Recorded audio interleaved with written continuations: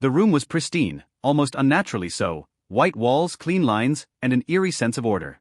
It looked more like a vision than a real place, as though sterility itself had been given a physical form. My surroundings suggested purpose, precision, and control. This was no accident, no random setting.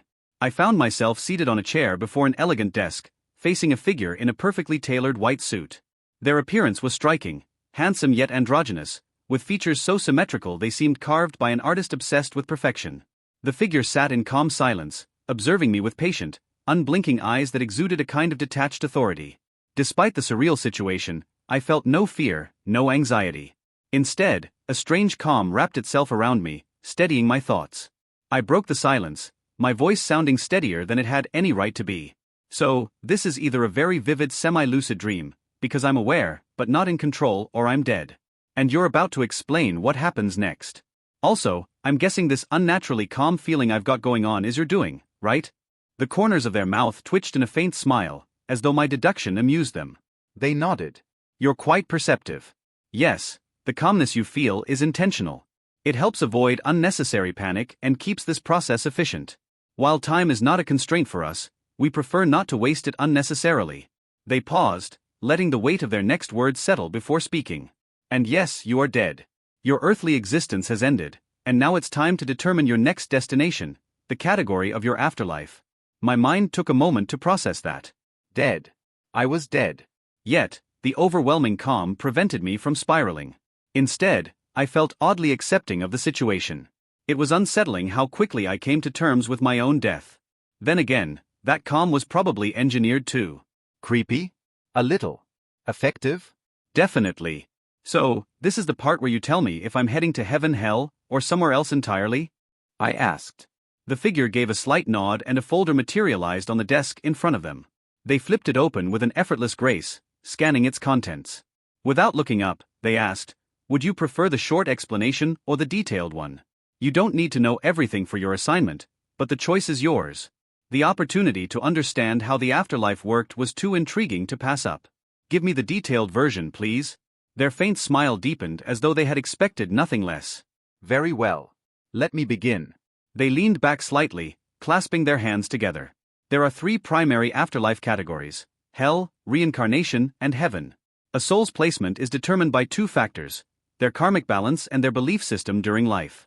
The karmic balance is a measure of the good and bad deeds performed during one's lifetime. Every soul starts with a neutral balance, 0. Good actions increase the balance, while bad actions decrease it. However, the intent behind these actions is just as crucial as the actions themselves. For example, lying to protect someone from harm might not accrue bad karma, while a seemingly good deed done with selfish intent might yield minimal positive karma. Similarly, those in positions of power or privilege, wealthy individuals for instance, can still earn significant karma if their actions impact enough people positively, even if each individual action yields less. The same principle applies to professions like firefighting. The intent behind choosing the job matters, but the lives saved can make up the difference. I raised a hand to interrupt. Okay, but isn't that kind of unfair? A rich person donating a lot of money versus a poor person giving everything they have, it's still helping, right? Their eyes glimmered with amusement as they responded. The system is impartial. While a wealthy individual may earn less karma per act, the sheer volume of lives they impact can balance the scales. Likewise, a firefighter who saves lives for personal glory will earn less karma than one who does it purely to help, but the lives saved will still be credited. It is always the total balance that matters. I nodded, understanding the logic, even if it felt complex. Now, they continued, as for the afterlife categories. Hell is reserved for souls with significant negative karmic balances. Heaven is for those with positive balances above a certain threshold. Reincarnation is for everyone else, a neutral middle ground. And how does reincarnation work? I asked. There are 2 kinds of reincarnation, they explained. A hard reset and a soft reset.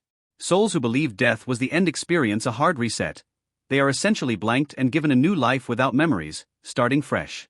Those with constructive beliefs, regardless of religion, undergo a soft reset. Their memories are buried but remain intact, accessible if they eventually ascend to heaven. Their new life is influenced by their karmic balance. Balance, better start. The explanation flowed seamlessly into descriptions of hell and heaven. Hell, it turned out, was a place of punishment proportional to one's negative karma. Believers in hell or evil received harsher penalties, but even they could achieve redemption through sincere regret. Heaven, on the other hand, catered to the expectations of each soul, with luxuries scaled to their positive karma. Believers received more personalized experiences, while non-believers received a minimal package. Still heaven, but less extravagant. Finally, they closed the folder and looked me in the eye. And now your case. You are not bound for hell.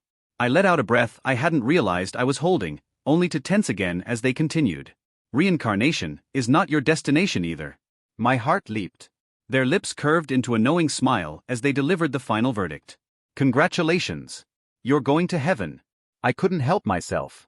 Yes. Woohoo. I knew it. I pumped my fist in the air, letting out an unrestrained whoop of joy. For once, being a good person had paid off in a way I never expected. A short while after my celebratory outburst, the angel spoke again, his tone as calm as ever. Now that you have been assigned to heaven, Mikhail, we can proceed to send you on your way. It wasn't until this moment that I realized he had deliberately avoided using my name earlier, as though waiting to ensure I wouldn't be erased or buried within my own soul. Ignoring the implications of that, I quickly interrupted. Wait, please. I have a few questions I'd like answered before I go, if that's all right. He didn't seem the least bit annoyed, which was a relief. Upsetting the being responsible for sending me to heaven wasn't on my agenda. After a brief pause, he nodded. Of course. Ask whatever you wish. There's no need to worry about wasting my time. You have all the time you need in this space. That reassurance eased my nerves further. It was almost unsettling how easily he anticipated my concerns. Then again, mind reading was clearly part of his skill set. Taking a deep breath, I launched into my questions. You mentioned during the explanation of reincarnation that souls are typically sent back to their own universe. Is that always the case? Can a soul be sent to a different universe? And do the universes we imagine in stories and fiction actually exist? If so, is it possible for a soul to end up in one of those fictional universes?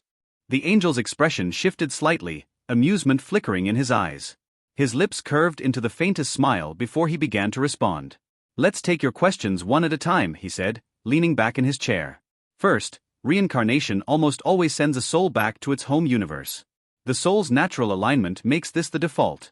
However, there are rare exceptions. Monumental changes to a soul's nature can cause it to fit better in another universe. Such occurrences are exceedingly rare, but they do happen. He paused, letting that sink in before continuing.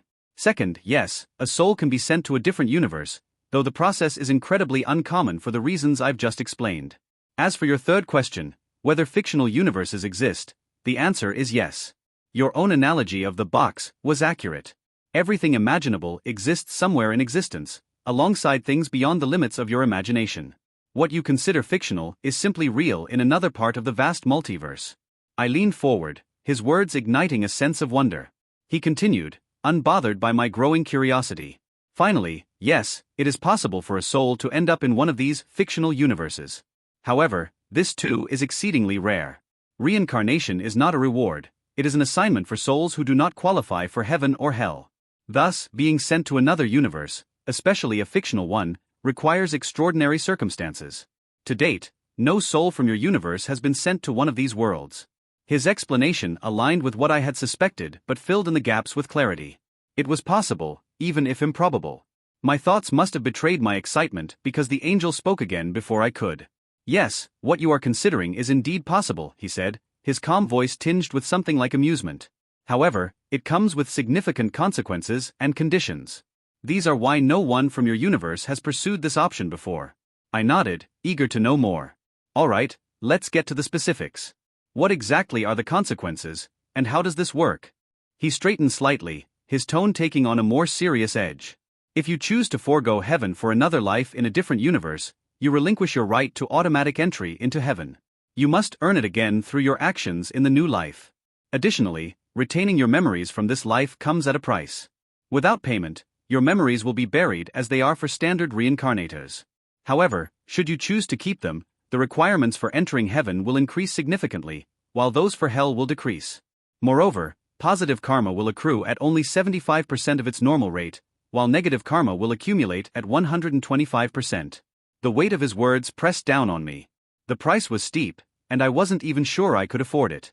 How much would it cost to retain my memories? I asked. To preserve them fully? A percentage of your karmic balance, specifically 3% to 9%, depending on additional protections you might desire. That answer left me pondering, and I decided to delve deeper. What if I want my memories shielded from others in the new universe? And not just shielded, I want them to appear logically consistent if someone tries to read them. He raised a brow, clearly impressed by the specificity of my request. Adding such protections would cost approximately 5% of your karmic balance. If you also wish for your mind to be passively shielded from intrusion, that would increase the total to 7%. It was steep but manageable. If this was the price for peace of mind and security in a new life, I was willing to consider it. All right, I said. Let's move on. Can I choose the conditions of my new life, where I go, what I look like, and whether I receive any help to make things easier?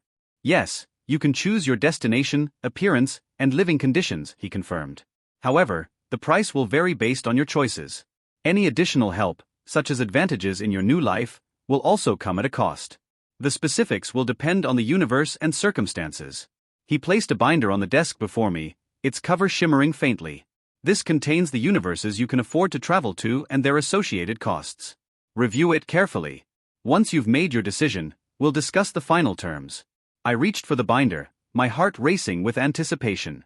Inside lay the possibility of a new life, a second chance in a world of my choosing. The weight of the decision settled over me, but it wasn't fear I felt, it was excitement. Opening the binder full of introductions of universes, the first thing I saw was a table of contents. It was numbered as page 1 of 99 million, and that was just the table of contents. These are just the realities I could theoretically afford to visit. I cannot imagine how high that number would have been for every universe. Seeing the vast list, I was thinking that this slim binder has to work with some form of reality, or space manipulation, and that this was going to take a while. Right then the angel gave me some help. You can use speech or touch to use the binder, if you don't want to leaf through it. A filter can be used to limit the search. You can also search for a specific page with a universe, a group of specific universes like every Terminator universe, or a main category like cultivation as well. So it works the same way a tablet does, so why does it resemble a binder then?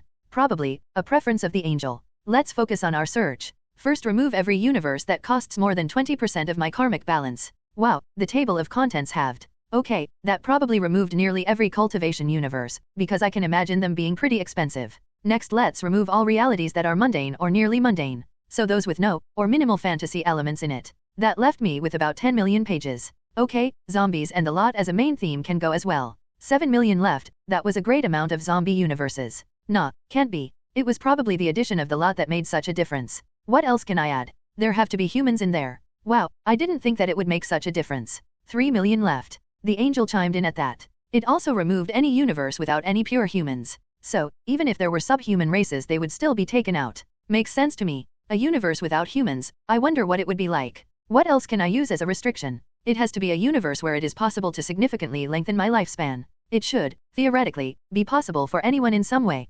500,000 pages left, that took a chunk away. I like Marvel and DC, but I don't want anything to do with Thanos, the Beyonder, and any of the other psychos. Maybe another time, if there ever is another time. So remove any Marvel and DC verses and those linked to them, and while we're at it, let's remove Star Wars, Star Trek, and the universes resembling them. 100,000 still remain.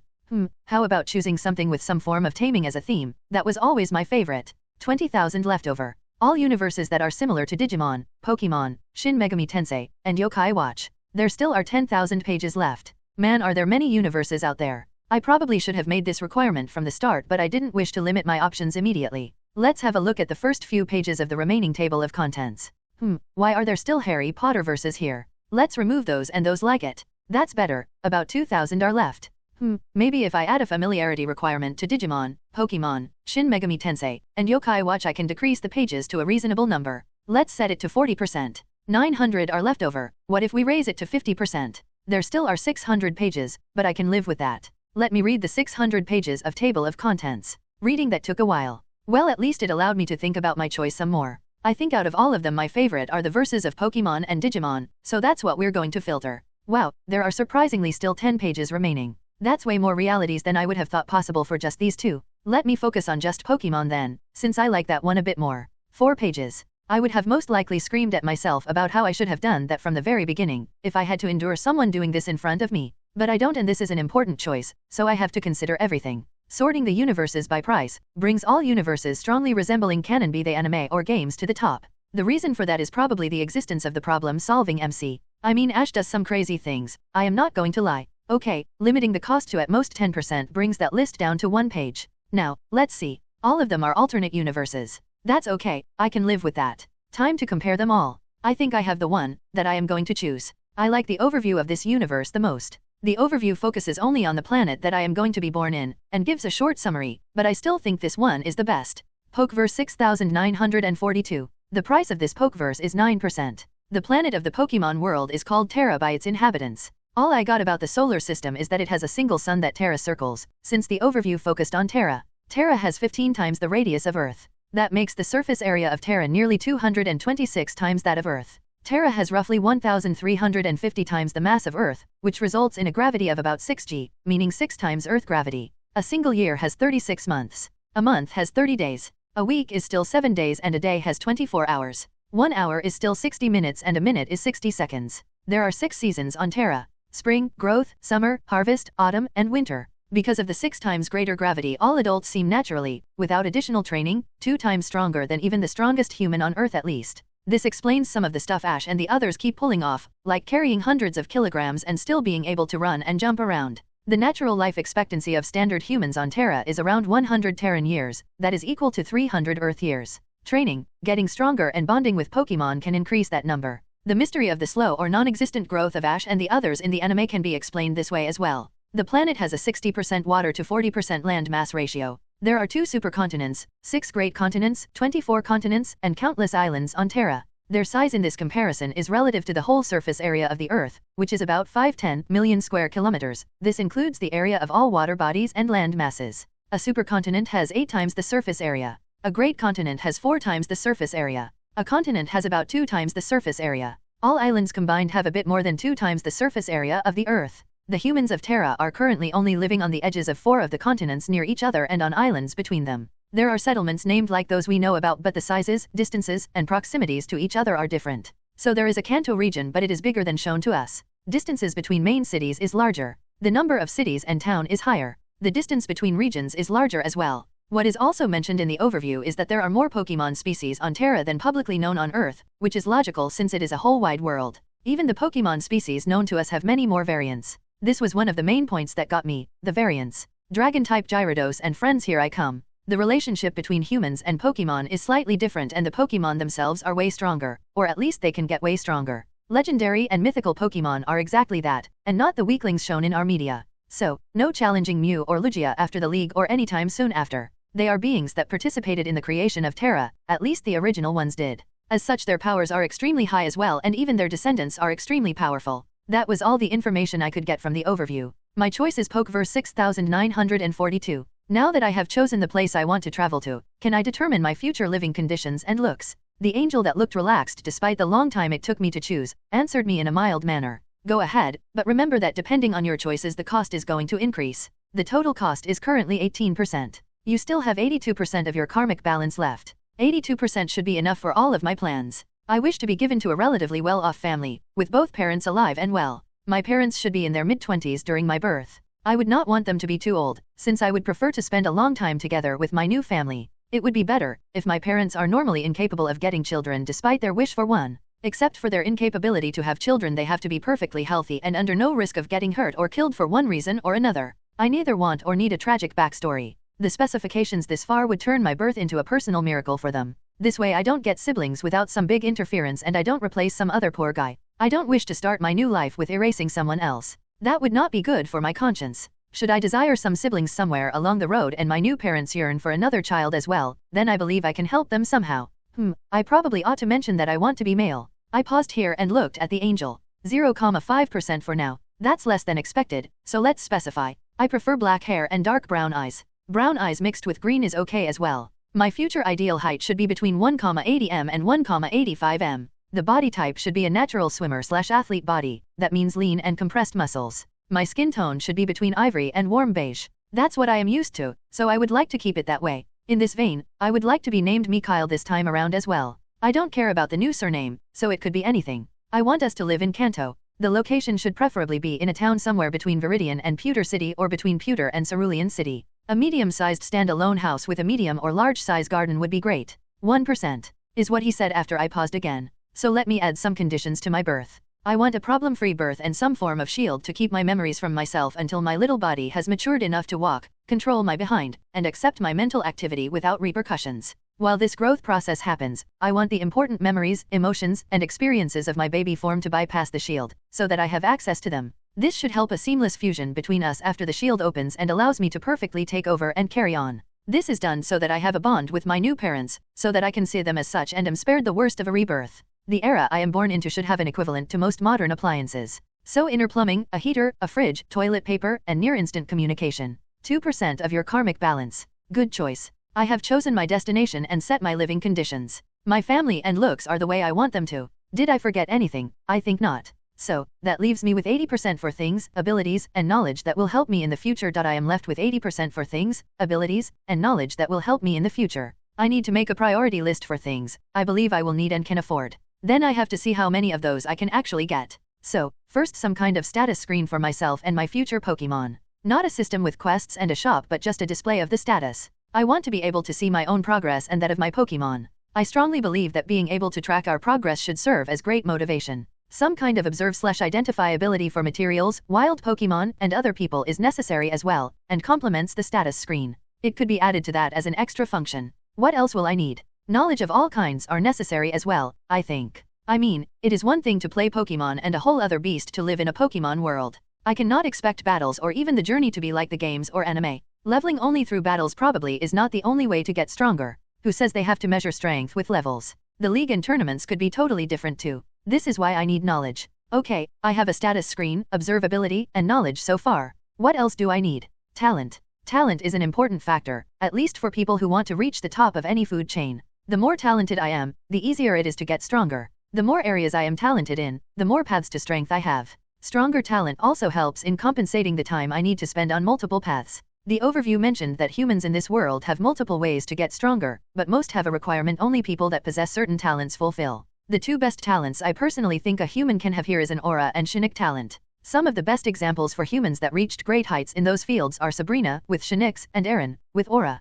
I should focus on those and consider other talents afterwards. So, what else would help me significantly in the future? Some kind of inventory, or better yet my own private space. The farm space of that one transmigration story is the best example of a private space that I can personally think of, but I believe the farm is way too powerful. It has so many functions that are already overpowered on their own, which is why I do not believe that I can afford it. Maybe I can get a light version or a mini version, with less functions. If not, I will have to create something myself that will likely be based on that one. Let's see, I have a status screen, an observability, useful knowledge, talent, and my personal space. Have I overlooked something? Wait, does comprehension count as a talent? Whatever, it is important enough to be its own thing. I will need a strong comprehension to digest the knowledge I will ask for, and it will boost the training of my talents, so I will definitely have to ask for an increase. That should be enough. Hopefully I can afford all that, if not I will have to compromise. The others should not be a problem if I don't exaggerate, but it's the private space I am worried about. If it really is unaffordable I will have to get some kind of inventory. That one I should be able to afford with no problem, but better ask for it and be denied than never having asked for it and missing out. Since I believe that at least some form of space should be affordable. Now I have to flesh out each point and ask the price each one has. Depending on the price I will have to adjust each point, and at the end I can hopefully start my new life satisfied with what I got. I looked at the angel that was observing me all this while and started speaking. I have thought about everything I believe I will need. First of all I want a status screen that works for me and my Pokémon. It should show me the following: name, species, genetic modifiers, potential, age, type, talents, affinities, bonds, quirks, practically ingrained habits, parameters, of the body, mind, and soul, techniques and masteries. The status screen should use my full knowledge base to fill itself, if the needed information is available. If unavailable, it should tap into the world energies or wherever to fill in the blanks as long as it's not way above my pay grade. The specifics and margins I leave to you, along with anything you think is necessary to complete the status screen that I have missed. As for its format I have one in mind, please use that one. I am satisfied with this. It should, theoretically, cover everything. Genetic modifier is for variants, shinies, kings, royals, and whatever other genetic variations are out there. Talents and affinities are separate because talent is related to an action but affinity focuses on the relation/compatibility with something, elements, forces, or animals are some of the possibilities. The parameters, of body, mind, and soul, cover nearly everything I can think of. Stats, fatigue, illness, status conditions, feelings, stress, and so on. Pretty happy with that one to be honest. Quirks can be good or bad. It could be anything from a hero syndrome to kleptomania. The use my knowledge first part I decided to add because of my other wish, request, or whatever you want to call it. This should decrease the cost, at least I hope so. I don't think I missed anything obvious or important, but that's what the second part is for. Before I forget, add an observe/identify function please, so that it works on wild Pokémon, other people, and materials. For materials it only has to show the name, quality, faults and uses. Could you tell me the combined price and the individual prices? He smiled at me. Honestly, this angel seems to be the most patient and nice being I have ever seen. If there was a customer satisfaction survey in the afterlife, I would rate him 10 out of 5 stars. The combined price is 20% of your karmic balance and the individual prices are 5% for the status screen and 15% for the observe function. Expensive. That observe function is way too expensive. It seems I have to limit it after all. I did kind of expect it to be this way if I am honest, since observe is kind of an overpowered ability. Learning everything or nearly everything about someone is pretty powerful after all. I accept the price for the status screen and want to adjust the observe function. When observing a wild Pokémon or other people, it will show the status until the quirk part. Furthermore, the higher the difference in strength between the observed individual and us, meaning me and my Pokémon, the less comes up on the status screen. I won't change the material part. Definitely not changing the material part. That's going to be so useful for stones, berries, recipes, and crafting. The cost of the observe function is 7% now. Still a bit high, but that probably because of the material part. The faults and uses part to be specific, but I won't change that. I can accept this much. If I urgently need some more karma for the other parts I may come back, but for now this is acceptable. The angels looks at me and asks. The total cost is 12%. Do you accept? I do, is what I tell him. I did not give a positive answer to a marriage proposal. Why was that the first thing that came to my mind after saying I do? Never mind, the angel is speaking again. This leaves you with 68% of your karmic balance. You can list your other requests. Damn, that's one less than 69. God, what's wrong with me? I blame the internet of my past life. Whatever, so I have 68% left over. That should be enough. Let's get to the next point in my list. I want all the knowledge the humans on Terra ever had on Pokémon, how to catch them, train them, raise them, take care of them, their behavior, their diet and so on. In short, everything that has any connection to Pokémon. I also want everything that has to do with increasing the strength of humans. Some general knowledge about the planet and its inhabitants would be useful as well. Let's see how high the cost is going to be. I know that I probably cannot or barely afford it, the way it is right now, but having access to all that knowledge instantly is a huge temptation. Especially since things that have seemingly no connection to Pokémon are included in this, like farming. Why farming? Well, berries and other stuff are needed for a perfect nutrition plan. Since the best way for me to ensure a constant supply of high-quality ingredients is to grow them myself, farming is added. I also need to know how or where to procure all kinds of stuff. Another example would be Pokeball smithing. I need to know that, so I can make Pokeballs with the best environment for my Pokémon. These and much more should be part of the knowledge I will gain. The angel delivers the bill. You can't afford it. It would take 96% of your karmic balance. You don't have that much available. Wow, just wow. I expected as much, but that's still a surprisingly high price. Like I thought I will have to make some amendments to decrease the cost. First, let's add a requirement to all professions. I receive some starting knowledge, and have to meet certain conditions to get access to the next higher knowledge packet. I leave to you, how you divide the knowledge and how many tiers you make. I just want to have the outline of the path, some ranking system that will be included in the starter pack. Let's see by how much this lessens the cost. Things like aura guardians, psychics, and mediums should be included in there as well. This means I won't instantly know how to become a grandmaster, but sacrifices have to be made. 30%. Even the angel knows that I will try to further reduce the cost with how short he kept that sentence. I will have to limit the general knowledge as well, it seems. I want to, instantly, have basic general knowledge, but everything else can have a strength requirement or some other conditions. Like I have to be a tier 3 farmer for the information on where to get that rare berry I want and so on. But I want to have access to some knowledge, if that information can help me in case of a serious emergency. An example would be, being in the wild and me or my Pokémon getting seriously hurt and some herb or something can help. In such a situation I want that knowledge. Earning money in an easier fashion or something similar does not count as an emergency. Hopefully this will be enough. I am not sure if I want to set any more restrictions. Don't want to nerf my own wish more than I have to. 14%. Sold. I couldn't control myself. Fake auction reference or not. That was cheaper than I expected. My upper spending limit for this item was 18%. So, I was happy. You are left with 54% of your karmic balance. Go on, state your other wishes.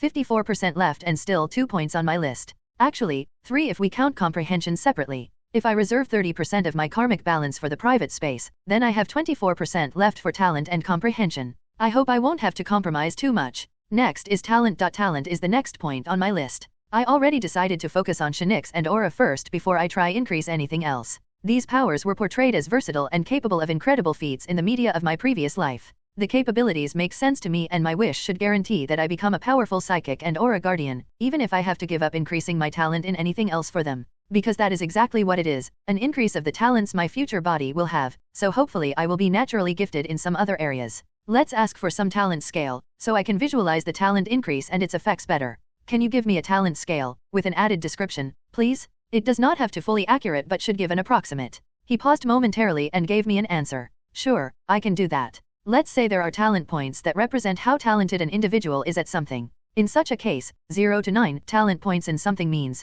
that the individual has no talent in this particular subject. 10 to 19 points are the minimum needed to even start, but the talent in this area is terrible. No amount of hard work is going to ever amount to anything. You may create a spark but no fire, if we use the fire element as an example. 20 to 39 points means low talent, which is enough to achieve at least some things with enough effort. You may create a fireball, but that will be the most that can be achieved. 40 to 69 points indicate a medium talent. You can use the fire element, but being average is the best you're ever going to be. 70 to 89 points represents a high talent. You may never reach the top, but you are good and could even be great at it. 90 to 100 points indicate a top talent. This is the limit for normal individuals. You can reach the top percentile of a subject, but you will most likely never be the best, because there are always geniuses out there trying hard as well. 100 plus points represents supreme talent in a subject. This is the realm of geniuses. I interrupt him to ask some questions. Does the increase of talent points mean a linear increase in talent? How are geniuses categorized? Can a talent be increased in Terra? I received my answers immediately. No, the increase in talent is not linear. I will give you an example. The numbers are not accurate and are just to help illustrate the situation. A boost of 10 points from 70 to 80 may raise your talent by 15%, but an upgrade from 100 to 110 may improve your talent by 40%. As for the categorization of geniuses, you may have heard of genius of the city, the region, the year, the world, the generation, the millennium, the history, and many more. I will give you 5 classifications as reference points. 120 points, biggest genius of the nearby cities. 160 points, star genius of the region. 190 points, best genius of the continent. 210 points, number 1 genius of the world. 240 points, greatest genius in history. Don't forget that these points only represent the talent of an individual in a single subject, in this case towards the fire element. This does not mean that someone can't be your equal through another subject even if you have reached the theoretical peak of your talent. Now, for your last question. Yes, talent can be increased on Terra, it's just really hard. The lower the initial talent, the harder it is to increase it, and such opportunities should not be wasted. I can already see the exponential price increase the higher I want my talent to be.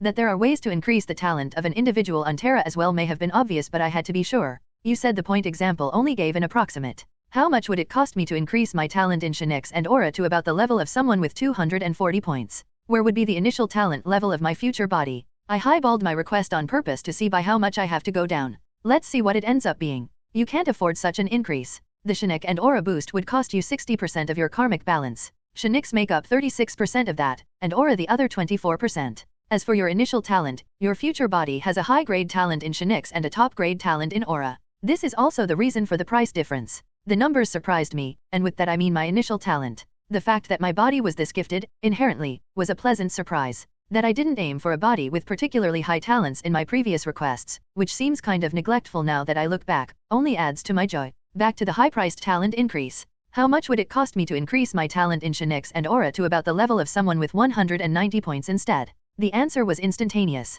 The Shinix and Aura talent improvement would cost you 20% of your karmic balance. Shinix make up 12% of that, and Aura the other 8%. That would have been fine if those two were the only things I have to increase, but there is still comprehension and the others. Let go down a bit more. How much would it cost me with 160 points instead? The total would be 12.5% of your balance. Shinix make up 7.5% of that, and Aura the other 5%. An uneven number. How ugly it is. I will still have to approve it, because I don't want to go any lower and the fee is acceptable. That leaves me with 11.5% of the positive karma I have, since I previously allotted to 30% to the private space. Same scale as the talent one. I am fine with it only being roughly accurate. 160 points in comprehension, give me a price. He smiled at me, while answering me. It will cost you 11%. Now I know why he smiled. That's more than I planned for this one, but still a good price. Comprehension acts across the board. It is something you need in every subject compared to a talent in a single area, which is why it is more expensive. I am definitely going to accept the 11% for comprehension. Looks like I will have to cut into the balance I set aside for my private space, if I want to somewhat increase my talent across the board like I planned to. I accept the price for the increase in comprehension. How much would it cost me, if I want to increase my talent across the board to be between a medium and a high one, somewhere between 60 and 80 points? You have access to my memories, so use them to prioritize areas I would deem more important. Anything that would be deemed useless in my memories doesn't have to be increased. The areas where my talent is already in that range should be ignored as well. Please don't be too expensive. Please. I used your memories to make the selections like you wanted to, and the best outcome was 4.5%. Slowly exhales. I accept that price. This leaves me with 26% of my balance for the private space. I can live with that. 4.5% for the sheer number of areas that should have an increase in aptitude is already very good, since things like space and life should be amongst them. Now for the last point on my wish list. I would like to know the price of the complete farm from bringing the farm to live in another world. I would also like to know the prices of the farm without any attacking function. The answer came instantly. You can't afford either of those. Both farm models are way out of even your full budget. As expected, let's see if there's any chance to make it affordable. What if we take out the loyalty function too? Still unaffordable, was all he said. How about limiting the evolution of the space as well? Make the new limit the low-grade cultivation space. Does that make it affordable? No. Wow, single word replies. Last try before I attempt to design my own space inspired by the farm and see if I can make something I can pay for. Take out all advanced science and technology civilization stuff as well. You made it barely affordable now. The price is equal to 100% of your total karmic account. I give up. It was to be expected. That farm is one of the most overpowered abilities, gifts, or whatever you want to call it, ever. Even after nerfing the hell out of it, all I could do was lessen the price to my total budget. Which practically still means I cannot really afford it because I won't have any positive karma left to keep my memories or travel to another universe. Private space it is. I want a private space that is only accessible to me and those I allow to enter. Everything that enters my space is unable to harm me in any way from that point on. Everything that enters my space acquires a friendly attitude towards me upon entry. I want the initial size of the space to be big enough for a small single-family home with a medium-sized garden and a free space with up to a 5 meters radius around it. The house should be simply furnished. The size of the space, model of the house or the furniture quality should increase when either the number, the strength of my Pokémon or my own strength increases. I would like to know the price so far please. The first 3 points are really nerfed version of the farm one, but the price should still be small for now. The price is 8% right now. That's a bit higher than expected, but that is probably because no one can force their way inside without my permission. Still, it is within my tolerance spectrum.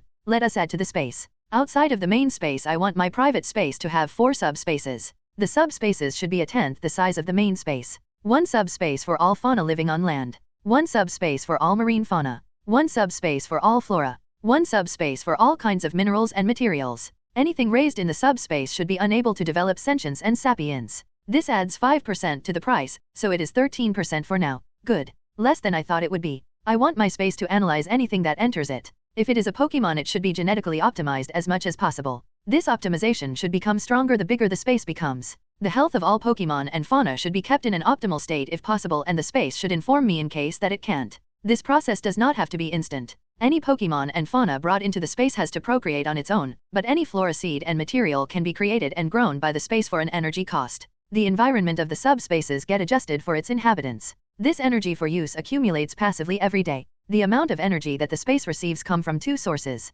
One is the Pokeverse I will live in, and the other depends on the strength and number of all Pokémon and fauna staying inside the space and myself. 10%. Too high for now. Let's add some conditions. You can add stages to classify the growth of the space depending on its size and all analyzed data. The genetic modification, the healing rate, the creation of floral seeds and of materials as well as their growth, and the adjustments of the subspace environment depends on the stage of the space. The amount of energy the space can accumulate daily for use increases with the space's stage. 8%. The total cost for the space is 21% right now. That's okay. Don't think any more restrictions would be worth the price reduction it would create, since I added the environment adjustment for the subspaces. Let me add the finishing touches. Since the size of the main space increases with the strength and number of the Pokémon and myself, I want the created space to be adjusted for them as well. Everyone should receive the most optimal environment possible after being analyzed. If the type of a newly created area is identical to an already existing one, then an obvious border should be created. If the species is different, they should be fused without borders if the species that will live there are identical. So if the new addition is a forest, the forest should be divided into areas for the different species. The borders should be obvious. The quality of the created environment should increase with the stage of the space. The space should also passively pass any energy it absorbs after meeting its daily quota of energy for use into its environment to enrich its own energy density compared to the outside. The maximum energy density difference can be dependent on the space level as well. That would be 5%. The total cost is 26% of your karmic budget. Perfect. That is everything I can think of right now that is strictly necessary in my opinion and not optional. Let me just go over everything again. Okay, everything is satisfactory. I accept the price. No need for any additional adjustments. You used 100% of your karmic balance. If you don't want to make any further changes, then we can begin with your reincarnation process. Came the question from the angel. I am ready, let's start, is what I said.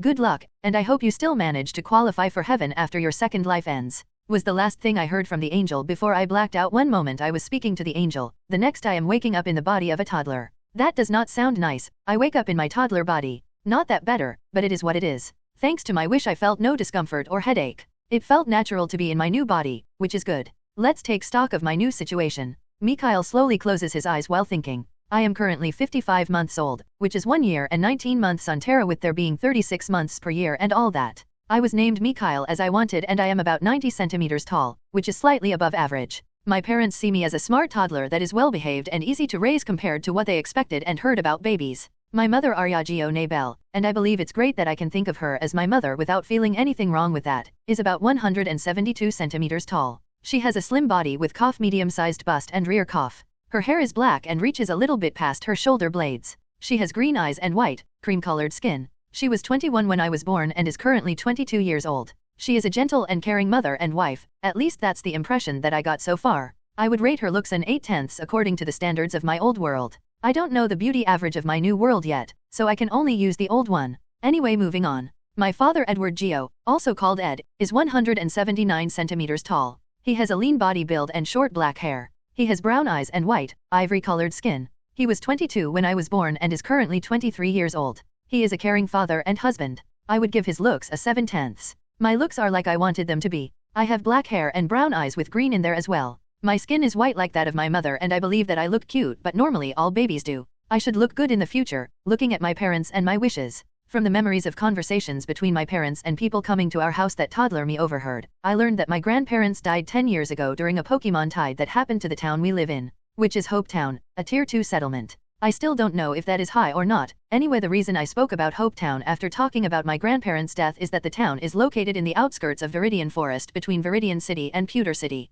Since it's in the outskirts of the Viridian Forest, Pokémon attacks and tides are to be expected. Attacks and tides can happen anywhere it seems, especially near wild areas, and the people on Terra seem to have gotten used to it. After the death of my parents, who knew each other because their families were friends, had no other relatives and clung to each other. They stayed together afterwards and even went on their journey together. When both were 18 they decided to marry and tried to make children for 2 years without success. Before they had me, the doctors they went to told them that it will be nearly impossible for my mother to get pregnant, which is why they call me their personal miracle sometimes. Moving on. We're living in a medium-sized 2-story house with a large garden. On the first floor is the living room, the kitchen, and a toilet. On the second floor is my parents' bedroom, my room, a room for their trainer/Pokémon stuff, and a bathroom. Our garden has a pond, a small artificial hill, a section with berries, a region for vegetables, and an area for flowers. Every other part of the garden is normal lawn. From what I have overheard, my parents spent 3 years as active trainers before retiring and becoming part of the Reserve Corps. My mother reached the junior class as a trainer and has 5 Pokémon she caught and trained during their journey.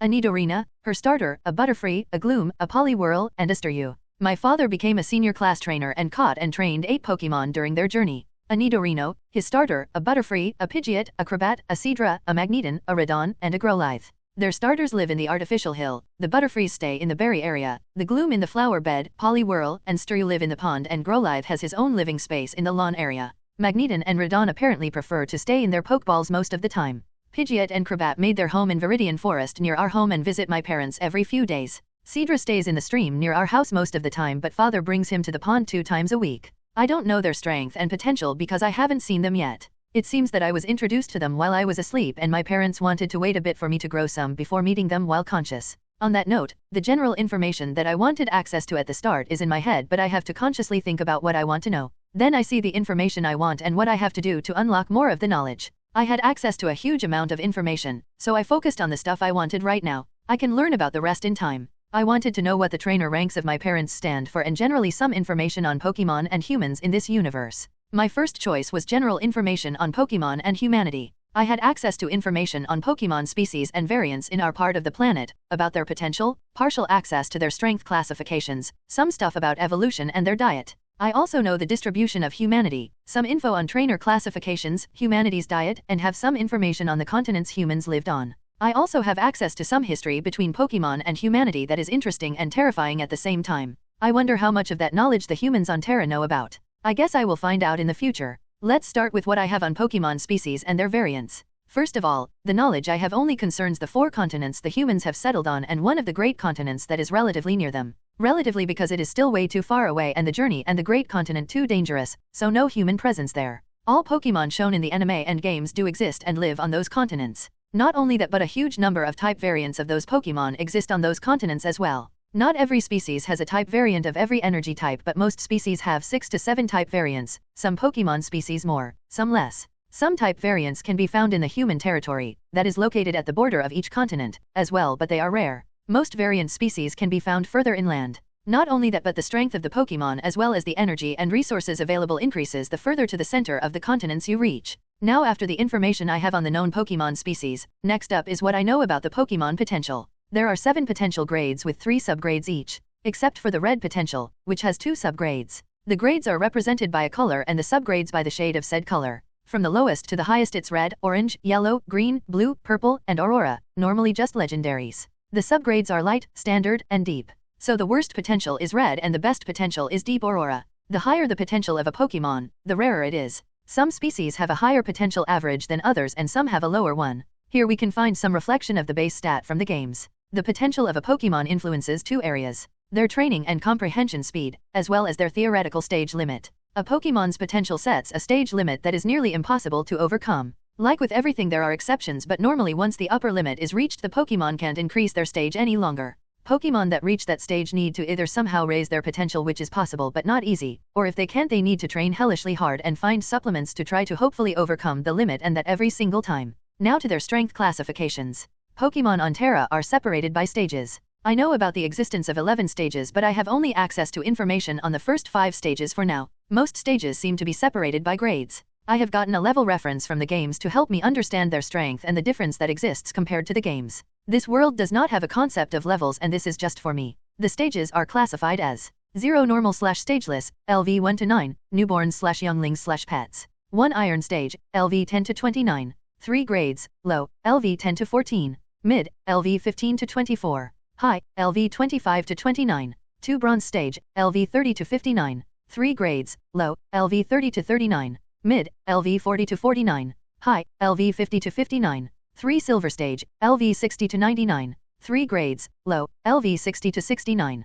Mid, LV 70 to 89. High, LV 90 to 99. 4 gold stage, LV 100 to 149. 3 grades, low, LV 100 to 119. Mid, LV 120 to 139. High, LV 140 to 149. That is all I have on Pokémon stages right now, but damn, the gold stage alone already starts with the level limit of the games. Just how strong do these Pokémon get? There are still 6 stages left. Now on to evolution. It is possible for most Pokémon species to have finished all standard evolutions during the Iron or Bronze stage, but many Pokémons and trainers try to postpone the evolution a bit to get the best out of their current form or to find a supplement to enhance their potential, which is easier during an evolution. Mega evolution exists in this universe as well. There seem to be 2 forms, the temporary and the permanent Mega evolution. How to achieve the permanent one is still locked, but the temporary one works like it does in the games and the anime, with the difference being multiple Mega evolutions simultaneously or after each other being possible. It is also possible to substitute the Mega and Keystones with Aura Bonds and other energy bond forms, but the precise way to do it is still locked as well.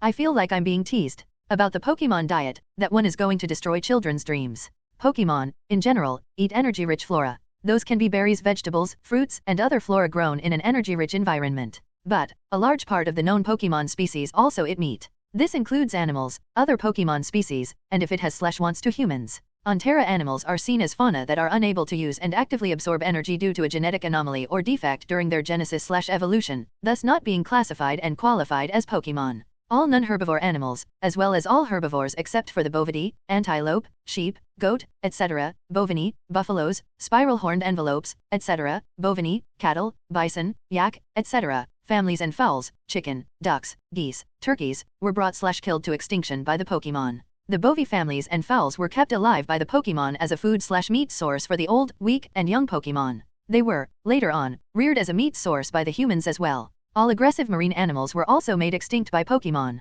Only non-aggressive ones were kept as a food source. Now that the Pokémon part has been cleared, let's come to the human part. Currently, humanity has settled on the edge of 4 continents and on islands near those continents. There are about 1.2 billion humans total living on those places, and human territory makes up between 3 and 4% of each of the 4 continents, which is not much considering the size of the world. This shows the danger of the world and that humans are not at the top of the world, not even anywhere near the top. If we look at the position of the continents from the middle point of the distance to each other, then the first continent humans settled on is at the north, the second one is the south, the third one is west, and the last one is east. Next come the regions that are distributed on or near the continents. Mikhail takes a breath while wondering about the high amount of information. Mikhail takes a breath while wondering about the high amount of information. The northern continent is the place from which humanity spread. The regions that are located there are Kanto, Johto, Hoenn, Orange Island, Caei Island, and the Rota Kingdom. The total human population is a little less than 300 million, and the human territory is about 3% of the continent. I only have information on who the 5 strongest Pokémon forces per continent are, but nothing on their strength, and that the strongest free Pokémons on or near human territory seem to be stage 6.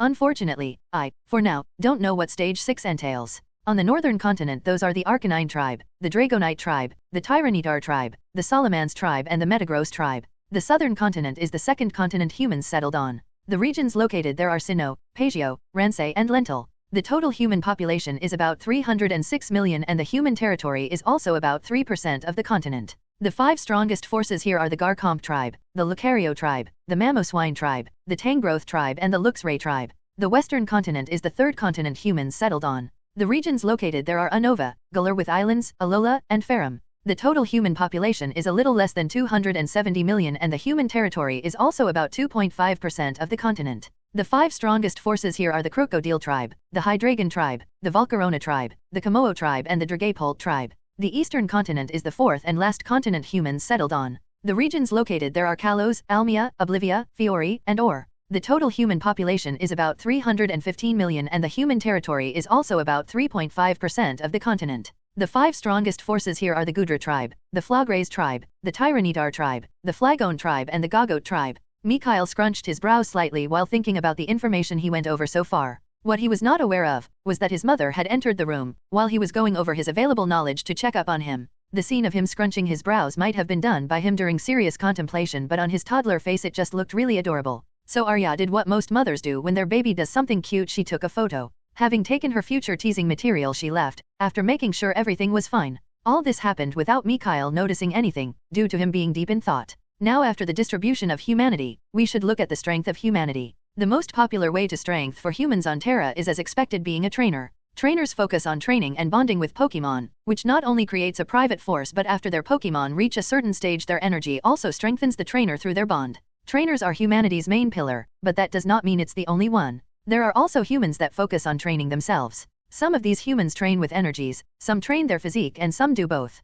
Examples of such groups would be mediums, psychics, and aura guardians. Nonetheless, this does not mean that just because they train themselves, that they can't become trainers. In fact, most of them do both, training together with Pokémon that fit their training style. For now, let's focus just on trainers. Trainers on Terra are divided into classes depending on their strengths and qualifications. It seems I can only say the first 4 of 8 existing trainer classes. Those being Rookie class, Junior class, Senior class, and Expert class. Rookie class trainers have mostly Iron stage Pokémon, only in rare cases do they have Bronze stage Pokémon. Junior class trainers have mostly Bronze stage Pokémon, only in rare cases do they have Silver stage Pokémon. Senior class trainers have mostly Silver stage Pokémon, only in rare cases do they have Gold stage Pokémon. Expert class trainers have mostly Gold stage Pokémon. So now I know where my parents fit and what to expect from their Pokémon, at least stage-wise. Now that the strength aspect has been checked, let's see the human's diet. From the previous Pokémon diet part, I know that humans rear animals as a food source. We naturally also eat flora, like berries and vegetables. Humans also eat Pokémon. Mikhail's eyebrows rose as he came to this part. Let's see, humans also rear Pokémon as a food source, but only non-sapient/non-sentient ones. Pokémon on Terra achieve sentience/sapience after they reach a certain stage. The stage differs depending on their type and species. It can happen as early as the Iron stage or as late as the Gold stage for some species. It is just the rearing of sapient Pokémon that is forbidden. If a sapient Pokémon is killed in the wild or during an attack or tied, you can consume or sell it as you want. This rule forbidding the rearing of sapient species as food also applies to sapient Pokémon and is enforced by the legendaries. They are also the ones that set the rules and informed everyone about them. On Terra, the legendaries are just that, legendary. They are not like their counterparts in the anime, manga, or games that can be challenged and caught willy-nilly. Here they are more than supreme, at least the originals are. The creation trio plus Arceus are seen as the supreme deities on Terra. There are no others of their species. After them come the original legendaries, which can be classified as deities as well. They have others of their species because they requested partners.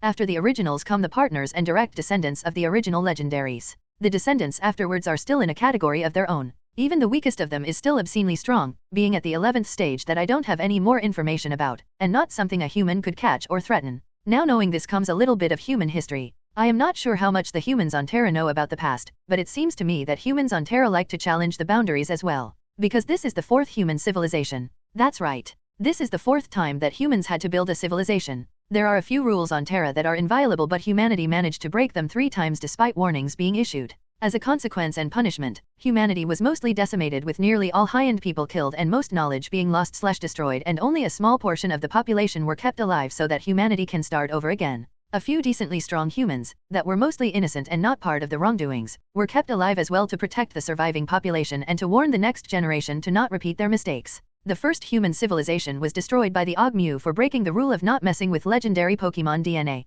The humans of the first civilization had advanced in their research on genetics and managed to unlock genetic strains/variations and locks on the DNA of Pokémon and humans, increasing their potential and limits. That was not a problem since they did not violate the rules set by the legendaries during their research. But the researchers and the leaders grew arrogant or became too ambitious. Maybe both, who knows? They started studying Mew's DNA. Warnings were sent by the legendaries, but they were ignored. The anew, being a generally kind being, held the other legends back despite its own kind's DNA being studied. It stated that they were only studying the DNA and not using, utilizing, or replicating it, which was skirting the line but not crossing it yet. The others decided to respect Mew's opinion and simply sent another warning. I have no idea what the hell the researchers and leaders were thinking, but they ignored the warning yet again. They used the DNA of Mew to engineer and control their own legendary Pokémon, Mewtwo. Yes, on Terra Mewtwo exists as well, but it has nothing to do with Team Rocket. It was the pinnacle result of a whole human civilization and also the reason for its destruction. The anew, finally enraged by humanity for ignoring their warnings and for daring to use its kind's DNA to create Mewtwo, went on a warpath itself no matter how short said war lasted.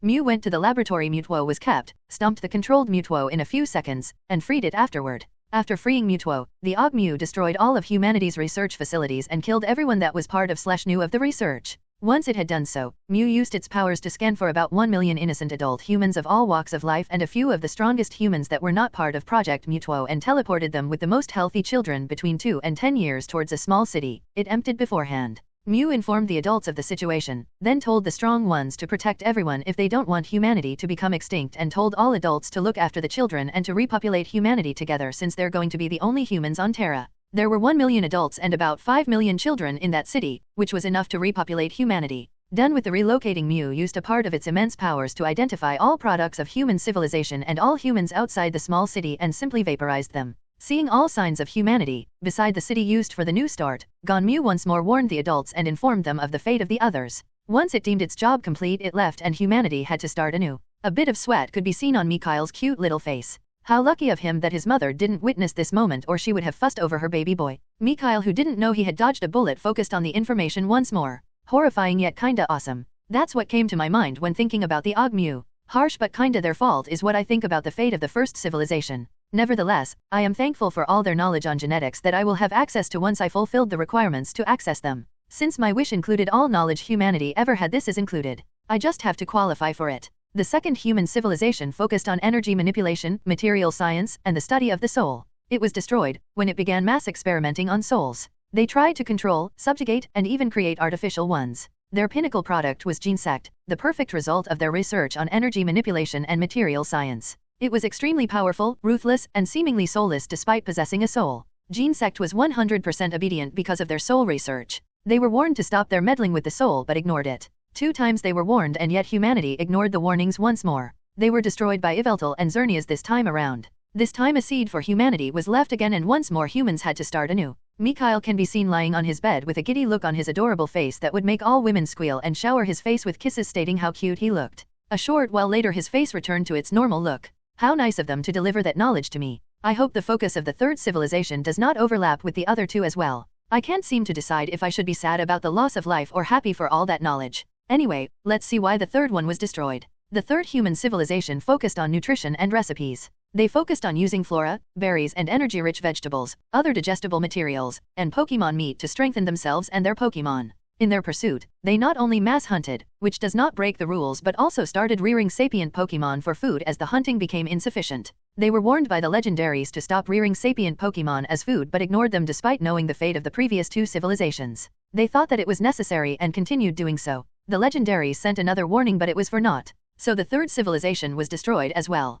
This time Ho-Oh did the job. A seed city was left this time as well, and humanity had to start anew for the fourth time. Mikhail had a pensive look on his face. It looked like a child trying really hard to appear serious but just looking cute. Wow, I am happy for the extra knowledge, but even I am surprised that the legendaries bothered to spare some humans to give humanity another chance after the third time. It comes across as extremely stupid that they ignored the warning after being nearly wiped out 2 times. Nonetheless, I am thankful that the legendaries decided to give humans another chance. At least I hope that humanity, at long last, learned to follow the few rules the legends set. Seeing that the fourth civilization started about 4,872 years ago, we can't be sure, but I will at least try to prevent another reset during my time if I can. But who knows what will happen in the future? The previous civilizations lasted tens of thousands of years before they were destroyed by their actions. Mikhail could be seen with what he thought was a resolute face but resulted in a pouty face. At that moment his mother entered once more to check up on him and saw his pouty look. She ran towards him and hugged him, squeezing his cheeks while telling him that he was adorable. Mikhail, whose serious moment was interrupted, had no other choice but to surrender to his mother's mercy. After being freed from his mother's loving embrace of humiliation, she brought him to the kitchen to feed him.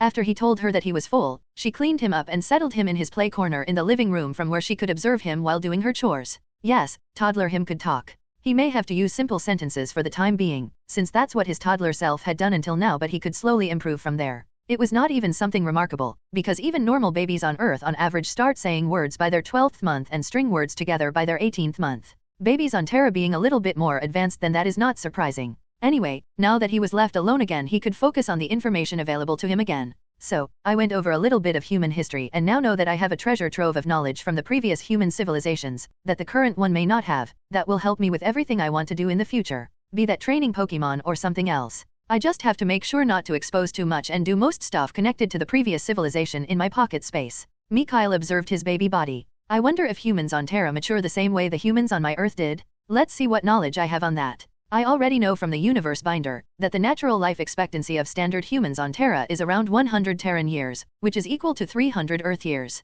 It seems information on the development of the human body was included in the general knowledge I asked for. First of all, 100 years is just the average natural life expectancy of humans, and it can be prolonged. Trainers and humans training themselves have a longer lifespan. Their original lifespan is multiplied depending on their stage/strength. I will be informed on the multipliers when I start bonding with my Pokemon or reach a certain strength by training myself. Back to the maturing of the human body. There are differences, big differences, compared to the maturing process back on Earth, that can probably be attributed to the energy everywhere on Terra. To be truthful, the process reminds me more of the maturing of Saiyans from the fictional story back on Earth. This is how the average human matures on Terra. From birth till 1.5 years, 54 months, old, the bodies of babies from Terra mature like babies from Earth do, but they develop mentally to an equivalent of an Earthen 2 to 3 years old. From the age of 1.5 to 2 years, Terran babies start to rapidly grow to look like 4 to 5 years old children. Their mental maturity grows to that age as well. Mikhail feels dread while being extremely thankful for the fact that he decided to check the development of humans on Terra. He could vividly imagine how his mother would have felt and reacted when he tried to mimic the behavior of a 2-year-old child without knowing that children on Terra behave like 4 to 5-year-old children at that age. She would have tried to act normal while being sad and fretting over the fact that her normal baby boy turned into a retard. Dodged a bullet there. Moving on. From the age of 2 to 7.5 years old, Terran children keep looking like 4 to 5 years old children, while they mentally grow to the equivalent of 12 to 13 years old kids. That's a duration of 5.5 Terran years, which is equal to 16.5 years on Earth. From 7.5 to 8 years old, Terran children start to rapidly grow to look like 10 to 11 years old, while they mentally grow to the equivalent of 13 to 14 years old teens. From the age of 8 to 13.5 years old, Terran children keep looking like 10 to 11 years old children, while they mentally grow to the equivalent of 20 to 21 years old young adults. That's once more a duration of 5.5 Terran years, which is equal to 16.5 years on Earth. This would at least show why Ash keeps looking the same, if that even has to be logically explained. From 13.5 to 14 years old, Terran children start to rapidly grow to look like 16 to 17 years olds, while they mentally grow to the equivalent of 21 years old people. From the age of 14 to 17.5 years old, Terran children keep looking like 16 to 17 years old teenagers, while they mentally grow to the equivalent of 25 to 26 years old persons. From 17.5 to 18 years old, Terran humans start to rapidly grow to look like they are 20 to 21 years old, while they mentally grow to the equivalent of a 27 to 28 years old adult. From the age of 18 to 40 years old, Terran humans keep looking like 20 to 21 years old young adults, while they normally grow in mental maturity depending on their life experiences. This also fits Ash's mother, who in the anime exactly like her son doesn't seem to age. The development until here should be enough. If I need to know more I can take a further look at a later time. Mikhail exhales slowly while thinking about what he learned right now. This action seems to alert his mother Arya, who comes over and speaks to him. Are you okay, honey? Do you want something from mama? Mikhail shakes his head in denial. Me okay, mama. Arya hugs him and gives him a smooch on the cheek, before answering. That's great. Call mama if you need something, okay? Mikhail nods.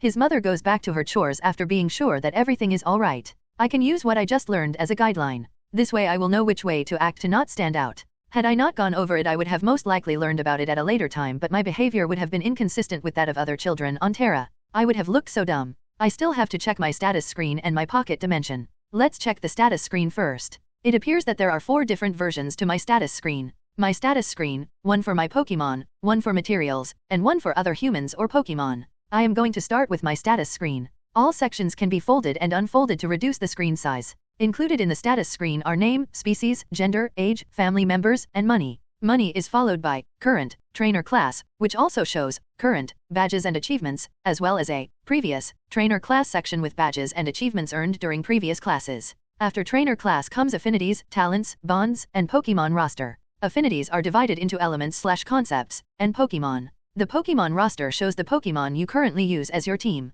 After the Pokémon roster comes the Pokémon section where all Pokémon you own are listed. This is followed by the occupation section. The occupation section is divided into 3 parts: general, crafting and battle occupation. Next is physique, mind, soul, condition, masteries and lastly techniques. Mikhail went from a sitting to a lying position while stretching himself a little. That's a large number of sections. It's good that sections can be folded or hidden until needed so that it is not needlessly clustered every time I want to check my status. Now let's see what my Pokémon status screen looks like. It has name, species, gender, age, type, potential, genetic modifiers, abilities, talents, affinities, bonds, and quirks, which is followed by the parameters section. The parameters section begins with the stage of the Pokémon. Here the current stage of the Pokémon is shown. Not only that, but if one wants to, the previous stages can be checked here as well. The stage of the Pokémon is followed by its vitality, endurance, strength, agility, energy capacity, energy density, resistance, and condition. All parameter values, except for the stage, are ranked from I to SSS. After the parameter section comes masteries and techniques. Mastery is divided into novice, beginner, proficient, advanced, mastered and transcended. The folding and hiding will be useful here as well. I will most likely just check the parameters, masteries, and techniques for improvements after the first time unless I want to check something else. Next up is the status screen for materials. This one contains name, type, quality, faults, and uses. The type shows the type of energy if there is one. The quality of the material is divided into 3 tiers/levels. Tier/level 1 has the lowest/poor low and mid quality materials. Tier/level 2 has the high top and peak quality materials. Tier/level 3 has legendary and mythical quality materials. Faults show the faults of goods, which is extremely useful. Being able to see mistakes can help avoiding them. Uses shows exactly that. Finishing the group is the screen for wild Pokémon and humans. This screen shows name if it has one, species, gender, type, potential, stage, genetic variants, abilities, talents, and affinities. The higher the difference in strength between me, my Pokémon and the one being observed, the less is shown on the status screen. To show the status of materials, wild Pokémon, or other humans, either me or my energy has to come in contact with them. Mikhail had a satisfied look on his face. He seemed to radiate happiness while lying on the floor. Now that I have gone over what the different status screens show, it is time to check my current status. Here goes. Name, Mikhail Geo. Species, human. Gender, male. Age, 1.5 years, 55 months. Trainer class, none. Affinities. Elements/concepts, Shinic/psychic, supreme, aura/life, supreme. Ground/earth, supreme. Dragon/domination, supreme. Fairy/positivity, supreme. Bug/growth, supreme. Pokémon, psychic types, supreme. Fighting types, supreme. Ground types, supreme. Dragon types, supreme. Fairy types, supreme. Bug type, supreme. Talents, comprehension, supreme. Elemental manipulation, supreme. Survival, high. Strategic mind, high. Cooking, high. Ballsmithing, high. Bonds, none. Pokémon roster, none. Pokémon, none. Occupation, none. Physique, tier 0, human toddler. Mind, tier 0, human adult. Soul, Tier 1, Silver Stage. Condition, healthy, happy. Masteries, none. Techniques, none. Mikhail was showing an ecstatic face. His whole being seemed to radiate happiness. I hit the jackpot. The affinities and talents section seemed to show the first 6 before I have to unfold them to see the rest, but still. Damn, my affinities are awesome. I knew Shinix and Aura would be supreme, but to think I got 6 supreme affinities to elements/concepts and their corresponding Pokemon type. Simply fantastic. Let's see what the other affinities are. So everything else is mostly high and even the worst ones are medium, which are space and time, by the way. Nevertheless, I am still supremely happy. I could dance right now. You know what, that is exactly what I am going to do. Mikhail stood up, stretched his toddler body, and started his awesome dance performance. Well, at least he tried to. It looked like a baby mimicking a duck to everyone else. His mother noticed Mikhail dancing and instantly, silently, appeared at his play area with a camera in hand that miraculously appeared out of nowhere. She took a video of his, totally not embarrassing, performance for the future and rushed up to embrace him as soon as he stopped dancing. What the? That was all Mikhail could think before he was suddenly smothered in his mother's bosom. She proceeded to squeeze him and rubbed their cheeks together. Aren't you the cutest? You looked adorable trying to dance like that. I am going to show your father the video as well. I am sure he will be happy to see it. As soon as Mikhail heard his mother, he felt mortified. She took a video of my dance. Mew, damn it. His mother let him down after she felt she had hugged him enough. Mommy is gonna finish her chores, and then we will play a little together before you have to take your nap. Mikhail felt relieved that she went back to her work. He lied down again and concentrated on his pocket dimension. I should go over my pocket space before she finishes with her housework. I can't enter it yet because it would be suspicious and plain stupid to suddenly disappear, but I can look at the situation inside. Let's see. The main space is about 400 square meters big. 250 of those are part of a garden area that is currently empty, and on the other 150 square meters stand a 2-story house with the simplest furnishing. Well, it's a little bigger than I thought it would be at the beginning, but all I can think of at the moment is empty.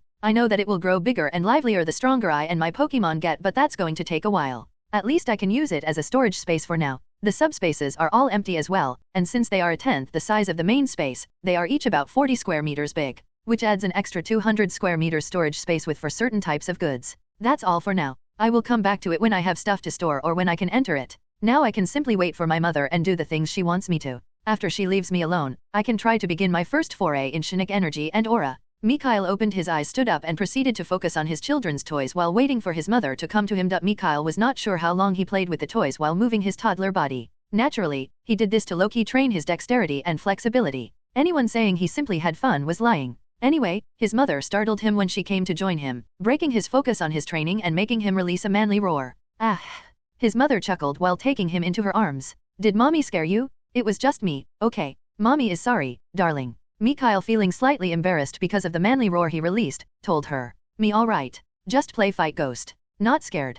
Arya, chuckling at her baby boy's antics, set him down. Let's play together for a bit, then we will eat a little, and afterward it's time for your nap till your father comes home. Yes. That was all Mikhail had to add, and they started playing with his toys. After about an hour his mother told him that it was time to eat. What flavor do you want, honey? Banana with oran berry, apple with oran berry, pear with oran berry, or orange with oran berry? Mikhail looked to his mother like he was debating which one to choose, while silently thinking. I expected normal fruits, vegetables, mushrooms, and stuff to be here because those could be seen in the games and anime as well. But I still find hearing normal fruit names a little funny. When the energy content is low and there is no special effect, it's a fruit. Fruits are consumed mostly for their flavor, but as soon as the energy content is increased and or it gains an effect, it turns into a berry. I mean, it's a banana, but as soon as the energy concentration and content increase, it's called a nana berry. A pear turns into an aspir berry. I find it kinda weird and funny at the same time. At least vegetables and other flora get to keep their name even if their quality increases. Anyway, the oran berry is there for the energy and nutrition part and the fruit for the flavor.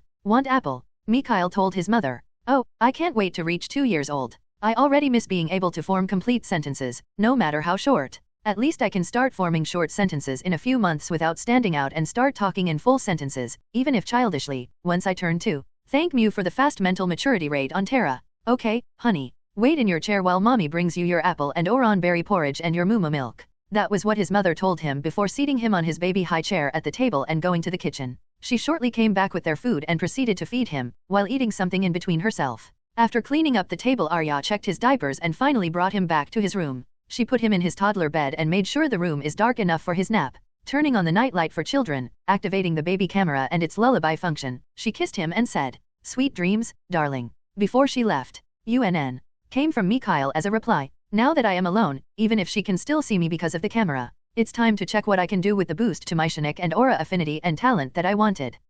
I know how good my affinity is and how talented I am, but I have to see how to train with them. I am pretty sure I have the knowledge of the training path of psychics and aura users in my head. There it is, in the sea of knowledge I have on occupations. More precisely in the battle occupations portion, which includes martial artists, rangers, aura users/guardians, psychics, elementalists, and many more occupations. Let's see what I can access right now. Occupations, battle occupations included, are divided into 6 tiers. From tier 0 to tier 5, which is the peak an occupation can reach. All tiers are split into 3 grades. The information I can currently access is on the first and second tiers. At tier 0, an individual is called an apprentice. The gap is filled with the occupation title. The 3 grades of an apprentice are beginner dash, advanced and top grade. At tier 1, an individual is called a qualified/real. The 3 grades are, from low to high, 3rd class, 2nd class, and 1st class. Occupations that use energy, train using the following steps. Sense energy, move energy, absorb energy, accumulate energy, manipulate energy, and use energy. These are things that have to be trained no matter how far one advances.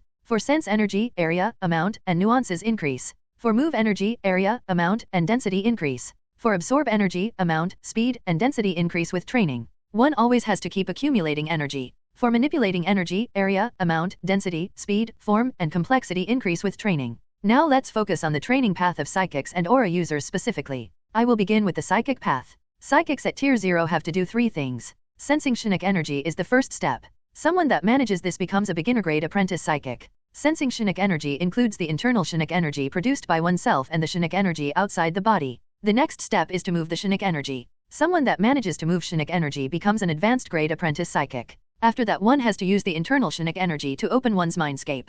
The mindscape is located in the head area. The trigger differs for all individuals, but the only constant is that one has to be able to move Shinick energy. Those that open their mindscape become top grade apprentice psychics. To enter tier 1 as a psychic, one has to absorb Shinick energy into their mindscape.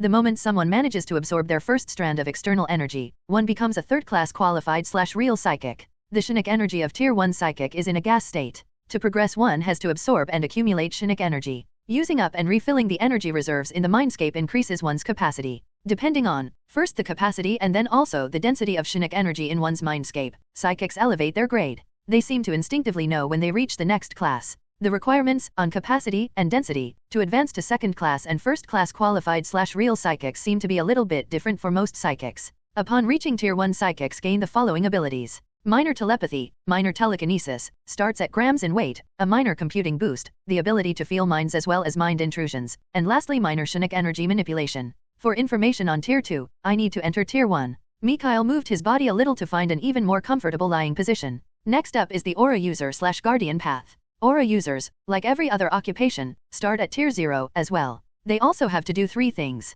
Sensing aura is the first step. Someone that manages this becomes a beginner grade apprentice aura user. Sensing aura includes the internal aura produced by oneself and the aura outside the body as well. The next step is to move aura. Someone that manages to move aura becomes an advanced grade apprentice aura user. After that, one has to use the internal aura to open one's aurascape. The location of the aurascape is different from that of the mindscape.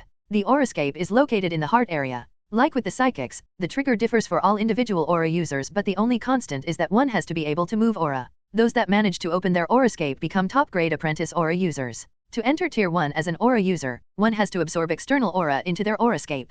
The moment someone manages to absorb their first strand of external aura, one becomes a 3rd class qualified/real aura user. The aura of a tier 1 aura user is in a gas state. To progress, one has to absorb and accumulate aura. Using up and refilling the aura reserves in the aurascape increases one's capacity. Depending on, first the capacity and then also the density of aura in one's aurascape, is how aura users elevate their grade too. This applies to nearly all energy-using professions. Aura users, like psychics, seem to instinctively know when they reach the next class. The requirements, on capacity and density, to advance to 2nd class and 1st class qualified/real aura users seem to differ a little between individuals. Upon reaching tier 1, aura users gain the following abilities. They gain a minor body boost, passive, a minor passive regeneration, fatigue, a minor emotion sense, a minor aura sense, passive, a minor aura speech, convey feelings, and minor internal aura manipulation. Mikhail's body can be seen relaxing more and more. He seems to be falling asleep. I have gone over what I have to do to start my psychic and aura training. I will try it out after I wake up.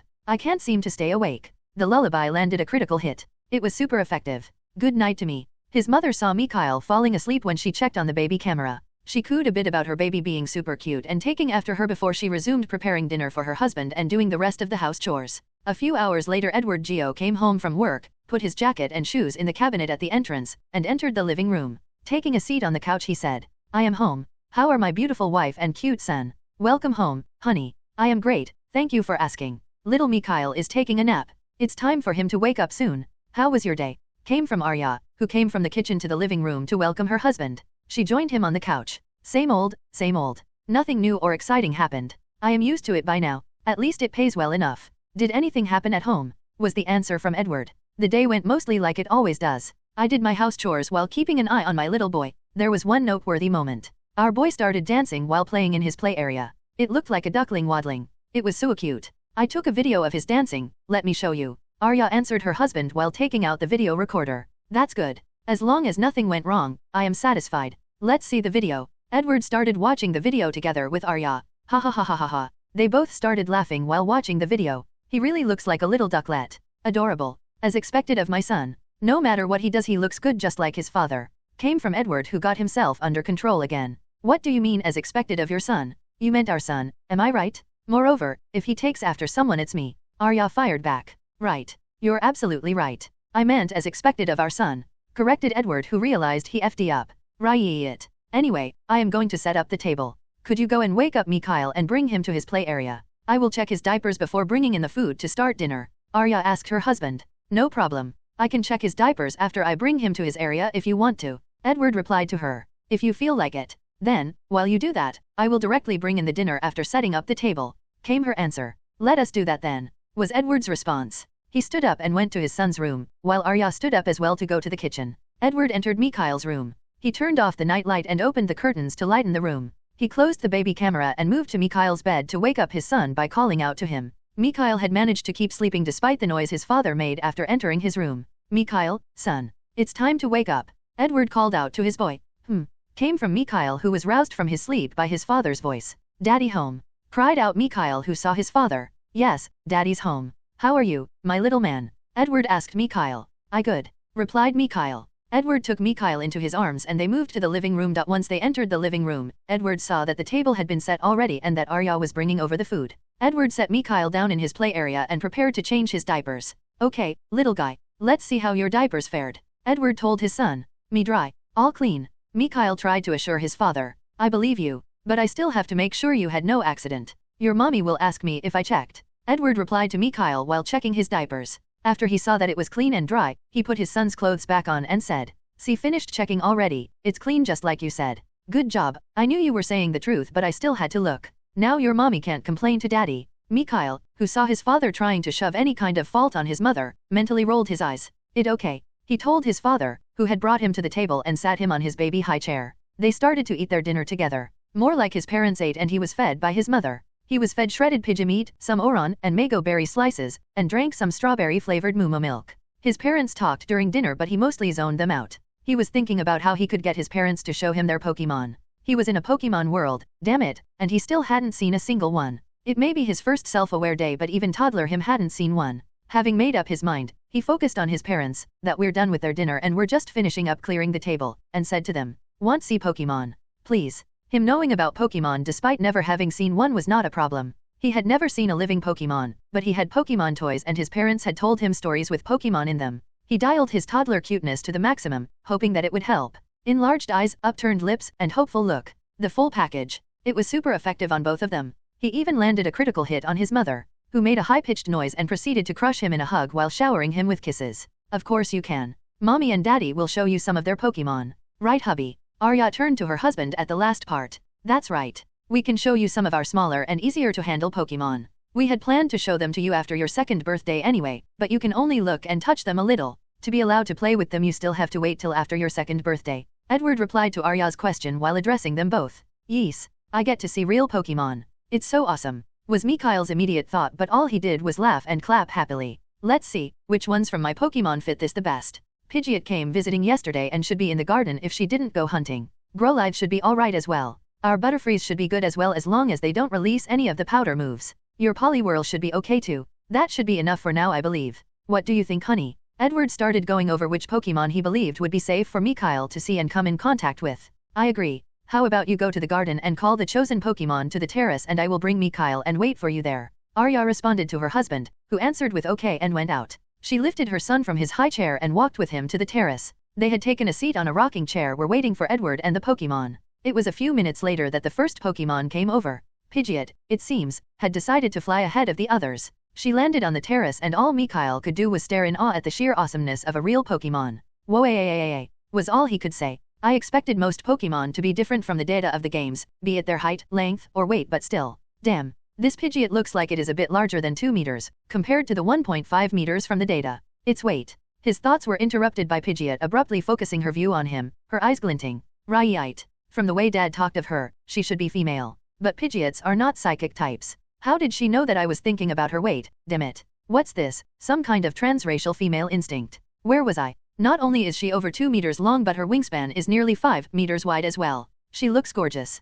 Pidgeot proudly raised her head and puffed out her chest. Not supposed to be a psychic type. I am just going to ignore this and move on. Seeing a real Pokémon is better than expected. Now I just have to touch her so I can see what I can observe on her status. Mikhail stretched his arms towards Pidgeot and said to his mother, Mama, touch Pidgey. Okay, let's ask Pidgeot if she is okay with you touching her. Turning towards Pidgeot, Arya began talking to her. Sky, you have already been introduced to Edwards and my son. You heard him. Would you be alright with him touching you for a bit? If you don't want to, that's okay as well. I am sure Agni would have no problem with taking your place. Pidgeot. I knew from the general knowledge in my head that Pokémon normally infuse the sound they release when they want to talk with a smidge of their energy that contains the intent of what they want to convey. They are all able to interpret that sound and understand what the other party is trying to say. For sapient ones, it's in sentences. For non-sapient ones, it's emotions or pure intent. The sound they release being their species name seems to be instinctive. The Og Legendaries or the creation group probably thought might as well do it like that, while shrugging their shoulders. Humans also seem to add their energy when we talk, which is why Pokémon have no problem understanding us no matter what language we speak, but nearly all of humanity seems to have lost the ability to interpret the message instinctively. Most trainers manage to regain the ability to understand all or nearly all Pokémon. Even those that don't, learn to understand their partners. Anyway, back to Pidgeot. Seeing, or in this case hearing, is believing. All I heard her say was her name. But Mom seems to have understood what she said. Thank you, Sky. She said, no need. He can touch me if he wants to. So, Mikhail, take care not to pull her feathers by accident. You can stroke her feathers or just touch them, but be careful. It's your first time coming in contact with Pokémon and I don't want you to jerk in surprise or anything like that. My mother said for both my and Sky's sake, before guiding me in front of Sky and lifting me so that I can reach her wings and chest area. Thanks, Sky. As soon as Mikhail came in contact with Pidgeot's wing, he used his observability to check her status. Species, Pidgeot. Gender, female. Type, flying/air, normal/neutral. Potential, deep green. Stage, genetic variation. Abilities, talents, affinities. Mikhail looked surprised by what he saw. It seems I always get clear results on the first 3 areas. I can currently check the potential of anyone at or below stage 5. The stage area will only show clear results when it is within 4 grades of my and my Pokémon's strength. So if we are stageless, then only those at the low, bronze stage and below will be shown, otherwise is shown. For the rest of the areas, the other Pokémon has to be weaker than us. Seeing all those, was something I expected. What I did not expect was for my father to have a Pokémon with deep green potential, seeing that he only became a senior class trainer. That is extremely lucky of him. Great. Sky pretty. That was all he said and all he had to say. Sky seemed genuinely happy with his comment. She proudly lifted her head and radiated an aura that said, naturally. During this time his father came from the garden to the terrace as well. He was accompanied by his Growlithe, 2 Butterfrees, and a Poliwhirl. Edward started to introduce the Pokémon to Mikhail. Pointing towards Growlithe he said, this is Agni. Agni, this is my son, Mikhail. I know you already saw him before, but this is his first seeing all of you. Please make sure to keep an eye on him and no playing until after he is 2 years old. Agni hug. Mikhail wanted to see Agni's status and he always loved the Arcanine line, so being able to hug a Growlithe was a dream come true. As Agni slowly came to Arya's side, she let Mikhail down so that he can reach the Growlithe. Mikhail embraced Agni's neck as soon as he came near enough. Awesome. Pure unadulterated joy is all I feel at the moment. Let me enjoy this. After hugging Agni for a minute or two, Mikhail remembered to check the Growlithe's status. Species, Growlithe. Gender, male. Type, fire. Potential, deep green. Stage, genetic variation. Abilities, talents, affinities. Mikhail was shocked. Being shocked could be called an understatement. The deep green potential of Growlithe had a few light blue streaks running through it. First a deep green potential Pidgeot and now a deep green potential Growlithe that seems to be about to upgrade its potential to light blue. Just how has my father managed to accomplish that, and why is he just a senior class trainer? Is it that hard to rank up, or is there another reason why his class is not higher? According to the list, I have on rarity by potential. At birth, obtaining Pokémon with potential like that is hard. The percentage differs from Pokémon species to species, but it aims at the whole species. All Pokémon of the species living on the 4 continents are considered, the Pokémon outside of them are irrelevant. Red, 10 to 70%, 10 to 70 out of 100. Orange, 10 to 50%, 10 to 50 out of 100. Yellow, 1 to 40%, 1 to 40 out of 100. Green, 0.001 to 5%, 1 out of 100.000 to 5 out of 100. Blue, 0.0001 to 0.01%, 1 out of 1.000.000, 1 out of 10.000. Purple, 0.000001 to 0.0001%, 1 out of 100.000.000, 1 out of 1.000.000. Now looking at this green potential may not seem that rare, but that's only because one forgets that the deeper the color the rarer. One of the examples I have, as part of my knowledge, explaining this list is on the Arcanine line. Red, 30%, 30 out of 100. Orange, 35%, 35 out of 100. Yellow, 34.8949%, 35, 34.8949, out of 100. Green, 0.1%, 1 out of 1.000. Blue, 0.005%, 5 out of 100.000, 1 out of 20.000. Purple, 0.0001%, 1 out of 1.000.000. I keep getting sidetracked. To keep it short, my dad is a lucky guy. Now let's see how the others look. Mikhail reluctantly let go of Agni. Edward and Arya were amused by their son's behavior. Arya continued the introduction. These two are Cyan and Emerald. While pointing at the Butterfrees, she took him into her arms so that he can reach the fluttering Pokémon. Hello, came from Mikhail before he proceeded to touch both. First his father's Butterfree, Cyan, and then his mother's Butterfree, Emerald. Species, Butterfree. Gender, male. Type, bug, flying/air. Potential, light yellow. Stage, genetic variation. Abilities, talents, affinities. Mikhail seemed relieved after touching Cyan and seeing his status. Thanks Alebi, light yellow potential. For a moment I started to think my father is a hidden plot character type person. Not to say that it would not be cool or anything if he was, but it was so out the range of my expectations that it shocked me. Let's see the status of mother's Butterfree. Species, Butterfree. Gender, female. Type, bug, flying/air. Potential, light green. Stage, genetic variation. Abilities, talents, affinities. Mikhail was surprised by what he saw but composed himself fairly quickly. Meanwhile, his parents and their Pokémon were enjoying the show. Mikhail, with his reactions and facial expressions, put on. Oh, common. Are you for real? A light green potential Butterfree. Do I really have hidden plot character type parents? Is that Poliwhirl going to have green potential as well? Those are supposed to be rare. Let's just check the last status and relax afterwards. A short time later, Mikhail signaled his mother, by patting her arms and pointing at Poliwhirl, that he wanted to go to there. That's Rivers, one of my partners. His mother told him after letting him down and guiding him to Poliwhirl. Mikhail touched Rivers' belly, which felt slightly wet, and checked its status. Species, Poliwhirl. Gender, male. Type, water. Potential, deep green. Stage, genetic variation. Abilities, talents, affinities, deep green. How do my parents not have higher trainer classes? You know what, I give up. Let's just enjoy being on the terrace surrounded by Pokémon and my parents, before I have to go to sleep. No matter how great I am, my body is that of a toddler and needs its sleep.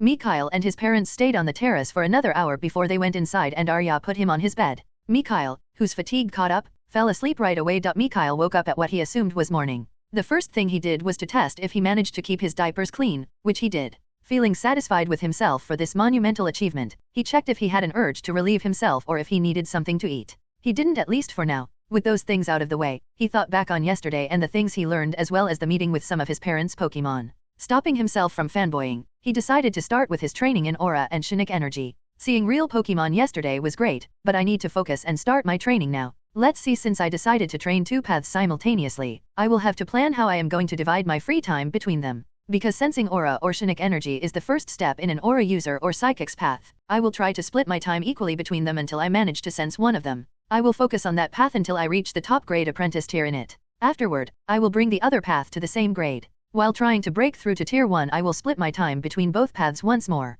How to proceed further can be determined when I reach that point. Since it is easier to sense internal energy, be that Shinik or Aura, this is what is generally done first. I shall do the same. Let's start with Aura. Aura is a type of life energy that exists in all living beings. It naturally runs through our bodies, but since the aura scape is in the heart area, the concentration there is normally higher. Now comes the staple of the fantasy genre, meditation. I have to meditate, focus on myself, and try to feel my aura. Once I manage to reliably sense my aura every time, I can start trying to sense the aura outside my body. There is not only aura in the bodies of others but the atmosphere as well. The aura in the atmosphere comes from the aura/life energy of all living beings. When the current maximum the body can hold is reached, aura does not stop being produced, so the surplus is released outside. Mikhail changes his lying body into an even more relaxing position. Now that I am in a relaxing position, I can start meditating. I am going to try using guiding sentences like they do in hypnosis. Hopefully, it will help. Try to feel the aura. It is there, running through my body. I just need to feel it. A stream of life energy flowing through me. Mikhail repeated those sentences as if he was reciting a sutra. He fell into a semi-trance and about 2 hours pass. An hour into his mediation session, Arya entered the room to check on Mikhail because he would normally be awake by now. Seeing nothing wrong, she left, leaving him to wake up on his own. I think I feel something. Just a bit more. I have to try harder. PFFRRRRRRRRRRRTTTT. Mikhail's face turned red. He placed his hands on his face as if he was trying to hide his embarrassment. That was not what I thought I felt. Anyway, I am going to act as if that never happened. I did not expect to immediately succeed anyway. I can't meditate constantly without appearing suspicious, and I don't think I can cut my sleep to meditate instead, at least for now. My body needs that huge amount of sleep. I think I will try to sense aura and Shinnik energy, each, for about 2 hours daily. If I transfer the duration it takes others to sense something for the first time, taken from my requested knowledge to my situation, then it should take me about 4 to 5 days to catch my first glimpse of energy. How long I take afterward to make that constant depends on the time invested. That's something I will see then. For now, I have to focus on managing the first step. Feeling the need for waste disposal and hunger, Mikhail decides to call his mother. Mommy, mommy, I go toilet. I hungry. Mommy. Arya, hearing Mikhail call out to her through the baby phone, went to his room. Good morning, my boy. I hope you slept well. Hearing his mother's greeting, Mikhail replied to her. Morning. Unsleep good. Mommy, I toilet. I hungry. His mother, hearing him, decides to change his diapers, thinking he needed a change. Mikhail interrupted her. No, me dry. Go toilet. Arya, being pleasantly surprised by her baby, brought him to the bathroom. She had bought a child seat for the toilet since she planned to start his potty training next month. That he kept himself clean and asked to be brought to the toilet was unexpected but nice. After taking off and checking his diapers, just to make sure, she set him on the toilet seat. Once Mikhail was finished, she cleaned him up and put a new diaper on him. No matter how nice it was that he managed to keep clean and ask for a bathroom trip today, she had to be sure that he always managed to keep clean before they stopped using diapers. How humiliating this is. At least it's just until I can do it on my own soon. The maturing boost can't come fast enough. Thanks, mommy.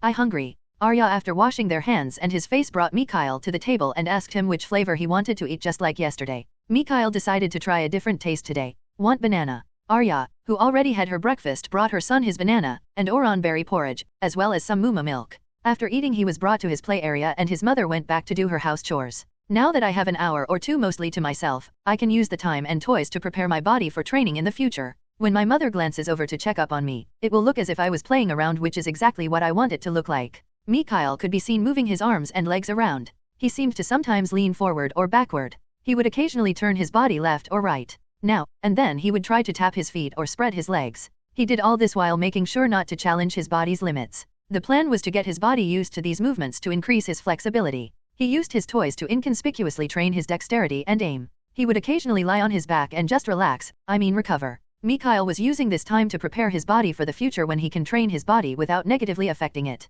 He was, definitely, not simply playing around. No, he was not just playing with that ball. This was a practice method that prepared him for pokeballs. Anyway, Mikhail kept doing those things for about the next 2 hours, after which his mother joined him. They played together for another 30 minutes before Arya gave him his food and milk again. This time he wanted apple flavor again. After his meal, his mother checked his diapers despite his insistence that they were clean and dry. Once that was done, she brought him to his room for his nap. Mikhail decides that he would to take advantage of, the nap now, and pretend to be sleepy an hour or two after dinner. He planned to use the time for a meditation session for his Shinnik energy sensing. Once his session was over, he would go to sleep and switch the meditation sessions around on the next day. Shinnik sensing in the morning and aura sensing in the evening. He would keep switching them until he succeeded in one. Sweet dreams, my baby boy, Arya said to Mikhail before leaving his room. 2 to 3 hours later, his father came home from work, and Mikhail was roused from his nap. After asking to be brought to the bathroom and finishing his business, Mikhail was brought to the table and they had their dinner. His parents talked during dinner and he focused on the shredded Toro's meat and his berry slices. His mumu milk was peach flavored this time. After dinner, he played with his parents for a little less than 2 hours before he acted tired. Unfortunately, there were no Pokémon involved, but he still had fun. Being able to spend time with loving family members was great as well. Edward helped him through his new bathroom routine after he asked and brought him to his room. His parents made sure everything was as it should be before wishing him sweet dreams and leaving the room. "Night, mommy, daddy," was Mikhail's reply to his parents. After he found a relaxing position, Mikhail began his meditation session, this time trying to sense Shinnik energy. He focused more on the head area this time around because that was where the mindscape was located. Try to feel the Shinnik energy. It is there, running through my body. I just need to feel it. A stream of Shinnik energy starting from my head and flowing through me. About 90 minutes later he finished his meditation session. As he had expected, he once again did not succeed. Since he was done with his task, he went to sleep for real. For the next 2 days, nothing new happened. He woke up, meditated on his energy, called his mother, did his business, and ate breakfast. Then he would train/play in his corner, first alone and then a bit with his mother. Afterward, he came to his nap until his father returned from work and they would eat dinner. Once dinner was finished, they spent a few hours together before he would act sleepy and his parents brought him to his room. He would do another meditation session on the other energy type and then go to sleep. But the third day, which was the 5th day since he awoke, was different. Another morning, another meditation session. Let's do this. I am the source of my aura. Aura is my life, aura is my sword. Meditated countless times, yet I have not sensed anything. Limitless aura works. Mikhail had to smile at his joke but composed himself fairly quickly. Okay, enough playing around. Try to feel the aura. It is there, running through my body. I just need to feel it. A stream of life energy flowing through me. After about 2 hours he ended the session. Today is Kyo Day, which makes this the first weekend of my new life. Father doesn't have to work today, so he is home for the whole day. I wonder if I could get my parents to go outside with me? We could go to a park or a playground. On a side note, there are 7 days a week on Terra 2, that much I knew from the universe binder. But I should have expected the days to have different names, which they do by the way. The first day of the week is called Arc Day, after Arceus. The second day of the week is called Mu Day, after Mu. The third day of the week is called Giratina Day, after Giratina. The fourth day of the week is called Pakai Day, after Pakia. The fifth day of the week is called Dial Day, after Dialga. The sixth day of the week is called Kyo Day, after Kyugra. The seventh day of the week is called Grau Day, after Groudon. I, as someone that has used another set of names to call the days, find this set a little funny. I am sure I will get used to it, but for now, it seems odd to me. Back to my plan. I am going to ask them after breakfast. My best hope is to use my ultimate combo again. It made it possible for me to see my parents' Pokémon, and hopefully, it will persuade my parents to bring me to the park. If I am lucky, my parents will take their Pokémon with them and I can interact with them, or I get to see new Pokémon at the park or playground. Mikhail smiled as he called out his parents to begin his day. Arya came to Mikhail's room after hearing him shout through the baby phone. She went through the new morning ritual of bringing him to the bathroom, checking if he kept his diapers clean, changing to a new one after he was done, cleaning him up, and bringing him to the table. Here the routine was broken. His father was already there waiting for them. Arya left Mikhail on his high chair, asked him what he wanted to eat, and both parents started setting the table and bringing over breakfast. During breakfast, his parents chatted with each other. When they were talked about what to do today, Mikhail inconspicuously inserted himself into their conversation. Out. Go park. His parents, who were surprised by Mikhail's sudden shout, turned towards him. Does my little boy want to go to the park? Arya asked her son. Mikhail replied immediately while nodding his head, his eyes sparkling. His parents started discussing where they could go. The playground is out for now, maybe in the future. We could go to the Hope Park, it's a 15-minute drive and it should be relatively calm there till noon. Began his father, and his mother continued.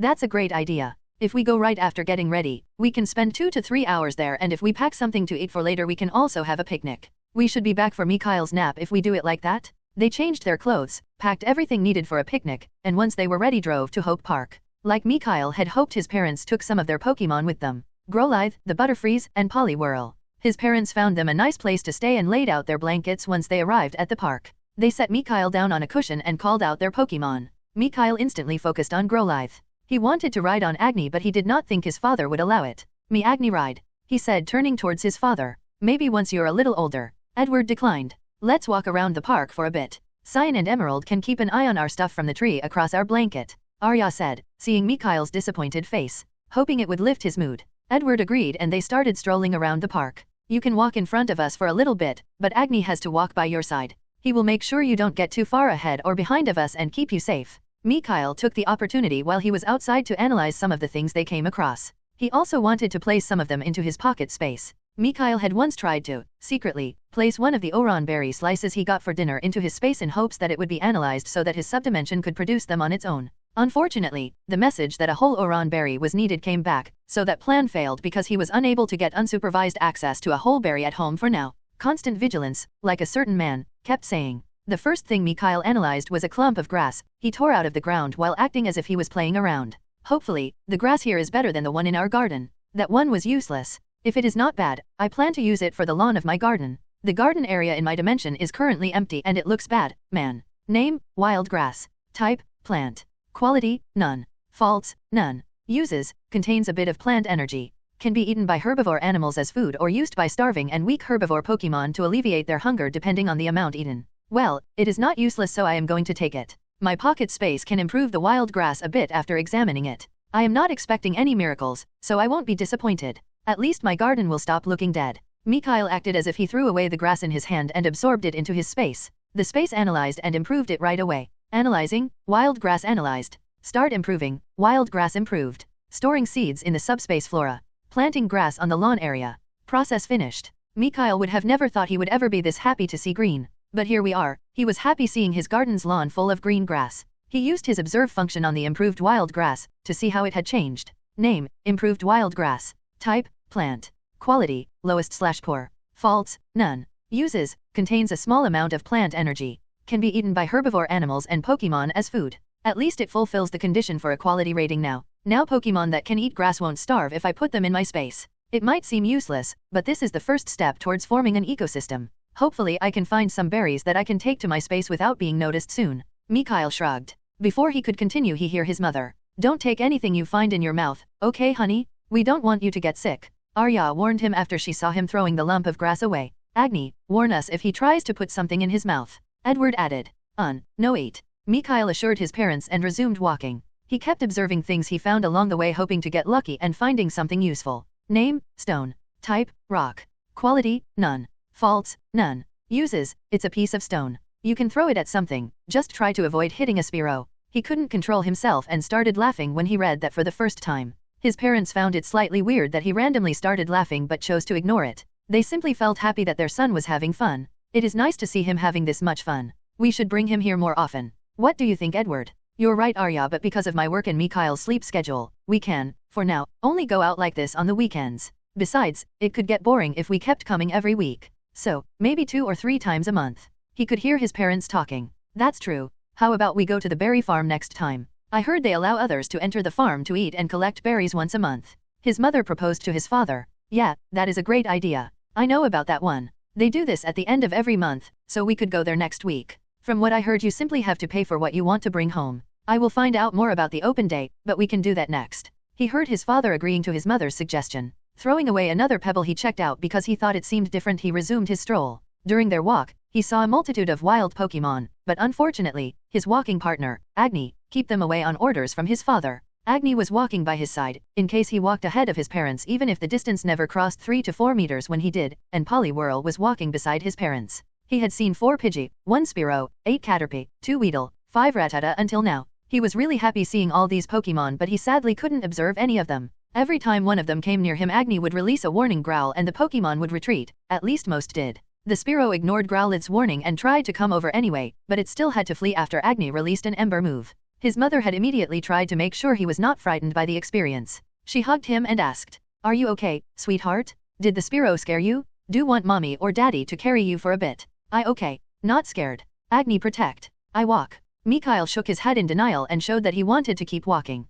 That was the first Pokémon fight I saw in my new life, if that underwhelming exchange can be called a fight. But what's the saying, beggars can't be choosers. He was nervous about Spearow coming back for revenge with a flock, but he heard his father telling his mother that the Spearow numbers were reduced last week to prevent them from becoming a danger to the park goers. I also observed a few flowers I thought looked interesting, but all of them turned out to be duds. Name, flower. Type, plant. Quality, none. Faults, none. Uses, it's a flower, it looks nice. You can give one to your mother, it will make her happy. It contains a bit of plant energy, a similar energy amount to wild grass. I decided to follow the sound advice and gave one to my mother. She hugged me while showering my face with kisses. I also added 4 different types of flowers to my space to add a variety to my garden. The improvement was the same as with the wild grass. So, nothing special, just an increase in quality to the lowest level. We were already strolling for nearly 30 minutes and it was time to make our way back to our picnic area. Our walk back was unmolested, and even though I kept observing things, I still found nothing of interest. When we reached our picnic spot after another 30 minutes, Cyan and Emerald were waiting for us.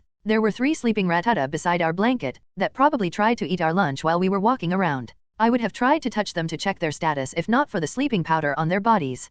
Poliwhirl woke them by washing the Rattata with a low-powered water gun and drove them away. Once that was done, we sat on our blanket and relaxed for a bit before playing around for some time. We, mostly my father, played catch with Growlithe, which was awesome, and popping Poliwhirl's bubbles was fun as well. An hour later we ate our lunch and my parents started packing up. After making sure the area we used was clean, we left. I asked to be brought to the bathroom once we got home. With my business done and having been cleaned by my mother, I was ready for my nap. I think I slept for about 3 hours, but once I woke up and finished the bathroom protocol, I played with my father for an hour at my play area in the living room. My mother prepared dinner and we ate once everything was set on the dinner table. Well, more like they ate and I was fed. After dinner, I played with my parents for another hour before they started telling me stories from the Kingdom of Rhoda. The stories were on adventures of Aura Guardians. I learned from those stories that there is a group of the Lucario line living in Rhoda if it was not added as an embellishment. It could be true because my father told me that the Kingdom of Rhoda steadily produces Aura Guardians, but he doesn't know if they have Lucario partners or not. My father also confirmed the existence of the Aura Guardian Order. I already knew that, but it was good to know that their existence was public knowledge. After story time, I had another bathroom visit before being laid on my bed to sleep. Mikhail began meditating on his aura once they left him alone. He didn't expect to feel his aura yet, but about 30 minutes into his session he felt his aura for the first time. Mikhail could be seen practically vibrating from joy. It looked a little bit like someone being shocked by a weak current. He was lucky his parents did not see that from the baby phone, or they would have rushed over to check on him. But they didn't, so it was all right. At least he managed to keep quiet instead of screaming out his joy for everyone to hear. That would not have been missed. I felt it for a short period before losing it again, but I still feel awesome. I did it. I managed to find my aura. Since I did it once, all subsequent tries should be easier, at least I hope so. My aura felt like a lively little current flowing through my body. For now, my aura is pretty thin, but it will grow with training and time. That I managed to feel aura means that I will focus on the aura path, for now, shelving my psychic training until I unlock my aurascape and become a top-grade apprentice aura user. Having finished his quiet celebration, Mikhail tried to sense his aura again for about 20 minutes more but did not succeed. He did not let that lower his happiness and decided to try again at his meditation session tomorrow before he let sleep take him. Mikhail woke up still feeling giddy from his success yesterday. He immediately started meditating, attempting to sense his aura once again. To his great satisfaction, he managed to sense his aura within the first 10 minutes of meditation and even succeeded in perceiving it for around a minute before losing it once more. He kept trying to sense his aura and even accomplished it a few times, but the duration he could keep feeling his aura never exceeded a minute. Nearly 2 hours passed like this and it was time to finish this rather successful session. Mikhail acted as if he was waking up and called out to his parents to start the day. While being fed his breakfast, he thought about his training plan. Now that he could somewhat feel his aura during meditation, the next step was to increase the success rate to 100% and to sense his aura outside of meditation. The first part had to be done during the morning and evening meditation sessions, but he could do the second part nearly whenever he wanted. There was no need to achieve immediate success and he did not expect to succeed instantly anyway. He was in no hurry but still expected to finish in 2 to 3 days. Supreme affinity and all that. After that, would be sensing the aura outside his body, first during and then outside of meditation. Anyway, he did not think that he would be able to train today outside of his evening session. Today was Grow Day, which meant that his father was home because it was still part of the weekend. That meant no alone time for little old him. After breakfast was over, his father kept him company as predicted, while his mother did her household chores. They played a little in his area before his father turned the TV on to watch the news. He heard from the news that a tide had attacked Pewter City and that it was repelled.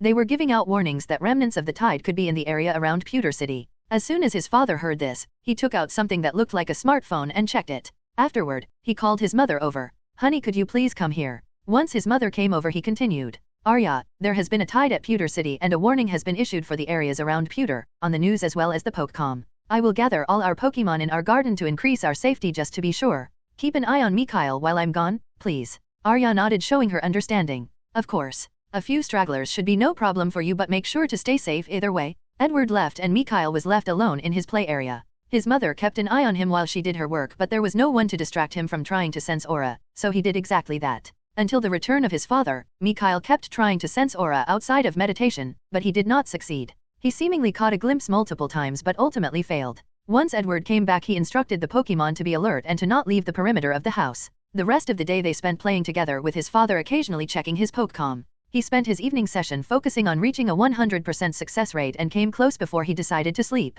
The next day his father went to work like normal because it was Arc Day, the first day of the new week. He spent the day as he did before and managed to reach a 100% success rate during his evening session. For the next 2 days, he fully focused on sensing his aura outside of meditation. He even substituted his morning and evening sessions with the new exercise. His perseverance allowed him to succeed a few times, but he still had to get a lot better. On Giratidai, the third day of the week, His father gave them the news that the warning was withdrawn and that he had asked about the situation of the berry farm. He was told that there were no problems on their side and that the open day would happen as previously scheduled. This meant that they were going to the berry farm on Kyode morning. This news excited Mikhail, who had thought their trip would have to be postponed until the next open day at the end of next month because of the whole remnant warning. He planned to grab as many types of berries as he could without anyone else noticing something. Hopefully, he would have a good harvest. He spent the rest of the days before Kyode increasing his success rate, sensing his aura outside of meditation. He nearly succeeded as well. By the evening of dial day, he managed to feel his aura nearly every time, and he was sure that by the end of his morning exercise tomorrow he would achieve a 100% success rate.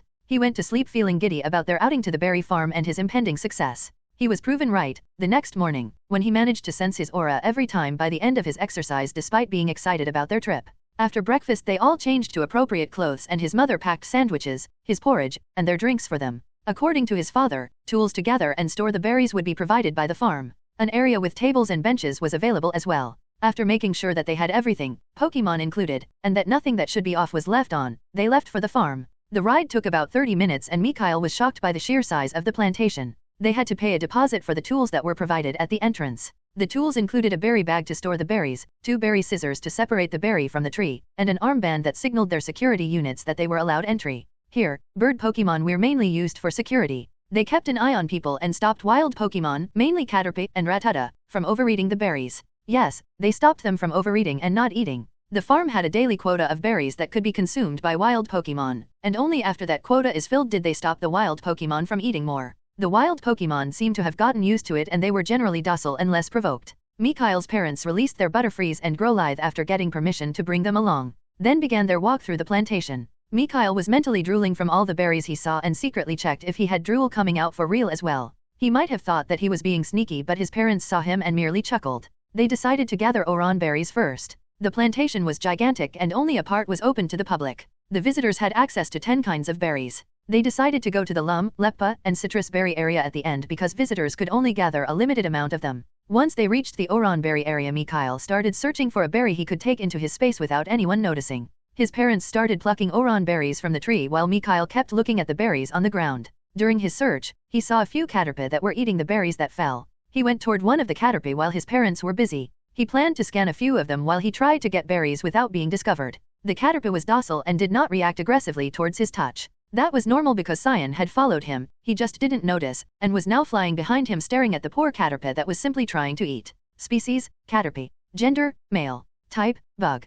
Potential, deep red. Stage, low, iron stage. Genetic variation, abilities, talents, affinities, low, iron stage with deep red potential. A little stronger than I had expected but still not good enough. Let's see if I can find a Caterpie that is worth the risk of discovery to take it in my space. Mikhail withdrew his hand after stroking the Caterpie a few times. It felt like touching a rubber ball and not disgusting at all. He kept walking around trying to find a berry in a position where he could take it undetected by anyone. His tail that he finally noticed included. Mikhail found one a few minutes later. The berry was lying beside the trunk of the tree it fell from, partially covered by the vegetation on the ground. He adjusted his walking path to the berry's place and kept checking on the Caterpies on the way. Sadly, nearly all of them except for one had red potential, that one had light orange potential. He wondered if he was going to find one that had good potential. When he finally arrived, it felt longer than it took. At the trunk he aimed for, he leaned down near it, positioning the Oran berry between them. Once he was sure the view was obstructed, he touched it and took it into his space. He grabbed a pebble on the ground before he straightened and acted as if he was checking it out. He pretended to lose interest, threw the stone he still had observed anyway away, and returned to his parents' side. His parents had just finished gathering Oran berries and were waiting for him. They had kept an eye on him during their plucking and made sure one of their Butterfrees followed him. He looked into his space once he was by his parents' side and saw that the analysis process was already over. Analyzing, Oran berry analyzed. Start improving, Oran berry improved. Storing samples in the subspace flora. Process finished. He directly checked the status of the improved berry. Name, improved Oran berry. Type, plant. Quality, low. Faults, none. Uses, contains nutrition and plant energy. Can be eaten as food and helps mildly with physical recovery. Satisfied with the result, he focused back outside. They continued going from berry area to area for the next 3 hours. His parents would start plucking berries and he would try to find one he could take unnoticed while observing as many as he could. They met nothing other than Caterpies, but he assumed that was because other species did not want to come near his parents' Butterfrees. He had to have scanned a few hundred of them by the end, but the best potential he found was a young Caterpie with light yellow potential. Certainly not bad but not good enough to take any risks. Species, Caterpie. Gender, female. Type, bug. Potential, light yellow. Stage, stageless. Genetic variation, abilities, talents, affinities. During this time he also found out that he was weaker than a stageless caterpie because he couldn't see the last 4 portions of even one of them. By the end of the 3 hours, they went to the sitting area to eat before leaving. They had visited all areas and gathered quite some berries. Mikhail now also had improved Shuri, Chesto, Petcha, Rost, Aspir, Persum, Lum, Leppa, and citrus berries. They mostly had the same effects from the games, just reduced. So a single Shuri berry did not instantly cure paralysis, but it helped alleviate it. The Leppa and citrus berries were adjusted to a real-life setting. Name, improved Leppa berry. Type, plant. Quality, low. Faults, none. Uses, contains nutrition and plant energy. Can be eaten as food and helps mildly with energy recovery. Name, improved citrus berry. Type, plant. Quality, low. Faults, none. Uses, contains nutrition and plant energy. Can be eaten as food and helps mildly with the recovery of wounds. They were no longer all cure remedies but still undoubtedly useful. Maybe once my Pokémon and I are way stronger, the space will improve them to be that, but for now, they were not. His parents talked while they ate and decided to lounge around for a bit to rest. Once they had rested for about half an hour, they went to the exit of the farm. There they paid for the berries, returned the tools, took back the deposit, and made their way back home. At home, Mikhail was cleaned and took his nap. After the nap, he played with his parents until dinner. Once they had eaten, his parents decided to watch a movie together, after which he went to bed. His toddler body was spent, so he decided to sleep without doing his evening meditation session. It has been 2 weeks since our trip to the berry farm. During this time some great and disappointing things happened. The day after our trip, I checked up on my space, specifically the subspace for flora. I found out that the subspace could only support 10 low-grade berry trees at the current size, energy capacity, and energy purity. I was greatly disappointed when I was informed of this, even though I should have expected it, and I kinda did. I just had hoped against logic that it would be more irrational. I know. I blame hormones, I mean my toddler body. If I wanted more berry trees, I needed to increase the size of my space, and for higher quality berries I needed a higher energy capacity or purity, preferably both. At least, the trees produced 4 to 8 berries every 2 to 4 days depending on the berry type. I let the subspace plant 2 Oran berry, 2 Shuri berry, 2 Petcha berry, 1 Chesto berry, 1 Lum berry, 1 Leppa berry, and 1 citrus berry tree to stock up on berries for the future. I focused on status conditions that can happen in the area while making my choice. The days, outside of training, were spent like normal. Wake up, bathroom visit, eat, play, snack, take a nap, wake up, another bathroom visit, play for a bit, dinner, play again and / or listen to stories or watch TV and go to sleep. When it comes to training, I tried to sense the aura outside my body since I completed the internal sensing step. It took me 4 days, until the first day of the new month, to achieve a 100% success rate in sensing outside aura during meditation. It took me another 3 days and the morning of the 4th to do the same outside of meditation, but at literally the end of the first week, since it was a grow day, I was ready to progress to the next. We didn't go out that weekend, so I was at home for the whole week. The next day, which was the first day of the second week, I managed to move my internal aura for the first time and became an advanced grade apprentice aura user. It took me another 2 days to reliably move my internal aura and to move the external aura for the first time. By dial day, which was another 2 days later, I could reliably move both internal and external aura and only needed to unlock my aurascape to reach the top apprentice grade. I tried the whole day yesterday but didn't manage to unlock my aurascape. This brings us to today. Today, after breakfast, we are going to Hope Park again. I am currently trying and failing to unlock my aurascape. It seems I will have to wait until we return to try again. Time to call my parents to officially start my day. After breakfast, my parents, like they did the last time, changed clothes, packed everything needed for a picnic and called Growlithe, the Butterfreeze, and Poliwhirl over.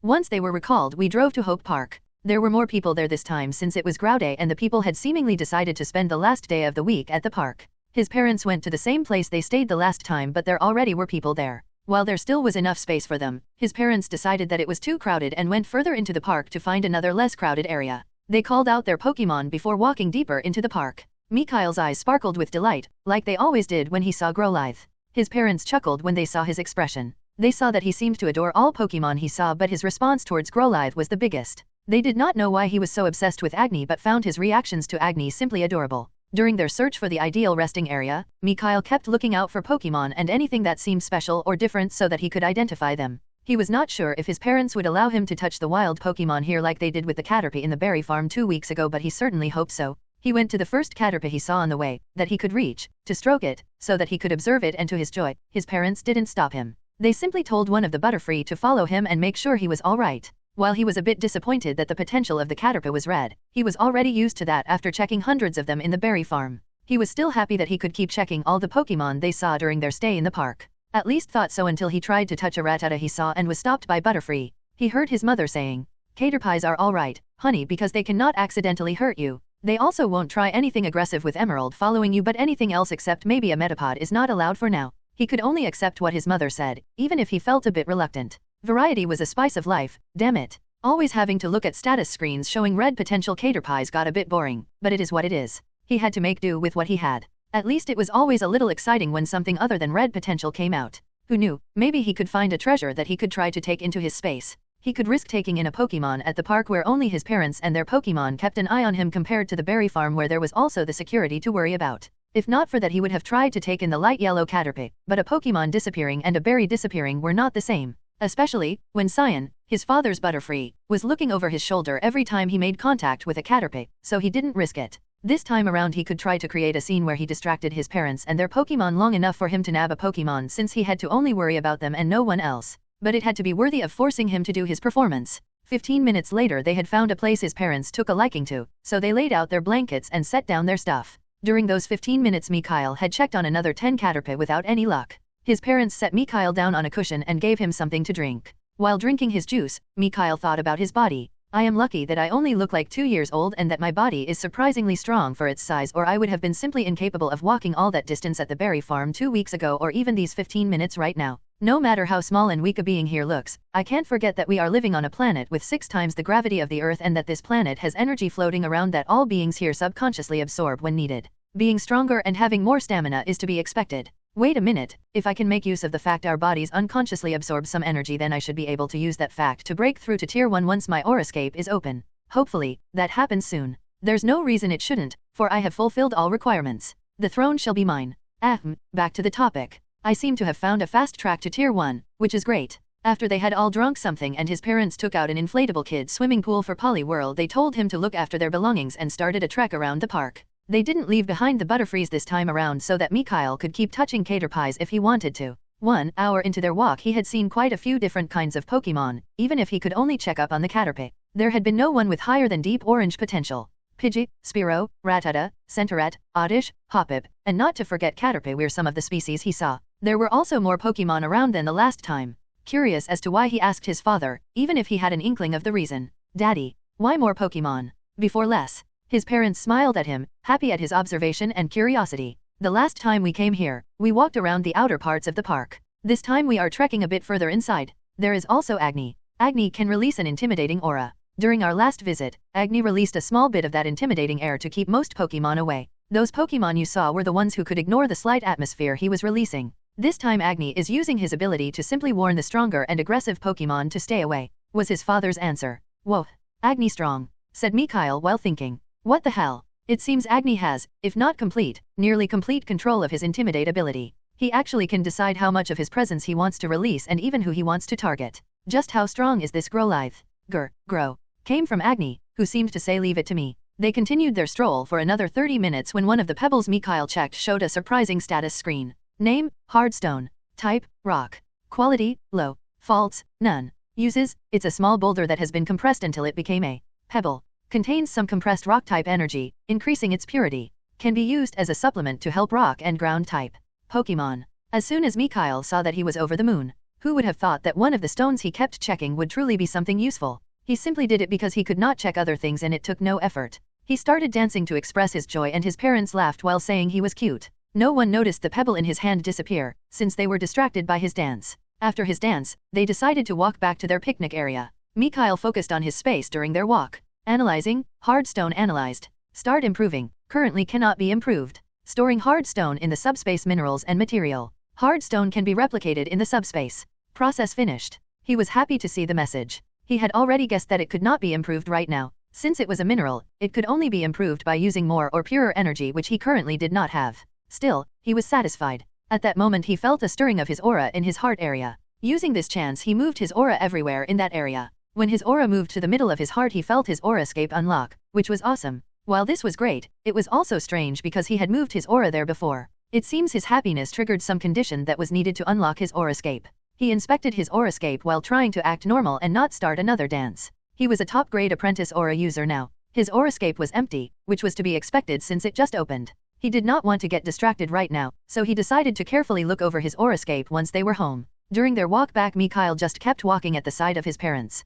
His parents, who were surprised by his behavior, asked if he was exhausted, which he denied. Once they reached their picnic area, Mikhail sat on his cushion and his parents sat down on the blanket as well, and they all started resting. Once they were well rested, they began to eat. After they had eaten and all their belongings were packed up, they left after making sure the area was clean. The way back to their car took 20 minutes that Mikhail used to check Caterpies once more. Of the 12 Caterpie, he checked only 2 had better potential than red. Those 2 had light and standard orange potential. Sigh, I must have used up my luck for today. I could not even find a Caterpie with yellow potential. Mikhail looked over at Emerald. Did Mums Butterfree have light green potential as a Caterpie, or did she manage to increase Emerald's potential during one of its evolutions? If it's the first, then how lucky did she have to be to meet a Caterpie with such good potential? If it's the second, then how lucky did she have to be to find items that could boost potential? Both cases indicate high luck, which is also supported by the potential of her Poliwhirl. Could I get some of that luck by rubbing against her? They drove home, where Mikhail was immediately cleaned up and laid down on his bed for his nap.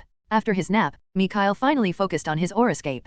He could sense trickles of his internal aura automatically entering and exiting his aurascape, leaving it in an empty state. He already had an idea on how to advance to Tier 1, but he had decided beforehand to focus on his psychic path once he reached the top apprentice aura user grade. Agio remembers. Got jokes aside, it took him a little less than a month of training in aura to reach the top of Tier 0, and he achieved this despite not training all the time. So assuming the same for his Shinik training was not unreasonable. It would probably take even less since he had experience from his aura training to draw on, which would help speed up his progress. The training method was the same. The first step was to sense internal Shinik energy during meditation. The second step was to sense internal Shinik energy outside of meditation. The third step was to sense Shinik energy in the environment during meditation. The fourth step was to sense Shinik energy in the environment outside of meditation. The fifth step was to move internal Shinik energy during meditation. The sixth step was to move internal Shinik energy outside of meditation. The seventh step was to move Shinik energy in the environment during meditation. The eighth step was to move Shinik energy in the environment outside of meditation. The ninth step was to unlock the mindscape.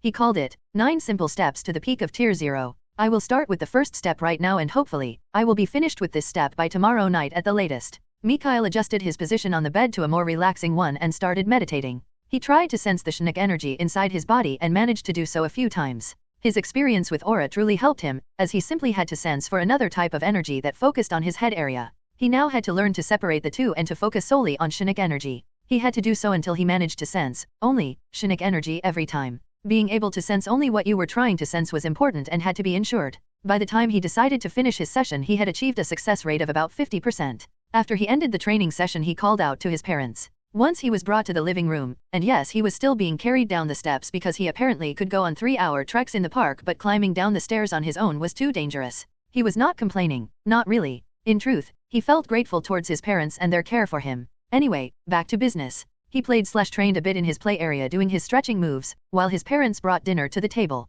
After their dinner, his parents decide to watch a children-friendly movie by a famous director called Spielbank. The title was Finding Theo. Mikhail had to laugh when he heard the director's name and the title of the movie. The plot resembled another one he knew, with 2 Magikarps and a Finian being the main cast instead. It was a funny movie, even if it felt a bit weird to him. After the movie, they played memory with pictures of Pokémon from the Kanto region. He naturally won. They did not simply let him win. He earned that victory. After a short celebration on his part, during which his parents simply smiled, he had to sleep. The next morning, once he woke up, Mikhail altered his position on the bed to a more relaxing one, and started meditating. He once more tried to sense only the Shinik energy inside his body and to increase his success rate. By the end of the session, he had managed to complete the first step. He felt like he was on the highway speeding down the road, with how fast he was progressing. He would now start the second step, which he could do during his daily routine. Sensing Shinik energy outside of meditation while harder could be trained nearly anywhere and anytime. Once he was left in his playing area, after his morning routine, he started his stretches before beginning the training of the second step. He started throwing his plush Pokeball to train his aim and kept trying to sense his internal Shinik energy while doing so. This not only helped his aim and ensured he could sense his Shinik energy while he was distracted, but also helped him improve his ability to multitask. Once his mother joined him after pausing her housework to spend time with him, they played memory or had fake fights with his Pokemon dolls. For the next 3 days, he trained in sensing his internal energy whenever he could, in all kinds of situations. He even increased the difficulty compared to his previous aura training, but by the evening of the 3rd day, he had deemed himself to have a 100% success rate.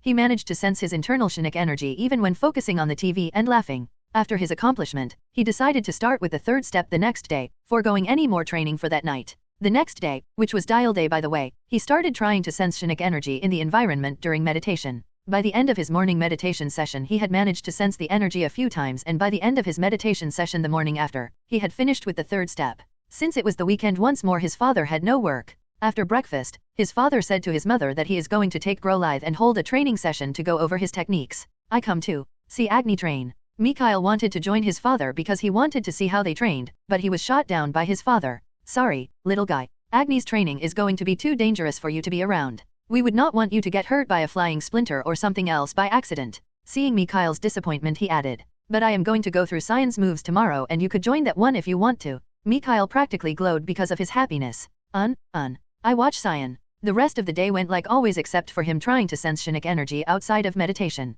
The fourth step was harder, and by the time he joined his father in Cyan's training the next morning he had only managed to sense Shinnick energy a few times. It should be his giddiness that increased the difficulty of his training. He took it in strides. He already was progressing fast. He had more than enough time, so a little delay, if it could even be called that, was no problem. Mikhail saw that the three of them were walking. Cyan was flying away from their house and was curious where they were going. Where we go? There is a clearing to the west, a 5 minutes walk away from our house that your mother and I use to refresh our training routines once in a while. Mikhail was mildly shocked at his father's answer. He had not expected that. He probably should have, but he didn't. When? Why I not notice? His father laughed at his shocked expression and took a quick photo with his Pokémon to show to his mother when they came home before he started his explanation. One of us would go while you were either sleeping at night or napping. The other would stay at home to keep an eye on you, so we did it mostly during your night sleep. The only time we used your napping time is on the weekends. The only reason I went earlier yesterday was that I wanted to do some extra training with Agni. So the only reason I found out is due to that?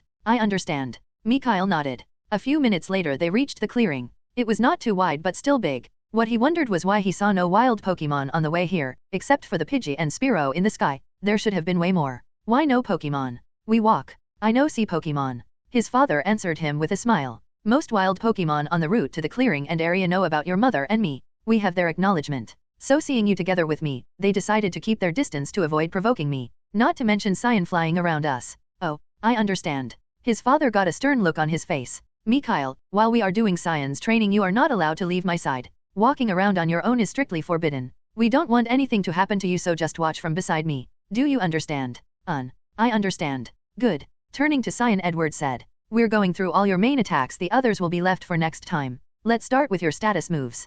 Poison Powder. My father called a move, Butterfree would execute that move. They started going through 12 of Cyan's moves. Those being Poison Powder, Sleep Powder, Stun Spore, String Shot, and Whirlwind to hamper the enemy. Mega Drain to weaken the opponent while healing himself. Iron Defense, Tailwind, and Quiver Dance to boost himself. Finally, Air Cutter, Confusion, and Psybeam for attacking the opponent. From these moves, Mikhail could see that Butterfree was trained as a pure ranged fighter. It was awesome to see real Pokemon training and moves, but when his father said, "Okay, good job Cyan. Now let's move on to our combo moves." Mikhail's excitement dialed up to 11. We will start with Post. His father ordered, and Butterfree used Poison Powder and Stun Spore simultaneously. Good, now use Coma. Butterfree released Stun Spore and Sleep Powder together. Alright, Deadly Sleep next. A combination of Sleep Powder and Poison Powder was released. Sleep +2. When Butterfree heard that, he visibly concentrated compared to the previous times. Cyan released all 3 powder moves jointly. That was okay, but it still takes too much of your focus, which makes you easier to hit. So focus on that and train the move some more later. Free. Cyan nodded, showing his agreement. Alright, use Draining Sleep next. A combination of Sleep Powder and Mega Drain was performed. It was hard to tell without a real opponent. The grass he drained released really small amounts of energy, making it hard to see the move being performed. Now only Tornado and Quivering Tail are left. Tornado was a combo of Air Cutter and Whirlwind that would suck something into itself and cut it. Quivering Tail was the combination of Quiver Dance and Tailwind. It made Cyan even harder to hit while he was boosting himself because he danced in the wind. Going through all moves and combos once took about 30 minutes, because Cyan had to rest once in a while to recover some energy. Afterward, they stayed for another 2 hours to focus on the execution speed and slash or the strength of the combinations. By the time they were finished, Butterfree was so tired that his father had to recall him before returning home. Mikhail was impressed by what he saw. He knew that fighting was not limited to straightforward move use, but seeing all the combo moves showed and confirmed that even moves could be used for much more. The people and Pokemon on Terra resembled the anime a bit in that aspect, like Ash with all his combo attacks. Anyway, Mikhail had a lot of fun, and he definitely would borrow some of those combos. He would have come up with them on his own anyway. Once they were home, his father called out Butterfree and gave him some food that was prepared for after training. Butterfree took his food and went to his part of the garden. Mikhail and his parents snacked a bit and left him in his play area to do some things. They set up the baby phone to keep an eye on Mikhail and to listen in on him in case something happened or he called out to them. Once he was left alone, he focused on completing the fourth step of his psychic training plan. Sensing Shinnick energy in the environment outside of meditation was not easy, especially when he aimed to accomplish this while being distracted so that he could do it in almost all situations if he had to. He had already managed to sense the Shinnick energy a few times this morning, so he just had to build on that. It took him 3 days to be able to sense Shinnick energy in the environment regardless of how distracted he got. He naturally could not test this while putting himself in danger, but he had managed to do it while eating, talking, playing, watching TV, and even during his bathroom break. So by the end of the 3rd day, which was a Jiritidoi, he deemed the 4th step as completed. It took 10 days but he reached the 5th step of his training plan, moving internal Shinnick energy during meditation. Once he managed to do that for the first time, he would become an advanced grade apprentice psychic. On Pokkidoi he started training in the 5th step. He first sensed his internal Shinnick energy while meditating, which was the first step, and once he had done so, he tried to move his Shinnick energy. Well, at least he tried to move just his Shinnick energy, but like with the sensing part before his aura got involved again. Just as he had learned to focus on just one energy type for sensing, he had to learn to move just one of them for this part of his training. Nonetheless, he had moved his Shinnick energy so he officially became an advanced grade apprentice psychic. He trained until the evening of the next day and managed to move his energy every time during meditation. After that, he directly started the 6th step, moving Shinnick energy outside of meditation. On Kyode he managed to move his Shinnick energy outside of meditation as long as he was not distracted. He still lost focus while distracted so he had to train some more, but he was still happy with what he had achieved. Since they did not go out last weekend, even if he still had an awesome time seeing his father train with Cyan on Grauday, they decided on Kyode during breakfast to make a trip to Lake Hope on Grauday. They decided to go to Lake Hope because they didn't want to go to Hope Park every trip.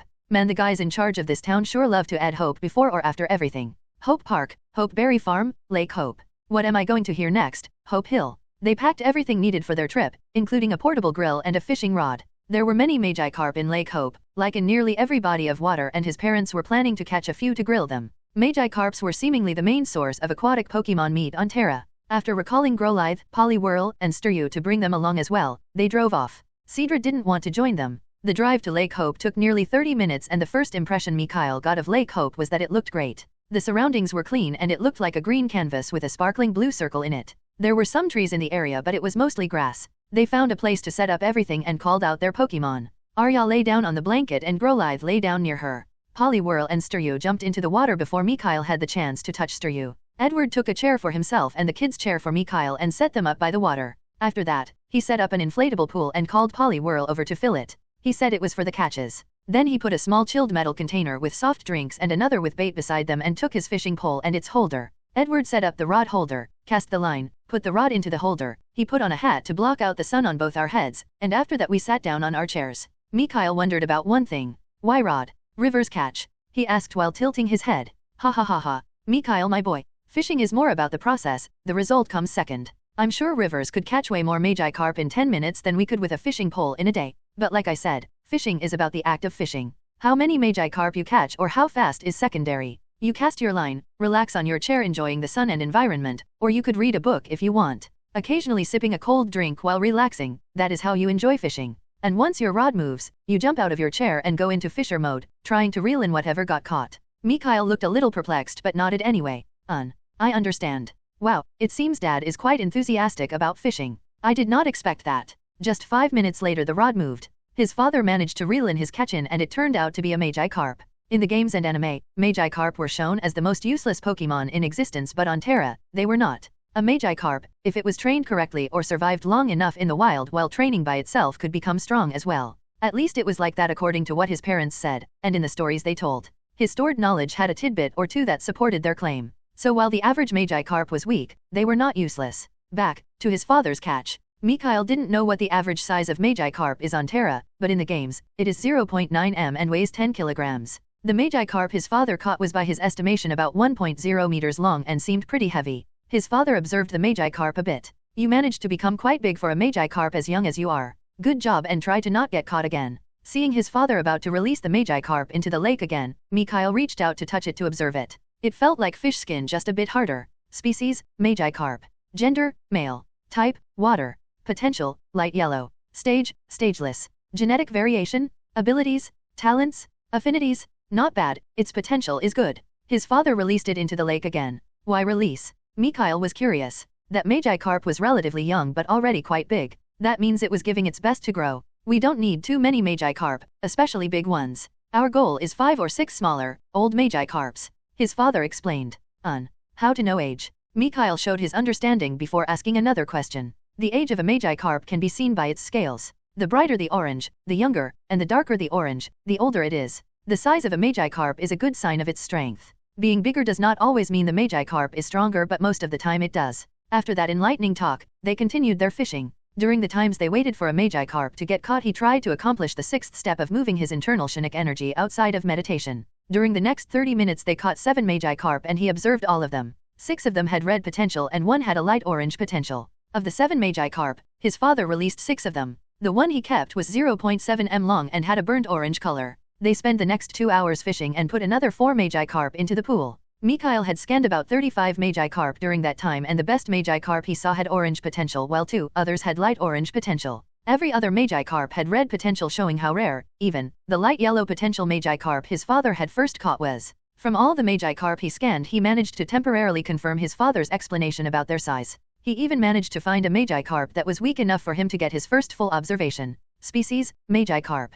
Gender, female. Type, water. Potential, light orange. Stage, stageless. Genetic variation, none. Abilities, swift swim. Talents, none. Affinities, water. She is small and young, maybe 2 to 3 weeks old according to my father. They naturally released her again, but it was nice seeing a full status screen for the first time. Another 10 minutes and 2 magi carp later they put the 6th one into the pool. His father called his mother over so that she could take Mikhail to the blanket and look after him, while he gutted and cleaned the 6 magi carp they kept. During all this time Mikhail tried to occasionally move his Shinnik energy. His success rate had increased during all his tries, which made him happy. He stayed and played memory with his mother for 20 minutes before his father came to their side with the ready magi carp fillets. His father prepared the grill, while his mother seasoned the fillets. 10 minutes later the fire in the grill was optimal and the grill was ready to be used. While his father was grilling the magi carp fillets, Groliath came to his side and was slightly drooling while waiting for his share. Even Poliwhirl came over once the grill got going, but he thought Poliwhirl came over after seeing the smoke and not because of the smell. Mikhail's mother had taken out a small table and a few chairs from what he assumes to be a Silphco bag because there is no other way it could have fit in there otherwise. She set up the table while his father was grilling, and once the fillets were done, she put them on the platters after giving Groliath and Poliwhirl their portions. She cut his share really small for him and all he had to say was that the taste was awesome. After our meal, his parents cleaned up everything and his mother used the leftover fillets to make sandwiches for later. Mikhail used that time for his psychic training as well. Then they put all things they had taken out away except for the blanket and a parasol. He held his nap under that parasol. He didn't know for how long he slept, but after he woke up they spent another 2 hours just sitting around enjoying the sun and the air outside. They played memory or told, in his case listened, to stories, and ate sandwiches. Shortly before evening his parents put everything not already packed away and made sure they left the place as clean as they found it. Then they drove home where everyone got cleaned up. After a bathroom break, they watched a movie and he went to bed once the movie was over. Before sleeping he mulled over his tries to move his Shinnik energy outside of meditation during the whole day. The whole trip had ample distractions, but he still managed to increase his success rate, so he deemed the whole day a success.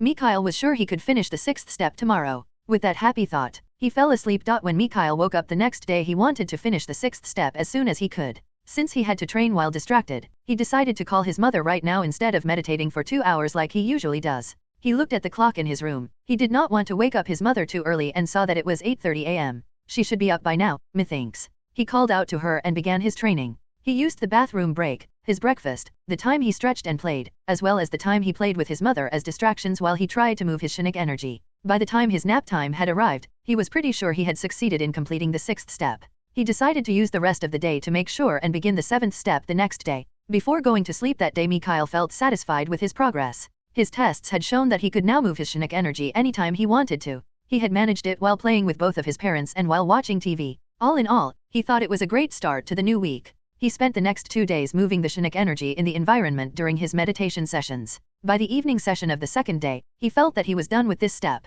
He thought that he had completed the 7th step relatively fast and decided to reward himself with a free day. The 8th step was to move the Shinnik energy in the environment outside of meditation. He would begin with this at the beginning of the next month since tomorrow was the last day of this one. He spent the next day doing no form of training whatsoever. He simply relaxed and spent his day doing what a child his age normally does. Just eating, playing, and sleeping, but without all that screaming they normally do. This was the first day since he awoke 45 days ago that he simply relaxed without doing any form of training. On the first day of the new month, which was the 4th, he began doing the 8th step feeling refreshed. He managed to always move the Shinnik energy in the environment outside of meditation, while not being distracted, by the end of the day and hoped to finish the 8th step by the end of the week, which was 2 days away, since today was Dial Day and the first day of the weekend was tomorrow. After he woke up on Kyo Day he did not call out to his parents right away, after seeing that it was 9 a.m., and simply did his stretching moves on his bed. He did not want to wake up his parents in case they were still sleeping because it was the weekend. After he finished his stretching exercises, he went over all previous psychic and aura training steps a few times, and once the clock struck 10 a.m. he started shouting for his parents.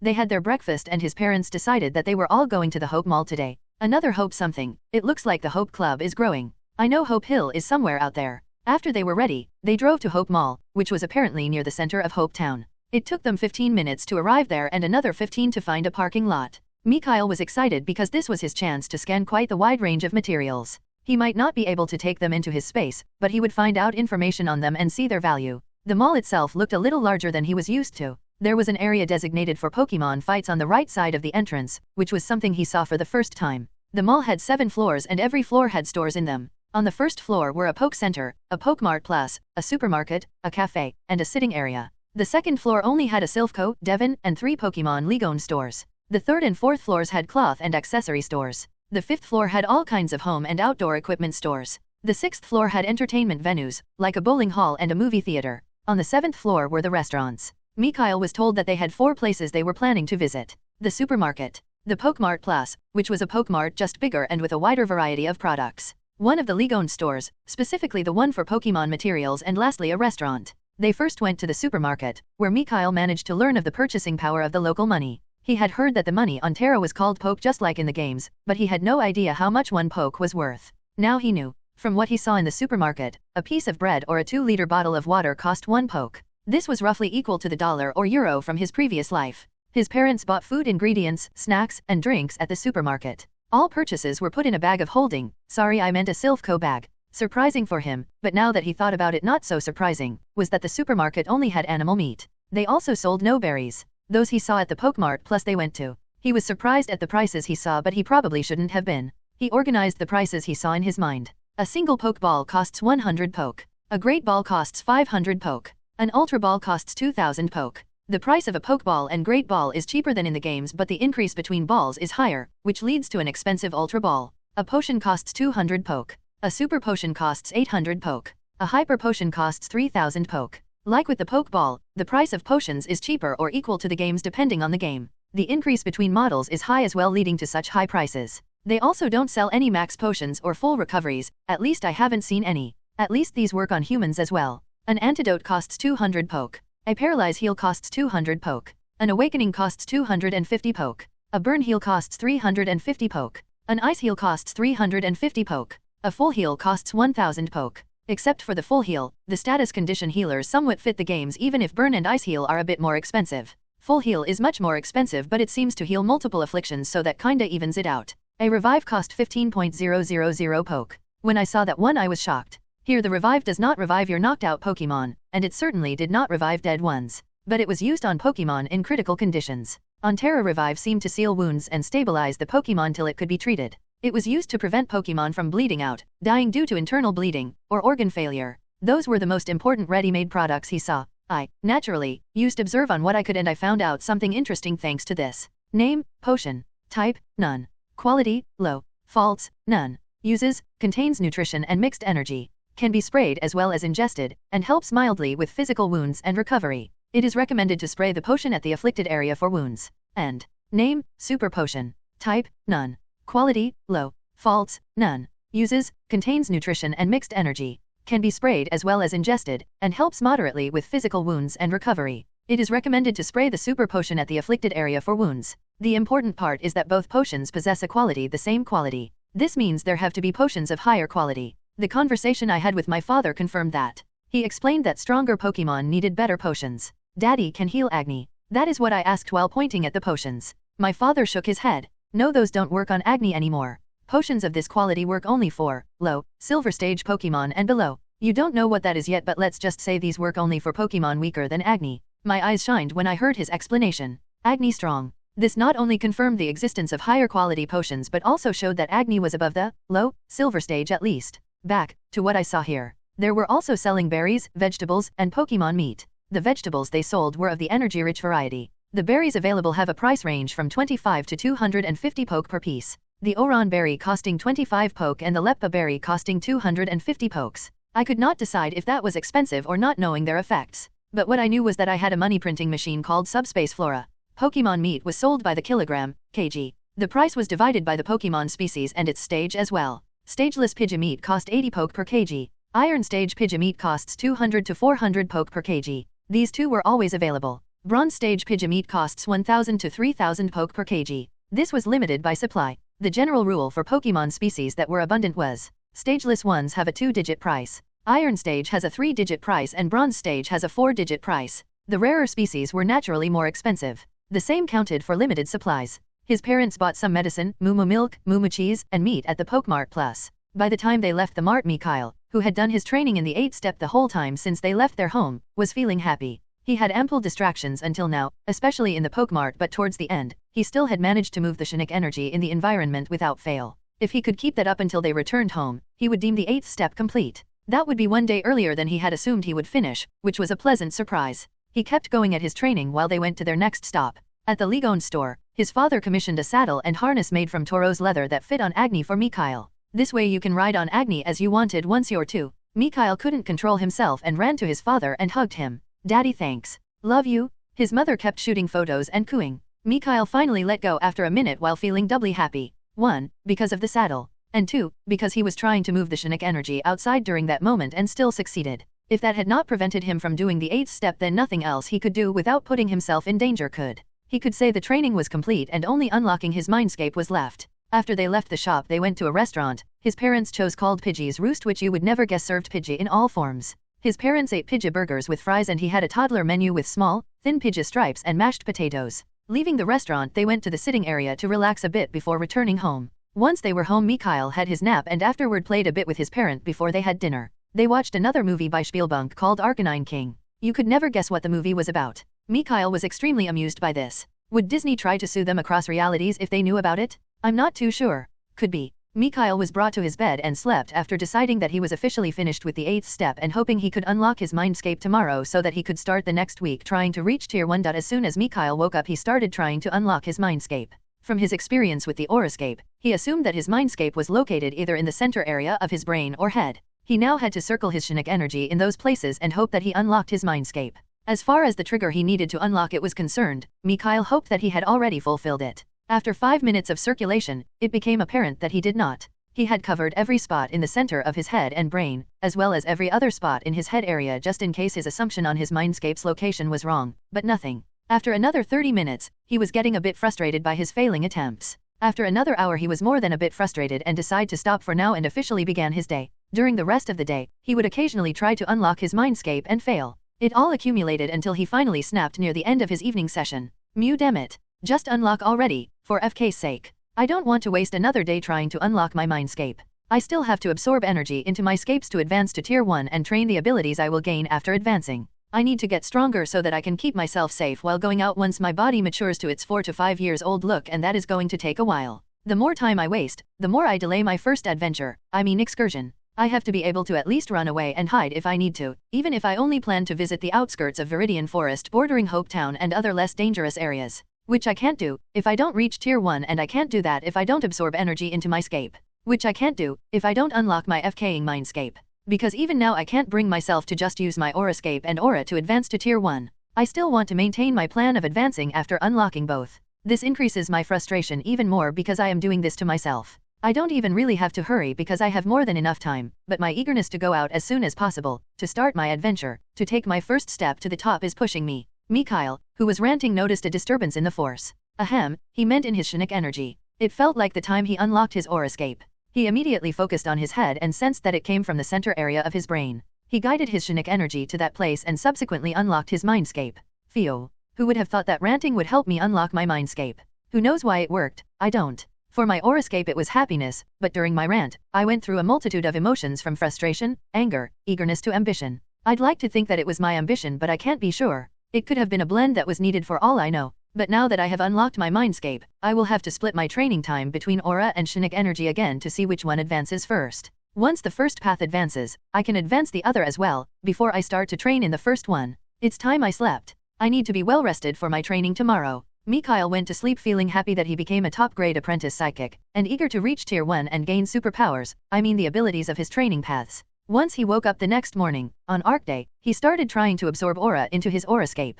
He had decided to use the time before his nap to train with his aura and the time after his nap to train with his Shinnick energy. He had the idea to make use of the subconscious act of absorbing energy from the environment, which all living beings, including him, seemed to perform. So, that's what he did. He sensed the movement of the aura around him. He also sensed how his aura moved inside his body and how it would be released into the environment. Mikhail observed how aura would be absorbed into his body and moved to his aurascape, where it would be assimilated before joining his natural aura circulation. He kept trying to emulate that process whenever he could until his nap time, after which he did the same with Shinnick energy and his mindscape.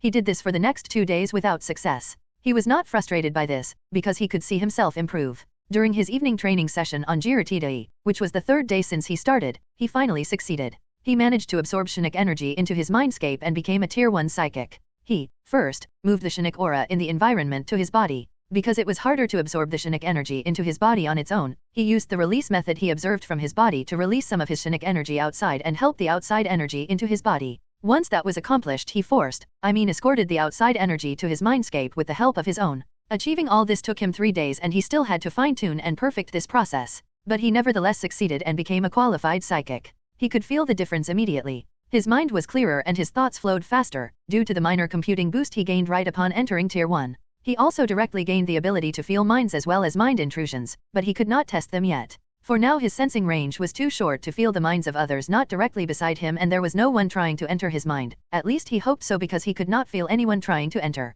He would gain access to minor telepathy, minor telekinesis, and minor Shinnick energy manipulation once he accumulated enough Shinnick energy in his mindscape. Mikhail could not control himself and began his patented duckling dance out of happiness. His parents, who noticed the commotion coming from his room through the baby phone, came to his room. His mother immediately started recording him dancing in his Growlithe-themed pajamas to preserve the moment, definitely not for blackmail, and before long they could not control their laughter anymore. Mikhail, who heard his parents laughing, instantly stopped, coming out of his world. He was a little mortified that his mother had another piece of blackmail, an embarrassing memory for the future when he saw the camera, but he was used to that by now. His parents left after he told them he felt like dancing and Mikhail went to sleep. The next day, he used the same method with his aura and by the end of the day after that he succeeded, after numerous tries, in absorbing external aura into his aurascape, thus becoming a Tier 1 aura user. Like with his psychic advancement on the previous day, he instantly noticed the difference between before and after his breakthrough. He felt overall better as if he was stronger and faster. This was because of the minor passive body boost.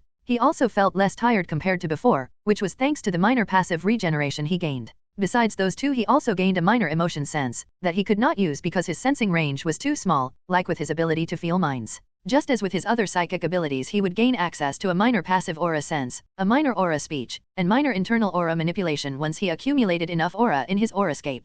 Since he had become a Tier 1 psychic first, he would focus on becoming a first-class qualified psychic first before training in his aura. Tomorrow was Kyo-day, which meant it was the weekend once more, and since he had achieved his goal of reaching Tier 1 in both his paths nearly 2 weeks ahead of his estimations, he decided to reward himself by doing nothing that was not fun for the whole weekend. The next morning during breakfast, his parents were discussing if they should go out or stay at home. They saw Mikhail's hopeful look when going outside was mentioned and decided to do so. Next, they discussed where to go. We went to the mall last week and the week before that we went to Lake Hope. We could go to Hope Park again, it's been a month since we went there the last time. Came from Mikhail's mother. That's an option. Another one would be the Hope Petting Zoo. His father replied to her. Another one. The members list of the Hope Club is increasing. When is it going to end? Mikhail thought as soon as he heard his father's words. Are you sure we can go to the Hope Petting Zoo? From what I remember, the minimum entry age is 2 years. Arya asked her husband. You're not wrong. The entry age condition is 2 years, but that's for the Pokémon section. They also have an animal section with small-sized animals like chickens, ducks, sheep, deer, and goats. So we could still go there. Edward answered Arya's question. Let's let Mikhail decide where he wants to go. Do you want to go to Hope Park or do you want to go to the petting zoo? Arya looked at Mikhail and asked. Hope Park. Came from Mikhail, who simply thought. No way am I going to a petting zoo without Pokémon. Let's just go to Hope Park, at least I can see Pokémon there and get to touch them. Moreover, checking the potential of Pokémon has become more of a hobby than a task and I can do that there, which I can't with normal animals. Well, I could but it wouldn't be worth it. Well okay, that's that. The little man wants to go to Hope Park so we will go there. Let's get ready and go right now. We can have lunch there and return before dinner. His father accepted Mikhail's choice. His parents got ready once the choice was made and Mikhail's clothes were changed to a more fitting set. After they had packed everything they needed, they called Agni, Cyan, Emerald, and Rivers over. Once they came and were recalled, the family went on their way to the park. They came to the same place they stayed the last time, a bit further into the park, and set up their blanket and parasol. They set up Rivers' inflatable pool and told him to look after their things. After receiving Rivers' confirmation, the family of 3 started strolling around without going deeper into the park. Mikhail was really happy because his parents told him that he could, in addition to the Caterpie, stroke and touch any centauret, Hoppip, and Sunkern they saw as long as he got the Pokemon's permission. 5 minutes into their stroll, Mikhail had already stroked and checked 2 Caterpie, which had red potential. Species, Caterpie. Gender, male. Type, bug. Potential, deep red. Stage, stageless. Genetic variation, none. Abilities, shield dust. Talents, none. Affinities, bug. He instantly noticed that he could see the full status screen of the 2 stageless Caterpie. That's when he noticed his first centauret, which he promptly tried to touch. At first, it seemed like he would be unable to stroke it because the centauret seemed hesitant in allowing him to come near it, but he somehow managed to do so. Probably because it deemed him as non-threatening. Species, centauret. Gender, female. Type, normal/neutral. Potential, orange. Stage, low, iron stage. Genetic variation, abilities, talents, affinities. This told Mikhail one important thing: just because he broke through to Tier 1 did not mean that he was instantly super strong. The fact that he could not see the last 4 lines of the low, iron stage centauret proved that, which was kind of understandable. He just broke through and had not trained any further. And let's not forget his body's age combined with the fact that he had not trained his strength in any way. Simply put, just because he reached Tier 1 did not mean he became strong immediately. He certainly had that potential, since his knowledge told him that a Tier 1 human at his /her peak could rival a Silver Stage Pokémon, but that had nothing to do with him for now. He kept stroking and scanning any centauret and Caterpie he could for about 45 minutes before he found the first Hoppip that would allow him to pet it, which were 5 centauret and 8 Caterpie. Species, Hoppip.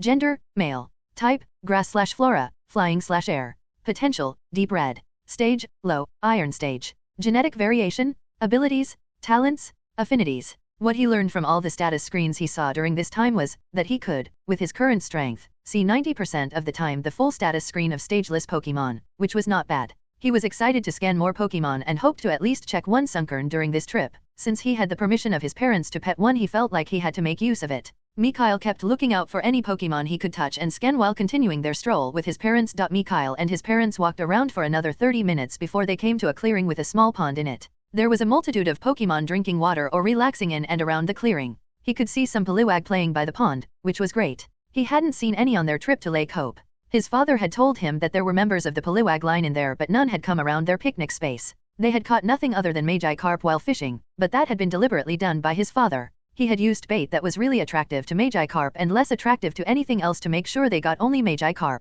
With how long it still took to catch the 6 that fulfilled his father's requirement, he could agree with his decision. Back to right now. Unfortunately, they had left Rivers at their picnic spot and he did not think that his parents would allow him to go up to them without Rivers to keep them in line. His guess was proven true when he tried to go near them. Agni stopped him and his father said, "We will bring Rivers with us the next time, then you can go up to the Poliwags, but for now you can't." He saw Caterpie, Centauret, Rattata, Pidgey, Spearow, Hoppip, and finally Sunkern on and around the clearing and the trees. Beside the Poliwag he could see some Magikarp and Goldeen in the pond. Anyway, he focused on the Pokémon he was allowed to touch and went towards them with his ever-present tail. His first target was the group of Sunkern that were soaking in the sunlight. Once he got permission to touch them, he got to work. There were 13 Sunkern in the group and the one with the best potential was also the strongest one. Species, Sunkern. Gender, female. Type, grass/flora. Potential, deep orange. Stage, mid, iron stage. Genetic variation, abilities, talents, affinities, not bad for a Sunkern, was Mikhail's thought before he continued to make his rounds.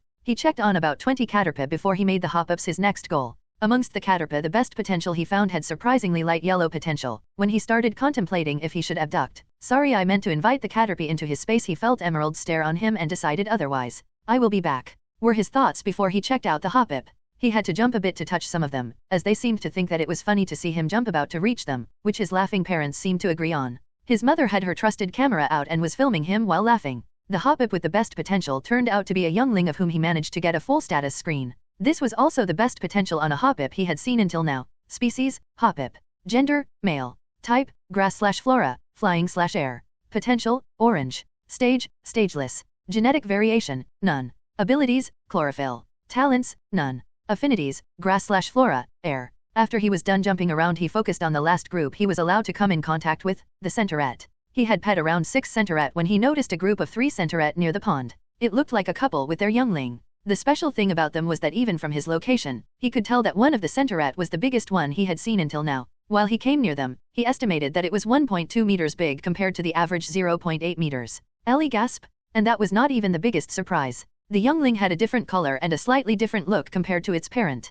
Mikhail could not believe his luck. He had found his first type variant if he was not wrong. He assumed the bigger one of the parents had managed to consume some water-type material from the pond that not only increased its strength but also influenced its offspring. The brown color of its fur changed to blue and its fur also became smoother and better fit for water entry. He speculated that it gained its second type, the water type, this way. The reason he did not believe the young centaret to be a pure water type was that he assumed that there would have been bigger changes to its body in such a case. Once he was in front of them, the parent centaret stood in front of their offspring and indicated to him to keep his distance. Mikhail's parents, who noticed the situation, came over as well. "Whoa!" exclaimed both his parents before his father said. "Who would have thought that we would find a variant in the park? Variants are quite rare in Kanto. It is quite normal that the couple is even more protective of their child than usual. Variants are in general particularly well protected by their family members." Mikhail was surprised by the information from his father. Who would have thought that Pokémon on Terra do the exact opposite to outliers compared to what is to be expected of animals on Earth, or fans assumed happened to shiny Pokémon. I like it, even if it is probably because of their future use in most cases. Want pet centaret? Police. Mikhail faced his parents and took out his biggest guns. His head was tilted, his eyes watery, his lips upturned and his look hopeful. It worked once more, his weapon of mass cuteness landing super effective strikes and critical hits on his parents. His mother, who identified the bigger centaret as female, began negotiating with her. "We guarantee that nothing will happen to you or your child. We won't hurt any of you, and we won't try to catch any of you." S.E. Senator Resent. S.E. Sent. R.E.T. My son just wants to pet your son a little and stroke all of you for a bit. If you allow that to happen, I will give you 10 Oran berries. My mother was discussing the price we needed to pay for me to touch them. Senator Sent. R.E.T. Well, how about 5 Oran berries and 5 Shari berries and 5 Pecha berries? Sent. R.E.T. You're driving a hard bargain. My last offer, I will add this Azure Kelp to my previous offer. This is a good material for water-type Pokemon that will help your child get stronger. Rent. The last bit seemed to convince the centaret mother and she nodded. She indicated with her paws to pass the Azure Kelp over, after which she allowed me to approach them. I first went towards the mother centaret and stroked her a bit while checking her status. Species, centaret. Gender, female. Type, normal/neutral. Potential, light yellow. Stage, low, bronze stage. Genetic variation, abilities, talents, affinities. Not bad, really not bad. The mother was the strongest wild Pokemon he had observed until now and her potential was relatively good as well. I went to the father next, but he was weaker than the mother. He was at the mid-iron stage and had orange potential. While this was much better than nearly all other centaret he had checked before this, it was a bit worse than its partners. At last, I approached the child while feeling excited. I left the best for last, and when I pet it, its fur felt denser than that of other centaret. Most likely to better repel water. When I checked its status screen, I felt it was worth it. Species, centaret. Gender, male. Type, normal/neutral, water. Potential, deep yellow. Stage, stageless. Genetic variation, type variant, blessed by water. Abilities, swift swim. Talents, none. Affinities, normal/neutral, water. Mikhail's first thought was to immediately kidnap the centaret, but his rationality stopped him from doing something so stupid. He naturally could not do something like that, especially when not only his parents but also centaret's parents were watching him. Moreover, his mother gave her word that they would do nothing, so he naturally respected that. Ahem. The centaret had a deep yellow potential with light green lines going through it, which meant he was bordering light green potential. The child had an additional water type like Mikhail had suspected, which not only showed up at the type line but also in the genetic variation line. His observed function took the species type from his old world as the original and everything else as a genetic variation/mutation. There was also blessed by water in the genetic variation line. This was, according to his knowledge, one of the elemental blessings Pokemon could get. Pokemon that were the first of their family line to be born with a type mutation/variation could receive this, as well as those that mutated during a breakthrough or evolution. The elemental blessing added a plus 25% modifier towards the Pokemon overall strength. That was not all that was different compared to the normal centaret. The child had the swift swim ability instead of the runaway or keen eye abilities the others of his species normally had. In short, it was a super lucky find, and he would definitely return to try to take it into his space when he managed to go out on his own. After a few minutes, the centaret mother, who did not like the gleam in the human child's eyes, decided that it was enough. She gave the order and the family took the Azure Kelp and the berries his mother had put down as part of the deal and retreated to wherever they lived. Mikhail had to watch them leave but thought secretly, "I will find you and I will abduct you. So mark my words, I will be back." His parents decided that they had stayed at the clearing long enough and they returned to their picnic area. Once they were there, Poliwhirl confirmed that everything went all right on his part and his mother took out all their lunch. Mikhail held his nap there, right under the parasol. After he woke from his nap, he saw his parents as they lay under the sun just relaxing. He joined them for a bit and they played for a few hours around their picnic area. Before evening they returned home, where they had dinner. Mikhail, who was worn out, went to sleep right after. The next morning after Mikhail woke up, he thought about his next steps. He had reached tier 1 in both his aura and psychic path but had decided to focus on his psychic training until he became a first-class qualified psychic. From what he knew, the next part of his training was to accumulate enough Shinic energy inside his mindscape to unlock his psychic abilities. Once he had done so, he would unlock the abilities one by one, starting with telekinesis during his time as a third-class qualified psychic. He would unlock his minor telepathy sometime during his time as second class and his minor Shinic manipulation during his time as first-class qualified psychic. So what he had to do now was to streamline his absorption of Shinic energy and amass enough Shinic energy to unlock his telekinesis. Once he had access to telekinesis, he would train in that until it was not useless anymore, since it started at grams and had to be trained to increase its carry load. After that, he would start to accumulate Shinic energy again for the next part. Since that was all he had to do for now and he did not know how long it would take to unlock his telekinesis, he would spend the rest of the time he normally devoted to training, doing his stretch exercises, and training his aim. He could naturally not neglect his parents and his relaxing time. He had to relax, play, and spend time with his parents so that he does not become bored with his training, as that would only slow down his progress or he could also burn out. No matter what it is, too much of anything is not good. Now that he had determined his next steps, Mikhail decided to spend the rest of Grow Day leisurely with his parents and to implement his plan starting tomorrow, fresh at the beginning of the new week. Mikhail and his parent played a bit after breakfast and then Mikhail watched TV with his father while his mother did the housework. They ate some snacks for lunch and Mikhail had his nap. Afterward, they played memory and completed some Pokémon-themed puzzles. Once they got bored of that, his parents read to him some stories instead of telling him some from their memory, and after that, they just watched some TV before Mikhail went to sleep. It was April 23, 2172 according to the calendar. It had been nearly 3 weeks since the day he spent relaxing with his parents and they had just returned from the Hopeberry farm. Mikhail had checked the Caterpie there again and was generally happy during that trip.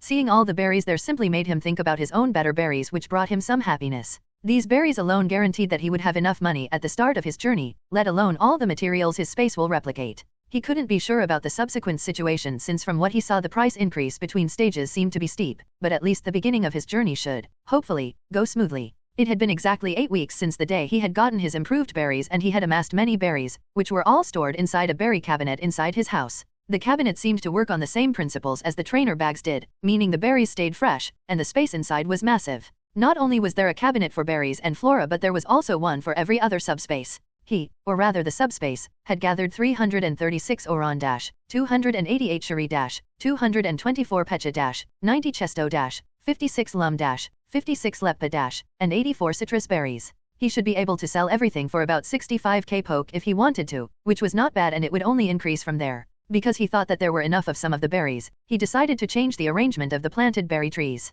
He let the subspace change the trees to 2 lum berry, 2 leppa berry, 2 citrus berry, 1 pecha berry, 1 chesto berry, 1 aspire berry, and 1 rost berry tree. The subspace for material had also produced 1 hard stone every week, which meant that there were 7 hard stones, including the original, stored in the corresponding cabinet until now, since he found the hard stone about 6 weeks ago. Unfortunately, he did not know the worth of the hard stone yet, but he maintained its production since it cost him nothing. During these 3 weeks, nothing out of the ordinary happened. He kept accumulating psychic energy inside his mindscape, expanding his capacity bit by bit, for around 5 hours per day, and he felt he had reached a critical point. He thought that he should be able to unlock his telekinesis this evening, and he was excited to be able to move things with his mind. His consequent disappointment was immeasurable. He had succeeded in unlocking his telekinesis 30 minutes into his evening session, but the starting point was too low. He knew it would start at the gram range, but he had hoped, that it would be 100 grams or so, but no, it was 10 grams. The heaviest thing he could levitate was a pencil. His range was a measly 10 centimeters, with his body as the center.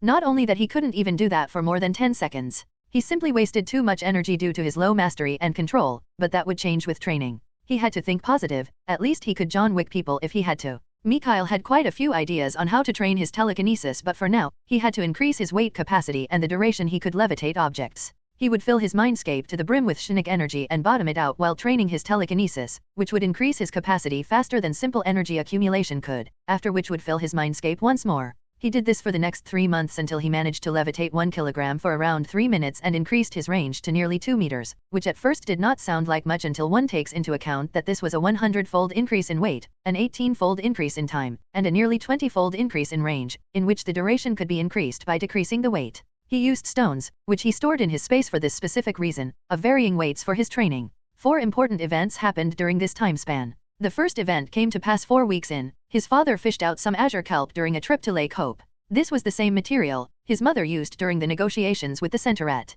He had failed to observe it at that time, but this time he did. He also took enough of it into his space to analyze and replicate it. Name, azure kelp. Type, water. Quality, low. Faults, none. Uses, it's a piece of kelp that has absorbed water energy until it mutated. Contains a bit of grass/floral energy, as well as concentrated water-type energy, increasing its purity. Can be used as a supplement to help water-type Pokémon. Analyzing, azure kelp analyzed. Start improving, currently cannot be improved. Storing azure kelp in the subspace marine. Azure kelp can be replicated in the subspace. Process finished. It was grown in the marine subspace instead of the flora one, but that made sense since it was a type of seaweed. The second one happened, about 5 weeks in. They picked up the saddle and harness they had ordered from the League shop at the Hope Mall. Now he only had to wait for his 2nd birthday and he could ride on Growlithe. Oh, he could hardly wait. The third one took place, 8 weeks in. He changed the arrangement of the berry trees once more. He let the subspace plant one of every berry tree. The last event happened yesterday. He noticed that his main space grew from 400 square meters to 600 square meters. Once he managed to hold up 1 kilogram for 3 minutes, levitating it in the space nearly 2 meters around himself. The subspaces automatically grew from 40 square meters to 60 square meters as well. This meant that he could plant 5 more berry trees in his subspace flora. He added another citrus lum leppa aspir and rostberry tree. Except for these events, the rest of the 3 months outside his Chinook training went relatively the same as before. He would eat, play with his parents, hold his nap, play once more, and sometimes they would watch TV or stories would be told. Mikhail naturally kept doing his stretching and aim exercises as well. They would occasionally go out during the weekends, where he would keep checking out any Pokémon he could and see if he could find anything interesting. For the next 6 months afterward, Mikhail focused on improving the mastery of his telekinesis. To do this, he first concentrated on moving the stone he was using in patterns. He increased the complexity of the patterns he did until he was satisfied with the result, after which he would add another stone and do this while controlling 2 stones simultaneously. Once he could control the stones simultaneously, he would move them in different patterns. If he managed to do so, he would raise the number of stones by 1 and repeat the process. Training like this also improved the energy capacity of his mindscape, his weight capacity, levitating duration, and range. His plan for future training was to swap the stones he used for sand. Once he managed to levitate 30 stones simultaneously, he was going to make the sand take the shape of various forms and increase the number of sand piles with his raising mastery. After he managed to do that, he was going to increase the weight of the individual sand piles, and once he reached 10 kilograms per pile of sand, he would color the sand and form pictures or shapes. But this was simply his plan for the future. For now, he was far from reaching that level. By the end of the 6 months, he had only managed to do the exercise with 5 stones concurrently. Mikhail was not disappointed with this because he knew it took highly talented people 4 to 5 years to do the same, which was 144 to 180 months. Even top talented individuals needed 1 to 2 years to achieve this, which was 36 to 72 months. Because he knew this, he was overall happy with his progress during these 6 months and the 9 months he spent altogether. Quite a few things happened during these 6 months. The first event came to pass 2 weeks in. They stumbled upon a relatively fresh battleground during a trip to Hope Park. Mikhail found an intact Pidgeotto crest feather in it, which he observed. Boy, was he surprised when it turned out to be a beneficial material. Name, Pidgeotto crest feather. Type, flying/air. Quality, lowest. Faults, none. Uses, it's one of the crest feathers of a Pidgeotto. These feathers along with its tail feathers have been thoroughly steeped in Pidgeotto's energy. Contains a bit of air energy. Can be used as a supplement to help flying/air type Pokémon. Analyzing, Pidgeotto crest feather analyzed. Start improving, improved. Storing crest feather in the cabinet for materials. Pidgeotto crest feather can be replicated. Process finished. Its quality was raised to low grade and the space could produce 1 every week. He felt really happy when he gained another supplement out of nowhere, even when he found it a bit startling that the space could replicate biological parts as well. He wondered if it could replicate organs like a heart or blood as well, or if it was only things like feathers, scales, nails, and teeth. What about bones? Well, he would have to find out in the future. The second event happened, about 6 weeks in, during another visit to Hope Park. They went to the clearing with the pond and saw the family with the variant Centauret again. The child had nearly reached the low iron stage when he checked it, which took only some berries this time around. This confirmed that the family kept coming there and that his plan to cordially invite the child into his space in the future could definitely happen. The third one took place, 9 weeks in. His parents decided to visit a new place during their next trip outside. They went to, and you're not going to believe it, Mount Hope. He simply knew that there had to be a Mount Hope. They went up the mount, had a picnic there, enjoyed the sun, played a bit, and left again. The only new things he found during that trip were some sand shrew and vulpix, but he was not allowed to go near them. Alas, the members' list of Pokémon unable to check in things with hope in them both kept increasing. The next notable event happened at the beginning of the 18th week of the 6 months of training. His parents brought him to a doctor to do a routine checkup. There he noticed that he had subconsciously overlooked his growing body. It had been about 9 months since he woke up on Terra, which he did on February 15, 2172. He remembered seeing that date on the calendar in the living room during his first day. Currently, it was November 19, 2172, and during these 9 months, his body grew from its 2-year-old look to that of a 4-year-old one. The doctor declared him healthy and said everything was going as it should. He still had a little less than 8 months until his 2nd birthday, so he would probably continue to mature until he looked like a 5 to 6-year-old child before he stopped growing for quite some time. This was nice to know since he planned to start doing some bodyweight exercises after that, just push UPS, sit UPS, and the like. He did not plan to add any additional weight, but normal training was no problem according to his knowledge. Anyway, after the visit to the doctor, he was finally allowed to go down the dangerous stairs at their home on his own. While this may have been a small step for mankind, it was a large step towards his future freedom. His father's birthday, on December 15, 2172, was the next important event. A few of his parents' friends visited, and he saw people coming to their home for the first time. They held a small celebration and he had no idea what his parents did after he went to sleep. The last significant event happened near the end of the 6th month. Once he managed to do his telekinesis exercise with 5 stones, his main space grew from 600 square meters to 1000 square meters. The subspaces automatically grew from 60 square meters to 100 square meters as well. This meant that he could plant 10 more berry trees in his subspace flora, which he did. In the end, he had a total of 25 berry trees. 2 Oron, Cherie, Pecha, Chesto, and Persim berry trees, as well as 3 Lum, Leppa, Citrus, Aspire, and Rostberry trees each. He had collected quite the amount of berries during this time and saw no need to plant any berry trees on the main space for the moment. Maybe once he had Pokémon living there, he would plant some for them to eat, but for now the trees in subspace flora were enough. With the increase in size, the production of the 3 materials he possessed, the hard stone, azure kelp, and crest feather, rose as well.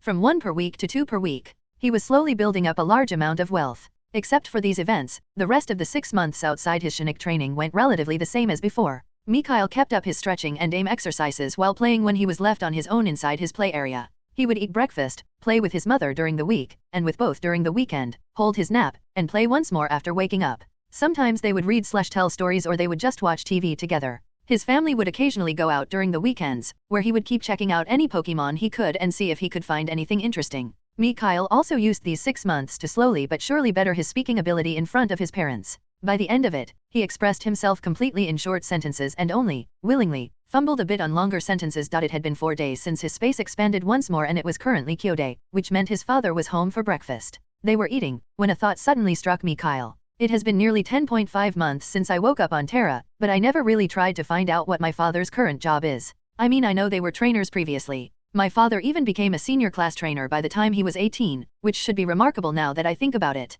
Mikhail gave his father an appreciating look that puzzled Edward before he continued with his reflections. They later decided to quit their journey, got married, and settled down, and a little more than 2 years later little old me was born. I assume the money for the house and everything was earned during their journey, but I honestly didn't hear, listen to anything about what my father does nowadays. Now I'm curious. I don't think he has a completely civilian job, since he still has to pay for the resources their Pokémon need, and I am not sure a civilian job, that is not of the highest station, could afford that. So, it has to be something for active or reserve trainers. Mikhail focused on his father. Daddy, what's your job? Edward, who was surprised by Mikhail's question, answered. Daddy is working at the Magikarp breeding farm and laboratory by Lake Hope. I am the supervisor in charge of security of the breeding farm. Edward mused to himself before continuing. How to describe that in simpler words? Daddy makes sure everything at the Magikarp farm is safe and nothing goes wrong. Mikhail was startled. That's a better vocation than I expected. Either senior class trainers are better regarded than I thought, or the position itself is not seen as high as I think, at least not in a tier 2 town. Or maybe it's a bit of both. Great. Daddy makes sure everything right. We go to Lake Hope, but I not see your workplace. Mikhail questioned his father. Ha ha ha. Lake Hope is really big. The part we go fishing at is a small part of it. My workplace is further away, at a restricted portion of the lake. Special nets have been used to separate a part of the lake to establish the breeding center. Edward laughed a bit before replying to Mikhail, who was curious about what exactly they did at the Magikarp breeding farm. What do they do at farm? Mikhail, who wanted to satisfy his curiosity, inquired. There are a few things that are done at the farm, but the most important 3 are the following. 1. The farm sells Magikarp as a meat source to multiple customers. 2. The farm chooses standard Magikarp with good potential to sell to interested parties. 3. The laboratory studies Magikarp that differ from the standard. Mikhail showed an enthusiastic look, which was not hard since he was interested. The size of the place has to be massive if it supports so many different activities since they need separate facilities for those procedures. I noticed how my father said that he is responsible for the security of the farm, leaving out the laboratory. I am curious as to what the laboratory researches exactly. Magikarp evolves to Gyarados, and that's one of the strongest non-legendary Pokémon species out there. So any research that has to do with Magikarp has the potential to be great. What does the labor study? Hearing his question, Arya, who had been simply listening to the conversation between her boys, interjected. Now that my boy mentioned this, I feel curious about their research as well. Magikarp may be a lot of work, but Gyarados is worth every effort if one can control it. Edward pondered on how to answer his wife and son. I am only responsible for the security of the breeding farm, so I don't know much about the laboratory. From what I heard, the laboratory studies and observes the various changes Magikarps go through while mutating/changing, and the results of the mutation process, as well as how or why this happens. The differences in the evolved Gyarados is a research subject as well. I have heard, and I can confirm it because I have seen it for myself as well, that Magikarp has one of the most obvious mutation processes among all Pokémon species. They change the color of their scales during the mutation process. The further the progress, the more of their scales change their color. For example, if a Magikarp has absorbed a source of ice energy, then a few of their orange scales change to a light blue. The more ice energy it absorbs, the more of its scales turn light blue. Arya, who was listening earnestly to her husband's explanation, summarized what she heard in a way she thought Mikhail would understand. So they study colorful Magikarp to find out how and why they change their color. Mikhail nodded seriously, which made his parents chuckle, and supported his mother's summary. Wow, that's what I call a simplification of the highest degree. But I believe I can top that. That's right. They look at colored Magikarp. Mikhail's parents started laughing when they heard Mikhail's seemingly serious answer. Ha ha ha ha. While his parents were laughing, Mikhail was thinking about what he had learned. This has stirred my curiosity. I have decided to make Magikarp the specimen species of my first round of experiments. I'm going to study the influence of different energy types on them, as well as their changes during the progress, visual or otherwise. The resulting difference in abilities, type variations, as well as their evolution, are naturally research topics as well. The fact that I will most likely end up with an army of Gyarados and its variants as a result of the experiments is simply a happy coincidence. He had decided on the experiment direction, now he had to plan its implementation. I can find Magikarp in nearly every body of water, so finding a few with good potential to breed them should not be that hard. Once I have enough breeding pairs in my space, I will after some time have a constant supply of good Magikarp to experiment on. Using the bad ones for their meat, and the good ones for experiments means no waste. As for the energy resources used in my experiments, for that, I will have to find supplement materials like azure kelp and hard stone for every element. This way my space can analyze and replicate it, supplying me with a constant stream of resources for my experiments. It would be best to have multiple different materials for every type. The food and nutrition of the Magikarp can be covered by my berries and the bad Magikarp. Mikhail, who had already decided on his future experiments and the necessary steps for their execution, was roused out of his musing by his parents. All that talk about Magikarp has made me want to fish. How about we go to Lake Hope today? Came from Edward. Yeah, I agree. Let's go there. I am sure Mikhail wants to see some Magikarp, right honey? Arya replied to her husband while asking her son. Yes, I want to see Magikarp. Mikhail agreed wholeheartedly. This would be helpful towards his plans. Ever since his visit to the doctor, his parents had relaxed their safety measures somewhat, giving him more leeway. I can analyze all Magikarp we catch and find a way to shift the ones with deep yellow or better potential to my space. No more wasted chances. It's going to take a while to complete breeding pairs with good potential even without wasting chances. Moreover, I will have to wait until enough good Magikarp hatch to support my experiments, which is going to take time as well. The ones that hatch with bad potential are thrown into the marine subspace or directly used as food. Cold, I know, but that's life. At least the ones in the subspace are never going to turn sentient thanks to my wish, so I will never have to feel bad about eating them. No matter how smart, as long as it's not sentient, I won't feel bad. As for eating or using sentient Pokemon in the future, that's life, and to the winner goes the spoils. I am not sure how I will react when the time comes, but I accept that such a time will come. A consequence of the struggle for survival. So the earlier I start, the better. This definitely will help me in the future. Mikhail's parents prepared everything and they set out to Lake Hope. They arrived at their usual spot and set up their stuff. Once everything was set up, Mikhail and his father started fishing while Arya was relaxing and sunbathing on their blanket. It took them 8 tries to find a Magikarp bad enough to fit his father's requirements as food material. He released the others into the lake again. Mikhail, who had checked all of them, let them go as well since their potential was not good enough. They kept fishing for the next hour, but the best potential he saw was a deep orange, which while not bad was nowhere near good enough to meet his requirement. At least he could confirm that he was stronger than the average, low, iron stage Magikarp because he could see the full status screen of all of them until now. By the 50th Magikarp, his father had 5 that he kept inside the inflatable pool for later. He only had to catch 1 more Magikarp that fulfilled his condition before he would stop. Meanwhile, Mikhail was getting frustrated by his bad luck. Not a single one of the Magikarp they had caught so far had even light yellow potential, not to mention the deep yellow one he set as a minimum requirement. The 53rd Magikarp was a pleasant surprise. While it did not have the potential he wanted, it at least had yellow potential. Species, Magikarp. Gender, male. Type, water. Potential, yellow. Stage, low, iron stage. Genetic variation, none. Abilities, swift swim. Talents, none. Affinities, water. While you don't meet my initial requirement, I don't think we are going to catch anything better today, so I am going to invite you inside my space. Better than nothing, at least it's nearly there. Mikhail took the Magikarp from his father. While its weight was about 12 kilograms, he had no problem carrying it. His father showed no surprise at this, so he went to the water and lowered the Magikarp to the water. Mikhail then acted as if he was releasing it, while secretly pokenapping it into his space. He released a sigh of relief when no one reacted to the vanishing of the Magikarp, not having noticed his actions. Happy with his success, he returns to his father's side. He decides to check up on the situation inside his space once he is alone in his bedroom. Just as he had suspected, they catch no other Magikarp with good potential until his father gets his 6th one and stops fishing. Edward prepares the Magikarp and grills them afterward. After all of them had eaten, Pokémon included, they played around for a bit before relaxing. Mikhail took his nap there and they played around once more after he woke up. They returned home shortly before evening, put their things aside, cleaned themselves, and had dinner. After dinner, they watched a movie together and Mikhail went to bed afterward. Once he was sure that he was alone and would not be bothered, he focused on his space. The first thing he saw was the analysis report of his main space. Analyzing, Magikarp analyzed. Start improving potential, potential successfully improved. Start optimizing genes, genetic optimization failed. Unlocking extra abilities, unlocking extra ability succeeded. Unlocking talents failed. Checking energy storage can support activity. Generating tailored habitat, absorbing additional energy from outside, habitat successfully generated. Add habitat to main space successfully expanded. Relocate Magikarp to habitat, relocation successful. Energy storage emptied. Process finished. Whoa, that's way more than what happens with materials. Awesome, not only was its potential increased but another ability was unlocked as well. The failure to unlock genetic traits or talents is acceptable. You cannot always win. I have to be content that I got this much already.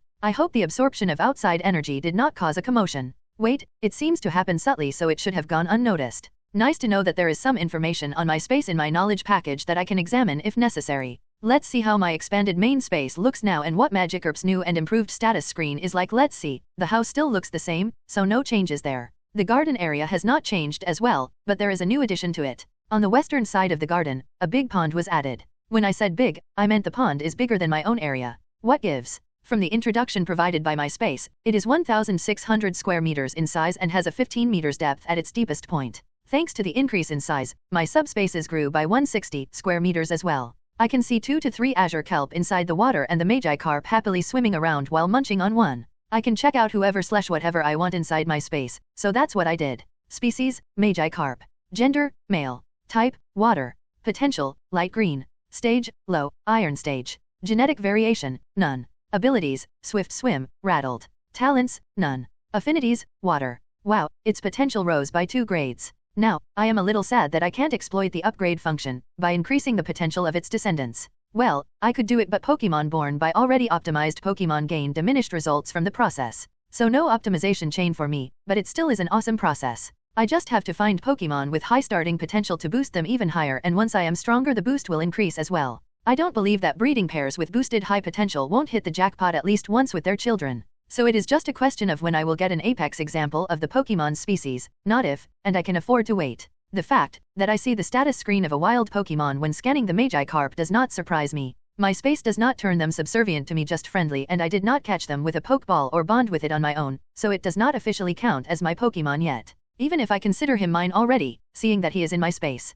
For that to happen, I need a bond link with the Magikarp. Now I am going to stray from the topic a bit to focus on Pokeballs, but they fascinated me quite a bit. I am definitely going to use my knowledge to learn how to make my own. Mikhail goes over some of the knowledge he has available on Pokeballs. Standard Pokeballs on Terra have 2 main functions. They create an artificial bond with the caught Pokemon and store them inside their pocket space. Pokeballs are registered to the individual using them, after they touch the button on it, through a DNA and energy sample. This also prevents anyone else from using them. They use those samples to forcefully create an artificial bond between the Pokemon and the trainer, which is why it is easier to catch a downed or willing opponent. There is less or no resistance by the Pokemon's energy in that state, so the process can happen unhindered. This is also what prevents the use of Pokeballs on already caught Pokemon. They are unable to form a new bond if there already is an active one. This does not mean that the caught Pokémon has to unconditionally obey its trainer. While the bond makes sure the Pokémon does not immediately leave or attack its new trainer and makes it more accepting of them, it does not force it to listen or like the trainer. It can still attack and defend itself, ignoring the bond if abused or mistreated. If the Pokémon tries long and hard enough or the strength difference is too big, the bond can be forcefully broken. The inside of all standard Pokeballs contains a small pocket space created through space folding technology where the Pokémon stays once it is caught/recalled. The red beam coming from the Pokeball makes use of this technology to shrink and absorb the Pokémon it catches or recalls. Any energy necessary to maintain this function is passively absorbed from the environment and the trainer. There are two modes for the space inside the ball. First is the normal mode, where the Pokémon just stays inside the ball but has to be taken out to be provided with sustenance. The second is the hibernation mode, where the Pokémon is put in artificial hibernation. While this reduces energy consumption and slows down any deterioration in case of injuries, it does not stop them. The process is just delayed, so feeding or treatment is still necessary. Humans do not necessarily have to use a Pokeball to create a bond. It is possible to use their energy to bond with Pokémon on their own, if they can use said energy. Not only that, trainers form a natural bond with their Pokémon, after reaching a certain stage and closeness, if both parties are willing. Since the bond still exists even without a Pokeball, they still can't be caught by others. What has to be mentioned is that nearly everyone still uses Pokeballs simply because of their carry and hibernation function. Not to mention the fact that specialized Pokeballs support training and have a great environment in their space for certain types/species. Bringing a Steelix inside a city would be a disaster otherwise, and handling injuries is much easier this way. Mikhail nodded to himself, satisfied. He had gotten used to his inner monologues by now and gave himself a good rating for his summary. Anyways, back to Magikarp. I will have to bond with it or catch it later. For now, it can just stay inside my space. I will try to keep adding others as well, so they can start breeding while I do other things outside. I have been informed that the addition of Magikarp may have increased the intake of energy, but the productivity has not increased because it only covers the additional expenditure of energy because of Magikarp. If I want higher productivity, I will have to get stronger myself or train Magikarp, because just adding more of them won't change much. Mikhail, who had ascertained the current situation inside his space, went to sleep. It had been 6 months and 3 weeks since the day he had checked up on the Magikarp in his space. In 3 days at Muday, 2172.19.10, he was finally going to turn 2 years old. These 6+ months had been quite fruitful for Mikhail. He had managed to find 4 more useful materials during this time. A crimson flower with some fire energy, an aquatic stone with some water energy, a poisonous mushroom with some poison energy, and a piece of fragrant wood with some floral energy. He discovered the crimson flower and the poisonous mushroom during trips to Hope Park. The aquatic stone was found while he was walking by the water at Lake Hope. He stumbled upon the fragrant wood on the way to his parents' training area west of their home, while he followed his mother to see her train with Rivers. All materials were of the lowest quality when he found them and were upgraded to low quality by his space. Mikhail thought about the status of the crimson flower. Name, crimson flower. Type, fire. Quality, low. Faults, none. Uses, it's a flower that has absorbed the heat from the sun as well as the fire energy in the environment until it mutated. Contains a bit of grass/floral energy, as well as concentrated fire-type energy, increasing its purity. Can be used as a supplement to help fire-type Pokémon. It's good that I removed the improved from the name line. I know from the quality of the material that it has been improved and it looks better this way. With the addition of these materials, I have supplements from 5 types. 13 more to go. 2 months in, Mikhail had been satisfied with his overall berry stock and decided to only grow lum, leppa, and citrus berries for a while. Because his subspace flora had increased in size by 160 meters since Magikarp's addition, he was able to grow 40 more berry trees, which had more than doubled his yield. 5 months in, he added another 25 berry trees, because his subspace increased by another 100 square meters, bringing his total to 90 berry trees. The increase in space came from his psychic training. Mikhail naturally did not neglect his training during these 6+ months, and he had made some progress with his telekinesis. When he managed to perform his telekinesis exercise with 10 stones for 10 minutes in a 10 meters radius with him at the center about 5 months in, his main space increased once more. This time the space increased by 1,000 square meters. Overcoming this difficulty increased the material production rate from 2 per week to 3 per week. He naturally kept up his training afterward as well. Besides his psychic training, he kept doing his stretching and aim exercises during all this time too. Mikhail felt like he was not far from unlocking his telepathy ability and becoming a second-class tier 1 psychic. He naturally kept checking out all the Pokémon he could, on their trips, and especially focused on the Magikarp when they were at Lake Hope. During these 6+ months, he had only managed to discover another 3 Magikarp, 2 females, and 1 male, he was willing to invite into his van. He meant space. Even those 3 were not of the same standard as the first Magikarp. They had light yellow potential when he observed them, and after being poke-napped, only their potential was increased by his space. The other improvement attempts failed. The potential of 1 female and the male Magikarp were raised by 2 grades to deep yellow, while the other female Magikarp only had her potential raised by 1 to yellow. Species, Magikarp. Gender, female. Type, water. Potential, deep yellow. Stage, stageless. Genetic variation, none. Abilities, swift swim. Talents, none. Affinities, water. All three were deposited inside the existing pond. The size of the pond was deemed sufficient for all of them, so no further size increase happened because of their addition. No breeding activities happened yet, which Mikhail attributed to their relatively young age. All of them being a bright orange, a little on the lighter side. Another noteworthy thing that should be mentioned is that he seemed to have stopped growing exactly 6 months in. He stopped growing after obtaining the look of a 6-year-old rather than a 5-year-old, which was the norm. He checked his status screen once more after a long time to see what had changed now that he had the body of a 6-year-old. Except for his name, he wanted only the changes to be displayed, so his screen only showed those. Name, Mikhail Geo. Age, 2 years, 71 months 27 days. Occupation, Tier 1 3rd class psychic, Tier 1 3rd class aura user. Physique, Tier 0, earthen athletes. Mind, Tier 1, iron stage. Soul, Tier 1, silver stage. Masteries, telekinesis, beginner. It was not bad and he felt satisfied when he saw it, especially when he saw that he reached the 2nd mastery grade in his telekinesis instead of the first one, which was novice. Now he only had to wait for 3 more days for his birthday. His parents told him that he would, like all children on Terra, gain some more freedom afterward. He would be allowed to play in their garden on his own and around their house if he was accompanied by one of their Pokémon. He would also be able to play with or pet all Pokémon that allowed him to do so. His parents would also start his reading and writing lessons since he can't exactly tell them that he already could do so thanks to all the knowledge from Terra he has in his mind. He could imagine how that would go. Scenario begins. Mommy, Daddy, I can read and write already. How could you already know how to read or write? Don't joke around, darling. We will try to make sure the lessons are not boring. But I really can. See, Mikhail proving his parents that he can do so. Arya, do you think he learned that on his own or that a psychic type or psychic messed with our son? Could be. How else would he know how to do so? He had no access to anything that could have helped him learn it on his own. I don't think he could have learned it from his storybooks. Edward, we have to make sure that everything is alright with Mikhail and that if an intrusion to his mind happened, it was not messed up by whoever did this. You're right. We have to bring him to an expert and have him take a look into his mind to make sure everything is okay. Let's go to Pallet Town, they have the best experts available. Mikhail was looked over and his parents' surveillance increased even if he came out without any problems from the checkup thanks to his wishes. Scenario ends. Yeah, no thank you. I will simply act as if learning to read and write is easy. If they think I am a genius, that's okay as well. It was the day of his birthday and the day that signified the end of his first major maturity phase. It was the moment Mikhail turned from a delicate thing that could easily break into something much sturdier in the eye of the people of Terra. Due to the increased gravity and energy on the planet, the human body, including those of children after their first maturity, was much sturdier. Nearly nothing short of a Pokémon's attack or something equivalent would cause a serious injury to them. Due to this and the existence of potions, which even civilians could afford and keep at hand, humanity was much laxer with their children after their first maturity, allowing them to explore their relative surroundings to acclimate them to spending time outside, preparing them for the future.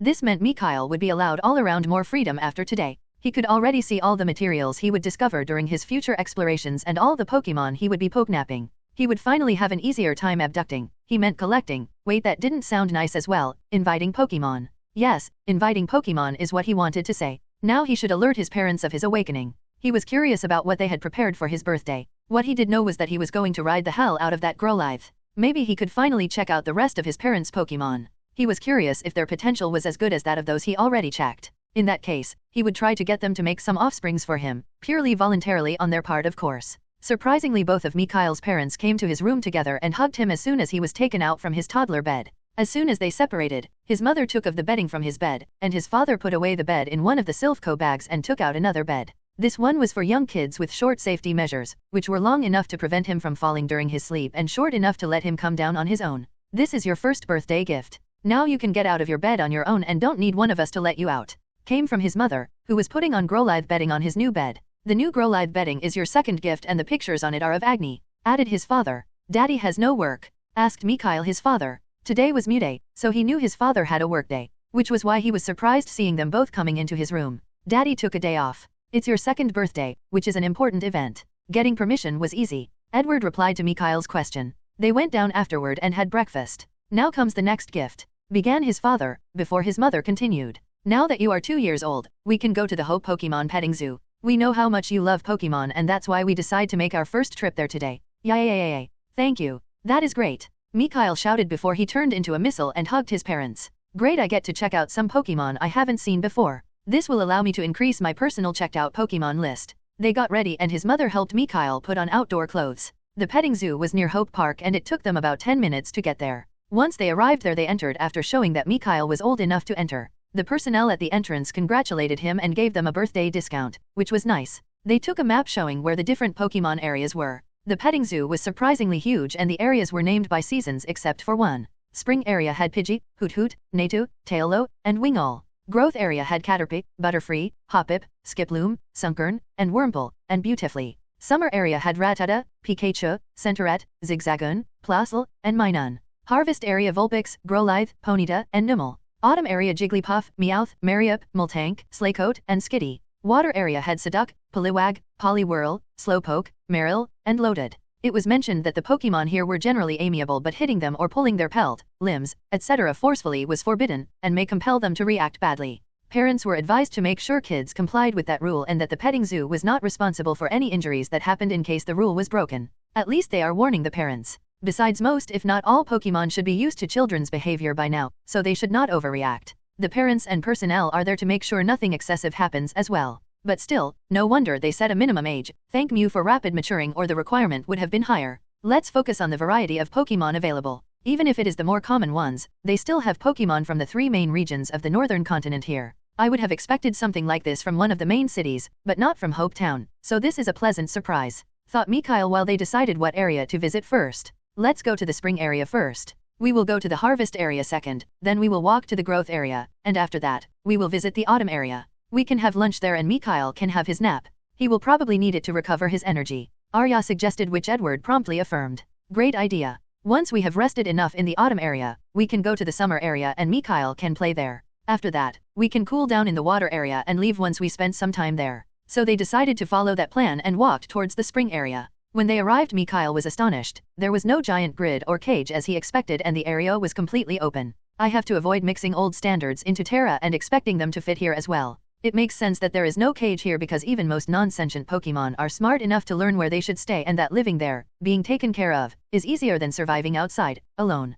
In short, they get trained before they are let out. The Pokémon are either fully or semi-domesticated. Mikhail saw the bird-like Pokémon flying around or resting on the grass and trees. Pidgey and Taillow were the most numerous, followed by Wingull and Hoot Hoot. Finally, Nata numbered the lowest. While gazing at the Pokémon on the trees, Mikhail thought, for the Pokémon resting on the trees, I will have to use the increased range of my Shinic abilities to check them out. Thanks to my telekinesis training, my activity range increased to 10 meters. This means within that range I can touch things with my Shinic energy/abilities. Since I come in contact with them through this, I can check out any Pokémon that is within 10 meters of me. They might feel my energy brushing past them, but they should not know from where it came and hopefully attribute it to the wind. In case they don't, I will act ignorant, denying any connection to the incidents. They bought some Pokémon food that bird Pokémon preferred from personnel by the area to feed/bribe some Pokémon if necessary. With a glance at his parents, Mikhail approached a few Taillow resting on the grass. The Taillow focused its gaze on Mikhail but did not react otherwise. Once Mikhail came to its side, he bent down to stroke its feathers and checked its status screen.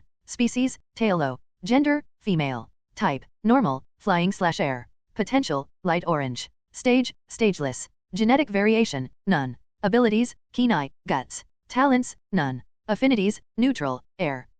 Nothing out of the ordinary, except for its abilities. In the games, Taillow doesn't have the keen eye ability, but this one has it. Still, this makes much more sense because it's a bird-like Pokémon, and all of them having this as their first/main ability seems logical because this is something they all should have, like breathing inside water for fish. Them not having the ability in real life would be weird, not the other way around. They seem to gain their standard ability from the games as a second one instead. This is the first time I see 2 abilities in that column from a Pokémon with worse than light green potential. I don't know for now if those that have it as an ability in the games display 2 abilities as well, or if it's just those that don't. We will know once I check out a Pidgey or a Wingull. Mikhail left the Taillow alone to check out his next target, a Wingull not far from his position. Before he could reach the Wingull, a Nata flew over and landed in front of him. It gazed at him with a puzzled look, seemingly unsure why it felt attracted to him. Mikhail was intrigued by why this Nata focused on him like this as well. He assumed it could be because of his psychic energy, but neither the other Natas nor the Butterfrees of his parents, with their admittedly smaller psychic affinity, had detected anything until now. He liked to think it was because he kept his Shinic energy from leaking any more than it did before he advanced. At least he tried to do so.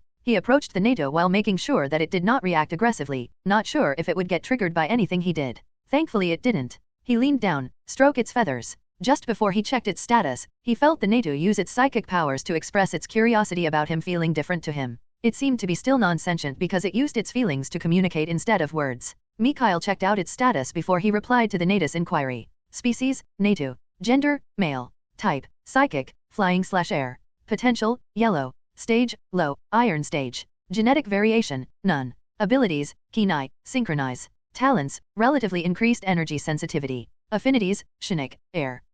This one has, including keen eye, 2 abilities as well. The other one is synchronize and it has a talent. Wow, this is the first Pokemon with a talent from those that I have checked. I always thought that they need a higher potential to get one, seeing that the Magikarp with light green potential had none. It looks like I was wrong. Either way, I think it is this increased sensitivity combined with its synchronize ability that should be responsible for Nata's interest in me. The combination probably helps it somewhat, allowing it to sense my higher Shinnick energy pool. I have no clue either. Maybe we have a destiny together. That could be why you feel different about me. Normally, he would not use such sentences in the earshot of his parents, but in this case, he could make an exception. Edward, do you hear him? He is quoting the Arcanine King. My son is so smart. He managed to memorize the text despite his age. His mother could be heard saying to his father in the background. You're right, Arya. We watched that movie months ago. That he hasn't forgotten the sentences is impressive, and I am not saying this because he is my son. Unfortunately, catching or taking any Pokemon from the zoo is forbidden. So it doesn't matter if he manages to hoodwink, to impress the Nata, so we can't bring it along. Came the reply from Edward. Tuning out the background noise, Mikhail focused back on the Nata that had heard his parents as well. Like you heard. You can't come with us. You are still a great Pokemon. Bye-bye. The Nato communicated its acceptance and took off. Mikhail, who considered the case closed, focused back on the Wingull he planned to check out before. He was surprised when the NATO landed on his head instead of flying away. Why? You cannot come with us. The NATO expressed its understanding, but it also transferred that it would accompany him for now. He probably wants to follow us around for now. Just let it stay there for now. NATO is really light, so you should have no problem with carrying him around while it is on your head. Mikhail heard his mother say. Only here 2 kilograms could be deemed light. Not to forget a child carrying around 2 kilograms being considered no problem as well. Okay, he acknowledged while deciding to not use his Shinnick abilities in front of the NATO. While the others may not detect their usage, the one on his head probably would. So accepting that he would not be able to check the Pokemon on the trees, Mikhail resumed his walk to the Wingull, which he promptly checked. Species, Wingull. Gender, male. Type, water, flying/air. Potential, deep red. Stage, stageless. Genetic variation, none. Abilities, keen eye. Talents, none. Affinities, water, air. Well, its potential is bad, but its ability tells me something more important. This Wingull has only the keen eye ability in its ability column. This, while not outright proving it, tells me that bird-like Pokemon with the keen eye ability in the games don't have the second ability in their column, which means that keen eye can be considered a racial ability for all bird-like Pokemon. Other Pokemon can also have this as an ability, but bird-like Pokemon always do. This should be the reason why they can have a second ability in the ability column despite not having light green or better potential. Satisfied with his reasoning, Mikhail continued petting and checking all Pokemon he could get his hands on, occasionally feeding the Pokemon the poke food they had bought. When they continued towards the next area 45 minutes later, he had checked more than 30 Pokemon, Pidgey and Hoot Hoot included, and they had used up all the Pokemon food. From what he saw, his theory fit, and until D.I.S. Pirovan he would assume that he was right. The Nata that had sat on his head the whole time they were at the spring area, left as soon as they arrived at the harvest area, which was a large clearing with 1 or 2 mounds. They bought both food swords provided at the beginning of the area. One was apparently liked by Vulpix and Growlithe, and the other one by Ponyta and Numel. Mikhail absolutely did not squeal when he saw all those Growlithes, and his parents most definitely were not laughing at his behavior. Whoever claimed otherwise was a dirty liar. He spent the next 90 minutes hugging all Growlithes he could get his hands on. Naturally, he pet and cursed the other 3 Pokemon types as well, but he would be lying if he said that his focus was not on the Growlithes. Of course, he did not forget to check out their status. Let's go not off topic, but deviate a bit. What he learned demonstrated once more what his knowledge had told him about the potential distribution of different species. Here the base stat from the games once again showed its influence. Species whose final evolution had a higher BS possessed a better potential distribution. He had seen the distribution list the day he met his parents' Pokemon the first time, and all checks until now have confirmed it, even the Magikarp. He had seen 5 light yellow Magikarp until today, despite the terrifying number of Magikarp on the planet. Back to the Pokemon from the harvest area. There were about 30 Growlithe, 20 Vulpix, 15 Ponyta, and 4 Numel. Out of 30 Growlithe, 8 had red potential, 12 had light to deep orange potential, 5 had light yellow, 2 deep yellow potentials, and 1 even had light green potential. Species, Growlithe. Gender, male. Type, fire. Potential, light green. Stage, low, iron stage. Genetic variation, none. Abilities, flash fire, intimidate. Talents, none. Affinities, fire. My father said that this Growlithe was quite young, which explained its stage being low despite its potential. There was a high iron stage Growlithe as well. Species, Growlithe. Gender, female. Type, fire. Potential, yellow. Stage, High, Iron Stage. Genetic variation, abilities, talents, affinities. The others were okay as well. The best potential amongst the Vulpix was one with deep yellow potential. Species, Vulpix. Gender, female. Type, fire. Potential, deep yellow. Stage, mid, iron stage. Genetic variation, abilities, talents, affinities. The Ponyta had one yellow potential one and the best Numel had deep orange potential. The Pokemon only felt warm to his touch, even the Numel, even though he remembered Numel to have magma flowing through its body according to the games. He had no idea how it did, but his father confirmed it. When he asked why they only felt warm instead of hot, he said that they could control the heat they give off to a certain degree. 30 minutes in, his father talked with one of the zoo personnel in the harvest area and released Agni. He took out the saddle and harness, strapping them on Agni. While his father was doing that, his mother turned to Mikhail and said, "This saddle and the harness are your fourth present. You already knew about them and now you can use them for the first time." His father, who finished making sure everything fastened firmly, helped him on the saddle and showed him how he had to position himself and what not to do. After which Mikhail rode around the area on Agni, sometimes alongside the other Growlithe, sometimes on his own. 30 minutes later he dismounted and his father released Agni from the equipment. "That was great. Thank you both." "Thank you, Agni." Mikhail, who was extremely happy, said to his parents and proceeded to hug them. After that, he continued to play around with the Pokemon. They went towards the growth area once his parents decided that they stayed for long enough, seeing that Mikhail was still going strong despite spending 90 minutes there and running out of Pokemon food during the first 50 minutes. The growth area was a field full of grass and flowers, with tree groupings here and there. They bought Pokemon food here as well and spent around 30 minutes watching / playing with the Pokemon there, running after / alongside Pokemon that fluttered or floated in the air, checking out the ones he couldn't reach with his Shinik ability when they came in range. Mikhail could have sworn he saw a green blur occasionally in the periphery of his vision, but every time he tried to check if there was something there, it turned out empty, so he ignored it. Mikhail and his parents would occasionally stroke a Caterpie, Wurmple, or Sunkern. None of the family members had a problem with bug types, which could be seen by the Butterfrees his parents had. He also added Skiploom, Wurmple, and Beautifully to his checked out Pokemon list. The most notable status from the Pokemon he checked in this area was from one of the Butterfree. Species, Butterfree. Gender, male. Type, bug, flying/air. Potential, green. Stage, mid, bronze stage. Genetic variation, abilities, talents, affinities. He was surprised by how strong it was for a Pokemon at a petting zoo, but concluded that it probably acted as a form of security. Their last stop for the first part of their trip was the autumn area. Compared to the previous 3 areas, this one was more calm and peaceful. It was a clearing with Pokemon lazing about. They were mostly lying around, Slakoth and Meowth, grazing, Mariup and Miltank, or casually strolling, Jigglypuff and Skitty. They used the Pokemon food they bought while switching around sitting/lying locations, just cuddling/caressing different Pokemon. Mikhail naturally checked the status of the Pokemon here as well, adding them all to his checked out list. He found one surprise this time around. It was the absence of something in the status of all 3 Slakoth. None of them had an ability. Species, Slakoth. Gender, male. Type, normal/neutral. Potential, light orange. Stage, stageless. Genetic variation, none. Abilities, none. Talents, none. Affinities, neutral. It looks like my observe function does not consider truant as an ability, which is great and makes sense in my opinion. An ability forcing Slakoth every moment to stop makes no sense. Here it's a simple case of extreme laziness imprinted on their kind as a whole, but I believe with the necessary patience and incentives it could be trained to at least actively participate in a fight or training. It can keep lazing around as much as it wants at any other time, but if it does seriously fight and train, the species would be worth the effort. The best potential he found here was a deep orange Miltank, which was also the strongest Pokemon one among them. Species, Miltank. Gender, female. Type, normal/neutral. Potential, deep orange. Stage, low, bronze stage. Genetic variation, abilities, talents, affinities. He kept a lookout for a good Mariup, but they were all average. They spent 30 minutes just lazing around together with the Pokemon before his parents spread out a blanket, put up a parasol, they ate their lunch, and Mikhail took a nap courtesy of a Jigglypuff. He never fell asleep faster and his sleep was quite refreshing. After his nap, Mikhail made sure he was left unbothered during/due to his sleep. They left the autumn towards the summer area once they had packed up their stuff. At the beginning of the summer area, they once more bought Pokemon food. One type is for Pikachu, Plusle, and Minun, and another type is for Rattata, Centauret, and Zigzagoon. Mikhail played tag with the Pokemon for a bit before playing catch with the Pokemon food. He would throw a pellet of Pokemon food into the air and one of the Pokemon would catch/eat it. Mikhail would still occasionally see the green blur, but he kept ignoring it. He had quite a bit of fun like this until the food ran out.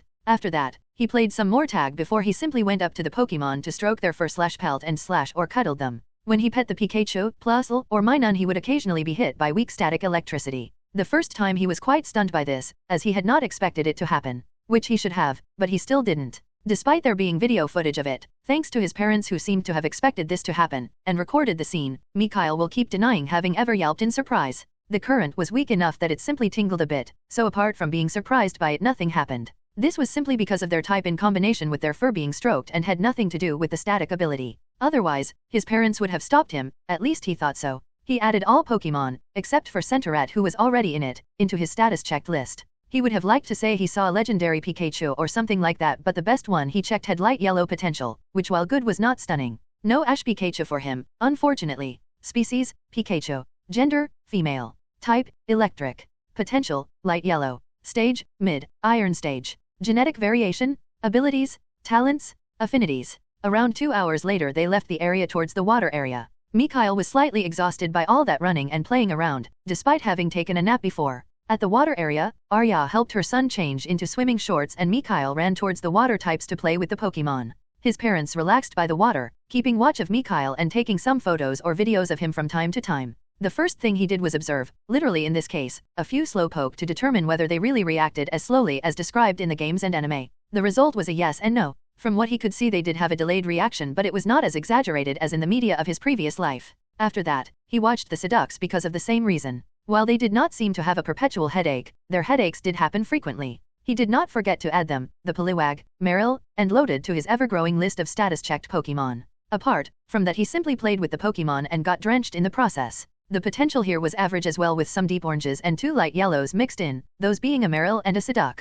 Species, Seduct. Gender, male. Type, water. Potential, light yellow. Stage, low, iron stage. Genetic variation, none. Abilities, damp. Talents, none. Affinities, water. And species, Marill. Gender, female. Type, water, fairy. Potential, light yellow. Stage, mid, iron stage. Genetic variation, abilities, talents, affinities. An observation he made once he saw a real-life one, was that the variant Centaurette he had seen in Hope Park had a slight resemblance to Marill. While the resemblance was minor, it did exist, which he, personally, attributed to a common ancestor a long time ago. They waited for Mikhail to dry and about 1 hour after they came to the water area they left, this time towards the exit of the petting zoo. They drove home, where they had dinner. "And how was it? Did you have fun?" asked his mother after their meal. "Yes. It was great. Today was the best day ever." Mikhail expressed his agreement. "That's good. We are happy that you had fun. We thought it was a great day too," said his father. "We have one last part/gift for your birthday."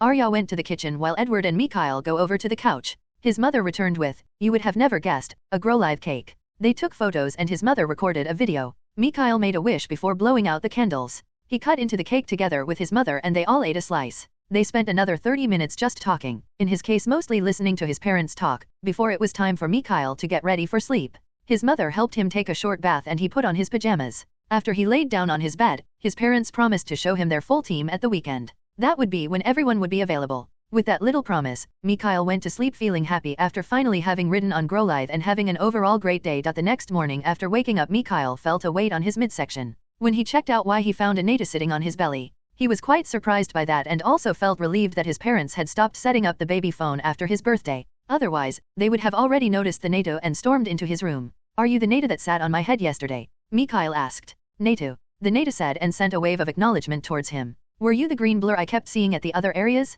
Why did you follow me then and why did you follow us home?" "Na, Nat, 2, Na, Neta." Neta sent another admission and expressed his ongoing curiosity. Neta conveyed that it was intrigued by him and decided to follow and observe him. "I understand, but we are not allowed to take Pokémon from the petting zoo to our home. While you technically came to us instead of us taking you along, my parents will most likely still return you to the zoo. While I don't know if the personnel would allow you to stay with us if you insist, I doubt it. I have a way to hide you from others and to let you stay with me if you want, but you will have to stay there while I am not alone." Mikhail, who understood Neta's explanation, tried to lure it with candy.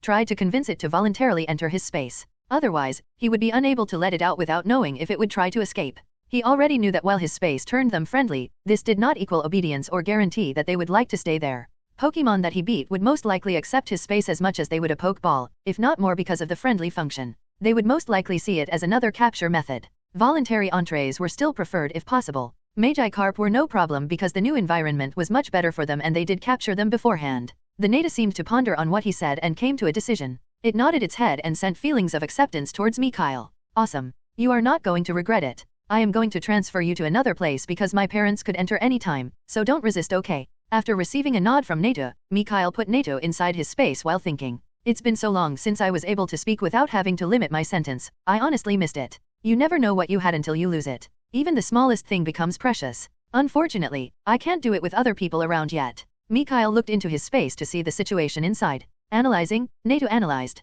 Start improving potential, potential successfully improved. Start optimizing genes, genetic optimization failed. Unlocking extra abilities succeeded.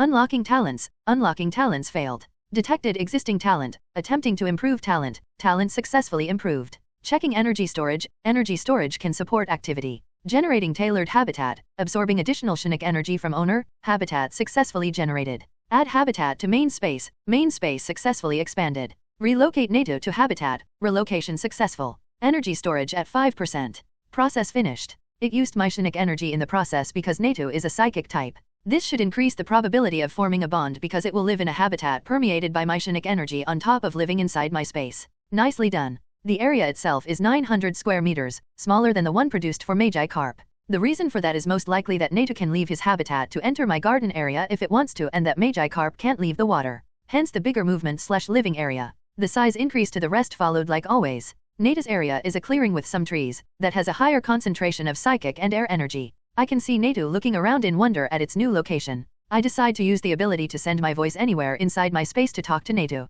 How do you like my place? If it's alright with you, you will have to spend some time there until I can find some alone time to let you out. The place you are currently in is your area. Tuesday NATO. NATO transmits something along the line of it's fine, no hurry, and makes himself comfortable. That's great. If you want something to eat just convey it to me and I will give you berries or some Magi Carp stripes. Please leave the Magi Carp inside the pond alone, they are mine and not to be used as food. Mikhail gave NATO some instructions while thinking. Should I plant some berry trees in the main space for NATO or should I just, daily, throw in some of the berries from the subspace flora as I do for the Magi Carp? Let's wait until the reserves are full again before deciding. It takes some energy to grow berries and I don't want to waste energy until I have some surplus. Let's check NATO's new status before I forget to do it. Species, NATO. Gender, male. Type, psychic, flying/air. Potential, light green. Stage, low, iron stage. Genetic variation, none. Abilities, keen eye, synchronize, early bird. Talents, moderately increased energy sensitivity. Affinities, Shinnick, air. Wow, it has 3 abilities now. That's a first for me. Its potential increased by 2 grades, so that is like usual. Light green is good, that his talent increased is better. While NATO and Zato are not something that I would add to my team, this one is worth training, at least for now. NATO will be helpful to my psychic training and until I get some much better Pokemon I can use NATO in the wild as well. After that, he can just chill out inside my space or enter the reserve team. After Mikhail received NATO's acceptance, he was done with his surprise guest. He got down from his bed and changed out of his pajamas. Mikhail went down to the living room and saw his mother busy with her household chores. Arya stopped what she was doing as soon as she heard her son entering the living room and turned to him. Good morning, honey. Just play in your area for 10 minutes and mommy will prepare our breakfast. Okay. Mikhail agreed to her request and started doing his stretching exercises while he waited. After breakfast, Mikhail addressed his mother. Mommy, I am going out. I want to explore. His mother agreed but not before advising him. That's alright, honey. If you go outside our garden one of our Pokemon will follow you to make sure nothing dangerous approaches you. They will also try to help or alert us in case an accident happens. Don't worry, they will keep their distance and try to not get in the way of your exploration. You should still not go too far out for now. I recommend learning about our immediate surroundings first. Thank you, mommy. I will do what you said. Mikhail assured her while leaving the house towards their garden. I haven't checked out our garden before this. Maybe I will find something that I can add to my list of materials/supplements. Even if I don't find anything, I can still check out the Nidopear and the Gloom I couldn't before this. No need to wait until the weekend if I can check them out on by myself right now, at least those available. He first went to Growlithe's area but found nothing.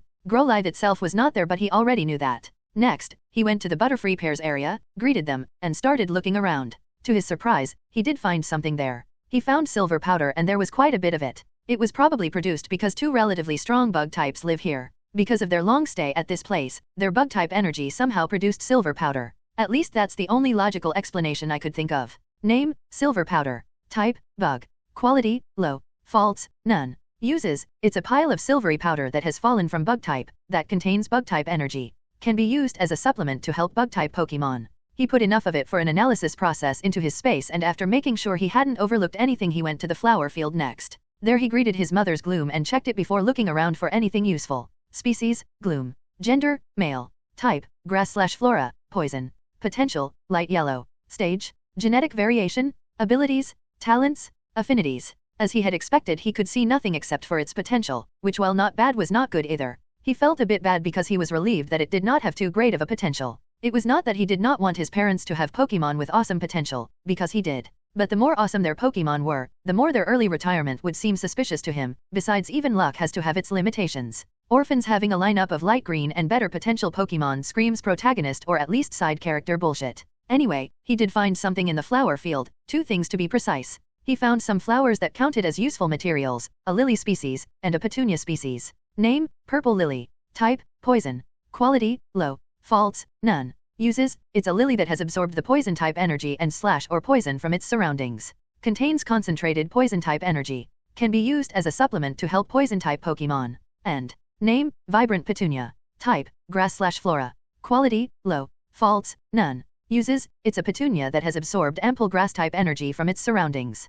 Contains concentrated grass type energy. Can be used as a supplement to help grass type Pokémon. This together with the previous case indicates to me that Pokémon, if strong enough, can influence an area they stay at for longer periods, like their living space. At least, I come to this conclusion, and like always until proven otherwise I will assume that I am correct. The reason Growlithe's area had nothing is probably that he does not stay at one place long enough for fire energy to concentrate, or it could be possible that fire energy needs more time in an environment like this to show an effect and it hasn't been enough time yet. He plucked a petunia and lily using his telekinesis and took them into his space while distracting Gloom with his farewell. Now I am anticipating what I will find in the living areas of the others. Mikhail walked towards the pond where his mothers Poliwhirl and Sturyu lived and gave them a greeting. Poliwhirl came out to greet him back but Sturyu ignored him. Seeing that he would not get a chance to touch Sturyu this time as well, because it kept evading him for some reason, Mikhail decided to walk closer hoping to get Sturyu into his psychic range. Once he managed that, he used his telekinesis to light slap it in the back, to check its status. Species, Sturyu.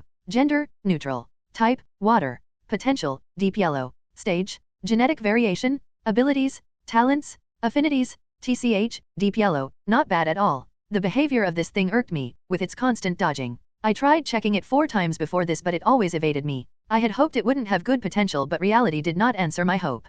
Petty, maybe, but I can be petty sometimes as well. The startled Sturyu turned around wondering what the hell just happened. Seeing nothing there, it acted confused before simply deciding to change its locations. Mikhail decided to check the pond for materials at another time since he did not want to get wet right now. He went to the Nidopair's den next. His father's Nidorino and his mother's Nidorina were both there. It seemed like his father had left behind his Nidorino to look after the safety of their home because he knew that his father took Growlithe with him. He made sure the pair was okay with him being there and touching them, their species being territorial and poisonous and all that. While they were herd Pokemon and he was part of that herd, he did not want to risk anything. Once he checked their status, was unable to hold back and exclaimed, "Whoa, species, Nidorino. Gender, male. Type, poison.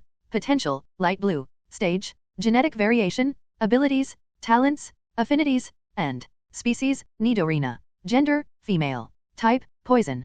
Potential, deep green. Stage, genetic variation, abilities, talents, affinities." What the hell? This is absurd. How does this keep happening? Just how? Light blue potential and deep green potential. I could have somehow accepted it if they had both deep green potential, seeing how lucky my parents seem to be, but light blue, kman. The Nidopair looked at him in confusion after his exclamation and Mikhail just fibbed. "You two are so cool I couldn't control myself." They just nodded, deciding to simply ignore his strange behavior, attributing it to his age. Mikhail decided to just accept that his parents seemed to be liked by Mew, Jiraiya, and everyone else responsible for luck, and started looking around to search for something he could take from here as well. He was not disappointed and did find something. It was a thorn that seemed to have fallen of Nidorino. Name, Nidorino's poisonous thorn. Type, poison. Quality, mid. Faults, none. Uses, it's a thorn that fell from a Nidorino's spine.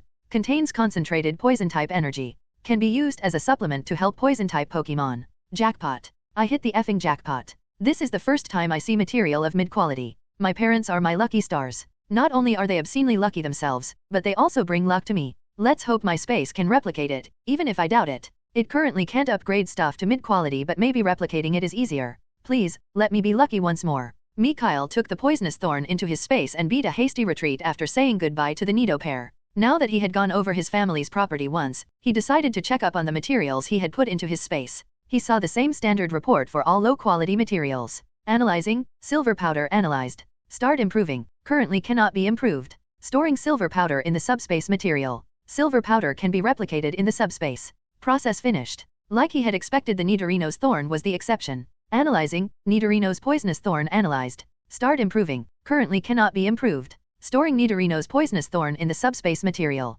Nidorino's poisonous thorn cannot be replicated in the subspace. Process finished. He had predicted that it would be unable to increase its quality but had hoped it could be replicated.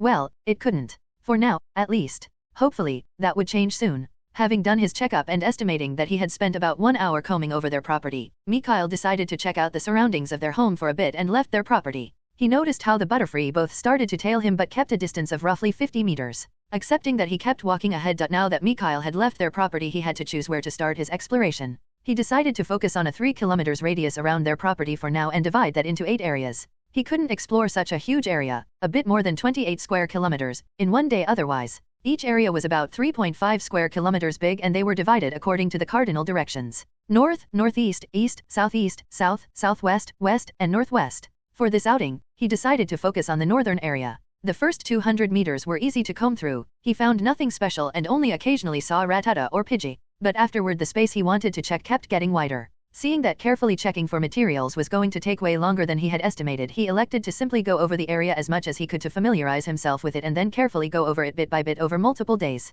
He had underestimated the workload because he had thought that leisurely walking 3 kilometers normally took him about 30 minutes, so fully exploring 3.5 square kilometers shouldn't take longer than 3 to 4 hours. But he had neglected to consider that those 30 minutes were spent walking 3 kilometers in a straight line, not to mention that this was not flat terrain. He saw trees as far as he could see, at least in the northern area, which should have been obvious seeing that Hope Town bordered the outskirts of the Viridian Forest. As soon as he crossed the 200 meters mark, it was like he had crossed an invisible boundary and his surroundings abruptly came to life. He saw many more Pokémon going about their business. He watched a Caterpie leisurely eating a leaf when suddenly a Pidgey swooped down and attacked the poor Caterpie. He saw how the Pidgey landed on the Caterpie, restraining the surprised Pokémon with its claws. Pidgey's beak shined with what looked to be the move, peck, before it plunged its beak into Caterpie's head until its defense broke and it died. He stared as the Pidgey lifted the carcass of the Caterpie and flew back to the branch it came from and started eating. This was the first time he directly witnessed a Pokémon being killed, as his father always sent him away before killing and gutting the Magikarps they caught. Mikhail would be lying if he said he wasn't feeling bad.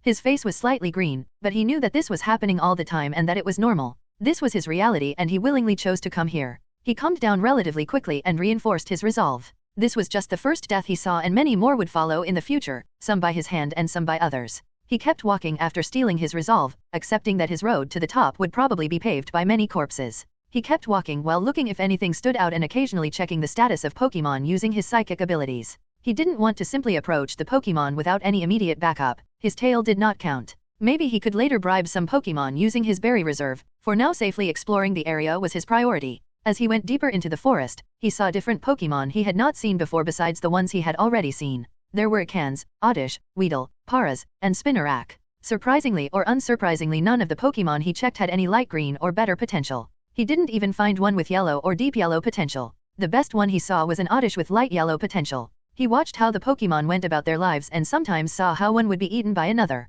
The fights he witnessed only happening in such cases. The attacks were mostly surprise strikes unless the target noticed the ambush. Proper fights were rare, and unless a clear winner became apparent, the Pokémon would retreat. In case a winner was determined, the loser would be killed and eaten or simply killed as retaliation in case the target won and didn't want to eat the opponent. The most interesting fight he saw was one from an Ekans. The Ekans used what seemed to be Poison Fang from behind and bit a Rattata before using Wrap to make it immobile. The Rattata tried to retaliate but couldn't, and Ekans kept using Poison Fang to pump in some more poison. This was curious because as far as he knew, Ekans couldn't learn Poison Fang naturally, at least not in the games. They could inherit it from a parent or through being taught, but not through leveling, which he assumed to be some kind of genetic inheritance on Terra. The question was if this Ekans got the move from its parents or if it learned the move on its own. It would make sense that they could learn moves like this on their own by simply trying to combine the move bite with their poison energy from acid, for example. Anyway, back to the fight, the Rattata kept getting weaker until it couldn't move anymore and died. Now seeing this, you would think Rattatas were weak, but its screams seemed to have attracted one of the braver Rattata, which would convince you otherwise. As soon as it saw the Ekans that was about to swallow the carcass of a fellow member of its species, it went on the offensive. The Ekans got in a defensive position as soon as it noticed the newcomer and immediately prepared what could have been acid or poison sting. The moment the Rattata ran toward the Ekans, it fired a poison sting towards the Rattata. By dodging left and right while running towards the Ekans, the Rattata made aiming at it much harder and managed to evade most of the attack. It remained unscathed except for a few stings that successfully hit it but did not manage to poison it, and finally arrived in front of its target. It looked like it used a quick attack to boost its jump, aiming at just below the Ekan's head with its mouth shining with what was most likely bite. The Akan, sensing the danger, tried to dodge by moving its upper body back, but just managed to tilt it enough that Rattata's teeth scraped its skin, causing it to slightly bleed. Incensed by its injury, Akans used an anger-fueled glare, causing the Rattata to momentarily freeze, which Akans utilized to use a poison jab. The Rattata used the momentum of the hit to back away. Seeing that it was at a disadvantage and concluding that it was unlikely to win, the Rattata gave the Akans a hateful stare before running away. The Akan, seeing that it couldn't prevent it from escaping, focused back on its previous bounty and started to swallow it before throwing a look his way and slinking away. He froze in fright when it looked over, but felt relieved when it simply proceeded to ignore him. He had not dared to check their status during their fight because he was afraid of attracting their attention, and he didn't want to influence the outcome of the battle by accidentally distracting one of them. He had guessed from their strength and behavior that they both had high potential, but now he was happy that he had held back his curiosity. That could have ended badly for him. As for the reason why the Pokémon seemed to avoid him, he concluded that the scent from the Pokémon at their home lingered on him and deterred the wild Pokémon from attacking him. He assumed that unless he provoked them or they were desperate, he wouldn't be attacked. Or it could be the presence of the Butterfree following him, he wasn't sure. What he did know was that, currently, he was very thankful for their presence. After having witnessed that fight, he continued walking through the northern area, roughly looking around for anything worthwhile. At the center of the 3 kilometers border he had set for himself, he found a huge windfall. He found apricorns, the things that can be used to make special Pokeballs. To be specific, he found green and blue apricorns. In the games, those could be used to make friend balls and lure balls respectively, but here there were more possibilities. There existed more Pokeball variations than in the games, and the apricorns could be used to produce many different ball types. Thanks to the knowledge he had on Pokeball smithing, he could, through practice, produce his own Pokeballs. While he was sure it would not be easy, because knowledge did not directly translate to proficiency, he could afford the time and materials to get good at it. As long as he could get his hand on the various apricorns, his space could replicate them, meaning ample practice material. He checked if the surroundings of the trees were clear and instantly picked up one of each kind as soon as he confirmed that it was safe. He noticed that the earth near the blue apricorn tree seemed to be damper than its surroundings and wondered how. He checked them before putting them inside his space. Name, green apricorn. Type, plant.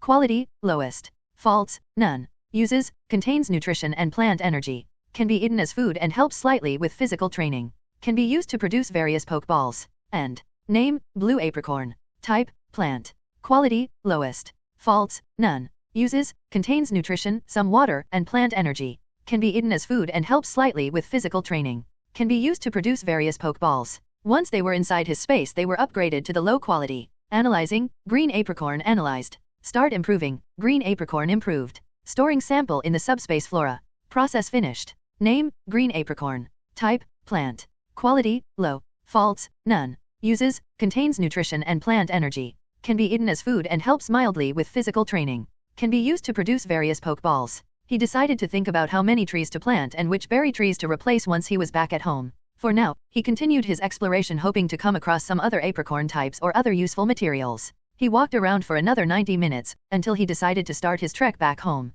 He had spent nearly 3 hours outside until now, 4 hours if you included the time he spent combing through their garden, and the time for lunch was approaching. It would take him about 40 minutes to reach their house, which was why he elected to return. He hadn't managed to find another apricorn type during these 90 minutes, just some more green and blue ones, as well as some berry trees he already possessed, but he managed to find something else that was useful. After he had roughly gone over a bit more than 60% of the northern area, he found an empty burrow. Once he made sure that it was really empty and that he wouldn't just walk into his death or an injury, he found the shed skin of an Akans. It had to have been an Akans that recently became strong enough to live deeper into the forest and left its burrow after shedding, because its shed skin still contained energy and counted as useful material, even if it was of the worst quality. Name, Akans shed skin. Type, poison. Quality, lowest. Faults, none. Uses, it's the shed skin of an Akans. Contains some poison type energy. Can be used as a supplement to help poison type Pokemon. The reason he said of the worst quality was that even after the space improved the skin, its quality remained at the lowest quality. Analyzing, Akan's shed skin analyzed. Start improving, successfully improved, quality retained. Storing Akan's shed skin in the subspace material. Akan's shed skin can be replicated in the subspace. Process finished. The only difference was that the concentration of poison energy inside the skin was improved. Name, Akan's shed skin. Type, poison. Quality, lowest. Faults, none. Uses, it's the shed skin of an Akans. Contains poison type energy. Can be used as a supplement to help poison type Pokemon. This was still better than nothing. There was still 40% of the northern area he had not gone through yet that he planned to go over tomorrow, before he had to decide if would carefully comb through it or leave that for later and first roughly check the other areas as well. He did not encounter any danger or opportunity on his way back and successfully arrived at home, marking his first trip outside on his own a complete success. He thanked the Butterfree pair, that made sure he was safe from a distance, before entering the house. Once he was inside he shouted, "Mommy, I'm back." His mother, who came towards him directly, started checking him to make sure everything was fine. Once she saw that he was completely fine, she started rapid-firing questions. "Welcome home, honey. How was your first trip outside? Did you have fun? Did anything dangerous happen? You were outdoors for nearly 5 hours and I was starting to feel nervous." Mikhail, who felt his mother's care for him, answered to reassure her. "It was great. I had a lot of fun. I checked the garden first. Then I walked around near our house. Nothing dangerous happened. My belly reminded me of lunch. I came back after that. Cyan and Emerald followed me. I was safe." Arya, who listened to her son, laughed a little. "I know that they followed you, but I still worry. It's the job of a mother to worry about her children. You came right on time for lunch. Your belly clock is quite accurate. Mommy will prepare something for lunch real fast and then you can tell me what you happened during your trip." "Okay," Mikhail replied to his mother. They ate once his mother brought the food over and Mikhail told his mother a censored version of his excursion, leaving out the risky and bloody parts, talking about all the different Pokémon he saw and the plants he found. After his mother was satisfied, Mikhail went to his play area and did some stretching exercises before doing 5 sit UPS, push UPS, and squats each. He was planning to start small and increase the number at a later date. He fed the occupants of his space using his berries, which included the native that expressed that it was fine with berries for now before he took a short nap. He was a bit fatigued after the first part of his day. After his nap, his father came home and Mikhail had to narrate his trip once more. After they had their dinner, they spent the remaining period before his sleeping time just relaxing, playing some memory, and watching some TV. Once he was inside his room, he did his body training exercises once more before going to bed. Before he fell asleep, he noted that he had forgotten to do his psychic exercises due to the excitement he felt for his outing. He vowed to not neglect his psychic training again and fell asleep. Hello, everyone. Audiobook collection here. The upcoming audiobook is a special dedication to one of our incredible Patreon supporters. If you're interested in making your own personalized requests, consider becoming a part of our Patreon community. You can find the link to my Patreon account in the video description below. Your support means the world, and I'm thankful for you joining me on this thrilling audiobook journey. Chapter 26, CH3, 26, Specimen Mass Abduction. During the next 2 days, Mikhail spent 2 hours after waking up doing his psychic routine and then went downstairs to have breakfast. Afterward, he would do his stretching and body training exercises before continuing his exploration. He would return 4 to 5 hours later for lunch and spend the rest of the day with his parents. Before sleeping he would do his stretches and body training exercises once more and allocate an hour for another session of psychic training. As for the time he spent with his parents, on the first day, he asked his father how to swim, which Edward demonstrated to Mikhail using their pond, and at the end of the second day, he surprised his father by being able to more or less swim/float without aid. His father called him a natural and his mother said no one would have believed them if she had not filmed the whole thing. They were happy that they could brag. They were happy their son learned how to swim so fast. As far as his exploration was concerned, by the end of the first day, he had superficially gone over the whole northern part, creating a rough mental map. He found no noteworthy Pokémon, but he did find black apricorns. He noted that the earth beneath the apricorn trees was slightly darker than that of its surroundings. Name, black apricorn. Type, plant. Quality, lowest. Faults, none. Uses, contains nutrition and a mix of energies. Can be eaten as food and helps slightly with physical training. Can be used to produce various Pokeballs. It was raised to low quality like the materials before, and other than that he found nothing new. Maybe he would discover things he had overlooked when he combed through it, but he decided to go over all areas first before carefully combing through them, which was why he went to the northwestern area on the second day. He managed to go over about 50% of the area. There was a stream going through the northwestern area, which hindered his exploration efforts a bit, but it still was a fruitful trip. He managed to find 2 new materials and a new berry type. All 3 materials were successfully upgraded to low quality. Name, aquamarine. Type, water. Quality, lowest. Faults, none. Uses, a piece of stone that contains water energy. Can be used as a supplement to help water-type Pokémon. This one was a lucky find by the stream. He was sure he could use it during future experiments on rock types as well. Name, rich earth. Type, ground.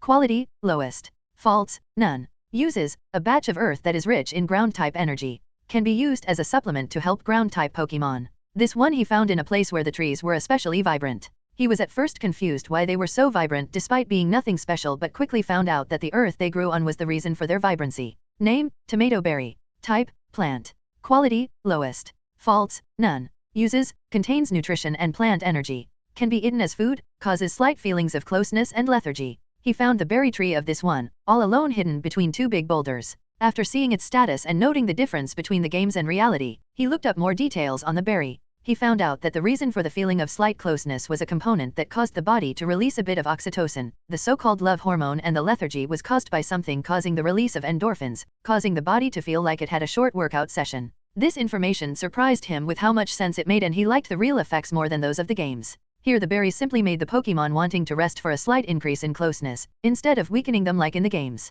He was happy with what he had accomplished and found during these 2 days. Today was Kyo-day, meaning it was the weekend once more. After doing his morning routine, Mikhail went downstairs and they had breakfast. After breakfast, they talked about where they should head for their outing. Mikhail, who wanted more Magikarp so he could breed them for his specimen production line, couldn't think of something to make that sound nicer, wanted to go to Lake Hope. His parents acceded to his request, and once they were ready they drove there. Mikhail, who had not forgotten to ask his mother to bring along swimming trunks, changed into them and asked for permission to enter the water. After he received their consent, he ran into the lake. He saw how his mother's Poliwhirl rivers followed him into the water but kept his distance. Mikhail had already gotten used to having a tail, and after what he witnessed during his solo trips he was thankful for the added security. So, ignoring his nearby guardian, Mikhail swam a bit further out. He planned to use his improved berries to lure in tons of Magikarp, which he would then check using his psychic skill. In case he found a worthy specimen he would abduct it into his into his space, adding it to his pond. A single Magikarp going missing amongst so many others would not stand out much. Besides, he was not touching them, so no one would think he had anything to do with it, even if someone saw something, but he doubted anyone would notice what was happening. As for why Magikarp kept gathering near him, maybe they were attracted by his handsome face. He planned to repeat this multiple times at different locations, which would hopefully result in a bountiful harvest at the end of their trip. After he was 15 meters out, he heard his mother shouting, "Honey, don't go too far out and don't leave this section of the lake. Rivers is going to remind you if you swim too far. Don't forget to occasionally return to drink some water." "Okay, Mommy," Mikhail shouted back, before swimming further out until he was about 60 meters away from the shore. He stopped there and took out 3 citrus berries from his space and broke them into 2 to 3 parts, before throwing them into the water, hoping its juice or movement would manage to attract some Magikarp. He had waited for barely 1 minute before the first Magikarp swam over. Seeing his plan succeed, Mikhail proceeded to occasionally take out an Oran berry or 2 amidst the growing swarm of Magikarp. As long as it was within his range he could take things out, just like he took them in. After counting more than 10 Magikarp he began checking them before focusing on the new arrivals. He stopped supplying new berries after about 12 minutes, and roughly 3 minutes later the swarm had dispersed. He had checked around 120 Magikarp during these 15 minutes, of which he was sure that some he had probably checked twice. Still, this was a pretty good number, even if he had not managed to find one he wanted to take in. He had seen 1 or 2 light yellow ones, but he was determined to only accept those with yellow potential or better this time around. This was just the first round and he was optimistic about his chances. He had more than enough time and berries for his undertaking. He did not believe that he would be unable to lure out some good Magikarp.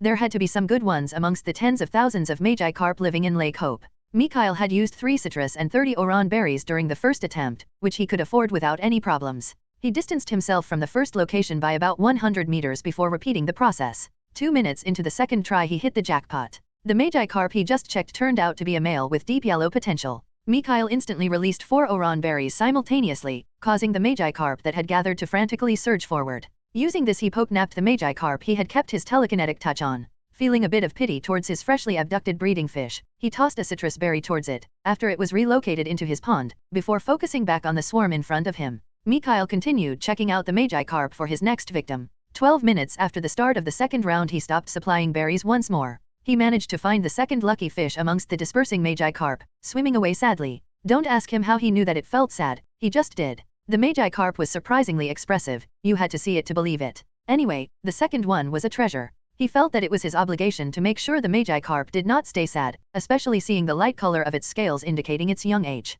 So out of the goodness of his heart, he helped the poor Pokémon into his space. The fact that it had light green potential had nothing to do with it, he swears by Mew. Species, Magikarp. Gender, female. Type, water. Potential, light green. Stage, low, iron stage. Genetic variation, none. Abilities, swift swim, rattled. Talents, none. Affinities, water. He could not wait to see its upgraded potential, so he ignored the rest of the still dispersing Magikarp and looked into his space. The male one he had put in first had its potential increased to light green bordering green. The boost was, apparently, not enough for a 2-grade increase, which meant the Magikarp probably had barely qualified for deep yellow potential before. Still, this was now, except for the new female Magikarp, the Magikarp with the best potential he currently had. He looked at the info of his new treasure. Species, Magikarp. Gender, female. Type, water. Potential, deep green. Stage, low, iron stage. Genetic variation, none. Abilities, swift swim, rattled. Talents, none. Affinities, water. And what for a treasure it was. Not only had her potential increased to deep green, but there was a single thin light blue line going through it. While this did not mean her potential was bordering light blue, it showed that she had the tip of her fin in it. Just she alone had made this trip worth it. Everything after this was just the cherry on top. It would naturally be awesome if he could find another one like this or better, but he did not think he had the luck his parents possessed. Still, he did not want to sound ungrateful, seeing that he had found a gem with such good potential, lest he provokes those responsible for luck. Happy with the result, he provided the female Magikarp with a citrus berry or two and threw some Oran berries into the pond for the others. After that, he focused back on the outside. Mikhail saw that all Magikarps were gone and decided to change locations once again. The next 2 tries attracted no Magikarp that fulfilled his requirements, causing Mikhail to feel slightly disappointed. For his 5th try, he decided to return to the first location and swim in the opposite direction. After putting a bit of a distance between the first location and himself, he began the 5th round. He managed to find a total of 3 more Magikarp with yellow potential during the 5th, 6th, and 7th rounds. 1 male in the 5th round. 1 male and female during the 7th round. The 6th round came up empty. After checking their status, after the upgrade, he saw that one of the males only achieved deep yellow and the other 2 had light green potential. Once he was done with the checkup, Mikhail returned to his parents' side. He had spent nearly 2 hours for these 7 rounds and he felt thirsty, as well as a bit fatigued. During all this time he had not seen a single trace of his mother's Poliwhirl. Its ability to stay inconspicuous impressed him. He spent 1 hour relaxing by his parents' side before returning to the water to resume his pokenapping efforts. This time he went a little further out to avoid attracting the same Magikarp and began his 8th round. He was surprisingly lucky enough to find 3 deep yellow and 2 yellow potential Magikarp. Mikhail honestly felt a bit dumbfounded. He had looked through more than 1,400 Magikarp during his first session and only managed to find a total of 5 Magikarp that fulfilled his requirements. But now, after having spent 1 hour relaxing by the side of his parents, he managed to find 5 Magikarp that did this during the first round of the second session. Could luck really rub off on someone, or was someone trying to mess with him? No matter which one it was, he felt thankful. This brought him closer to his goal, so he had no reason to complain. He even hoped that he kept being this lucky. Well, he didn't. He managed to find 1 Magikarp with yellow potential during the 9th round, but the 10th and 11th rounds turned out bare. He did find another deep yellow potential Magikarp during the 12th round, but he was thinking about stopping for the day. In the end, he decided to do another 2 attempts before stopping. He began the 13th round with 3 citrus berries as well before deciding to add 2 leppa berries. His luck seemed to have returned because 3 minutes in he managed to find another jewel among the Magikarp. Species, Magikarp. Gender, male. Type, water. Potential, green. Stage, mid, iron stage. Genetic variation, abilities, talents, affinities. This time he could not see the full status screen of the Magikarp, meaning it was stronger than him, but that was okay. He snatched the Magikarp into his space and inspected his new status. Unfortunately, its potential did not increase to light blue but deep green. It had quite a few light blue lines going through it, showing that he was bordering the light blue potential but was evidently missing the last push. He gave out another round of berries to those that were hungry and focused back outside. After he abducted this one, he seemed to have used up all his remaining luck, because for the rest of the 13th round and the whole 14th round he found no other Magikarp that fulfilled his requirement. Accepting the situation, Mikhail returned to his parents' side once more. He was overall supremely satisfied with his haul. He had spent about 4 hours, 42 citrus berries, 5 leppa berries, as well as 520 plus Oran berries, and checked more than 3,000 Magikarp to seize 13 Magikarp that fit his requirement, including 2 with light green and green potential respectively. This was before their potential was upgraded. All in all, it could be considered a huge success and his expenditure could be seen as negligible. He spent the rest of the day, after feeding the NATO, just spending time with his parents. Before he went to sleep that night, he came to a decision concerning the NATO and the ways he could use him. After making his choice, he fell asleep content with how the day went. The poll ends on Sunday evening, so those that want to participate in deciding which type is going to win, please head to my Patreon to vote. You don't have to become a patron to vote, the poll is public. Patreon.com/Azrael93, Chapter 27, CH4, 27, First Time in Space and Start of First Experiment. The first thing Mikhail did once he woke up was to check his space to see if NATO was awake. He decided yesterday to use NATO as his lookout. Well, at least that was the plan. He still had to ask NATO if he would do it. Besides, Mikhail was assuming that NATO could sense people because of his psychic type, but he did not know what his sensing range was. Once he saw that NATO was already awake, Mikhail swiftly took NATO out of his space. NATO looked around confused by the sudden scenery change. Sorry, I should have warned you before taking you out. NATO, I have a few questions and a possible request for you, Mikhail said to NATO, who just conveyed to him to go on. Can you sense other people and Pokémon? If so, how big is your sensing range? NATO. NATO transmitted feelings of agreement as well as an uncertain vastness. So, you can sense others and your sensing range is big, but you're not sure how big or if it is big enough for me. Neta simply nodded. That's great. You have probably seen the size of our house while entering my room from the window. Could your senses cover the whole house? Tuesday anew. Neta gave an affirmation radiating confidence. Awesome. Now here is the thing. I want to ask of you. You have seen and been to my space. I want to enter there as well, but others aren't allowed to witness me suddenly appearing or disappearing, neither should they notice that I am gone. That's where you come in. Could you stay inside my room, while I go into my space, and use your senses to keep a lookout for me? As soon as you sense someone walking towards my door you will alert me, then I will come out and put you back into the space. Neta consented but transmitted confusion as well. Are you asking how to alert me if I am inside the space? Neta bobbed its head at Mikhail's question. That's no problem. I can leave a small connection open and you just have to call out Neta thrice successively as a signal. Neta indicated his understanding and Mikhail looked at the clock in his room. I still have 90 minutes until the time I normally go downstairs approaches, so I will enter my space for that duration. My mother generally does not enter my room during this time, but it's better to be safe than sorry, so please keep an eye out. I will give you 2 oran and a leppa berry for breakfast. That way you can have your breakfast while keeping a lookout. Also, feel free to do what you want but try to not break anything, and don't make a commotion or any suspicious noises. After receiving a confirmation from Neta, Mikhail took out the berries and gave them to Neta before disappearing. Mikhail, who finally managed to enter his space for the first time, after more than 19 months, exclaimed, "Woohoo! I finally made it in. I had started to think that I would have to wait for a few years before I would get the chance to enter my space. I'm lucky that Neta followed us home and that he is cooperative." Mikhail looked around his space. So this is how it looks like from a normal perspective. The air feels fresher, and the grass appears greener. Just kidding. Now that I am here, let's take a look at the house before going over to my precious specimens. Mikhail went over to his house and checked it inside out. It still had 150 square meters and was 2 stories tall. The increase in the size of the space had made no difference for the size of the house yet. The inside of the house was fully furnished, and he had no idea where all the furniture came from, but his space could replicate all kinds of materials, so he did not care about it too much. Anyways, the first floor had a fully equipped kitchen, a cozy living room with a reading corner, and a storeroom that contained the cabinets assigned to his subspaces. The second floor contained a bedroom, an office, and a small private library that was filled with books containing the knowledge he had already gone through. This was to give him the option of experiencing the feeling of perusing/reading books if he wanted to go over them again. Mikhail was hoping that the next upgrade to his space would add some labs with tools for pokeball smithing and berry processing to his house. He planned to use the apricorns he had planted to train his pokeball creation and wanted to turn the berries he stored into potions, lotions, salves, creams, drinks, and different forms of food. Those 2 were his priority right now. Other kinds of laboratories were secondary. Mikhail left his house after touring it once. While walking by his garden area toward the pond, he felt that it was a bit empty with only grass and decided to plant some trees batches. He planned to use only the apricorns for this, because he felt that the subspace flora was enough for his berry trees and other plant materials. For now,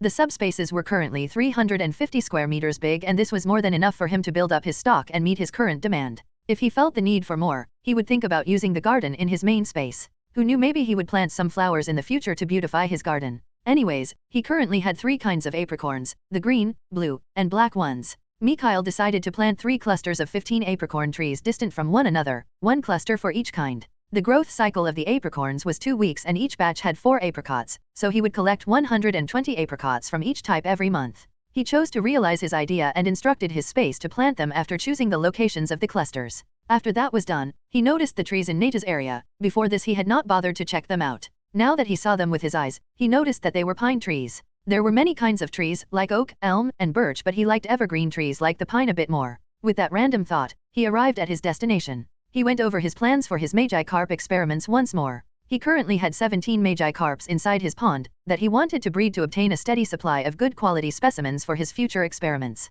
Upon further deliberation, he decided to remove 5 of the Magikarp, 3 females and 2 males, from his breeding plans. These 5 Magikarp were unable to attain at least light green potential even with the upgrade by the system. 4 had deep yellow and 1 even had yellow potential. Mikhail did not want them to weaken the potential pool of his future specimens, which was why he took them out. He would use them for his first round of experiments instead. They would good enough to test the waters until he obtained his first true batch of subjects, which would still take quite a while. Mikhail relocated them into his marine subspace, where they would live from now on. He did not have to worry about them eating any resources besides those he fed them, because the resources were protected by the subspace. As for the 12 Magikarp that qualified as breeding stock, they could continue to stay inside the pond. Except for one of the Magikarp, the others were not mature enough for breeding purposes, so he had to wait for 8 to 14 months depending on the Magikarp until they became mature enough. He was satisfied with their potential and wanted to see if he could add some more during future trips. The male-to-female ratio among the 12 Magikarp was 50% and their potential was as follows. 1 male Magikarp had deep green potential, bordering light blue.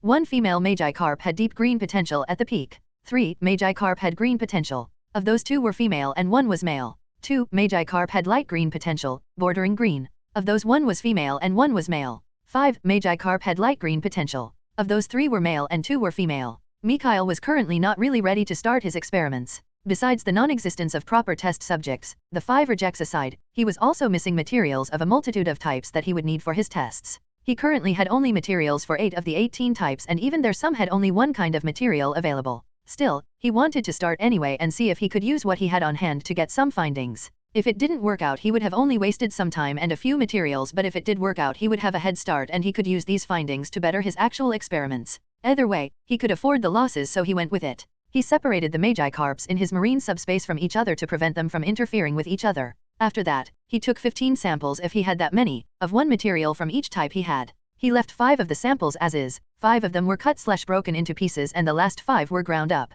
Once that was done, he would release the 3 different sample forms of the material near each Magikarp to see if any of them reacted to the type of the material. He would repeat that process until all Magikarp had been presented with all available samples once. At least that was the plan until he noticed that he only had enough material samples for 6 types: rock, water, plant, air, fire, and poison. He did not possess enough stock of the bug and ground type material, so he proceeded with his test without them. After he had gone through all 6 types, none of the Magikarp showed any special reaction towards any of them. The only exception was the water-type material, which was to be expected since Magikarp was a water-type Pokémon. This showed that none of the Magikarp had an affinity with any of the used material types, or at least the used material was not able to rouse their attention more than they should have. That either meant that they probably had no other affinity besides water, or it was to a type, for which he did not possess a material. Either way, the first experiment ended in a failure, which disappointed Mikhail a bit, even if he had expected it, since it was quite rushed. He decided to gather enough materials for each type first before starting another experiment. Once Mikhail reached that decision, he fed all Magikarp and left his space. His abrupt appearance startled Nato a bit, and it released a dignified squawk. PFFFTTTTT. Sorry. I keep forgetting to warn you. NANA Tuesday Nato. Nato complained and seemed to say there better not be a repeat or else. Right, moving on. I finished what I wanted to do, so thank you for keeping a lookout. I will tell you when I need you to do this again. Are you ready to return to the space? Nato expressed his readiness and Mikhail took him back. Afterward, he went downstairs and had his breakfast with his parents. He spent the rest of Grau Day leisurely with his parents, but in the evening he went earlier than normal to his room, saying that he was tired. He used that time to do the psychic exercise he had skipped that morning. Before Mikhail slept that night, he decided to use the next week that would start tomorrow to complete his rough mental map of the 3 kilometers radius around their property. He hoped he would find some useful materials in the meantime, or he would have to wait until he carefully combed through the area to find something useful. Mikhail fell asleep while thinking about his future plans. The poll ends on Sunday evening, so those that want to participate in deciding which type is going to win, please head to my Patreon to vote. You don't have to become a patron to vote, the poll is public. Patreon/Israel93, Chapter 28, CH5, 28, Exploration Success and Evolution. As soon as he woke up the next day, Mikhail remembered that his parents had promised to show him all their Pokémon once the weekend came around, but they hadn't. While he had already seen nearly all of them, he still wanted to see the rest of the Pokémon, so he went down to complain. Ahem, sorry. He meant politely inquire of his mother why they had not fulfilled their promise to him. His mother told him that Krabat and Pidgeot had not come last week as they had expected, so they decided to postpone it to this weekend instead, because they believed that both would come over this time since they didn't do so the last time. Accepting her excuse, Mikhail decided to focus back on his plan to complete a rough map of the 3 kilometers radius of their property. He hoped to complete it during this week. Mikhail was not able to finish his map during the week. It took him 12 days to complete his rough map. This experience raised his respect for the cartographers who had to do this by themselves for much larger areas. He had stopped the last time after mapping 50% of the northeastern area, so he finished that during the first day. Unfortunately, he did not find anything he did not already have. He managed to finish the whole western part on the second day because that part was on the path to his parents' training area, so he already had some idea of what to expect. Mikhail had taken mental notes every time he had noticed something that stood out to him while accompanying his parents, so the time he had to spend was shortened. 3 noteworthy things happened during his exploration of the western part. The first was that he managed to check out his father's Sidra. The stream from the northwestern area flowed through the western part as well, and his father's Sidra had made its home there. While he was checking out the vicinity of the stream, Sidra came out to greet him after having recognized Mikhail. Mikhail directly used the opportunity to check its status, and he was not even surprised by the potential of his parents' Pokémon anymore. Species, Sidra. Gender, male. Type, water. Potential, green. Stage, genetic variation. Abilities, talents, affinities. He was becoming desensitized. From the 7 Pokémon species he in his checked out list, that had light green potential or higher as the best potential witnessed, 5 came from his parents. A man had to adapt and that's what he did. Mikhail simply reaffirmed his decision to ignore the oddity that his parents' luck represented. The second noteworthy thing was a kelpsie berry that he got through Cedra. Name, kelpsie berry. Type, plant. Quality, lowest. Faults, none. Uses, contains nutrition, water, and plant energy. Can be eaten as food, causes slight feelings of closeness and lethargy. The effect was the same as the one from the tomato berry and its quality was raised to low. The third was a nice piece of amber he found because he noticed a sparkle on the ground between the trees. It turned out that the amber could be used as a supplement but not as a plant-type material as one would expect but as a bug-type supplement. Name, compromised amber, bug-type. Type, bug, mineraloid. Quality, lowest. Faults, none. Uses, bug-type blood came into contact with the amber during its formation process enabling it to absorb and store bug-type energy from the environment. Can be used as a supplement for bug-type Pokémon. This piece of amber was a big find not only because it could be used as a supplement but also because of what he could find between the lines. If staining the tree resin with bug-type blood could produce a compromised amber of the bug-type, then would it be possible for Mikhail to find or better yet produce amber of many different types depending on the Pokémon the blood came from?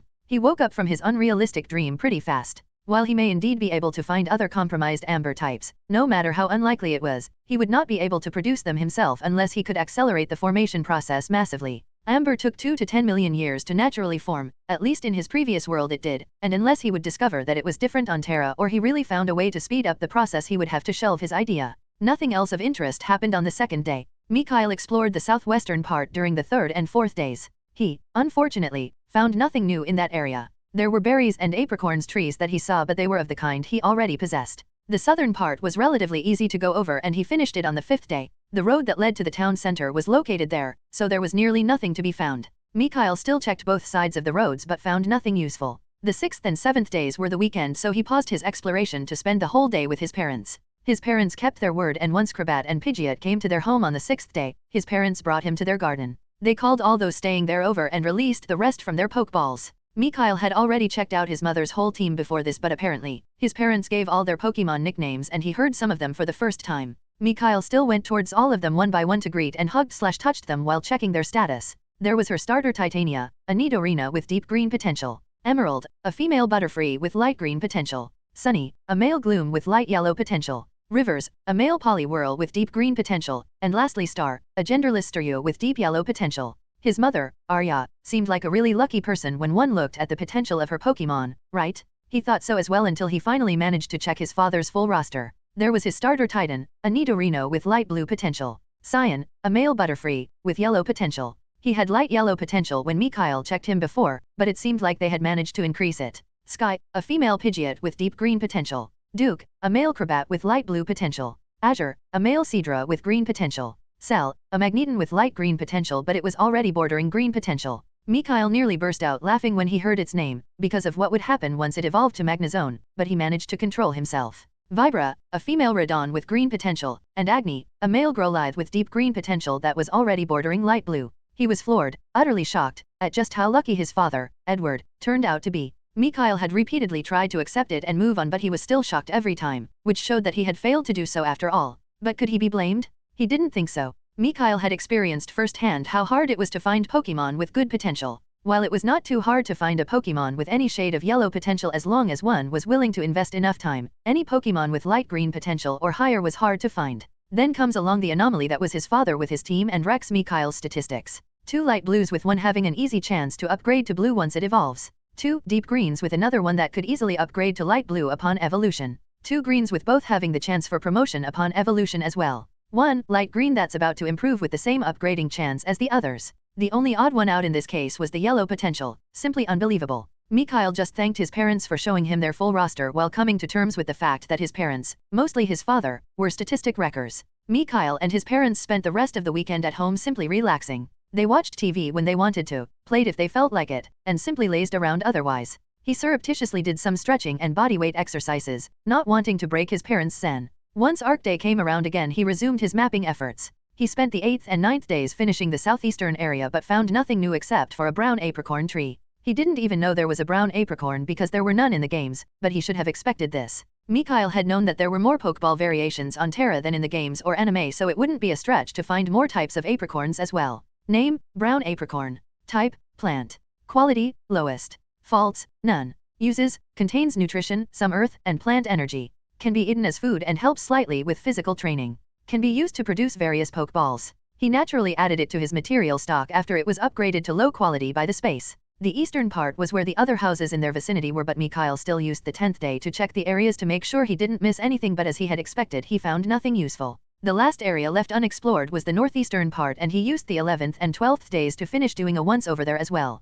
His luck was good in the sense that he witnessed an evolution during his exploration on the 11th day. He was watching a fight between two relatively strong Rattatas that were rather even, over a few berries, when one of them suddenly started to evolve in the middle of the fight. The other Rattata stopped immediately, which was rather unusual in his opinion. He thought the Rattata would use this opportunity to attack the other one during its evolution to prevent it from becoming stronger or finish it while it was defenseless, but it simply ran away after taking one of the berries. At first, he was confused before he decided to check his knowledge store on evolution again while observing the evolution of the Rattata to replicate. What he found explained why the other Rattata ran away. There were two reasons why the Rattata did not interfere and another reason why it ran away. The first one was that the legendaries prohibited any interference during an evolution process, which actually targeted the Pokémon of the higher stages, because of the second reason. The second reason was that the evolution process used the energy inside the Pokémon's body as well as the energy in the environment to carry out the evolution. The crucial thing was that the energy from the environment not only provided the extra energy necessary to support the change the Pokémon went through, but also erected a barrier that protected the evolving Pokémon from any damage or interference.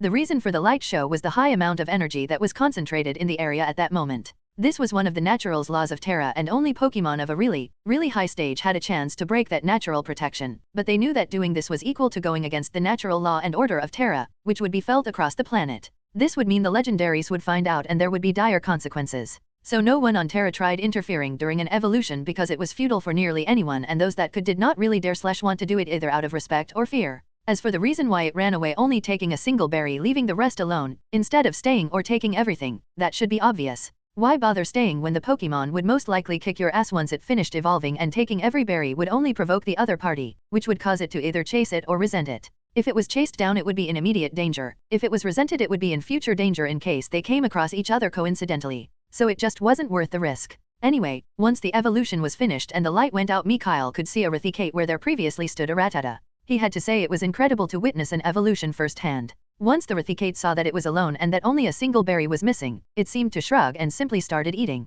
Nothing else of importance happened that day. On the 12th day, he managed to find something he found really cool, the lance of a Beedrill. Mikhail had no idea why there was a Beedrill's lance in that place, but he assumed it broke off during a fight and was simply left there. Name, Beedrill's lance. Type, bug. Quality, lowest. Faults, none. Uses, it's a lance that broke off from a Beedrill. Contains concentrated bug-type energy. Can be used as a supplement to help bug-type Pokémon. Obviously, its quality was increased by his space to low quality. Other than the lance, he only found more of the same, so by the end of the 12th day, which was a dial day, he completed his superficial mapping of the southeastern area and his rough mental map was finally complete. He had coincidentally managed to complete the first part of his exploration project just before the start of the weekend. Mikhail went to bed that night satisfied with his accomplishment and happy to have experienced interesting things like an evolution during the process. Underscore underscore underscore underscore underscore underscore underscore underscore underscore underscore underscore underscore underscore underscore underscore. The time frame I set for the poll is over. The Dragon Type 1. This means the material that will provoke a reaction from one of the Magilarp will be of the Dragon type. Chapter 29, CH6, 29, Maps and Telepathy. The next morning Mikhail woke up early like usual. He did his stretches and bodyweight training before focusing on his psychic training. Mikhail could feel that there was a paper-thin wall between him and the next class, so he could advance anytime. He stopped an hour later and thought about the things he could do at home since he was not going out exploring today or tomorrow. He recalled that he never went to his parents' office that was on the same floor as his room and decided to rectify that immediately. When he arrived in front of the door, he tried to open it and was surprised to find it unlocked. Shrugging at his parents, should he call it carelessness or carefreeness, Mikhail entered the room. It looked pretty comfortable. There was a two-person couch with a coffee table, a study desk with an office chair, and 2 bean bags. Furthermore, there was a pretty big bookshelf that was nearly filled with books and documents. Mikhail ignored the ones that were out of his reach and focused on the lower rows that he could reach. He decided to first focus on a few maps of Kanto and a few complementary books he found amongst the reading materials. He took out 3 maps, one showing the whole of Kanto, one focusing on the part between Viridian City and Pewter City, to which his parents added Hope Town, and the last one focused on Hope Town. Besides the map, he also took the book Settlements Anew to help him understand the classifications on the map and to get some general knowledge of Kanto's settlement situation. The first thing he noticed when he looked at the map of Kanto was that it was huge. He objectively knew that even the size of a single Terran continent that humanity settled on was 2 times the Earth's surface area, but only after seeing the size of Kanto and knowing that it was only a small part of the whole continent did he comprehend how big the continents and subsequently Terra really were. The Kanto region alone had a territory of 15.5 million square kilometers, which was much larger than any country on Earth except for Russia, and the difference between those two was not that big. The shape of the region did mostly resemble the one from the games, but the land outcrop around Pallet City, yes, not town but city, was further towards the center of the region. Other than that, they chose an island west of Pallet City as Cinnabar Island, and the one from the games was designated as an unsafe volcanic island. Because of the sheer size of Kanto and because this was reality, not a game, there were naturally more cities than the 10 from the games, and their distance to each other was way larger. Their position on the other hand was relatively the same, just not their size and distance. The map of Kanto as a whole he was currently studying showed only the Tier 7 and Tier 6 major cities, which included the ones from the games, but there were still 34 major cities recorded on the map.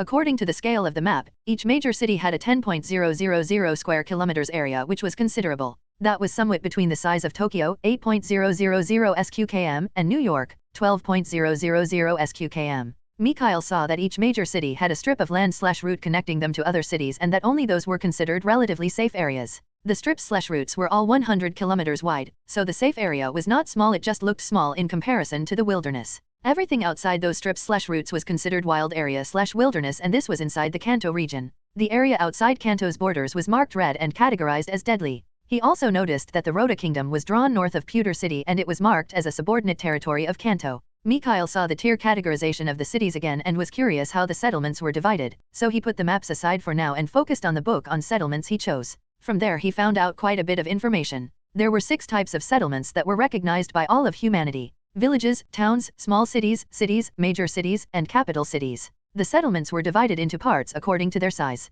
Towns had an inner and an outer area. Small cities had an inner, outer, and fringe area. Cities had a center, inner, outer, and fringe area. Major cities/capitals had a core, center, inner, outer, and fringe area. Now came the part that he was the most curious about. There were 7 settlement tiers. The assigned tier of a settlement depended on its size, strength, military and/or economic, and influence on its surrounding area. Tier 0 was possible for villages and towns. Tier 1 was possible for villages, towns, and small cities. Tier 2 was possible for villages, towns, small cities, and cities. Tier 3 was possible for small cities and cities. Tier 4 was possible for small cities, and major cities. Tier 5 was possible for cities and major cities. Tier 6 was possible only for major cities and Tier 7 only for capital cities. I finally know what Hope Town being a Tier 2 town means. Hope Town is better than I thought, being at the highest tier possible for a town. To rise to Tier 3 it would need to upgrade to qualify as a small city, were Mikhail's thoughts before he focused back on the book. Next up was the standard size of settlements and the distance between settlements. Villages were 4 plus sqkm big and had 10 plus km between them. Towns were 25 plus sqkm big and had 50 plus km between them. Small cities were 225 plus sqkm big and had 100 plus km between them. Cities were 400 plus sqkm big and had 250 plus km between them. Major cities were up to 10.000 plus sqkm big and had 500 plus km between them. Capital cities had the same standards as major cities. As for the population, Mikhail looked that up as well, and they considered the number of registered households. The big ones were 300.000 plus households for major cities and 1.000.000 plus households for capital cities. That was all Mikhail needed to know of that topic for now. If he ever decided to take over or build his own settlement, he would revisit the topic. After putting the book back from where he had taken it, Mikhail focused on the maps again, especially the one of Hope Town, and how surprising it was that he actually found Hope Hill on the map. Nodding to himself, Mikhail verified that he was accurate once more before directing his focus back to the map. While Mikhail was concentrating on the map of Hope Town, his mother entered the room. She had decided to see what Mikhail was doing because he had not come downstairs yet. He used to come down much earlier, so his mother went up to see if something happened but couldn't find him in his room. While she was moving towards the bathroom, because that's where she thought he was, Arya heard the sound of shifting paper coming from their office. Once she entered the room, she saw her son focusing on a map. She asked him, amused, "Mikhail, why did you enter this room, and why are you staring at the map so intently?" Mikhail, who nearly sprang up in surprise, turned to his mother while putting on the most innocent look he could muster. "Mommy, good morning. I was a bit bored. When I wanted to go downstairs, I saw the door. I decided to peek. I haven't been here before. I got curious. Look, I found treasure maps like in the stories," Mikhail said while pointing at the maps. Arya laughed a little before she started speaking. "Honey, those aren't treasure maps, but real maps. What they show is the location of places. Sadly, there are no crosses that show the location of buried treasures on these maps." Mikhail acted disappointed. "Not treasure maps. Anew. I even found the hill. I thought the treasure is buried there. Are they really not treasure maps? His mother was trying not to laugh at his look. I'm sorry, honey, but those are really not treasure maps. Since you singled out Hope Hill on the map, I can talk to your father and we can go there on a trip if you want to. Mikhail agreed to her suggestion because any new place was a new source for possibly useful materials. Okay, thank you, Mommy. They went downstairs together and had their breakfast. Mikhail's parents talked with each other, and Arya told her husband about what happened upstairs. Edward had to laugh when he heard what his wife told him and instantly agreed once he heard about her idea of a trip to Hope Hill. They decided to go there tomorrow right after breakfast. Mikhail spent the next few hours with his parents before he told them he was tired and that he was going to take a nap. He went to his room and called out Nato after making sure his parents did not follow him. Hello, Nato. I need your help again. Mikhail explained his plan to Nato. He wanted to do his psychic training and fully focus on it, so he wanted Nato to use his senses to keep an eye on the stairs leading to his floor and warn him once his parents went upstairs. The reason Mikhail did not tell Nato to directly use his senses on Mikhail's parents was that he suspected they, specifically his father, would notice something causing him to become alert, which Mikhail did not want. The reason he wanted to fully focus and could not stay alert himself was that he wanted to invest all his energy in his training, hoping to successfully advance as soon as possible. Nato. Anew. Nato agreed while expressing his hunger, not so subtly demanding a bribe in the form of berries. No problem. I will give you 2 citrus and 2 leppa berries. If you still have more space in your belly after eating those, I can give you some more. Mikhail proceeded to take out the promised berries and focused on his telekinesis exercise afterward. During the time he had done his exploration, Mikhail had not forgotten about his psychic training. He had made sure to train for at least 2 hours per day and had managed to increase the number of stones he lifted during his telekinesis exercise to 19. While he had not increased his range of 10 meters or persistence of 10 minutes, just the increase of 9 stones was good enough progress for about 2 months of training. He was guessing that he would be able to break through as soon as he managed to do his exercise with 20 stones. Mikhail gave his best during his training, pushing himself to lift the 20th stone. While he already managed to lift 20 stones, he could not keep levitating them for 10 minutes. His current limit was 8 minutes, which meant he was 2 minutes short.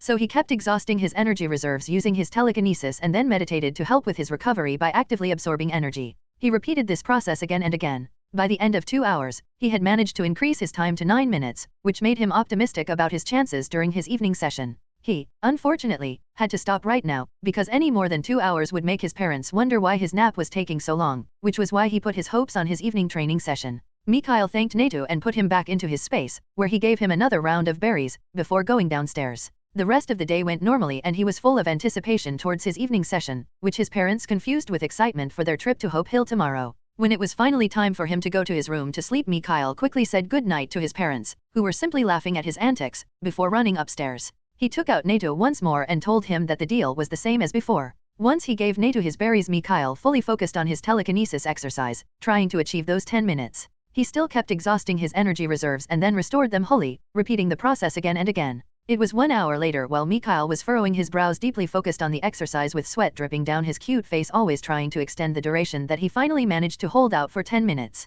As soon as he crossed the 10 minutes mark, he felt something akin to a dam breaking, ushering him forward. He had advanced to Tier 1 second-class psychic and unlocked his telepathy. Feeling extremely happy with his success, Mikhail decided to pull a little prank on Nato. He used his newly unlocked telepathy to send a sound to Nato. Mikhail could not manage more than that for now, but for his plan, he did not need more anyway. PSSST. Nato got startled and started looking for the source of the sound before looking at Mikhail suspiciously. Did something happen, Nato? You started to hurriedly look around. Did you notice something suspicious? Are my parents coming upstairs? While he was acting concerned, posing questions, Mikhail used his telepathy to send the sound once more. PSSST. But he either underestimated Nato's sensitivity or overestimated his control over his newly gotten ability, maybe both, because he got caught by Nato, who was glaring at Mikhail for pranking him. Him overestimating himself was bad because it showed that he was behaving carelessly. Being caught by Nato was one thing, but if he acted carelessly and got caught by other people or wild Pokémon, it could lead to consequences he wasn't ready for. The endorphin and adrenaline that were released because of his excitement towards his breakthrough had made him a bit reckless, but this was a lesson that showed that he was not immune to stupid ideas.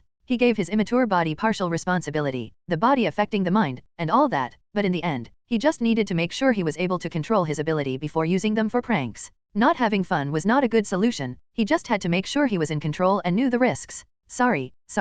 I just advanced a bit and unlocked telepathy, so I wanted to try it out. Who, if not my best buddy Nato, could have been the first individual with whom I should have shared my success. I just got a bit overzealous with the method. He. Mikhail apologized to Nato while buttering him up a bit to soften his attitude, which seemed to work as Nato simply expressed something along the line of good for you, don't do it again or else. Thank you again for keeping a lookout while I was training. It is thanks to you that I was able to fully focus on my training and breakthrough so swiftly. Nato puffed out his crest feathers proudly, expressing his full agreement. Well, crest feathers might be a bit inaccurate, with his body looking mostly like a head. Nato instantly glared at him as if he had heard Mikhail mocking his body. Yes, you were a great help, which is why I am going to give you a heap of berries once you are in the space again. So I am going to put you away now. See you later. Mikhail placed him back into his space as he had said and went to his bed to sleep. They were going to Hope Hill tomorrow and he wanted to be well rested for their trip. Advertising plugin. A self-drawn map of the Kanto region depicted in my story can be found on my Patreon. Patreon/Israel93. Chapter 30, CH7, 30, Resources Galore, and Voluntary Newcomer. Mikhail woke up early the next morning and instantly took out Nato after confirming that he was awake as well. He used his telepathy to communicate with Nato, training his ability this way. The area in which he could use his telepathy was obviously the same as the one he could sense things and use his telekinesis in, which was a 10 meters radius around himself. He understandably did not make any visible progress during the hour he spent using his telepathy on Nato, but diligence was the key to success. Progress would show itself as long as he kept training. After thanking Nato and giving him some berries for breakfast, Mikhail started doing his stretching and bodyweight exercises. 3 sets later he felt that it had become too easy and that he was completely accustomed to 5 repetitions now, so decided to increase the number of repetitions to 10 starting tomorrow. Once he was done with his exercises, Mikhail went downstairs, where he had breakfast with his parents. After breakfast, they got ready and drove towards Hope Hill, which was a 20-minute drive away. When Mikhail saw Hope Hill for the first time, he was impressed. From what he learned from his parents, Hope Hill was about 350 meters tall and covered an area of nearly 5 sq.km. It was perfect for relaxing hikes and had enough open areas for picnics and the like. They got down their car and his parents each took their bag of holdings, their Silphco bags, where everything they would need was stored, and they wandered up the hill. His parents, who seemed to know the hill like their back pocket, started talking to each other. We will walk to our spot first and set up our things. Afterward, we can decide what to do, or do you want to stroll around first and go to our spot later on? Edward asked Arya. No, you're right. It would be better if we went to our spot first. Once we settle our stuff there, those that want to walk around can do so, and those, like me, that simply want to relax can stay there and do whatever. Arya expressed her agreement. All right, that's what we will do then. They walked for 15 minutes before they arrived at the spot his parents wanted to stay at. It turned out both his parents wanted to simply relax, for now, so they decided that Mikhail would be allowed to roam around to his heart's content. Obviously one of their Pokémon would be tailing him, but that was not a problem. While Mikhail would be wandering, his parents were planning to lie around. They told him to return in 4 hours at the latest for lunch. They would decide what to do afterward, after lunch. So it was with both Butterfrees tailing him that Mikhail left their picnic area and started his walk. He planned to look around for useful materials while checking all Pokémon he could. 2 minutes into his search, Mikhail had a brilliant idea. He immediately focused on his space and reached out to Nato. Hey, Nato. The poor Pokémon was startled by the sudden sound and fell from the tree it was lounging on. It managed to stop itself and flew back to the branch before glaring upwards. It conveyed something along the lines of, "What the hell do you want?" "Sorry, my bad." Nato relaxed his glare after Mikhail apologized and expressed something like, "Get on with it." Mikhail noticed that Nato seemed to be becoming more and more expressive and seemed to start to understand his sentence nearly completely. He knew that psychic types achieved sentience relatively early, and Nato seemed to be on the verge of full sentience. Mikhail liked to think that the acceleration was thanks to the contact with him. "Anyway, I am currently on a trip with my parents and we went to Hope Hill. I am planning to release you on a tree near me so that you can approach me afterward. We are going to act as if we met for the first time. You will behave as if you feel drawn to me and follow me around. Then I will take you with me and introduce you to my parents, telling them that you approached me and that I want to take you home." Nato, who listened, nodded before he conveyed his confusion. "You want to know why we didn't do that while I was out exploring the area around my house?" Nato nodded again. "Easy. Meeting you near our house would have been suspicious because no natives are living in the area and my parents' Pokémon keep an eye on the surroundings, so you suddenly appearing while I am there would be weird, but they can't do that here. I believe that they would either think you traveled here on your own or that someone released you here. Meeting you on a trip to Hope Hill seems more like a coincidence than near our home. Besides, enough time has passed that I don't think my parents would recognize you as the Nato from the petting zoo. They would at most think I have an affinity with the Nato species." Nato showed his understanding and agreement. "Okay, get ready, I am going to take you out now." Mikhail released Nato from his space, depositing him on the branch of a tree 4 meters to his right. Nato immediately flew down and landed in front of Mikhail. They acted out their meeting script, and for anyone watching it looked as if they were meeting for the first time. A short while later, Nato flapped his wings and landed on Mikhail's head. A few moments later, Emerald flew over to ask if everything was all right. Mikhail told her that Nato found him interesting and that Nato had wanted to accompany him, to which he had agreed.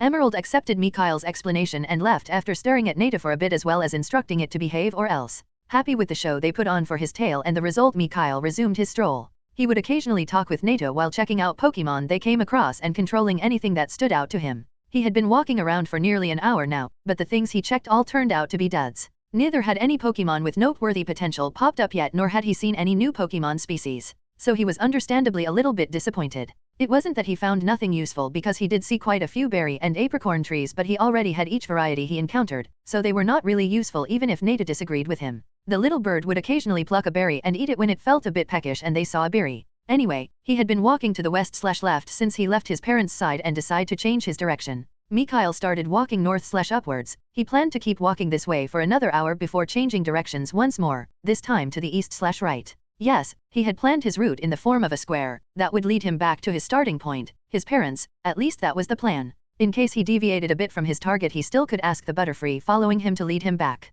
It seemed he had made the right decision with changing directions, because only 5 minutes later he found 3 useful materials at once: a white apricorn, a float stone, and a piece of raw normal gem stone. Name: white apricorn. Type: plant. Quality: lowest. Faults: none. Uses: contains nutrition and a mix of energies. Can be eaten as food and helps slightly with physical training. Can be used to produce various Pokeballs. Name: float stone. Type: air/flying.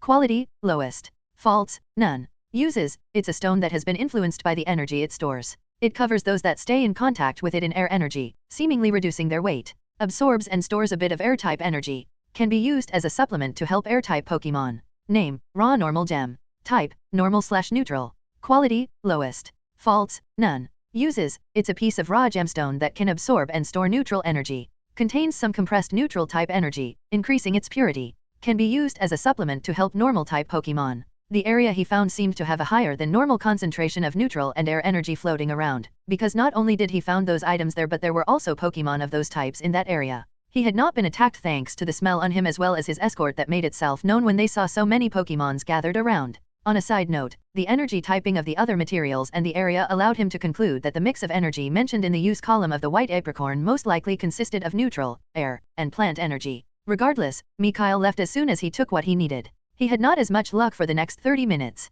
He kept checking the potential of the Pokemons he came across, but the best he found until now was a light yellow Pidgey and a yellow Oddish. He did not take the Pidgey because even upgraded it wouldn't attain light green potential, and the Oddish was ignored by him because he had no interest in it. It was not because he didn't dare to abduct it, really. The gloom he couldn't see the strength of, and the 4 other Oddish at its side really had nothing to do with it. Anyway, he couldn't find anything useful since his last find 30 minutes ago, but just now he stumbled upon a raspberry tree. Name: raspberry. Type: plant. Quality: lowest. Faults: none. Uses: contains nutrition and plant energy. Can be eaten as food, causes the eater to relax. Mikhail's next find happened just before he decided to change his walking direction. He found a stone that gave of a gloomy vibe, so he naturally had to take a look. Name: eerie stone. Type: ghost. Quality: lowest. Faults: none. Uses: it's a stone that has been influenced by the energy it stores. Gives off a gloomy aura and may cause depressive feelings to surface if exposed to it for long durations. It can also cause nightmares. Absorbs and stores a bit of ghost-type energy. Can be used as a supplement to help ghost-type Pokemon. He kept the material obviously, but decided to not take it out until he had a use for it. His walk to the east was not as fruitful as the one northwards, but he still got some good things. First of all, he abducted his first non-magic or Pokemon. Natu did not count, which was a Caterpie. He found her leisurely eating an Oran berry and checked her out. As soon as he saw her status screen, he kidnapped her, berry and all. Species: Caterpie. Gender: female. Type: bug. Potential: deep green. Stage: stageless. Genetic variation: none. Abilities: shield dust, run away. Talents: quick start. Affinities: bug/growth, psychic/shinic, budding. Jackpot. I hit the jackpot. I have proven that I am my parents' son. Ha ha ha ha ha. Mikhail started dancing and laughing maniacally until he was hit on the back of his head by Nato, who was glaring at him for shaking him so much and making so much noise. Mikhail calmed down and simply smiled. Sorry for shaking you so much, Nato, but I just found someone that is really talented, so I was too happy. Nato, send a good for you. And Mikhail looked into his space to check up on Caterpie. Analyzing: Caterpie analyzed. Start improving potential. Potential successfully improved. Start optimizing genes. Genetic optimization failed. Unlocking extra abilities. Unlocking extra ability failed. Unlocking talents. Unlocking talents failed. Detected existing talent. Attempting to improve talent. Talent successfully improved. Checking energy storage. Energy storage can support activity. Generating tailored habitat. Habitat successfully generated. Add habitat to main space. Similar habitat found. Adjoining habitats. Main space successfully expanded. Relocate Caterpie to habitat. Relocation successful. Energy storage at 15%. Process finished. He checked her status and just couldn't control himself. He started laughing again. Species, caterpie. Gender, female. Type, bug. Potential, light blue. Stage, stageless. Genetic variation, none. Abilities, shield dust, run away. Talents, quick start V2. Affinities, bug/growth, psychic/cynic, budding. This time he caught himself pretty fast, not giving Neda the chance to whack him again. Mikhail checked what the talent of Caterpie did and it was awesome. Quick start V2, shortens the time it takes to learn new moves. This is great. She has light blue potential that is bordering blue and she has an incredible talent. This Caterpie is simply a genius. Even among geniuses, it can be considered gifted and now she's mine. Mwahahaha. Once he was calm and done with checking out Caterpie's status, he focused on Caterpie herself, who had first finished eating her berry before looking around confused. He quickly released a heap of berries that contained some of all berry types he possessed. As soon as Caterpie saw the berries appearing, she looked around, then stared at the berries before shrugging and moving towards the berries. Seeing Caterpie seemingly accepting her new situation, Mikhail continued walking. The next thing he found while walking east was another apricorn species. Name, purple apricorn. Type, plant. Quality, lowest. Faults, none. Uses, contains nutrition, poison, and plant-type energies. Can be eaten as food and helps slightly with physical training. Can be used to produce various pokeballs. He saw some Weedle, Oddish, Gloom, and Acans around the area the purple apricorn tree grew. Fortunately, there were no Beedrill. Other than those two he found nothing else that was useful to him during his walk eastwards. After around 1 hour had passed he changed his direction for the last time. This time to the south/downwards. Mikhail seemed to be especially lucky today because he managed to get another 2 things before he returned to their picnic area. The first one was another berry species. Name, Magostberry. Type, plant. Quality, lowest. Faults, none. Uses, contains nutrition and plant-type energy. Can be eaten as food. Can raise the eater's attractiveness slightly. The second one was a tiny mushroom. Name, tiny mushroom. Type, plant, bug. Quality, lowest. Faults, none. Uses, contains nutrition, bug, and plant-type energy. Can be eaten as food. Can be used as a supplement to help bug and grass-type Pokémon. Mikhail had no idea if that mushroom fell from Aparas and simply continued to grow afterward or if some killed Aparas and simply ignored the mushroom, but it was useful to him and that was all he cared about in the end. After those 2 he found nothing else but he was content. Naturally, all materials were upgraded by his space to low quality. The trip had resulted in a huge haul for him. When Mikhail noticed that he should be nearing their picnic space, he warned Nato. Nato, we are nearly at the place where my parents are, so act cute and make sure my parents like you. We, well mostly me, will have to convince them to allow me to take you home. That way you can openly stay with me. Okay. Nato conveyed his readiness and Mikhail, who could see his parents a bit further out, walked towards them. He made sure he was ready one last time before he greeted his parents. Chapter 31, CH8, 31, North cleared and bonds. As soon as Mikhail entered the picnic area his parents noticed him, so when he greeted them, they were looking at the Nato on his head. Mikhail, honey, why is there a Nato on your head? You did notice the Pokemon on your head, right? Came the question from his mother. Yes, mommy, I was walking around. Then Nato landed in front of me. Nato said he thinks I am interesting. I think he is great. Nato wanted to follow me. I said okay. He flew up and landed on my head. Then Emerald came and talked with Nato. After that, I continued walking. His parents listened to his explanation and threw a look towards their Butterfrees after Mikhail was done. Emerald nodded to confirm Mikhail's answer and his parents looked at each other before his father started talking. So Nato came to you and said that he finds you interesting. Both of you talked and Nato said he wants to follow you. You agreed because you like Pokemon and think Nato is great. Afterward, you continued to walk around with Nato on your head. Did I get that right? Mikhail nodded. Nato said he likes me. I like him too. He wants to go home with me. He put on a hopeful face, activated his puppy eyes, and continued with an upward look. Can he please? Please? He can play with me. I like Nato. Please. Let's take Nato home. His parents looked at each other before debating whether to accept Mikhail's plea or not. This is the second time a Nato has taken an interest in our boy. Mikhail seems to have an affinity with Natus. Arya began and Edward continued. Yes, that seems to be the case, but I want to know how a Nato of all things turned up at Hope Hill. There were no Natos living here before and I haven't heard of any Nato migration happening. So there are a few possible reasons but 3 are the most likely. Edward turned towards Nato who had been acting cute until now and had been quietly listening. Did you run away from the petting zoo? Nato simply acted confused when he heard the question. Conveying confusion and seemingly saying petting zoo, what's that? Mikhail's father nodded when he saw Nato's reaction. So, you are not from the petting zoo. I thought so as well but I had to make sure. I believe we would have heard something if the petting zoo was missing a Pokemon. Mikhail after hearing his father's conclusion gave Nato a mental thumbs up before he listened to the continuation of the exchange. Did a trainer release you here, or any other human? Nato who heard the question shook his head. Okay, I believe Nato would have been a bit more cautious towards humans in that case, but it was one of the options that made the most sense. My next idea is the one I believe to be the most likely reason for Nato's presence here. Did you get separated from your family or flock while traveling/flying through here? Nata shook his head once more after Mikhail's father had finished speaking. Arya interjected after seeing Nata denying Edward's options. How did you get here then? Nata expressed that it was an accident. Accidentally? How can one accidentally turn up at some place? Did you get lost? Nata once again shook his head, conveying that he wasn't the cause. Not done by you? Wait a moment.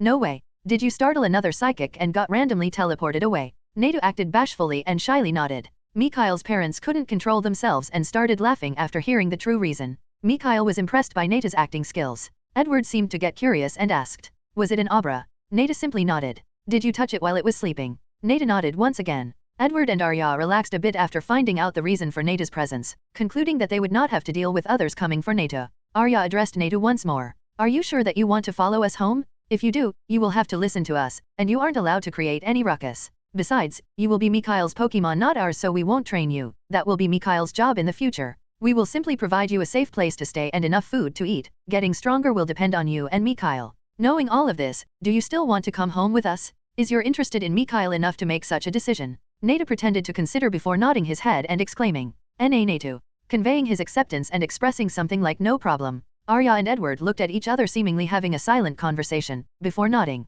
Edward then said, "Okay, in that case you are allowed to stay with us." Mikhail felt elated hearing his parents agree to his request. He did what everyone, especially children, would have done in such a situation. He celebrated. Mikhail took Nata down from his head, he hugged Nata and started dancing while exclaiming, "Yes! Ha ha ha! Nata, you can come home with me. That's great. You can be my friend. My first Pokémon. Ha ha ha." Mikhail's parents were happy that their son was happy, and Arya did not forget to film this important moment. A bit later Arya told them that it was time to eat their lunch, and they did exactly that. After their lunch, they went on a short stroll through the hill together, his parents telling a few stories while they were walking. After their walk, they returned to their resting place and relaxed there. They played some outdoor games before they returned home for dinner. His parents made a small provisional bed in Mikhail's room beside Mikhail's own bed with blankets and cushions for Nata to sleep in. They said they were going to buy a genuine bed for Nata later. Mikhail and Nata went to sleep after his parents had left. Mikhail was happy with how the day had gone and that he could keep Nata around without having to hide him. 2 weeks went by since that day. Mikhail had accomplished quite a few things in that time. During these 2 weeks, Mikhail and his loyal sidekick Nata had thoroughly combed through the northern part of Mikhail's mental map. He had found 3 new materials that he had not discovered before, and the Pokémon living in that area had gotten used to the little kid that kept coming back. He managed to interact with many Pokémon from most Pokémon species that were inhabiting the place except for the Spearow. It was not because he didn't want to, but because the Spearow seemed to prefer to stay away from him. He had no idea why that was the case, but he hoped that it would get better in the future, or that at least Spearow in other places would not react like that. Anyways, he had fed most Pokémon he came across at least once, and many Pokémon had no problem with him stroking them as long as he bribed them with berries. He had not come across any lone Pokémon with yellow potential, though he did find 2 accompanied by a group. One was a Rattata and the other was a Weedle. He did not want to provoke the group by making one of their members vanish before their eyes. No matter how much they had gotten used to him, that would have provoked an attack. Species, Rattata. Gender, male. Type, normal/neutral. Potential, yellow. Stage, low, iron stage. Genetic variation, none. Abilities, runaway. Talents, none. Affinities, neutral. End. Species, Weedle. Gender, male. Type, bug, poison. Potential, yellow. Stage, stageless. Genetic variation, none. Abilities, shield dust. Talents, none. Affinities, bug/growth, poison. Other than those 2, he found a few Pokémon with light yellow potential but ignored them because of his high standards. That he could afford those high standards only thanks to the upgrade function of his space did not escape Mikhail, and he felt happy once again with his choice back then. Mikhail still noticed the occasional fight for survival, but he had already accepted that this was part of the natural cycle and had gotten used to it. He would sometimes watch the fights when he thought the matchup or the fight itself seemed interesting, but most of the time he simply ignored them. Like they said, out of sight, out of mind. The materials he found during his combing of the north area were a white stone that Nata noticed, a Fearo's beak that he found while checking an area where a big fight seemed to have happened some time ago, and an energy root that definitely did not cause him to stumble. Name, white stone. Type, rock. Quality, lowest. Faults, none. Uses, it's a piece of limestone that has been compressed until it became smooth. Contains some compressed rock type energy, increasing its purity. Can be used as a supplement to help rock and ground type Pokémon. Name, Fearo's beak. Type, flying/air. Quality, low. Faults, none. Uses, it's the beak of a Fearo that has been thoroughly steeped in Fearo's energy. Contains a bit of air and neutral energy. Can be used as a supplement to help flying/air and neutral type Pokémon. Name, energy root. Type, grass/flora. Quality, lowest. Faults, none. Uses. It's a root that contains a large amount of nutrition as well as energy but has an extremely bitter taste. Can be used as food, but may cause all Pokémon besides those liking bitter food to feel discontent because of its bitter taste. Can be used to relieve fatigue and accelerate the natural healing process. Except for the beak, the quality of the other two materials was raised to low quality and Mikhail stored them inside his space. But he had not spent these 2 weeks only combing through the north. No, Mikhail had also used that time to interact with Nato and Caterpie to bond with them. He used 90 minutes every day to enter his space twice while Nato kept a lookout. Once, in the morning for 45 minutes and once in the evening for 45 minutes. Mikhail would use that time to not only personally feed Caterpie but also to caress and play with her. He asked her to show him her current moves. Surprisingly, or should he say, as expected considering what her talent was, Caterpie knew quite a few moves. Tackle, string shot, which could be considered normal, as well as bug bite, which was impressive for her young age. That was not all she could do, and not really electroabe, which looked more like a string shot with the occasional spark, but this was already enough to massively impress Mikhail. Nevertheless, this was still not all Caterpie had to show. No, this gem somehow had managed to use her budding Chinook affinity to start learning something those in her species line could only learn after becoming a Butterfree. She could do what amounted to a sad attempt at a confusion, but the fact that Caterpie managed even that was mind-blowing. After she had shown him her moves, he decided to focus on string shot and electroabe for now, because confusion would need a higher amount of Chinook energy than she had access to. Mikhail would spend 15 minutes daily with Caterpie to work on mostly string shot but sometimes electroabe as well. Naturally, he did not forget Nato in all this. Mikhail would speak with Nato about many things, and involve him in his psychic training, be it telekinesis or telepathy.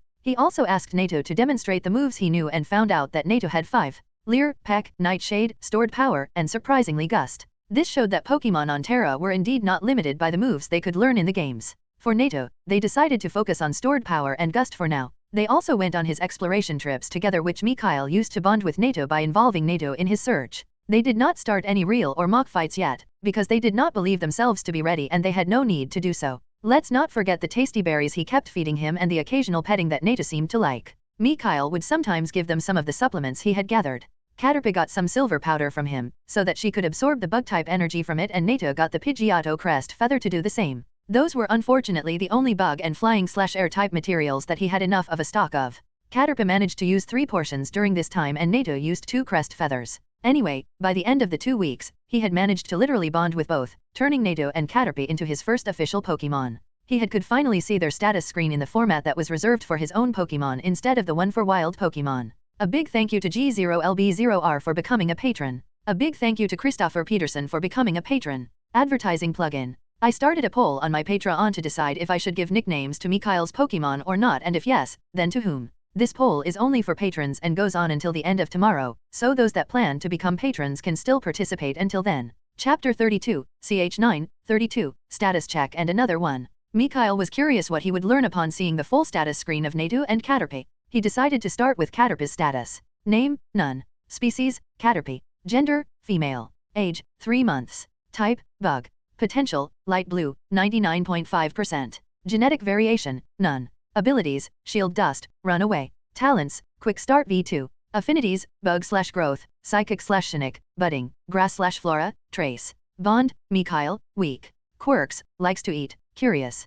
Parameters. Stage, stageless, 80%. Condition, healthy. Content. Masteries, bug manipulation, novice. Techniques, tackle, novice, string shot, beginner, bug bite, novice, electroabe, initial, confusion, none. The screen Mikhail saw was a bit different from what he had expected. Let's start from the top. The name section is empty, which is normal. I don't know if I want to give my Pokémon a nickname or not because I will have so many of them. Maybe, for those with the highest potential and only if they want to. Caterpie fits that category. I'll think about it. What else is new? Age. Wow, I knew Caterpie was young, but to think she only recently stopped being a newborn. No wonder she was so easy to coax. Potential seems to have a new addition, brackets that show a percentage. Let's see, so once the percentage reaches 100% the potential increases. That's nice, especially seeing that Caterpie is only 0.5% away from blue potential. Until the affinity line, everything seems to be the same, but the affinity line here shows all affinities over a certain threshold that the Pokémon possess. All Pokémon possess a neutral affinity, so that is not shown unless it is a normal type Pokémon. The bond line shows Caterpie's bond with me and the brackets show the level of the bond. Weak shows that our bond was just established. This is also the one that the artificial bond the Pokeballs create is at. The strength and lifespan boost is minimal at this level. Then there is strong, which is the one that can be established at the silver stage by the Pokémon. This is the bond that allows trainers to really get stronger and live much longer. After strong comes solid/deep, which is one of the requirements for a mega evolution. The next section, quirks, shows things that stand out and currently depict Caterpie perfectly. After the bonds section follows the parameter section. This one really surprised me. It currently only showed Caterpie's stage and a percentage. There were none of the parameters he expected. After a quick check, he learned that the reason for this was that stageless Pokémon reach the iron stage through normal development. Good nourishment, experience, and supplements could accelerate the process, but work on the body and energy was not recommended. Nature itself seemed to say don't overwork and train them, they are just babies, let them mature/grow first. The bracket was only available during the stageless phase, and once it reached 100% the Pokémon would reach the low iron stage.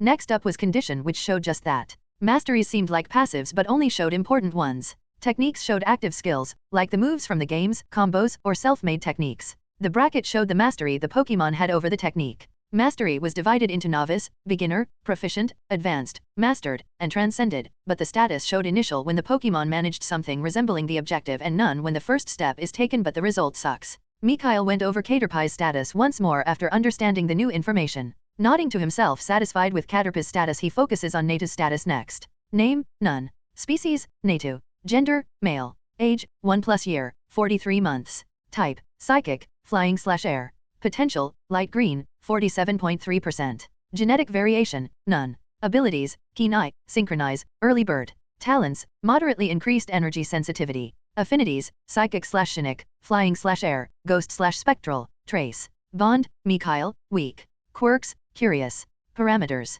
Stage, iron stage, low. Vitality, H. Strength, G. Endurance, H. Agility, G. Energy capacity, G. Energy density, H. Resistance, grass/flora, minor, Shinnick, minor, fighting, major. Condition, healthy, content. Masteries, air element manipulation, novice, Shinnick manipulation, beginner. Techniques, Leer, novice, Peck, novice, Nightshade, novice, stored power, beginner, gust, beginner. Mikhail saw that this time the parameter section was like he had expected it to be. Let's focus on the new information, from the top to the bottom. Natu is relatively young, but I knew that. He is not even halfway to green potential and has a trace of a ghost affinity. Now to the part that was missing for Caterpie, the parameters. Vitality, strength, endurance, agility, energy capacity, energy density, and resistance were the parameters that were added. I already knew that all parameter values are ranked from I to SSS. I looked up how the grades are decided, if the values always start at I or if different Pokémon have different starting points, and what happens when one advances to the next stage.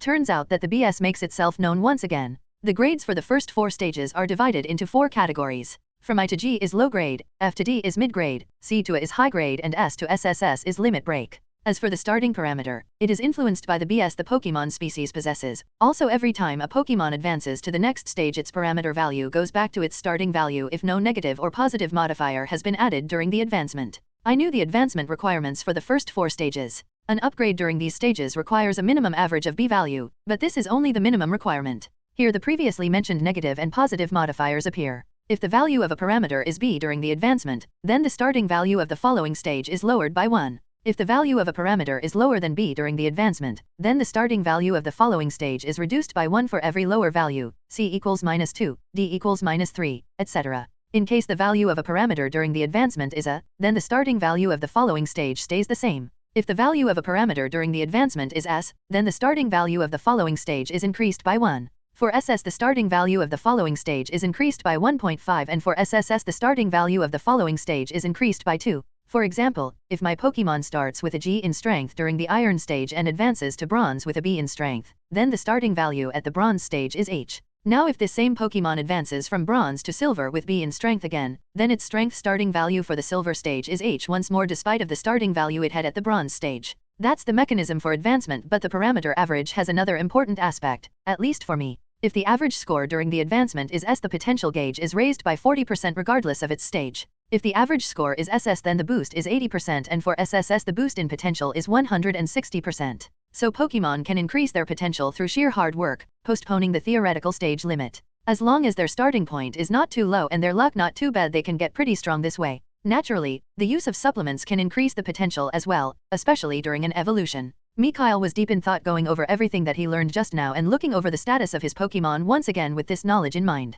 Depending on how hard it is and how long it takes to reach a parameter average of SSS, I could boost the potential of my Caterpie to Aurora, which is normally only available to legendaries and their descendants, without the aid of supplements or further boost from my space when its capabilities increase. This is really beneficial because, besides the fact that supplements are only useful until certain stages depending on their quality, repeated use diminishes the effectiveness of a supplement. Having the option to upgrade their potential even without outside help is great, and I can't wait to see what I can achieve using both. I can already see my future monster of a Butterfree with deep aurora potential. Wait a minute, I know the perfect name for Caterpie should I decide to give her a name. Mothra, Queen of Monsters, or in this case bug types. Caterpie is only missing 0.5% to reach blue potential, so she should manage to do so in a few days at the latest with the help of the silver powder. As for Natu, that was going to take a while longer. Tomorrow starts the new week and I will start combing through the northwestern area. I should go to sleep, I have much to do, and will need to be well rested. Mikhail spent the next 3 days combing through the northwestern area, and in the middle of his exploration on the third day, it finally happened. Caterpie, who had been absorbing the energy from the silver powder, managed to upgrade her potential from light blue to blue. During this time her stage had progressed by 10% and she was only another 10% away from reaching the low iron stage. Mikhail had told Caterpie to not evolve and postpone it even if she could. Evolution happened only while Pokémon were conscious. Pokémon could delay their evolution without any outside help, but they had to allocate a bit of their energy and focus on it, so they could not go all out during fights without risking an accidental evolution. He wanted to wait until she had increased the mastery of her moves a bit and to use the evolution to boost her potential to deep blue. For that, he needed a bug-type material of a higher quality. He had already covered 15% of the area. Unfortunately, he had found nothing useful during the last 2 days, but he hoped that Caterpie's advancement brought him some luck, helping him discover something new.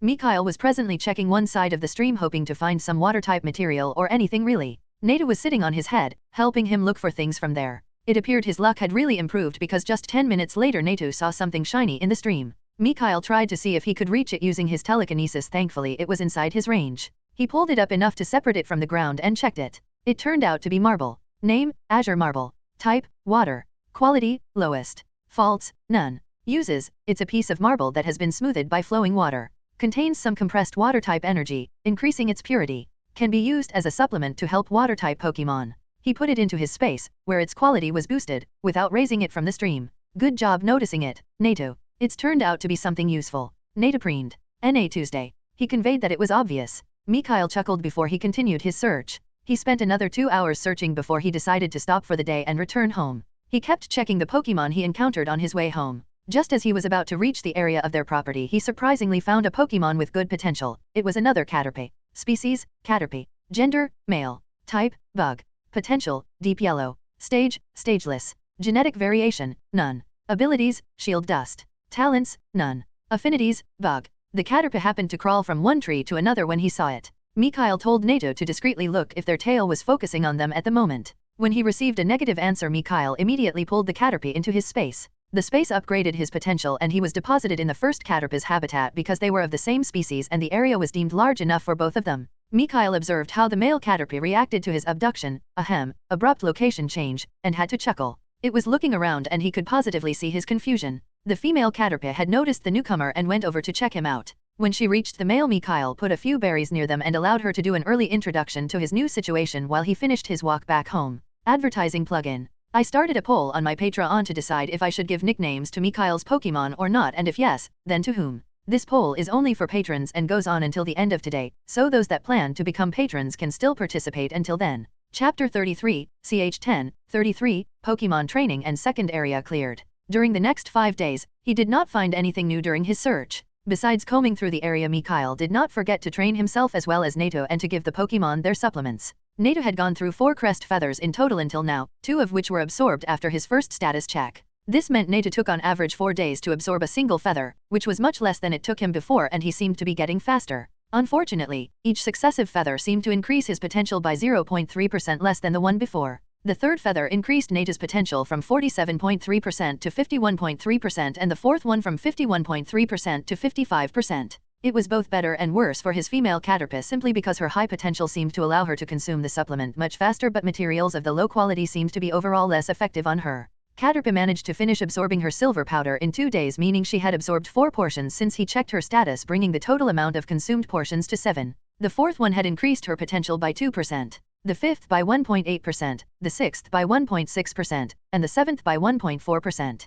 The degree of the lessening in the effectiveness of the supplement was smaller than the one of the feathers, showing that the silver powder he got from his parents' Butterfrees was better despite both being low-quality materials. This should be because they were stronger than the Pidgeotto the feather came from. The reason Mikhail believed that supplements of certain qualities lose their effectiveness when consumed by Pokémon with higher potential was that the increase in potential caused by the silver powder was different for both Caterpie. While the female Caterpie only had an increase of 2% after her fourth portion, the male one had an increase of 7% after his first, meaning it was nearly thrice as effective on the male. On the other hand, it took him a whole 5 days to consume a single portion. Mikhail attributed this to the difference in their potential. It was easier to increase green potential than it was to increase blue potential, and it was easier for someone with blue potential to absorb the supplement than someone with green potential. He had to wait for the Caterpie to reach the low iron stage before he could train their bodies, but he still went over their techniques with them. Since he had no bond with the male Caterpie yet and couldn't check his full status, Mikhail simply asked him to demonstrate the moves he knew, which were tackle and string shot. Mikhail told both Caterpie to focus on their string shot for now. The female Caterpie had reduced the time it took to aim and fire the move to 2 seconds thanks to her previous training. How often she hit her target was a topic for another time. The male Caterpie needed 5 seconds to do the same. His short-term goal for them was to reduce the time it took them to prepare the move to 1 second, before focusing on other aspects of the move like length, hardness, stickiness, elasticity, sharpness, and so on. Training like this together with nutritious food and the supplements they consumed should hasten their progress to the low iron stage. At least it did so according to the status he saw of the female Caterpie. She had progressed to stageless, 94%, during these 5 days. As for Nato, he was training both his parameters as well as moves. Since Mikhail felt that training his moves would help increase his energy capacity and density, he focused on the other parameters while training them. Nato would have to rotate between flying for as long as he could, flying as fast as he could, hopping/running for as long as he could, and hopping/running as fast as he could. This was to train his vitality, endurance, and agility. For his strength training, he had to lift weights. After Nato got used to this, Mikhail planned to make him fly and hop/run around while carrying weights, training all physical parameters at once. To make sure that Nato did not injure himself because it became too much, Mikhail accessed the knowledge of Pokémon groomers to look up massage techniques and used them to help Nato relax his muscles, reducing the stress of his body. Mikhail used the knowledge he had from the Pokémoner occupation to make lotions that were useful for Nato according to the groomer knowledge. Fortunately, the starting knowledge he had on both professions was enough to help his Nato, or he would have increased his access rank first, which would have taken some time. He used some of the materials he had to make a lotion that he used during the massages he gave Nato. Fero's beak and float stone for their air energy. Azure kelp for its water energy to help to spread and to soothe all the energy contained in the lotion. Citrus dash, leppa and lum berries were added to rejuvenate the body and restore his energy. Thanks to its ingredients, the lotion helped increase Nato's potential. The berries Nato ate as food made sure he received enough nutrition and that he had enough energy for his training. While according to his status screen neither Nato's parameter nor his potential had improved yet, Mikhail did not think that it would take much longer to do so, especially his potential. Until now Mikhail had given Nato 8 massages and they had helped increase his potential by around 15%. While the effectiveness of the lotion was decreasing as well, the rate was lower than directly absorbing the unprocessed material and it took less time as well. Nato's potential had currently reached light green, 70%, and he believed that he could upgrade it within 10 days if they kept their pace. Mikhail made Nato alternate his focus between 2 of his moves, Gust and Stored Power, when training his techniques. For Gust he had Nato try to reduce the time needed to perform the move, and 2 different breadths that he aimed for, one with a narrow range that focused the move into a small area and another with a wider range to target the whole area in front of him. The goal for Stored Power was to reduce the time needed to perform the move, and in the future when he had stat boosting moves, increase the amount of energy stored and released by the move. 2 more days passed before he finally found something new. It was getting harder to find things he did not already have while being limited by where he could go, but he already knew that there would be limitations like this when he decided to start at such a young age. He did not regret his decision one bit, and to be truthful he had more independence than he had expected to have.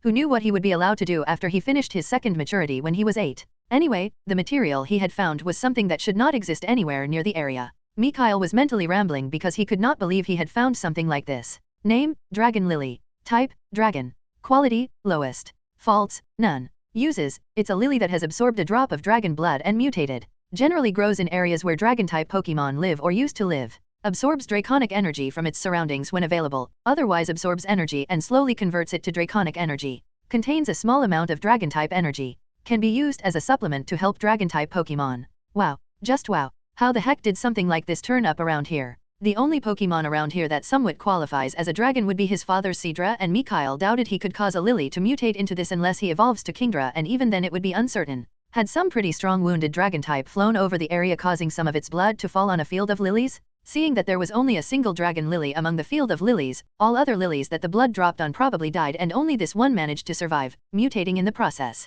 To think he managed to gain his first dragon type material like this felt unreal. even if it was just a low-quality material that stored small amounts of dragon-type energy, which he questioned the pureness and concentration of. Something like this was supposed to be rare. Was it his luck making itself known, or was he benefiting from his parents' luck somehow? Mikhail had reached a point where he thought his father's luck could be responsible for anything. He put the dragon lily into his space and observed how its quality was increased from lowest to low. Afterward, he continued his search, eager to discover another hidden gem that he would not have found if he didn't comb through everywhere. Unfortunately, he did not find another useful material even after he had checked the whole northwestern area, which took him another 5 days. He had luckily managed to find a Pidgey with green potential during the 3rd day, and tried to Pokénap it, but it had the gall to resist. From its status, the Pidgey was at the mid-iron stage and seemed to approach the high-iron stage because it managed to resist my Pokenapping efforts. It used its energy to shake off his, stopping him from abducting it. Then it had the nerve to fly away from the area, escaping his grasp. He may be a bit salty right now, but he liked Pidgeot, and that was a prime candidate that he let slip from his hands.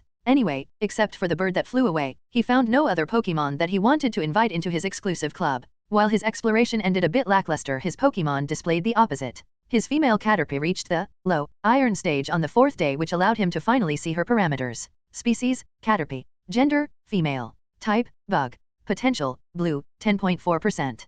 Parameters. Stage, iron stage, low. Vitality, H. Strength, H. Endurance, H. Agility, H. Energy capacity, I. Energy density, I. Resistance, grass, minor. Fighting, minor. Ground, minor. Weaknesses, fire, minor. Air, minor. Rock, minor. Condition, healthy. Content. Masteries, neutral energy manipulation, initial, bug manipulation, novice. Techniques, tackle, novice, string shot, proficient, bug bite, novice, electroabe, initial, confusion, none. I hid most of the upper part because except for the potential everything stayed the same. The parameters are visible now and they are as low as I expected them to be, at least not all of them are eyes. I managed to find a weakness section under the resistance category and made that visible. The resistances and weaknesses are the same as those in the game. Minor is 2 times or half as effective and major is 4 times or 1/4 as effective. As for her moves, I made her focus on string shot and it upgraded to proficient. Caterpie managed to reduce the time it takes her to execute the move to 1.5 seconds, which is probably the reason for the upgrade. Mikhail was happy with what he saw that day, and now that he had combed through the northwestern area as well, he decided to temporarily stop the combing of the other parts. The Pokemon in the north and northwestern area had gotten accustomed to his presence. He believed that he could persuade/bribe some Pokemon to listen to him and perform some mock fights. He wanted to use Nato and his female Caterpie during a few mock battles as well as some of the wild Pokemon. This way the two would gain some form of fighting experience and he would feel what it is like to preside over a Pokemon battle, as well as gain experience with many different Pokemon. The plan was to go over the do's and do nots during a fight for a few days before starting, but he would have to see how long it took for him to feel ready. Not only that, he was thinking about starting a second Magikarp experiment, now that he had a few more materials, and believed that doing those two things together with his own training as well as the time he had to reserve for his family left him with no time for any further exploration at the moment. He would think about resuming his combing efforts in a few weeks at the earliest. A big thank you to Crepusculum for becoming a patron. A big thank you to Araga_N for becoming a patron. Info plugin. The poll on my Patreon concerning nicknames is over. The result is that some Pokemon may get nicknames to stand out from the rest or if they are particularly great. I repeat, this does not mean that every one of his Pokemon is going to get a nickname. Chapter 34, CH11, 34, Sparring Preparations. The morning after Mikhail had decided to temporarily stop his exploration, he went to a clear area of their garden with Nato once they were done with breakfast. Nato, we are not going out today. We will practice fighting. Nato flew down from his head and landed in front of him. Mikhail sat down and started explaining once he thought they were alone. His parents' Pokemon did not keep a constant eye on him while he stayed on their property, so they were semi-private. Nato simply nodded to express his understanding. Mikhail lowered his volume before he continued to talk. We are going over everything I want you to do during a fight. Our strategies are limited by the moves you currently know, however there are still things we can do with what you have. Let's begin with the start of a fight. While he was doing his explanation, he took 2 small pebbles that he placed on the ground between them and indicated that the one on the right depicts an opponent and the one on the left depicts Nato. This will be most likely only effective against non-airborne opponents, but unless I tell you otherwise, I want you to use our wide-range gust and create a breeze that stirs up the sand, dust, grass, twigs, and so on to obscure the view as well as distract the opponent at the start of every fight. The aim of this opening move is a distraction, so you don't have to perform a full-powered gust for now. Execution speed is the key, so until you can perform a full-power gust in a second or less, a low-powered but fast one is enough. When you master gust or a more suitable move, we can think about adjusting the opening move. Until then, this is how we will do it. After you have done that, or in case that you can't, you will have to start moving. A moving object/individual is harder to hit, so unless I tell you otherwise, your second action is to start moving around. It doesn't have to be at your fastest speed, a relatively fast speed that keeps you from staying at a location for too long while not costing too much energy is enough. Mikhail demonstrated what he meant by lightly blowing air at the faux pebble while shifting around the native pebble. Did you understand everything so far? Nata nodded at his question, indicating his understanding. Good, then let's continue. While you start moving, I will give you one of 3 main instructions: front seat, back seat, and passenger. These are going to be the fighting styles you will use until I tell you to change to another one. When I say front seat, I want you to move towards the opponent. While moving towards the enemy, I want you to use leer on him before using peck once you reach him. You should have enough time to execute both, but if you don't, then ignore leer and only use peck. If you feel that you have the opportunity to use either leer or peck more than once, you may do so. If I need to amend something, I will give an instruction, otherwise you will have to retreat and start moving around again in case the foe counters. You will keep moving around until you or I see an opportunity to attack. If that is the case, then you have to approach the foe again and repeat the attack chain. So front seat means to approach, attack, retreat, dodge, and repeat until told otherwise. Mikhail lifted the native pebble while he was talking and moved it towards the other pebble when talking about approaching, hit the other pebble when he said to attack the foe, as well as moving the pebble away and around when he mentioned retreat and dodge. He demonstrated the pattern a few times after he told Nata that he should repeat it until told otherwise before he stopped. Did you understand what I meant with the front seat command? Mikhail asked to make sure Nata was following his explanation. Nata seriously nodded, hearing Mikhail's no-nonsense tone. That's good. We are going to run through all instructions either way, but you understanding my explanation is going to make it easier for us. Next is the backseat command. The backseat command has 4 patterns: backseat open, backseat empty, backseat free, and backseat full. For all 4 patterns, you have to move away from your opponent after performing the opening move to open up the distance between your foe and yourself. The difference between them starts here. Backseat open means you should perform gust while moving around trying to maintain the distance and to dodge any attacks from the foe. Repeatedly execute gust while moving until told otherwise. Backseat empty means you should perform nightshade while moving around trying to maintain the distance and to dodge any attacks from the foe. Repeat executing nightshade while moving until told otherwise as well. For backseat free, you should perform stored power while doing the same, and for backseat full, you can choose to swap between all moves if you want to. In cases where 2 moves are okay, I will combine 2 patterns, for example backseat open and empty, meaning you can choose between gust and nightshade. You should not forget to try to evade any attacks and to keep your distance. Mikhail shifted the native pebble further away from the faux pebble while he kept moving it around. When he talked about gust, he blew air at the faux pebble. Once he came to the part about nightshade, he seemed a bit confused, because he was not sure how to illustrate nightshade before he decided to simply slap the faux pebble with his free hand, signifying the move hitting the foe. Nata snickered when he saw his confused look and subsequent solution to his predicament. Mikhail glared at Nata before he simply continued with his explanation and repeated the slap for stored power, causing Nata to snicker again.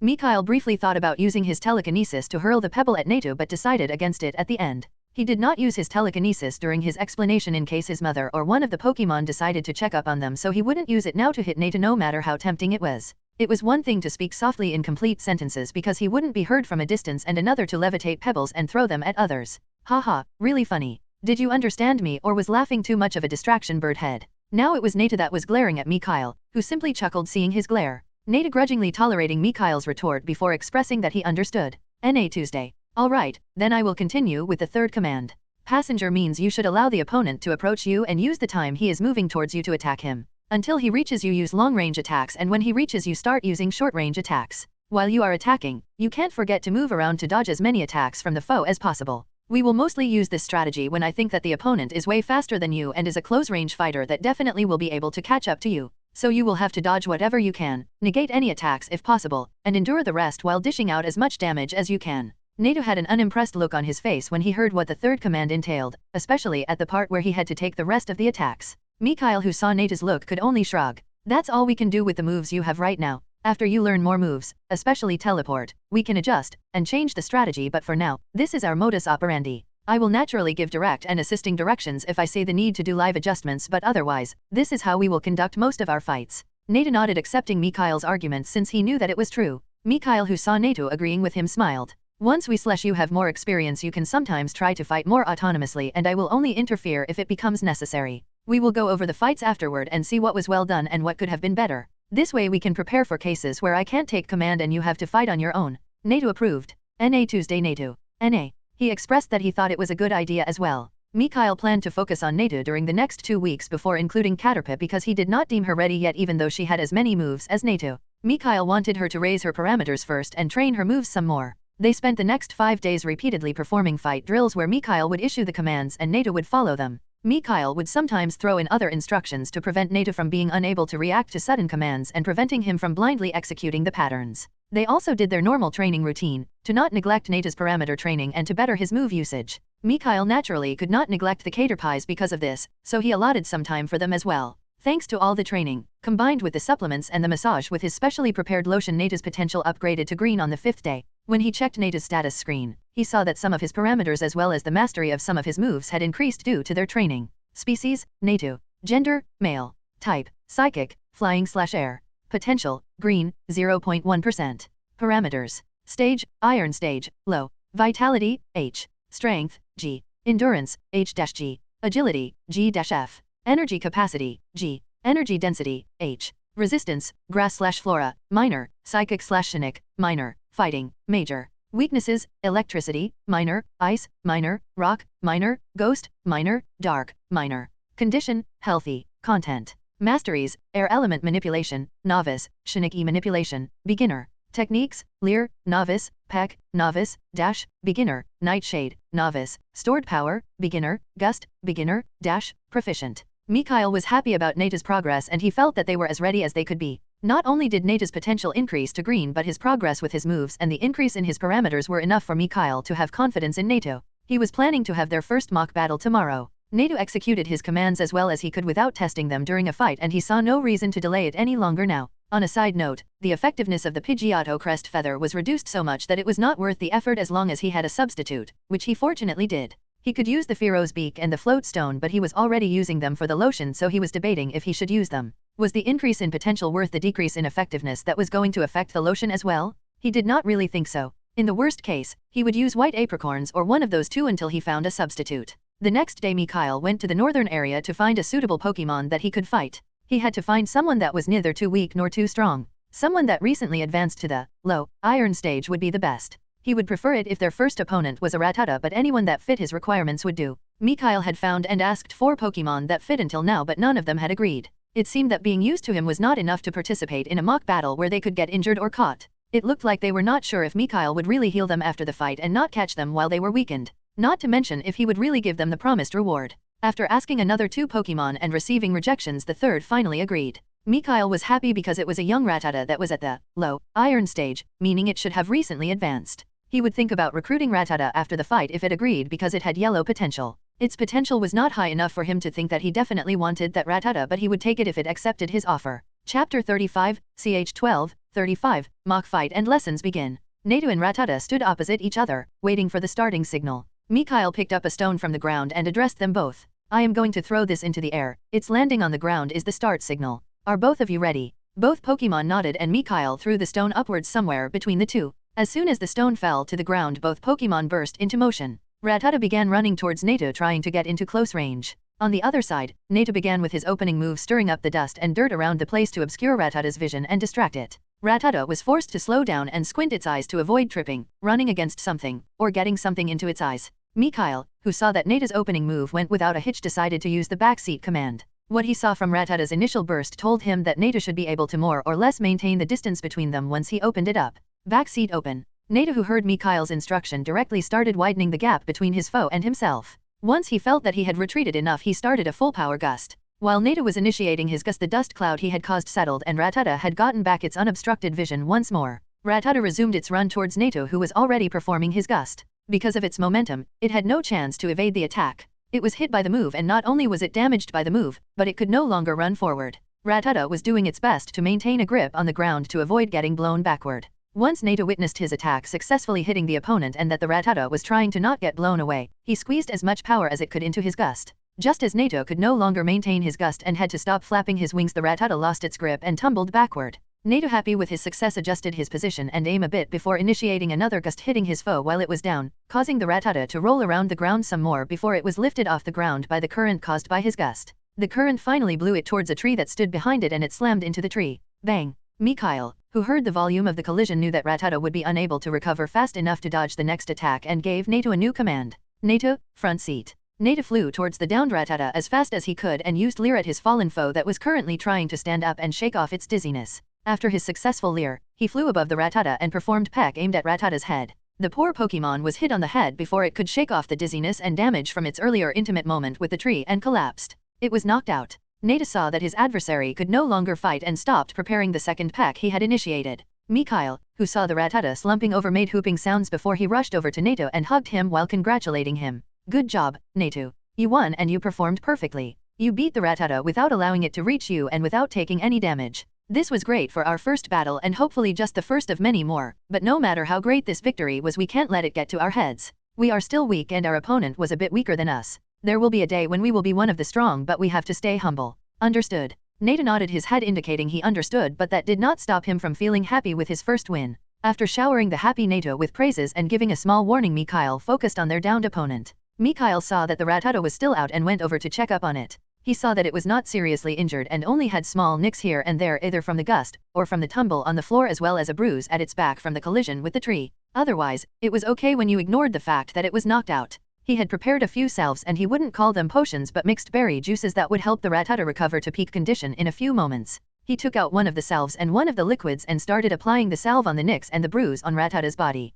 After he was sure that all injuries were covered, he carefully fed the fluid to the downed Pokémon. The Rattata started coming to after drinking the liquid and instantly became alert. Feeling itself recovering and seeing that it had not been captured, it relaxed slightly before focusing on Mikhail and Nato. Mikhail, who had silently observed Rattata from the side after noticing it regaining consciousness, addressed it after seeing it focused on them. I have helped you recover as I said I would, and in a minute or two at the latest you should be fully healed. Now before I give you the berries I promised you as a reward, I have a question for you. Rattata nodded when it heard the first part but gained a vigilant look as soon as Mikhail said the second part. Mikhail, who saw Rattata's reaction, tried to pacify the Pokémon. Relax, you will get your reward either way. That is something you have earned yourself and I am a man of my word. The Rattata relaxed its vigilance slightly after Mikhail said that, but Nata started to snicker when Mikhail called himself a man. He chose to ignore Nata's snickering and continued. My question is simple. I want to ask you if you would like to join me. You would get more than enough to eat, a place to sleep, and we would help you get stronger. What do you think? Would you be willing to join us? Rattata seemed to ponder when it heard his offer.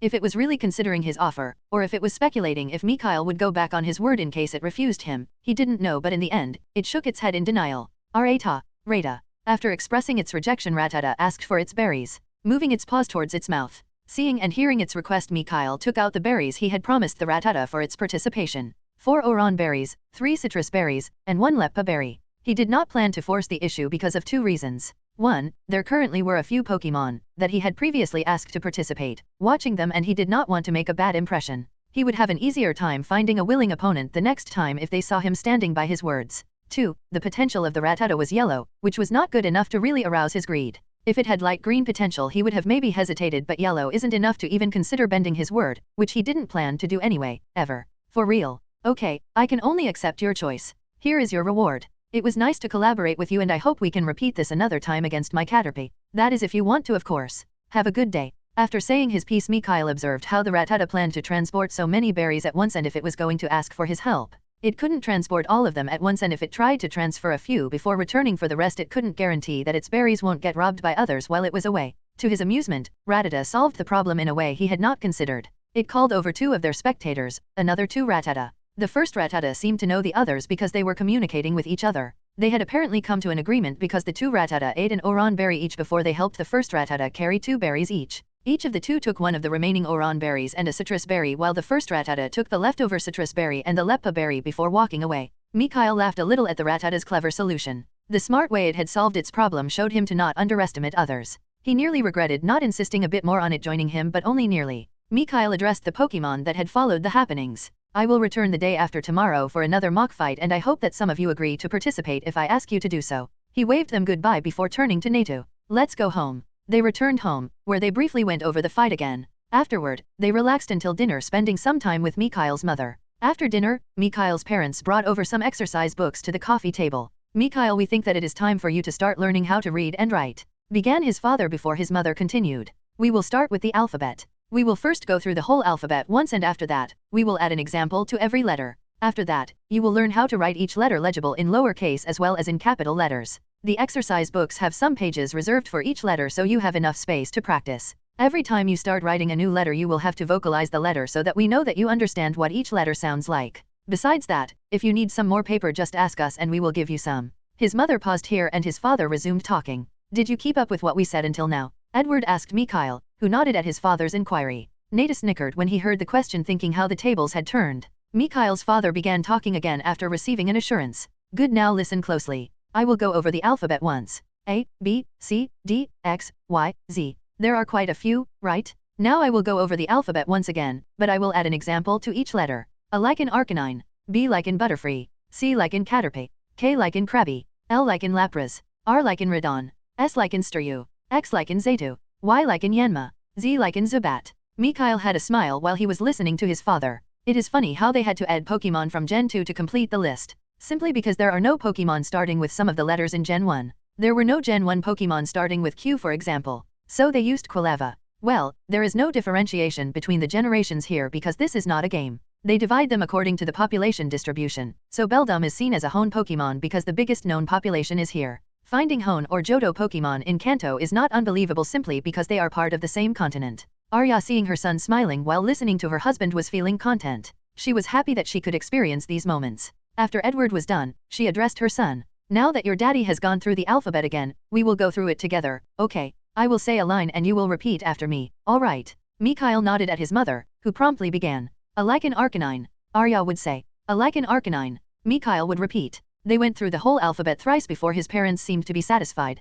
Now that we have gone through the alphabet, you will start your writing exercises. You only have to write the letter A today. This exercise book has a few pages that alternate between capital A and lowercase a. We don't want to force you to write too much if you don't want to, but it would make us happy if you manage to fill a page for each. We will do the first line together and then you can do the rest on your own. His father said to him. When you want to stop because you think you have written enough or don't feel like it anymore, come to us and we will look over it to make sure everything is fine. Alright, honey. His mother added once he was done. Yes, mommy, I will. Mikhail answered his mother. Afterward, they began his writing exercise. Even though Mikhail already knew all of this, he still did the writing exercises as his parents wanted him to. He simply took it as a chance to beautify his handwriting and to train his dexterity. He filled a page for each form of A and gave the exercise book to his parents so they could look over it. They praised him and they did a group hug. His mother showered his cheeks with kisses. Mikhail was happy with the affectionate atmosphere in his family. The rest of the time before Mikhail went to bed, they played memory and his parents read to him some stories from one of the children's books they had.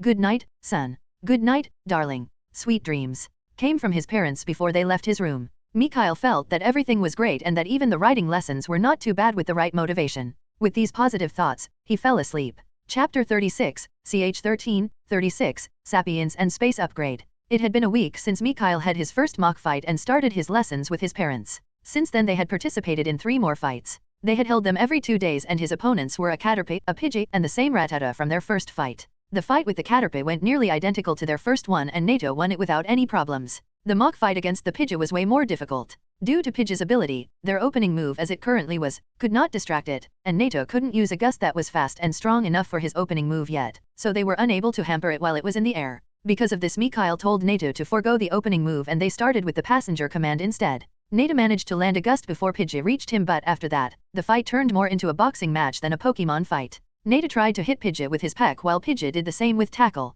Both tried to dodge as well as they could, but neither allowed their foe to retreat in case the other tried to use a long-range attack. The training they did to raise Nato's parameters showed its fruits during this slugfest. The Pidgey tired out faster than Nato and Mikhail instructed Nato to retreat and use gust if he saw a chance to do so. After a successful peck, Nato utilized Pidgey flinching backward to retreat a bit and hit it with a gust. While they won the fight, it was a hard-earned victory and it showed that they needed to expand Nato's move pool. Not only did they have to add new moves, but they had to train his old ones some more because Nato took too long to perform them and they had to fall back to gust too often when they needed a long-range attack. The revanche fight with Rattata ended with Nato winning once more, but it was not as easy as their last fight. The Rattata seemed to have trained for this and had managed to learn quick attack, which allowed it to catch up to Nato a few times. It succeeded in landing a few hits, but Nato managed to open up the distance every time, and at the end, the Rattata fell to Nato's gust. What was great was that just yesterday Nato seemed to have achieved full sapience. Nato was nearly there before, but it seemed these 2 weeks gave him the last boost he needed. Mikhail did not know if it was because of their strategy and training sessions, their mock fights, or the lessons that Mikhail had to go through that he witnessed, but whatever it was, Nato went from communicating with emotions and impressions to words.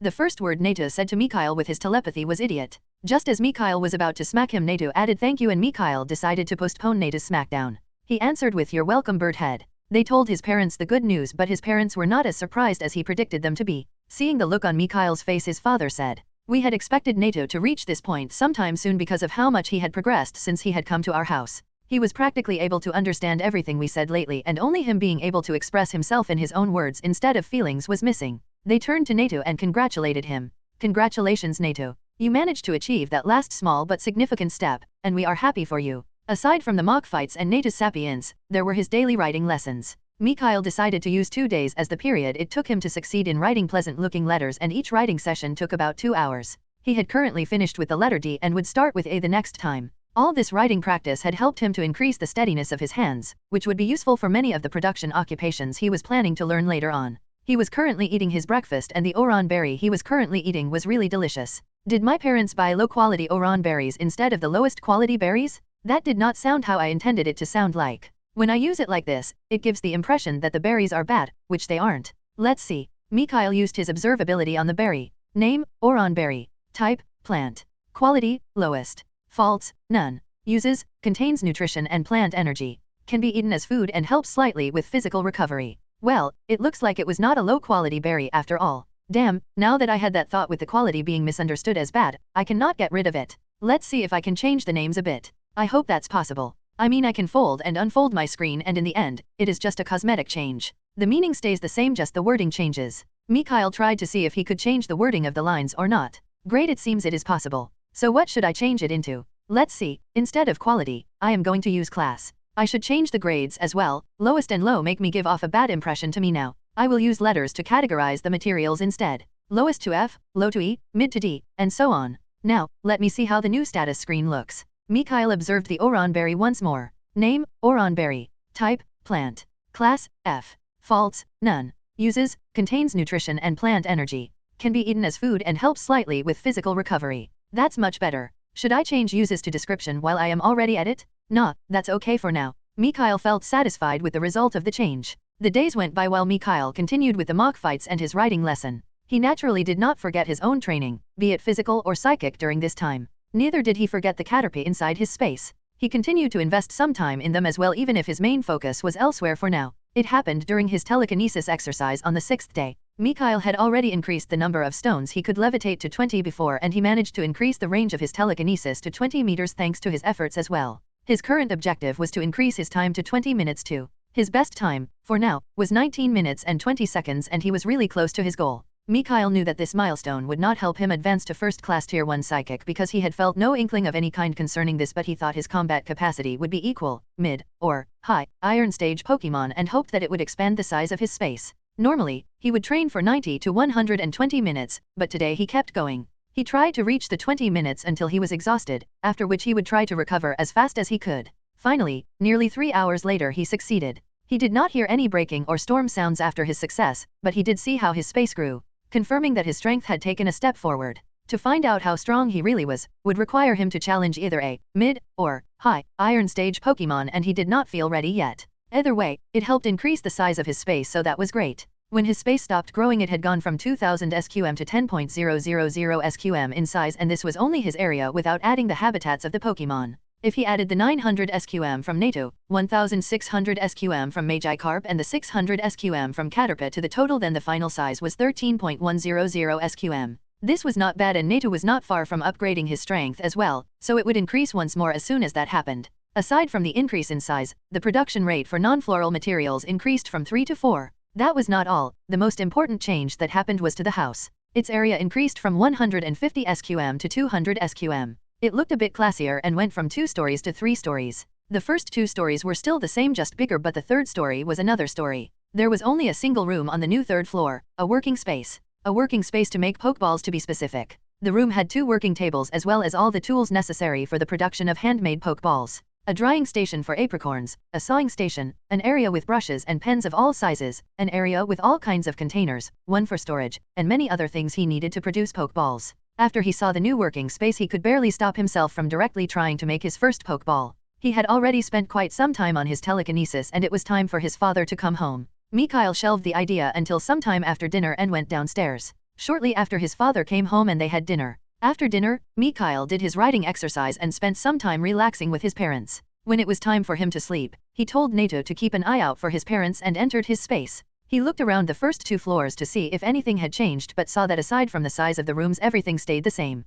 After confirming the situation of floors 1 and 2, Mikhail went up to the 3rd floor. His eyes started to sparkle as soon as he saw all the tools and working stations. He immediately started going over every single tool and station to see what exactly was available and to see where everything was. He tested everything to check if there were any problems. It wasn't that he didn't trust his space to provide adequate equipment, he just wanted to make sure. Safety first, like they say. Once he had been to all stations, seen what was available and where everything was positioned, Mikhail decided to check up on the knowledge he had for Pokeball making. He knew that all occupations had a starting knowledge pack that he had access to and that he needed to unlock the rest of the knowledge through his efforts. Let's see. There is the sea of knowledge. There is the occupation area, and here is the section for Pokeball production. Now let me go over the knowledge I already have access to. That's not as much as I expected. Well, it is a large amount of information, but most of it is basic and general knowledge that I will need as a foundation, which is why I don't feel too disappointed despite only having the instructions for an equivalent to the standard Pokeball. If I had tried to learn all that basic and general knowledge on my own, it would have taken me 3 to 4 years to remember everything, and that's if I spend 10 to 12 hours daily on it.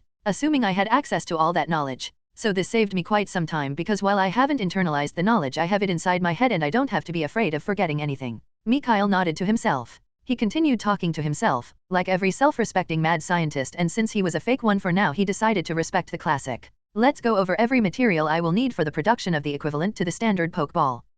That's a mouthful. I am going to call it common ball from now on. So first are the apricorns. To make a common ball, one needs either white or gray apricorns. It would be better if one used both. The class required of the apricorns is E. F-class apricorns cannot be made into Pokeballs of any kind. The higher the class of the apricorn, the higher the class of the produced Pokeball. This is important because Pokemon of higher stages can only be captured by Pokeballs of higher classes. Otherwise, they simply break out of the ball even if it manages to absorb them. Most of the time they can't even do that. For example, Stage 5 Pokemon would need at least a C-class Pokeballs or better. This is naturally only for new captures, so capturing a weak Pokemon and training it didn't mean the old Pokeball won't work anymore when it reached Stage 5. Mikhail nodded happily at this point. While I don't have gray apricorns, I do have white apricorns and they are E-class, so that's no problem as well. He continued going over what else was needed for the production of Pokeballs. Chapter 37, ch 14, 37, Preparing for them balls. I have my apricorn. Now to be able to turn them into Pokeballs they have to be dried first. For this, the apricorn has to be cleanly cut in half and then hollowed out. The pulp of the apricorn has to be kept because it is needed during a later process. I have containers just for this purpose. After hollowing the apricorn, it has to be dried at a constant temperature and humidity. The drying station in my working space is perfectly suitable for this. After it has dried, it has to be smoothed. Next up comes the blood. Modern Pokeballs use technology to create the space inside the ball and all its functions, but handcrafted Pokeballs achieve the effect through the materials used during its production and formations/patterns and symbols painted with a mixture of blood and other substances into its inner walls as well as its surface. I don't know why those patterns and symbols do what they do, yet. Those are the work/product of another occupation. I only know that ball crafters use them for their effects and that they don't seem to care about why it works, just that it does. As long as they create and maintain the space as well as its other functions, most Pokeball crafters ignore the why. They only know that they have to be able to apply them cleanly and precisely without any mistakes. The rest is not important for them. Mikhail became contemplative after he went over this. Seems interesting. It appears to be something like the runecasters/artificers from Western fantasy and the formation/array masters from Eastern fantasy stories. I will have to look up that occupation sometime, but for now, I have other things to focus on. Mikhail nods to himself. Where was I? Right, the blood. The source of the blood differs depending on what type of ball you are trying to create. Whether the desired class of the ball is possible, depends on the stage of the blood source and the class of the substance used for the mixture. The lowest class a successful ball should have is identical to that of the apricorn used for its production. So, if the apricorn used is E-class, then the resulting Pokeball should not be worse than E-class. Producing F-class Pokeballs is considered as much a failure as being unable to produce a Pokeball at all. For E-class Pokeballs, iron stage blood is the minimum requirement, but bronze stage blood would be better. For D-class Pokeballs, bronze stage blood is the minimum and silver stage blood would be better. C and B-class balls seem to follow that trend as well, but I do not know if it is the same for A-class and higher. For the common ball, the blood of a pure normal type Pokemon is ideal. Dual normal type Pokemon blood is no problem as well, and pure water type or pure grass type Pokemon blood can be, reluctantly, used as well, but in that case the failure rate and difficulty increase. Mikhail paused here for a bit. Well, shit. It seems I have to get myself some ratatas if I want to practice my ball crafting without making it even harder for myself than it already is. This time I will use some Magi carve blood. Some of the sidelined ones are at the iron stage, so their blood should do. Now moving on. The mixture also contains materials. Let's see what I need to produce a common ball. If I use pure normal type blood, then adding a single portion of a normal type material together with lepkaberry juice is enough. For dual normal type blood 2 or more portions are needed, and for pure grass or water type blood 4 or more portions are needed. It would be better if varied materials were used instead of a single one. Mikhail nodded at this. Makes sense to me. Okay, that was for the mixture that I needed for the inner walls, and also for the outer surface. The patterns and symbols at the outer surface are what allows the handmade balls to open and close as well as to shrink and expand. Afterward, it needs to be treated, and the apricorn pulp that was kept aside for this. You take the pulp and mix it with oran and leppa berry juice as well as one normal type substance. After mixing them, you slowly heat the mixture and use it to glaze the outside of the dried apricorn. This is done to assist the absorption of energy by the pokeball to maintain its functions. The pokeball has to be left to dry again after the treatment. Mikhail looked thoughtful after going through all steps. It actually sounds pretty easy if you simply go over the steps like this, when in actuality it isn't. If you are not careful, you can fail at every single step. It takes a great amount of practice and precision to successfully produce a pokeball, and the common ball is the simplest of them. I am not afraid of wasting time or materials due to failure, but there are warnings inside my knowledge that some of the balls can have dangerous reactions in case of failure. Luckily, the common ball simply does not work in case of failure instead of exploding or something like that. Mikhail contemplated his next step. It is not possible to try to craft a common ball today, because the drying of the white apricorn takes between 30 to 36 hours, and without the dried apricorn I cannot start. What I can do is preparing all components for the crafting process. The first step is to perform an even cut right at the middle of the apricorn. Mikhail went to a cabinet that had access to the stored berries and apricorn and took out 20 white apricorns that he levitated behind him while walking towards the sawing station. He put them on the table, took out measuring instruments, and started marking all of them in the middle. After he was done with that, he levitated the instrument back to their spot. Keeping the working space neat was important after all. He started the saw blade, took one of the apricorns, and began moving the apricorn, aiming the marked line at the rotating blade. He fully focused on this task. Keeping his hands steady, Mikhail rotated the apricorn completely once while making sure the saw only touched the marked line. He checked to see if the segment was even and to make sure there were no cracks along the cut. Once he saw that he had done a good job, he sighed in relief. That took more concentration than I expected, but it's a good start. It would be awesome if I managed to cut all 20 apricorns like this, but 15 would be considered a job well done already. He put the two halves on a tray for successful cuts and took the next apricorn. Mikhail did not manage to succeed with all 20 apricorns. Hell, he did not even manage to succeed with 15. He ended up with 9 successful cuts, and it took him more than an hour to finish with all apricorns. His first failure was because he couldn't keep his hands steady any longer, so he started taking short breaks between cuts to relax his hands and mind. Of the 11 failures, 2 were because his hands twitched and completely ruined the cut. 4 were turned out uneven, and 5 of them had small cracks along the cut, which probably happened due to him trembling a bit at some point or something like that. The failures were put on a separate tray as well. Mikhail did not plan to throw them away. No, he was going to use them as fodder. There was no reason to waste them when they were still perfectly edible. Since he felt that 9 wasn't enough, he decided to keep going until he had 12 successful pieces. Another 2 apricorns were wasted, but he achieved his goal. Mikhail put away the tray with his failures and focused on the tray with his successes. He took a specialized scooping spoon in one hand, one half of an apricorn in the other, and started to carefully hollow it out. Since the shell wasn't allowed to be damaged, he did it slowly. It took him nearly 40 minutes to finish with them all, and he only needed to replace an apricorn with a new one a single time. One of the halves got damaged and he had to replace the whole thing, so he had to cut another apricorn to use as a replacement. The pulp he removed was put in a container that was kept ready for this purpose. A high-pressure water cleaner was used to clean the scoop, and he put it back to its spot. Mikhail also cleaned the saw blade before he focused back on the tray with the now hollow apricorns. Afterward, he levitated the tray to the drying station where it was put into a specialized heater. He adjusted the temperature and humidity inside the heater to the necessary setting. Now the only thing left to do with the apricorns was to wait for them to dry. He returned to the container with the pulp to begin preparing the mixture he was going to glaze the dried apricorn with. I need oran berry and leppa berry juice as well as a normal type material to create the mixture. I should start with the berries. Mikhail took out 12 oran berries as well as 12 leppa berries and squeezed out their juice into a container. The leftovers from the berries were added to the fodder tray. After that, he took out 4 portions of raw normal gemstone and ground it up. He took the apricorn pulp and mashed it before he mixed the berry juice as well as the normal gemstone powder into it. The resulting mixture was deposited into a new container, while the old ones were cleaned and returned to their places. The heating step would have to wait until the apricorns were ready to be glazed, so he took the container with the mixture and placed it into a storage area where it would stay fresh. I have the pulp mixture ready, so only the blood mixture is left. I currently don't have any pure or dual normal type blood, so I will have to use Magikarp blood instead. According to the knowledge, I will have to use 4 portions of normal type material to offset this, and it would be better if the portions came from different materials. Mikhail became pensive at this. I don't have so many different kinds of normal type materials. I have only one, and using so many portions to offset the usage of water type Pokemon blood seems to be a waste. I still have to wait for more than a day for the apricorns to dry. I am sure I can either politely invite a Rattata into my space or find another way to get my hands on enough Rattata blood during this time. I could try to exchange the remains of a Rattata from one of the fights that keep happening. Naturally, that is only possible if the winner doesn't want to eat it. Alternatively, I could wait until the winner left and take the carcass for free. This alternative is not only cheaper but also safer because I won't have to approach a Pokémon that just fought to the death. He nodded to himself, satisfied with his new plan. That's what I will do. Rattata blood will result in a better mixture and I won't have to waste my materials. There is nothing left I can do right now and I have already spent more than 3 hours doing all this. It is high time for me to sleep.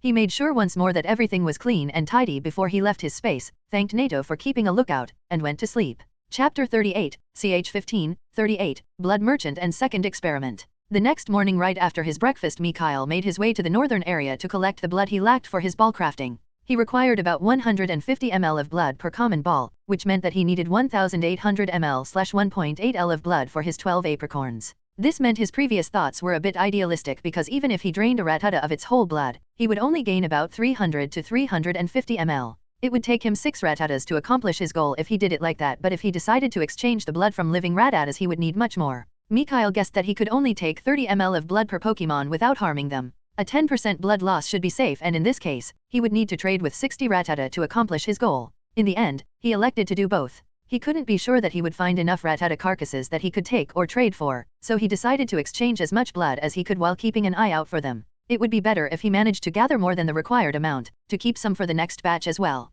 So began Mikhail's career as the blood merchant. Just kidding, or was he? He spent the next 3 hours exchanging blood for berries and trading as many Rattata bodies as he could. In the end, he had traded with 52 Rattatas and gained 75 ml of blood from them. He had started with 30 ml as he had planned to, and after 3 trades he noticed that the Rattatas felt nothing from losing 30 ml, so he increased the volume to 35 ml. Another 3 trades later he noted the same for 35 ml and increased the trade volume to 40 ml. He did not increase the blood amount even after he saw that the Rattata were still fine, because he felt that he was near the limit of what they could take. He gave all Rattata 2 Oran berries to eat directly to help with the blood loss as well as 1 citrus, leppa, and lump berries respectively for later. The tool, needle, he used to draw the blood came from his space and came with his working space. Aside from the blood, he managed to get his hands on 5 Rattata carcasses that he stored for later. 3 of those, he simply waited for the killer to leave, and for the other 2, he traded with the killer. The cases where he traded for the corpses were when the killer was a caterpie. To prevent his tail from seeing him vanishing a corpse he used his telekinesis to take them from a distance.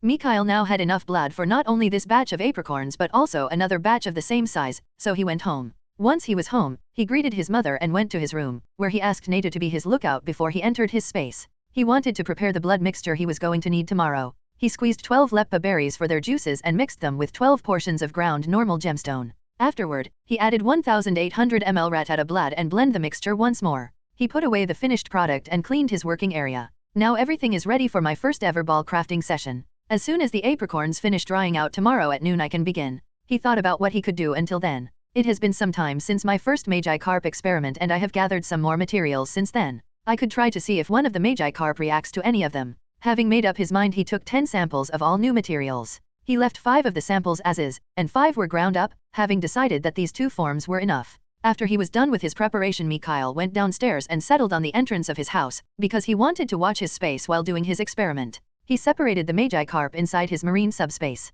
Once that was done, he released the 2 different sample forms near each Magi Carp to see if any of them reacted. He repeated that process until all Magi Carp had been presented with all available samples once. To his utter surprise, one of the Magi Carp reacted to one of the materials. It was a female with deep yellow potential. The chances of him finding a Magi Carp that possessed a noticeable affinity to an additional element among the 5 Magi Carp he had sidelined was extremely unlikely, but it still happened. The fact that the material that triggered her reaction was the dragon lily, a dragon-type material, put the probability to another dimension. Unbelievable, right? Mikhail had done this experiment without any expectations, simply because he did not believe that he would gain any results without a respectable specimen size. Lady Luck seemed to have disagreed with his conclusion, but in this case, being mistaken did not make him feel disappointed at all. It was like he won the lottery with only the second ticket he bought. He couldn't control himself and started his duckling dance. There was no one around to witness it anyway. He had no idea that his female caterpie was resting on one of the trees near his house and had witnessed the whole thing. Once he calmed down sufficiently Mikhail began thinking about what this discovery meant for his short-term future. Now that this Magi Carp turned out to be useful, I can't keep her inside my subspace anymore. At least not if I want her to gain sapience, since everything staying inside the subspace is prevented from gaining sapience. Her okayish potential can be rectified through sufficient supplements and training. Once he reached that decision he promptly transferred her from his subspace back to his main space. He was amused by the collective reaction that followed. They all seemed surprised by her sudden appearance, and she seemed surprised to once again see so many other Magikarps. Now it's time to decide what I am going to do with the other 4 Magikarp. There are still a few elements I have not tested yet, but I don't know when I will find a material of that element. So I either wait for an undetermined amount of time or I use them for another experiment. Since I have found one specimen that fulfilled the requirement for my experiment, I can use the others as a comparative value. I will choose 4 elements and feed supplements of those types to the 4 Magikarps. Then I will observe what kind of influence they have when taken by Pokémon without a corresponding affinity and compare the results with the Magikarp that has a Dragon-type affinity. Absorption speed, and degree of change, as well as all other consequences, will be observed, documented, and compared.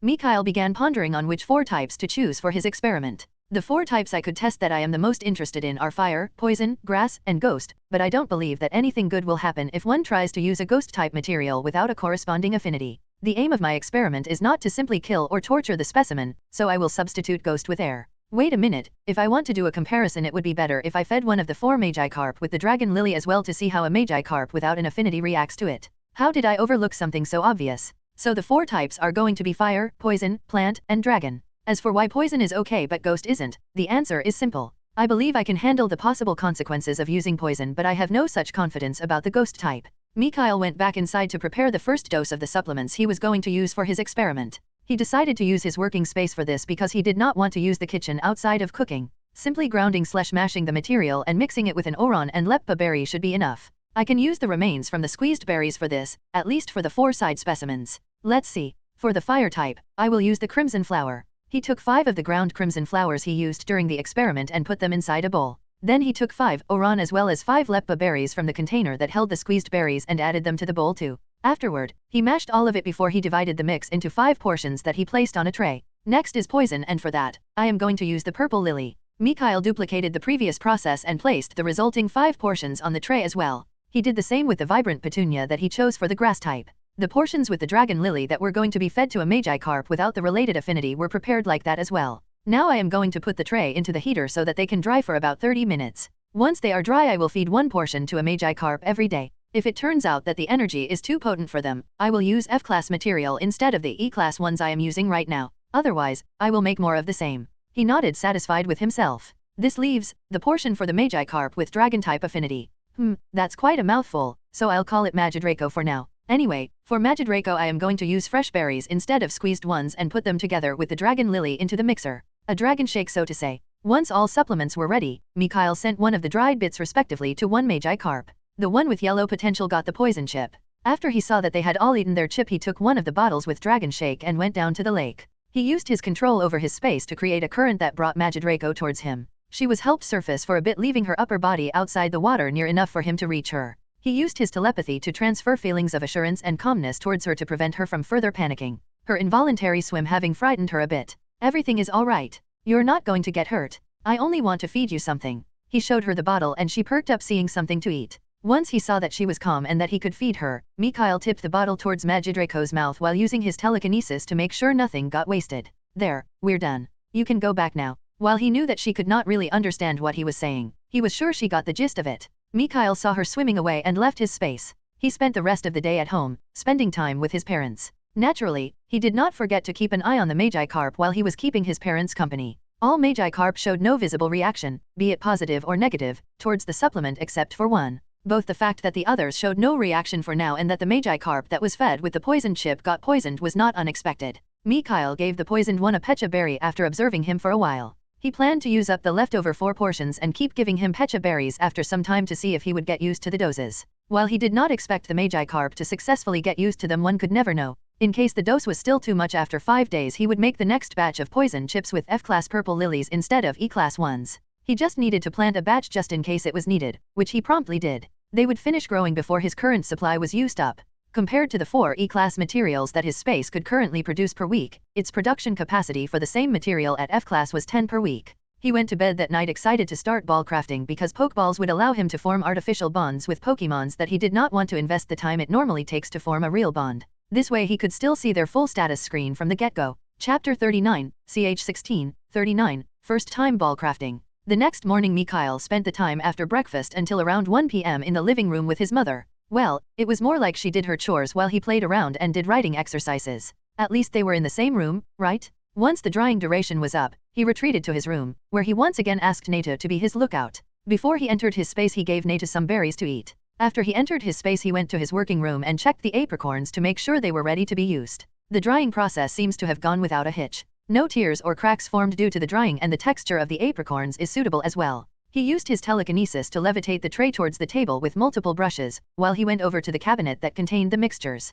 He brought the blood mixtures over to the table as well and sat down while glancing at everything at the table. I think I am going to call the blood mixture blood ink from now on because it simply sounds better. Next comes the most important step, to use the blood ink to paint the patterns and symbols on the inner and outer side of the apricorn shell. Now that I am sitting here, I feel kind of dumb for not practicing the strokes on paper before. While it wouldn't have been the same, because doing it on flat paper and doing it on a curved surface is not the same, it still would have been helpful. The width of the lines has to be precise and the thickness of the lines is not uniform. Some parts have to be thin, some have to be thick, and so on. Not only that, even the distances between lines, patterns, and symbols as well as their positions are important. In short, the error margin is small and the failure rate high. At least I can still remove the blood from the shell and retry it if the blood ink has not dried yet in case I notice something wrong. If the blood has dried, removing it without leaving any stains becomes much harder, but it is still possible. But once I apply the glaze to the outside of the shell, any chance of reusing the apricorn flies out of the window, because it becomes impossible to remove the blood ink. In that case, if it turns out I did something wrong, then the whole apricorn becomes useless. Mikhail showed a resolute face that would make whoever saw him acting like this think he was deciding the fate of the world instead of making some decisions regarding ball crafting. I will add some drawing sessions to my schedule. Twice or thrice a week should be good enough. Now that I have already reached this step, I won't back down. The worst that can happen is that I waste some materials. I just have to be more careful while applying the blood ink. Here, slow and steady wins the race. If I notice a mistake somewhere along the line, the ink in some places would have probably already dried because of my slow pace, but I can still try to remove it to reuse the apricot. The same applies if I spot a mistake during my check after I finish applying the ink. I will naturally check the patterns and symbols every time I am done with drawing them, not only to see if they were done correctly but also to check if their position and distance to each other are precise. Better repeatedly find mistakes and having to redo them. If the ink removal is successful, then to apply the glaze and having to throw them away after the common ball does not work because of said mistakes. Mikhail put enough of the blood ink for one try into a small bowl, then he took the upper part of the shell into his left hand and one of the thin brushes into his right hand. He scrutinized the shell for a bit before he dipped the tip of the brush into the blood ink. After he got rid of the surplus of ink, he started drawing the first symbol on the top of the inner wall of the upper shell. The symbol represented dialga, and he was grateful that it looked like those shadows that only showed the form but no details. Thankfully, one only needed to be careful and precise to do this, and no drawing talent was necessary. After drawing the symbol, one had to write time with the unknown alphabet to the left of it in a light curve. Afterward came some symbols that were hard to describe and words like synchronize, attract, store, maintain, support, and recall, as well the unknown characters for N, E, and U. Well, everything looks fine to me. He checked over everything once more before he put the upper shell down and took the lower part of the shell into his hand. He started drawing the symbols for the lower part. On the bottom came a symbol that represented Pakia and the word space was written to its left. After that came some more symbols and words like stable, bond, energy, blood, minimize, and release, as well the unknown characters for T, R, A, and L. These characters had to be positioned so that they would seamlessly fit with the characters of the upper part. This was not only the case for them but also some of the other lines and symbols, especially for the symbol opposite of the word neutral that represented Regigigas. Apparently, at least one legendary Pokémon of the type the ball used would be added as a symbol. Once he was done with the lower shell, he carefully looked over both parts once more but couldn't find anything that seemed wrong. He waited for another 15 minutes to let the ink dry some more. He used that time to go over everything a few more times. Finding nothing wrong, he started drawing the necessary symbols, lines, and words on the outer surface. There were only two symbols on the outer surface, one on the right side near the cut and one on the left side near the cut. Every shell part had half of the symbol and combined they completed them. The words upper, lower, inner, outer, connect, shrink, enlarge, contact, and capture were the most important ones. The words were connected by lines and circled the two symbols. The symbol on the right was responsible for connecting and keeping the two shell parts together, while the left part was responsible for owner registration as well as Pokémon recall and release. Mikhail looked over everything twice more after he had drawn everything. He could not spot any obvious errors and decided to try his luck. Who knows, maybe I will have some beginner's luck and succeed on my first try. Either way, I want to do the whole process of crafting a Pokeball at least once before I start going all critical on the crafting process. There is no way to know when I will manage to do the whole process again because it could take me some time to be satisfied with the inking step. He left the two shell part in special holders to let them dry without touching anything that could smear the ink while he took the container with the pulp mixture to the heating station. There he slowly heated the mixture up until it became a viscous liquid. This took about 40 minutes because he had to keep stirring it and he couldn't increase the heat too much. Once he was done with the heating, he went back to the drying shells. He examined if they had sufficiently dried or if he had to wait some more. The reason why he had not used the heater to dry the blood ink was that natural drying had a higher success rate than accelerated drying. It turned out the ink had completely dried so he could apply the glaze. Mikhail took the brush for this occasion and dipped it into his viscous liquid. Once he had done so, he evenly applied the liquid on the outer surface of both shells. Afterward, he left them on 2 holders, which only came into touch with the inner wall, so that the glaze could dry. It took another hour for it to dry, which he used to check up on his cater pies. The last step was to align both parts correctly. There were 3 possible outcomes for this. The first outcome, the 2 parts did not stay connected, which meant that he had made a mistake at the outer surface. The second possible outcome was that the 2 parts stayed connected but the ball could not be used, which meant he had made a mistake at the inner surface. The third possible outcome was that he succeeded. Mikhail obviously hoped for the third outcome to happen. He took both shell halves and carefully aligned them to each other. He released one of his hands from the ball and turned the hand that was holding the ball to see if the 2 parts would stay connected. Unfortunately, that did not happen as the part he was not gripping fell off, signaling his failure. Mikhail sighed for a bit but did not seem too surprised. Well, what can I say? If it was easy, everyone would be doing it. It seems I will have to perfectly follow all the guidelines and steps regardless of how much they prolong the crafting process until I reach a certain familiarity with the process. Doing everything with the same brush may be possible, but it seems to be too advanced for me. It looks like I will have to use various kinds of brushes during the drawing process. I think I will train my brushwork for a while before my next attempt. This whole thing took about 4 hours and I don't want to expend that much time before I think I made some progress. He cleaned up everything and threw away his failed product while having a slightly sad expression. He decided to shelve his ball crafting plans until he made some progress with his drawing and brushwork and focus back on his previous mock fighting plans. Before he had unlocked his ball crafting working space, Mikhail had planned to focus his training on his female caterpie. He planned to prepare and train her for about a week as he did with Nato before starting with the mock fights. He could follow the progress of his second experiment while doing that, so the two did not interfere with each other. Having come to a decision, Mikhail left his space. He had been here for more than 4 hours and it was time to show his face to his mother. The training had to start tomorrow either way because it was too late to begin today. He spent the rest of the day by the side of his parents having some quality family time, which meant playing and watching TV together. When it was time for him to sleep, he decided to check up on the female caterpie's status to prepare for tomorrow. He wanted to see the progress she had made. Species, caterpie. Gender, female. Type, bug. Potential, blue, 18.6%. Parameters. Stage, iron stage, low. Vitality, H-G. Strength, H. Endurance, H. Agility, H-G. Energy capacity, I. Energy density, I. Resistance, grass, minor. Fighting, minor. Ground, minor. Weaknesses, fire, minor. Air, minor. Rock, minor. Condition, healthy. Content. Masteries, bug manipulation, novice. Techniques, tackle, novice, string shot, proficient, bug bite, novice, dash, beginner, electroabe, initial, dash, novice, confusion, dash, initial. She made some progress in her parameters, which is good. Especially the increase in agility. She also made progress with her moves. String shot and electroabe are going to be the pillars of our fighting style for now, but the improvement in bug bite is good as well. This way she has something useful for close combat. I'll go over what she has to do with her tomorrow. Time for me to sleep. I have a full schedule and I need all the rest I can get. With that thought, Mikhail drifted off to sleep. Chapter 40, ch 17, 40, Choosing a Name and Battle Preparations.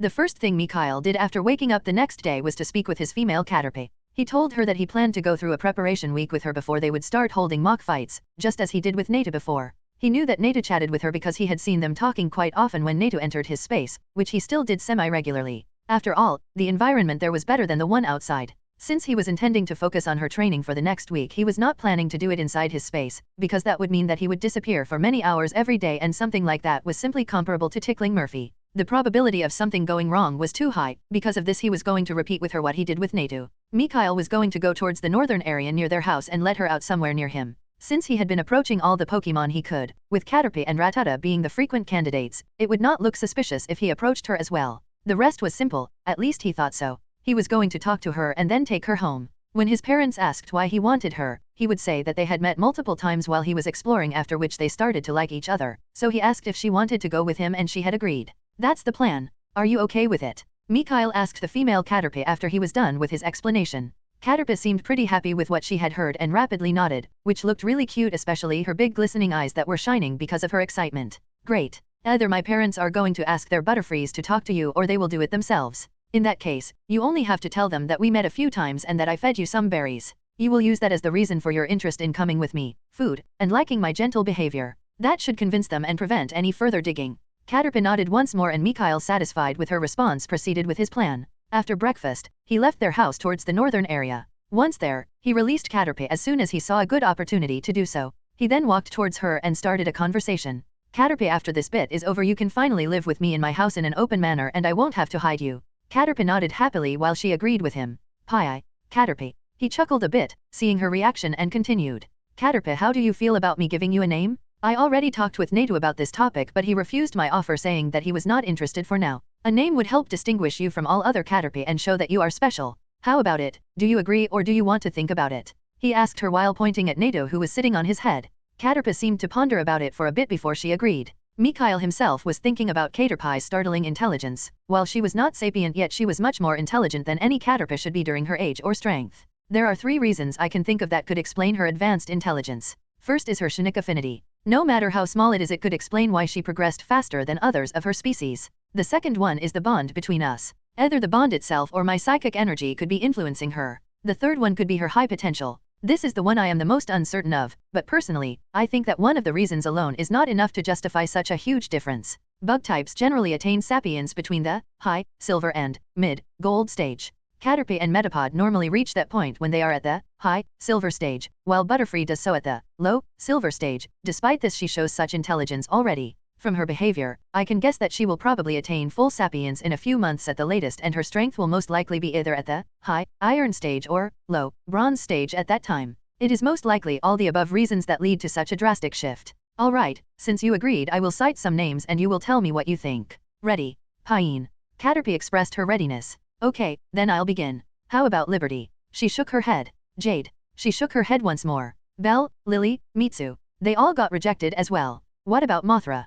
Pie 8th. The newly dubbed Mothra was rapidly nodding her head. Mothra it is. Well, now that we have chosen your name, it's time to go home. He bent down and took Mothra into his arms, hugging her. Afterward, he walked back home. Mikhail saw how one of the 2 Butterfree that kept an eye on him this time around flew ahead, most likely to warn his parents about Mothra, while the other Butterfree simply kept following him from a distance. My lovely little boy, I was going to give you a surprise after you returned, but it looks like you wanted to surprise me as well. Mikhail, honey, can you please tell me why you brought a Caterpie home? His mother was already waiting for him at the entrance when he reached their home and addressed him before he could speak. Hello, mommy. This is Mothra. I met her a few times when I was exploring. I kept feeding her and petting her. I met her today again and asked her to come with me, and she agreed. We even found a name for her before coming home. Isn't she awesome? Mikhail explained while holding up Mothra. Yes, she is beautiful, but my sweet boy, shouldn't you ask us for permission first before bringing anyone home? The last time we reprimand you, or say anything about it, but you shouldn't promise others that they can stay with us without asking for our permission first.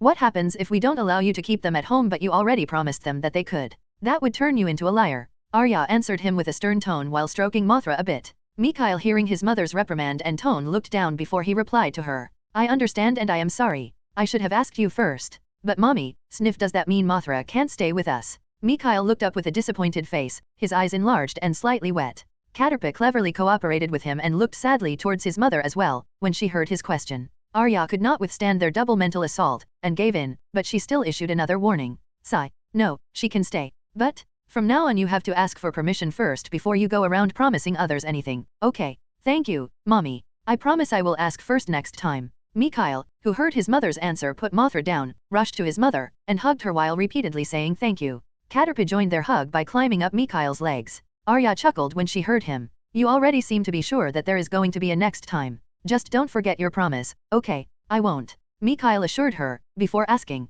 Mommy, you said you had a surprise for me. What is it? Arya, who remembered that she had not told him anything yet, answered him. 2 friends, your father and I met during our journey, are going to visit us this weekend. They are Pokémon trainers as well, and they are married just like us. They have a daughter that is only 1 year older than you, so you can play with her when they visit. Mikhail focused on the first part of his mother's sentence. They are trainers too. Will they bring their Pokémon? Can I see them when they come? Arya softly laughed at his enthusiasm. Yes, they will most likely bring some of their Pokémon with them. I don't know if they would be willing to show you their Pokémon. You will have to ask them yourself. I am sure their daughter would be willing to help you persuade her parents if you ask nice enough. Mikhail's eyes gleamed for a bit before he raised a question. What are their names? His mother chuckled a bit before she replied to his question. The father and mother are called Thorn and Lily respectively. The name of their daughter is Rose. Mikhail had to laugh a bit as well when he heard their names and said, That's funny. To which his mother replied, Yes, it is, my smart boy. She talked to him some more before she went back inside after telling him that his father was probably going to talk to him about Caterpie as well. After his mother left, Mikhail went to the same place he had trained Anew. Once there he focused on Mothra. Mothra, we're going to have to stay a bit low-key today, so we won't do any active practice, but I will tell you what I want you to do during a fight, okay? Mothra nodded to his question and Mikhail continued. I already said this to Anew and the same applies to you as well. Our strategies are limited by the moves you currently know, however there are still things we can do with what you have. You are not the most mobile Pokémon, and while I do have an idea how to solve that, this fact stays true, so your battle plan is going to be quite different from Anew's. Until you manage a proper confusion, your best damaging move is Bug Bite, but that does not mean that it is the focus of our strategy. The focuses of our strategy are String Shot and Electrowave, because the plan is to immobilize the opponent, and once he is unable to resist, taking him out. Electrowave is to paralyze the foe as well as hinder his movements and inflict some damage. String Shot has multiple uses. It can be used to help you dodge attacks as well as increase your mobility by pulling yourself towards something your string is stuck to, like a tree or a boulder, and by swinging around. This is much faster than your regular speed, but you still have to dodge the normal way if you have no other choice. Besides that, it can be used to trap your foe, hinder its movements, slow it down, and to tie it up. For that to happen, we have to focus on 4 of the aspects of your string shot. Its durability, elasticity, stickiness, and capacity. The durability is to ensure the string does not tear while in use. The elasticity is necessary if you want to pull yourself towards something or to swing around. The stickiness will hinder the movements of the foe as well as trap it in place. The capacity is very important because it determines how often you can use your move. So, in short, use String Shot to dodge and move around fast. Use String Shot and Electrowave to immobilize the foe, and lastly use Electrowave and mostly Bug Bite to damage and beat the foe. Did you get all that? Do you need me to repeat it? Mothra, who had been seriously listening to everything Mikhail had said, expressed her understanding. Pi, Cater, Pi. Mikhail understood that she said something along the line of no problem, leave it to me. He was once more marveling at her high intelligence, having expected to have to explain it a few times before she understood it. That's amazing. We are naturally going to go over each maneuver and each scenario that I can imagine, and what you have to do in those cases, but those are going to be your main tools. We are going to polish those moves while going over their use. You're going to be awesome, Mothra. The strongest Caterpie ever. Caterpie looked fired up to the limit and enthusiastically nodded to his words. Meanwhile, Mikhail focused on Anew, who had been quietly listening on the side. Don't think you get to slack off during that time. I want you to focus on your physical training exercises while I am training Mothra. Sigh. All right. Anew reluctantly agreed, a bit sad that he did not get to laze around while they were training. After that, Mikhail stood up, took Mothra, and went inside their house. He spent the time until his father came home in the living room, doing his riding exercise and playing with his Pokémon and mother. Once his father came home and his mother told him about the situation with Caterpie, Mikhail had to endure another short lecture from his father about getting permission first. After he was done with his lecture, he congratulated him for his new partner and they ate dinner. During the rest of the day, they watched a movie and his parents told him some of the things they experienced with their flower-themed friends that were going to visit in 3 days. Mikhail went to bed that night with Caterpie right next to him. Chapter 41, ch 18, 41, Some Training and Visitors.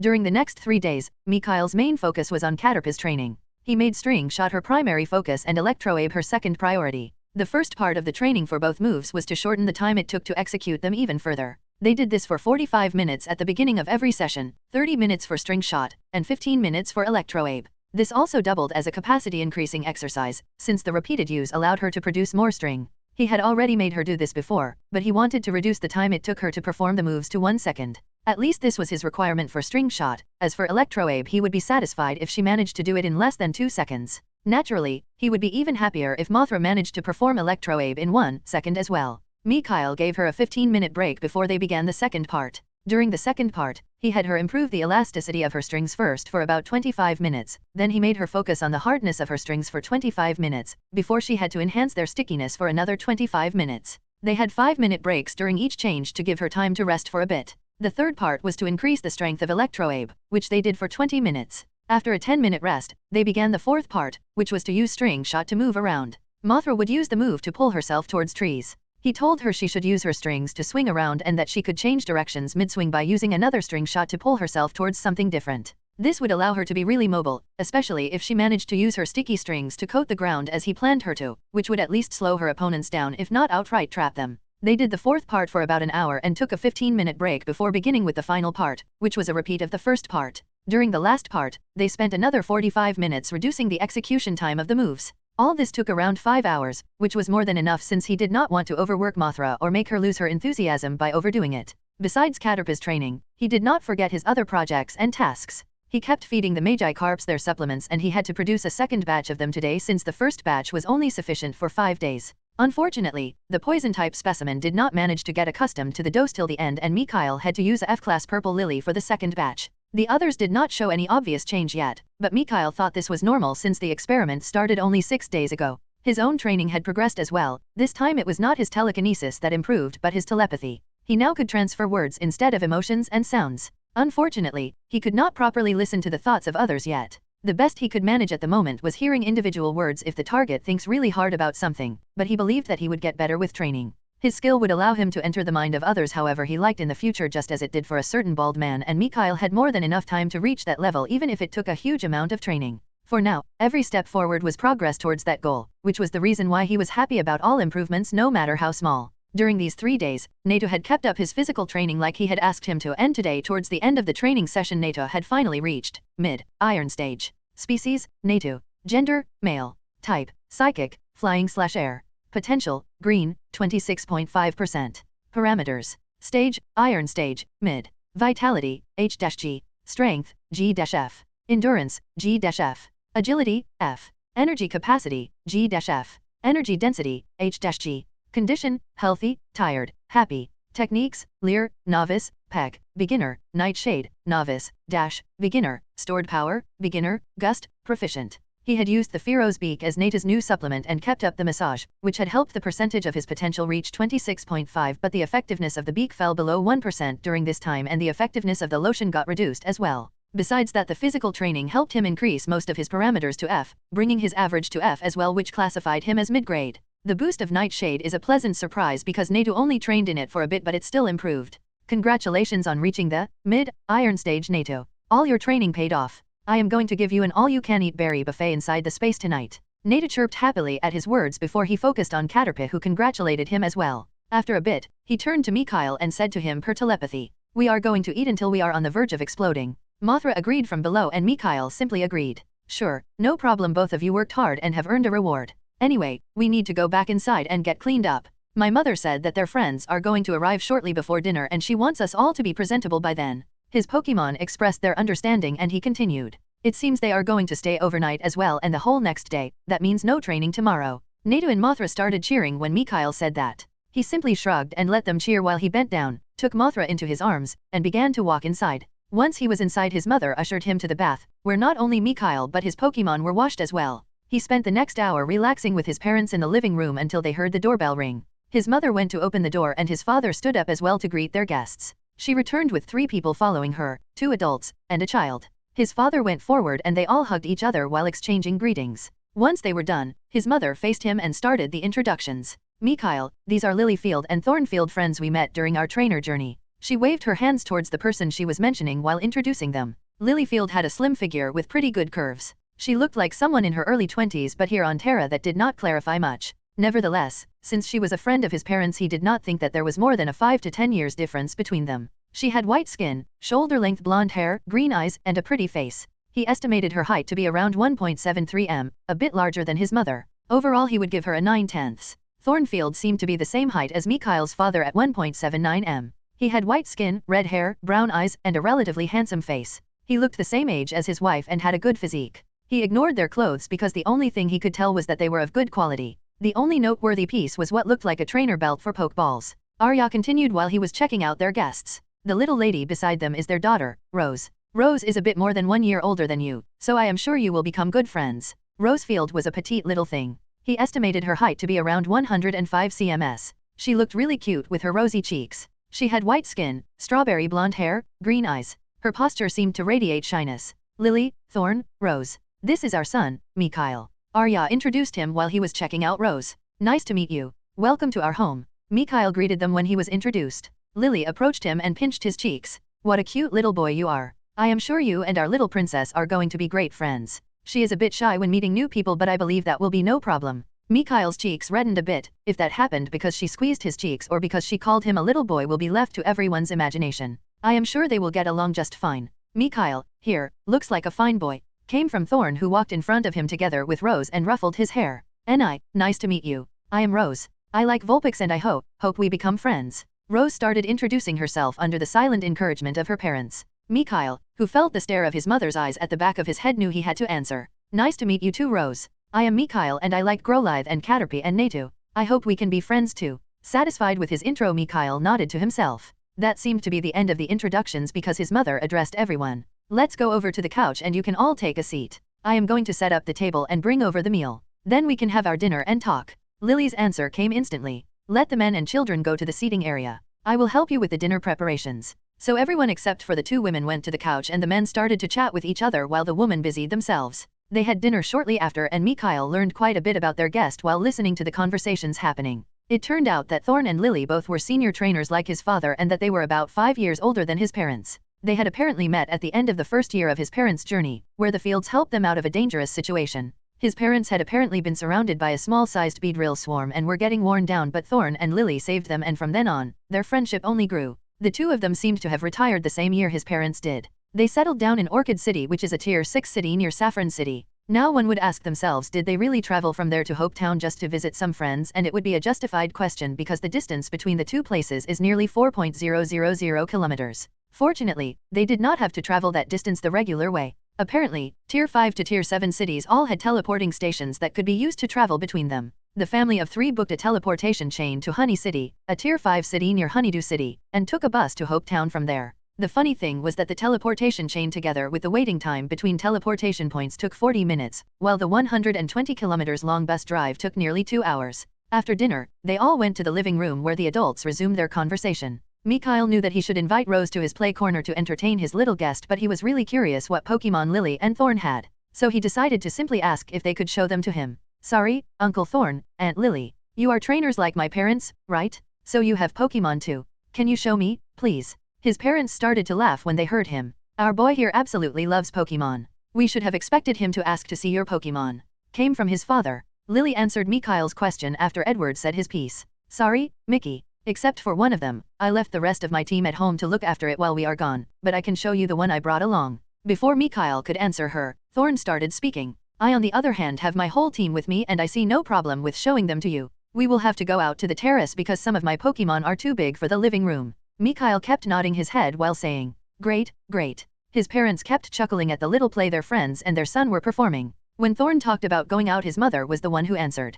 No problem, we can sit at the terrace as well. The weather is currently good enough, so that's actually a good idea. Let me take some snacks and drinks there as well. Arya stood up and went to the kitchen and Lily followed her. They all went to the terrace and sat down except for Lily, who took a Pokeball from her belt and released the Pokémon inside. Mikhail, who was excitedly watching her, was surprised by the Pokémon that she released. Chapter 42, CH19, 42, Exhibition Match, 1. The Pokémon Lily released was a Ninetales. No wonder Rose's favorite Pokémon was a Vulpix, she probably was influenced by her mother's Ninetales. Mikhail had to admit that Ninetales was a gorgeous Pokémon, it looked elegant and refined. Once it was let out, the Ninetales observed its surroundings and Mikhail could see it recognized his parents before it focused a bit on him. At that moment he remembered that despite not being a psychic type, Ninetales was pretty talented in that area, so he was momentarily worried if it noticed something off from his Chinook energy. He felt relieved when it stopped focusing on him and his previous thoughts were confirmed when she sent an open telepathic message, showing her Chinook prowess. Yes, it turned to her, because the voice Mikhail perceived from the telepathic message was decidedly female.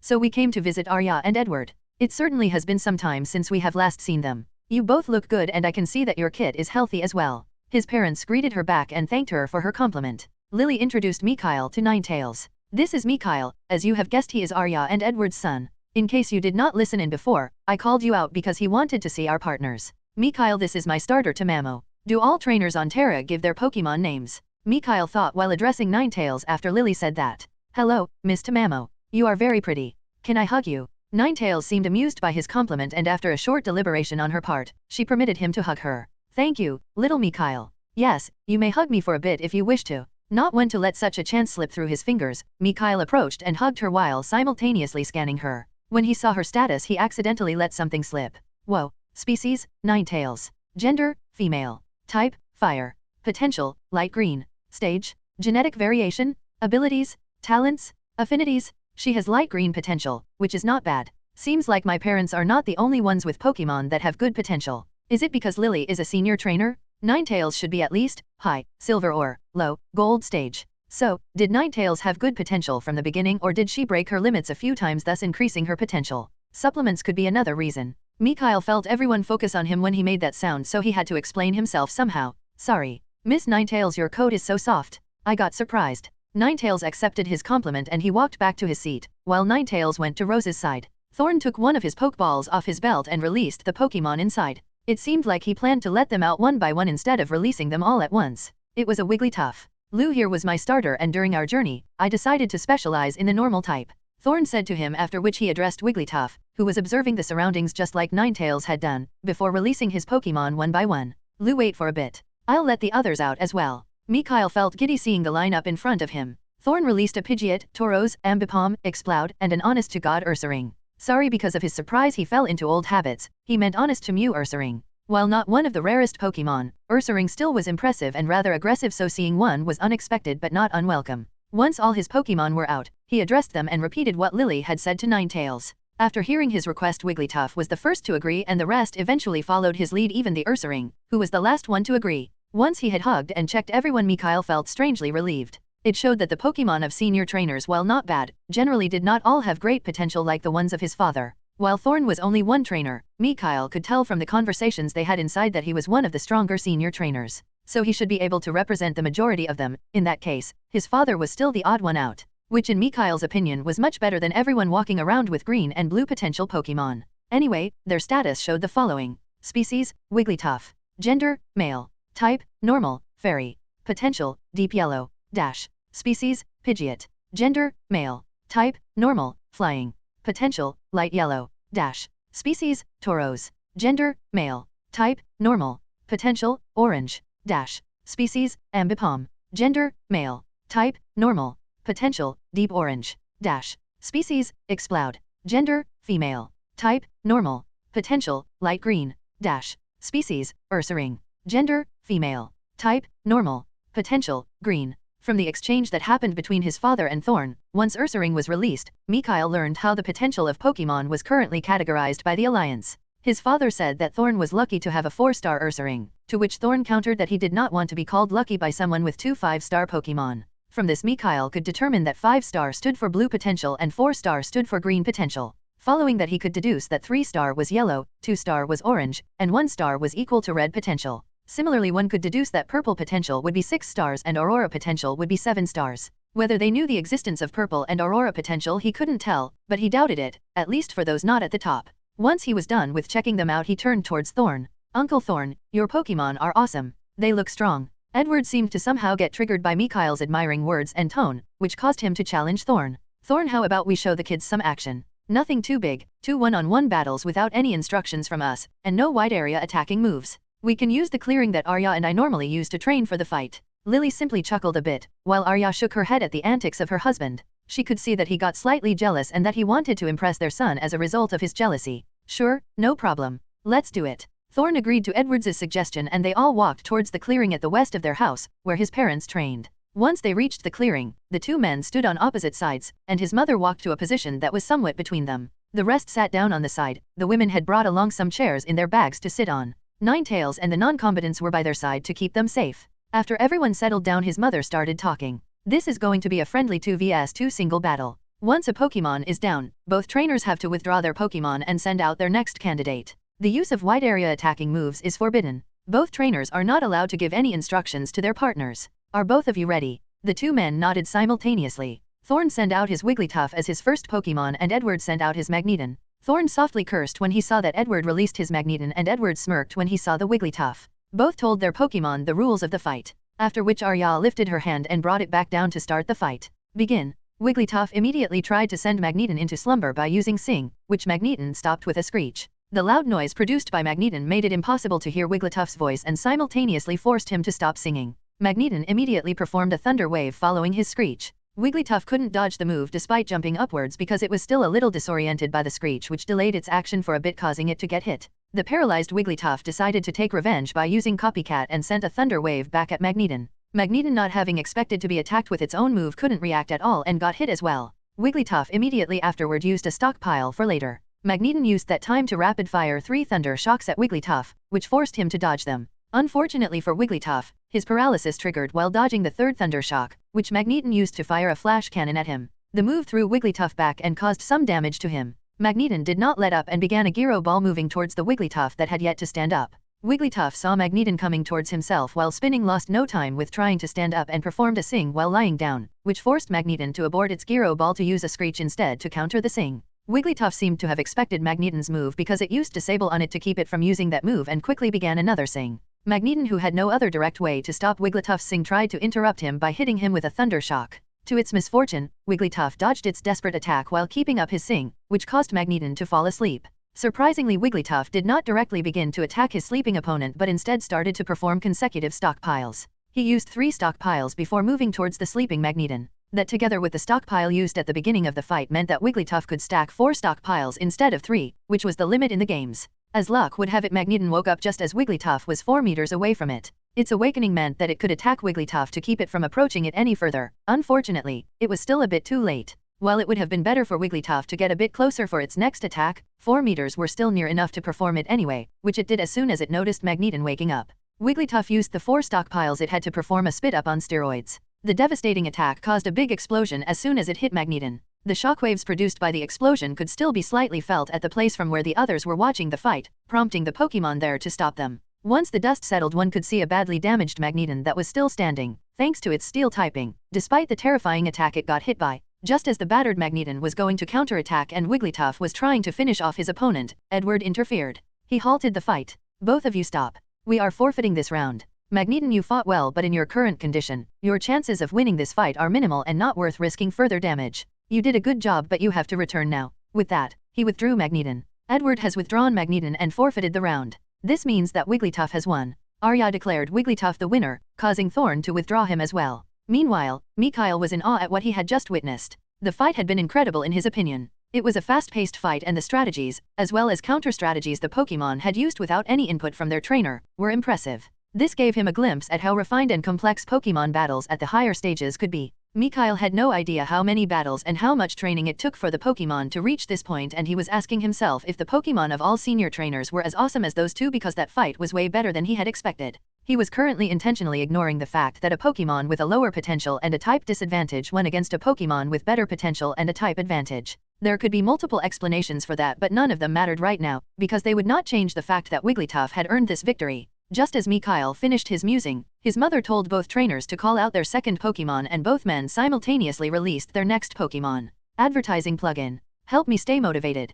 Patreon *n/Israel 93. Chapter 43, ch20, 43, Exhibition Match, 2. Mikhail's father called over his Nidorino and Thorn used his Ursaring. Both Pokémon were informed of the rules and his mother gave the starting signal. Mikhail was wondering how the two Pokémon had been trained, because both species were generally close-range fighters. If they had focused solely on that aspect, this was going to turn into a close combat battle. I hope father has helped Nidorino learn some long-range moves. While watching two individuals in a slugfest is entertaining as well, I would rather see a diversity of fighting styles. During Mikhail's idle thoughts on the fight between Ursaring and Nidorino began. Ursaring began using Scary Face while moving towards Nidorino, who was ignoring Ursaring and using Focus Energy instead. While Scary Face made the target a bit more sluggish for some time, Focus Energy allowed the next move to gain a penetration property that made it easier to cause greater harm, which could be seen as equal to a critical hit. Critical hits did not really exist in reality. Here they were simply attacks that caused higher than normal damage due to one reason or the other. Anyway, back to the fight.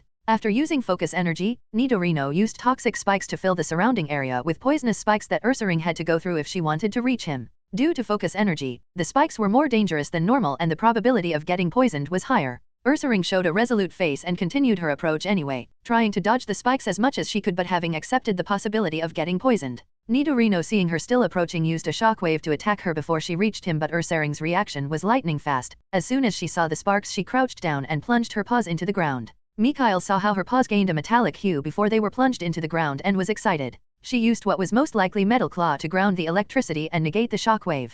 That's awesome, and it seems my father did teach him some long-range moves. It seems like I can expect such tactics regularly at their level if she used it without any input from her trainer. Nidorino used the delay of Ursaring negating his shockwave to fire a few rounds of Poison Sting at her, which Ursaring blocked by using Protect. She used the time Protect was active to stand up again and continued to move forward. When the distance between the two was reduced to less than 4 meters, she just blurred for a bit before appearing behind Nidorino ready to attack him. Mikhail, who saw that move, thought to himself, "That has to be feint attack. I think I saw some small black sparks when Ursaring got blurry and appeared behind Nidorino. I am not sure if it is short-range teleportation, or a high-speed movement, but what I know is that it is really fast. I am surprised that Nidorino managed to react to it. Surprisingly, Nidorino managed to block the surprise attack with a protect of his own. He used it as soon as Ursaring's silhouette started to blur. Not only that, but he used the small pause his protection earned him to hit the Ursaring behind him with a double kick, hurling her a bit away. The move was executed rather smartly because Nidorino used enough strength to make Ursaring roll away instead of flying away. This was important because she was stabbed by the previously released toxic spikes while rolling away. While Ursaring was forced to roll by Nidorino, he did not stop there. Nidorino immediately started to use earth power to attack her, but Ursaring made use of her involuntary roll to dodge the attack by slightly changing her rolling path as soon as she felt the ground underneath her vibrate. While she was still hit by small pieces of the ground sent flying by the eruption of earth power, she did manage to escape most of the move. Only after dodging the attack, she managed to stand up, but one could see that she had a slight purple hue. It seems at least the first part of Nidorino's plan had worked out and Ursaring got poisoned, which meant that she was on a timer now. Ursaring started running towards Nidorino once more, this time completely disregarding the spikes on the ground. Nidorino wanted to deliver her a major blow, and tried to use Venoshock on her, but that failed when she used Protect to block it. Ursaring managed to use the protection granted by Protect to reach Nidorino and crouched down slightly to deliver a low kick. Nidorino got hit and was unbalanced because of it, which Ursaring used to deliver a hammer arm. Fortunately for Nidorino, he used Protect once he got unbalanced, which allowed him to block the strong attack from Ursaring, but the confrontation between Protect and hammer arm caused a small explosion, which stirred up some dust.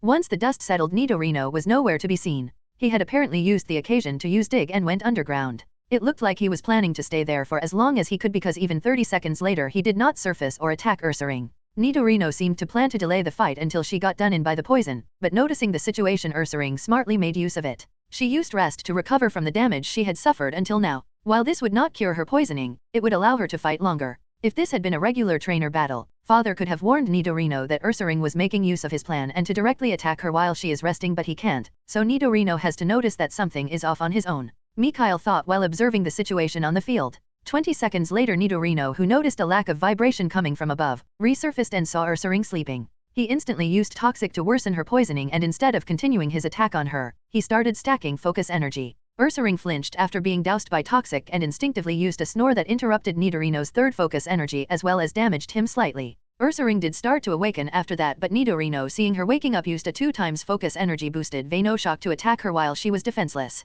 As soon as Ursaring got hit by the boosted Venoshock, she woke up by the great pain the move as well as the erupting poison in her body caused and screamed. Had she not recovered greatly thanks to rest, this move would have knocked her out, but even then she was left in a worse state than before. Ursaring decided to make a last gamble because she knew that she would lose if she didn't. She used Sweet Scent, which caused Nidorino to relax and loosen up a bit, reducing its vigilance and focus. Then she used Protect once more to protect herself in case he attacked her and closed the distance between the two. Her use of Protect showed to be a smart choice because Nidorino instinctively used a shock wave after being affected by Sweet Scent. This shows that training counters for certain situations until they become instinct is a smart decision. I already planned to do that before this fight, but now I am even surer of my decision. Ursaring was now before Nidorino and acted as if she was aiming a hammer arm at his head. Nidorino used Protect to block the attack, but it turned out Ursaring was just faking it and used Feint Attack instead. She appeared behind Nidorino and used a combination of Fury Swipes and Slash to break his Protect as fast as she could, and once she had succeeded she aimed a real hammer arm at his unguarded back while hoping that Nidorino wouldn't react fast enough.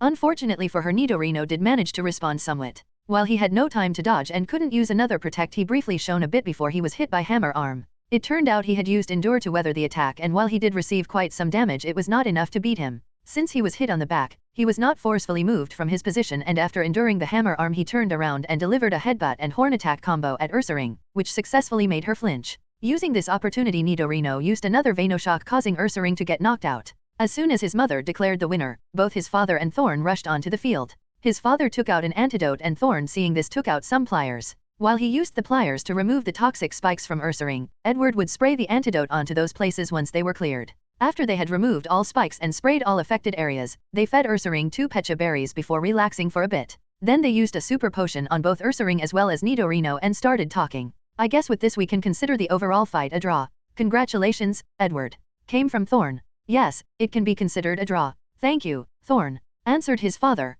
Edward, I can say that you have made some progress since our last battle, and I am happy that you have progressed even after retiring instead of only maintaining your strength or even regressing, said Thorn to his father, who responded, You're right. Arya and I have kept up our training. Well, more like I kept training regularly and Arya did the same sometimes. Edward paused because Arya swatted his arm at his joke before he continued. That, my current job has to do with security helped as well. No matter how rare the probability of something happening is, I have to be prepared either way, so our training had to be kept up. Thorn nodded at Edward's reply. Yes, you told me about your job before. It is great that you managed to find one that allows you to keep getting stronger despite pausing your career as an active trainer. Edward nodded his head at that. They talked some more and the women also participated in their talk. While the adults were talking, Mikhail observed Rose. The little girl seemed quite excited by the fight they had just witnessed, as she was visibly glowing. Her eyes were glistening due to how enthusiastic she was, and he even saw an illusion of little stars shining in her eyes because of it. He decided to talk to her since he thought it would be good to talk to people his physical age. Rose, wasn't the fight super exciting? Rose, who had turned towards him, when she heard him addressing her, nodded repeatedly. Super exciting? It was awesome. Ursa was like and Nito was like Aan. Then Ursa ring made pow and Nito went poof. Rose started to animatedly describe the fight from her perspective while moving her hands when making fighting noises, and Mikhail found himself amused by her enthusiasm. Once she paused in her description, he asked her a question. Was that the first time you saw a fight too? I have seen them train. But, this is the first fight I see, was her answer. It was my first time too. I want to be like that when I grow up. Mikhail told her, and she started to giggle. He. We can't become Pokémon when we grow up, silly, said Rose while giggling. Mikhail, whose cheeks turned slightly red, answered her. I meant becoming a trainer. Rose laughed a bit more before she answered him with an obviously fake serious look. Yes, I believe you, before giggling once more. The parents who heard Rose laughing all had happy faces and started listening to them. Once she stopped giggling, Rose admitted something. I really like Vulpix. But I think I like Teddy too, just like Vulpix, while extending her arms to show how much she liked them. Yep, now I think Nidoran is great too. I am going to get one someday,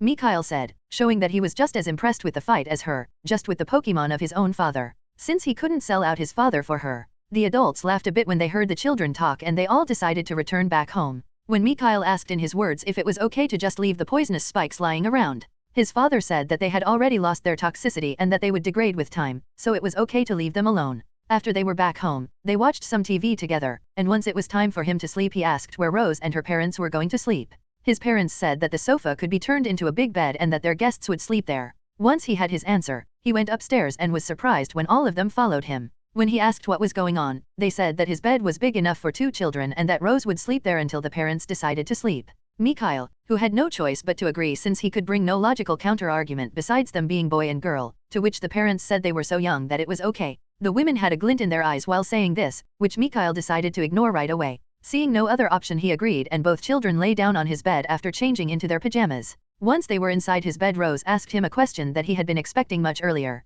Why are Anato and Caterpie following you? To which Mikhail answered while feeling a teeny tiny bit smug. They are my Pokémon. Rose gained a shocked look at that. You already have Pokémon? But we are small. Mikhail nodded at her question. Yep, they are mine. They followed me. My parents agreed. Rose was impressed by this. Whoa, that is so cool. I wish I had Pokémon too. He promised that he would introduce them to her tomorrow and to let her play with them, to which she happily agreed. Both of them fell asleep shortly afterward. Advertising plugin. Help me stay motivated. Patreon *n/Israel 93. Chapter 44, ch 21, 44, Spending the morning with Rose. The next morning, as soon as Mikhail woke up, he checked his bed to see if Rose was still there, since the adults had said that they would bring her downstairs when they decided to sleep. Well, it seems they didn't, because Rose is still sleeping on his bed instead of being gone. He thought he, now, knew why the eyes of his mother and Lily glinted yesterday. At least he hoped it was because of this. Mikhail looked at the clock to see what time it was. It turned out it was only 8 a.m., which meant that it was too early to wake up the others, since it was an unspoken rule to not wake up others too early on weekends. Thinking about what to do until either Rose woke up or their parents came up to call them down, he decided to check up on his Magikarp experiment. He first checked up on his MVP specimen Magidraco and saw no visible progress. This was not surprising since it had only been 6 days from the beginning of the experiment until now, so today was experiment day number 7. Of the other 4 specimens, 3 showed no visible change as well, the only exception being the one that was fed the poison-type supplement. He had changed the purple lily that was used for the supplement from an E-Class 1 to a F-Class 1 because the E-Class lily was too strong for his specimen.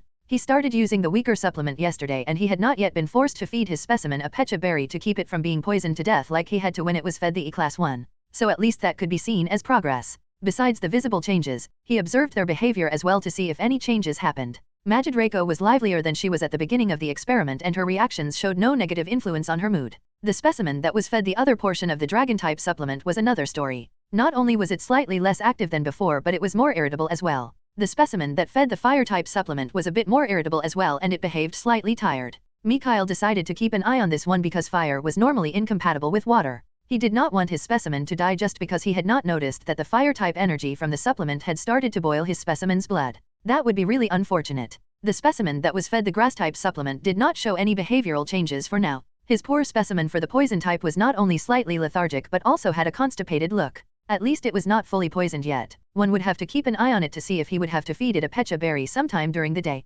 Mikhail decided to feed them all their supplement before focusing on something else, and while he was already at it he fed everyone else as well. After he was done with that he thought about the fights he had witnessed yesterday. He thought they were really cool and once more wondered just how high their stage was. He knew that it was at or below stage 5 because he would not be able to see their potential otherwise, but he wondered what their true stage was. The destructive potential they showed even while holding back and limiting themselves was impressive. While thinking about this, Mikhail started wondering. Now that I think about it, my strength has improved quite a bit since the last time I checked the status of my parents' Pokémon. Since my theoretical battle prowess is roughly at mid-iron stage right now, I should be able to see the stage of Pokémon up to the high bronze stage. I could try to see if I can see the stage of some of my mother's Pokémon right now since her Pokémon are weaker than those of my father. I don't think I will see anything different if I recheck his Pokémon, but my mother's should be possible. At least I hope so. I could even do it right after breakfast. All I have to say is that I want to show them to Rose since her parents showed them theirs yesterday. That's what I am going to do. After having made his decision, Mikhail checked the clock once more to see if he had spent enough time to wake up the others. The clock showed that it was only 9 a.m., so he decided to do some good old meditation until the others woke up. Roughly 40 minutes later, Rose started to stir, causing Mikhail to come out of his meditation. It took Rose a full 5 minutes to completely wake up, and Mikhail occasionally observed her in a totally non-creepy way during this time. After she woke up, she stared at him for a bit, slightly confused about what he was doing in her bed, until he saw the recognition in her eyes as her memories of yesterday kicked in. They greeted each other and he fulfilled his promise to her by introducing Natu and Caterpie to her. When it was Mothra's turn to be introduced, Rose started rambling about how cute she was, which honestly was true. As long as one did not have entomophobia, the fear of insects, Mothra with her big glistening eyes and slightly chubby-looking body could be considered as cute. Anyway, hearing the noise they were making, his mother and Lily came upstairs, and after changing out of their pajamas they went downstairs for breakfast. He changed in his room while Lily brought Rose to the bathroom to change so no one saw anything he was not supposed to see, even if it would have made no real difference because of their age. During breakfast, Mikhail brought up his idea to show Rose his parents' Pokémon, to which Rose reacted quite enthusiastically. Both parents agreed and Mikhail led Rose outside after breakfast. He showed her around all the areas the Pokémon stayed at, starting with Growlithe. This is Agni, he is a Growlithe. I like him a lot, he's great. I even rode on him. Mikhail introduced Growlithe to Rose, while discreetly bragging. Wow, did you ride on him? Did you not fall? Came from Rose in an impressed tone. Mikhail puffed out his chest at her reaction before answering her. That's no problem. My parents gave me a saddle. Rose's reaction was immediate. Oh, can I ride on Growlithe too? Pweddy, please. She used his own super secret hidden weapon on him. Her head was slightly tilted, her lips were pouted and her eyes were enlarged and glistening. Mikhail, who for once experienced how it felt to receive a critical hit, folded nearly instantly. The only thing he could do was to throw the responsibility to someone else. She's really cute like that. In the way all little kids are, I mean. No wonder my parents have a hard time refusing me when I do that. So he did the only logical thing and threw the parents under the bus. You can use my saddle, but we have to ask first. Our parents have to say yes. Let's ask them later. I will show you, everyone, first. Can't forget the reason why I offered the tour in the first place. Were his thoughts while deflecting the responsibility to the adults. He checked Growlithe's status using the occasion. Species, Growlithe. Gender, male. Type, fire. Potential, deep green. Nothing has changed since the last time I checked. They went to the flower field next. Oh, how pretty. Came from Rose when she saw all the flowers. He showed Gloom to her and checked his status. Mikhail was surprised when something new turned up. Species, Gloom. Gender, male. Type, grass, poison. Potential, light yellow. Stage, bronze stage, mid. Nice, I managed to see the stage of Sunny. Mid, bronze stage is not bad. Well, at least it's not bad for a junior trainer. But it's a bit funny how mid, bronze stage is considered one of the lower stages here, but in the games, he is strong enough to be the Pokémon of an Elite Four member or post-game trainer. With mid, bronze stage being in the LV 40 to 49 range according to the scale given to me. Rose did not show as much of a reaction seeing Sunny as she did when she saw the flowers. I was sad in Sunny's stead. Next, we went to the Butterfree pair's place. I introduced Emerald and Cyan to Rose, who reacted just like he had expected her to react. Butterfrees were cute after all. Squee. They are so cute. Can I hug them? Can I? Please. He used a technique he was starting to master. You have to ask them yourself. If they agree, you can hug them. But you have to be mindful of their wings. After deflecting her question like a pro, he gave her a slight warning. Rose simply agreed before asking the pair for their permission.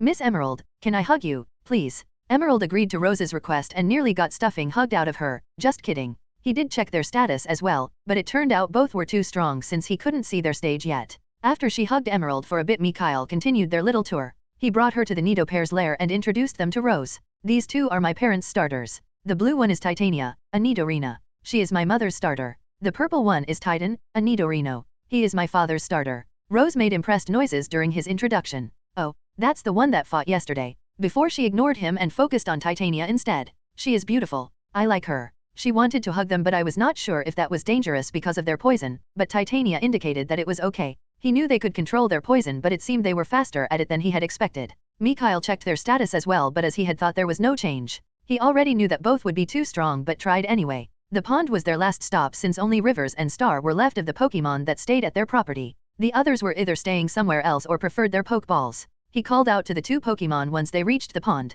Rivers, Star, come out. We have a guest. I want to introduce you. Both came out of the water. Rose looked at Poliwhirl for a bit before she zoomed in on Staryu. This is Rivers. He's a Poliwhirl and my mother's Pokémon. He introduced Rivers to Rose, who greeted him shortly before focusing back on Staryu. Chuckling a bit at the expression Rivers was making at being sidelined, he continued with Star's introduction. This is Star, a Staryu. It is one of my mother's Pokémon too. Rose nodded at his introduction. Hello, Star.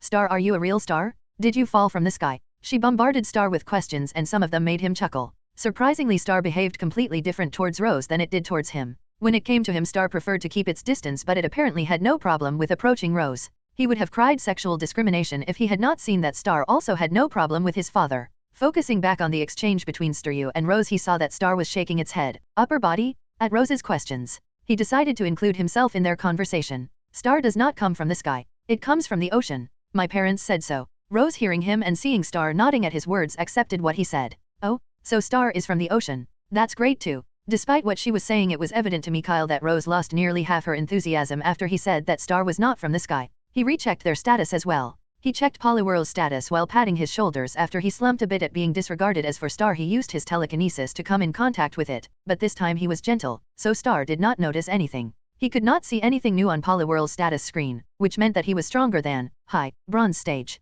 Star's status, on the other hand, showed his stage. Species, Staryu. Gender, genderless. Type, water. Potential, deep yellow. Stage, bronze stage, mid. After Star's status was checked, Mikhail had gone over all of his mother's Pokémon, and the fact that he could only see the status of 2 out of her 5 Pokémon was surprising. Mother has 3 Pokémon that are at the low, silver stage or higher. Despite this, she is only a junior class trainer. With this lineup, she should have been able to qualify as a senior class trainer. Did they reach that level after they retired, or is there another reason that she is still a junior class trainer? They went back towards the house shortly after. While they were walking, Mikhail told Rose that his father had some other Pokémon, but that those were either staying somewhere else or stayed in their Pokeballs. Rose simply nodded at that. Once they were back inside, she ran up to her parents and excitedly started telling them about their tour outside. She threw him a curveball before she finished her narration. Mikhail said, I can ride on Growly. Can I, please? All adults turned towards Mikhail at that, and he had to involuntarily gulp at the sudden attention. She threw me under the bus. That's not what we had agreed on. Out loud he said.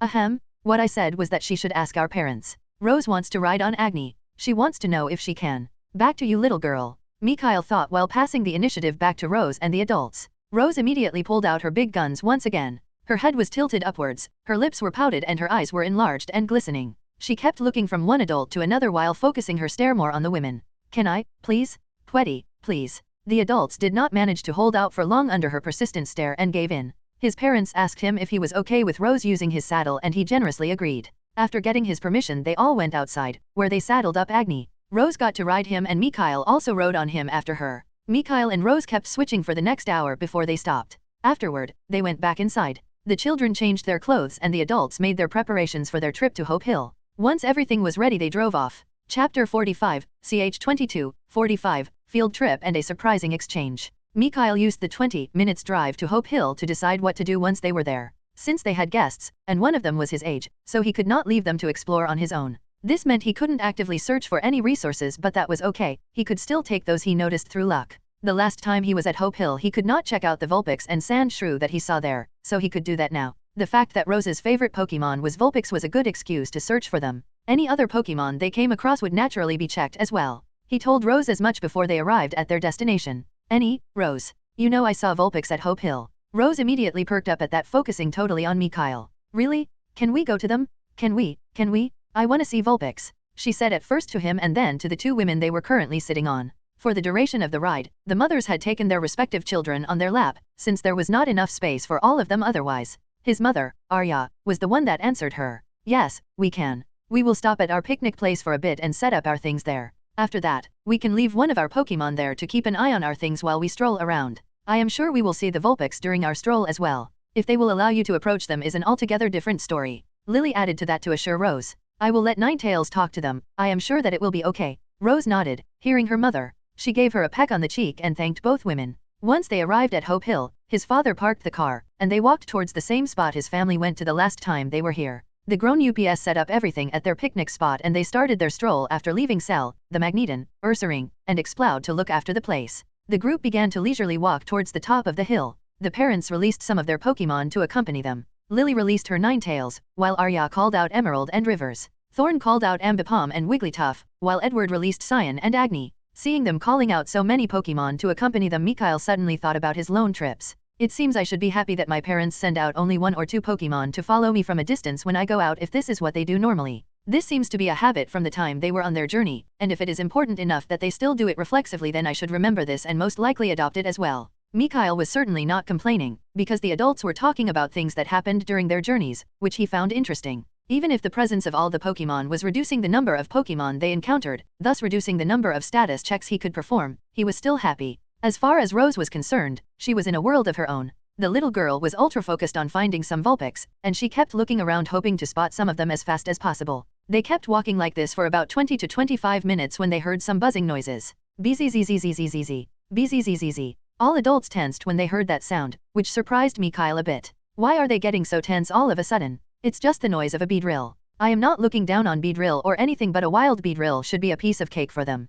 Mikhail couldn't hold back from asking the question that came out of his mouth. Just a beedrill, right? While he was posing his question, the adults kept attentively listening to the buzzing of the beedrill. Only after the noise vanished after getting farther away did they relax and answer his question, causing him to wonder about their behavior. There's no need to overreact like that, right? The adults looked at each other for a bit before his father started speaking. Son, you should never underestimate the danger a beedrill can pose. It could turn into a major mistake on your part to do so. While it is true that most wild beedrill could not be considered dangerous to trainers on their own, the situation changes when a swarm of them turns up. That's exactly the problem when encountering a beedrill, they are seldom alone. Once you are surrounded by a swarm of beedrill, they could exhaust you with their sheer number. Mikhail nodded at his father's explanation. It made sense and he had even considered that point, but he had thought that their Pokémon were strong enough even if they got surrounded by a swarm. His father seemed to have noticed that he was still a bit dubious about their reaction, so he expanded his previous explanation. The reason we were so tense before was more because of a forced habit than real danger. We know the strength and the vague sizes a swarm of beedrill could reach here on Hope Hill, which is not enough to threaten us as long as no major change has happened to the beedrill colony.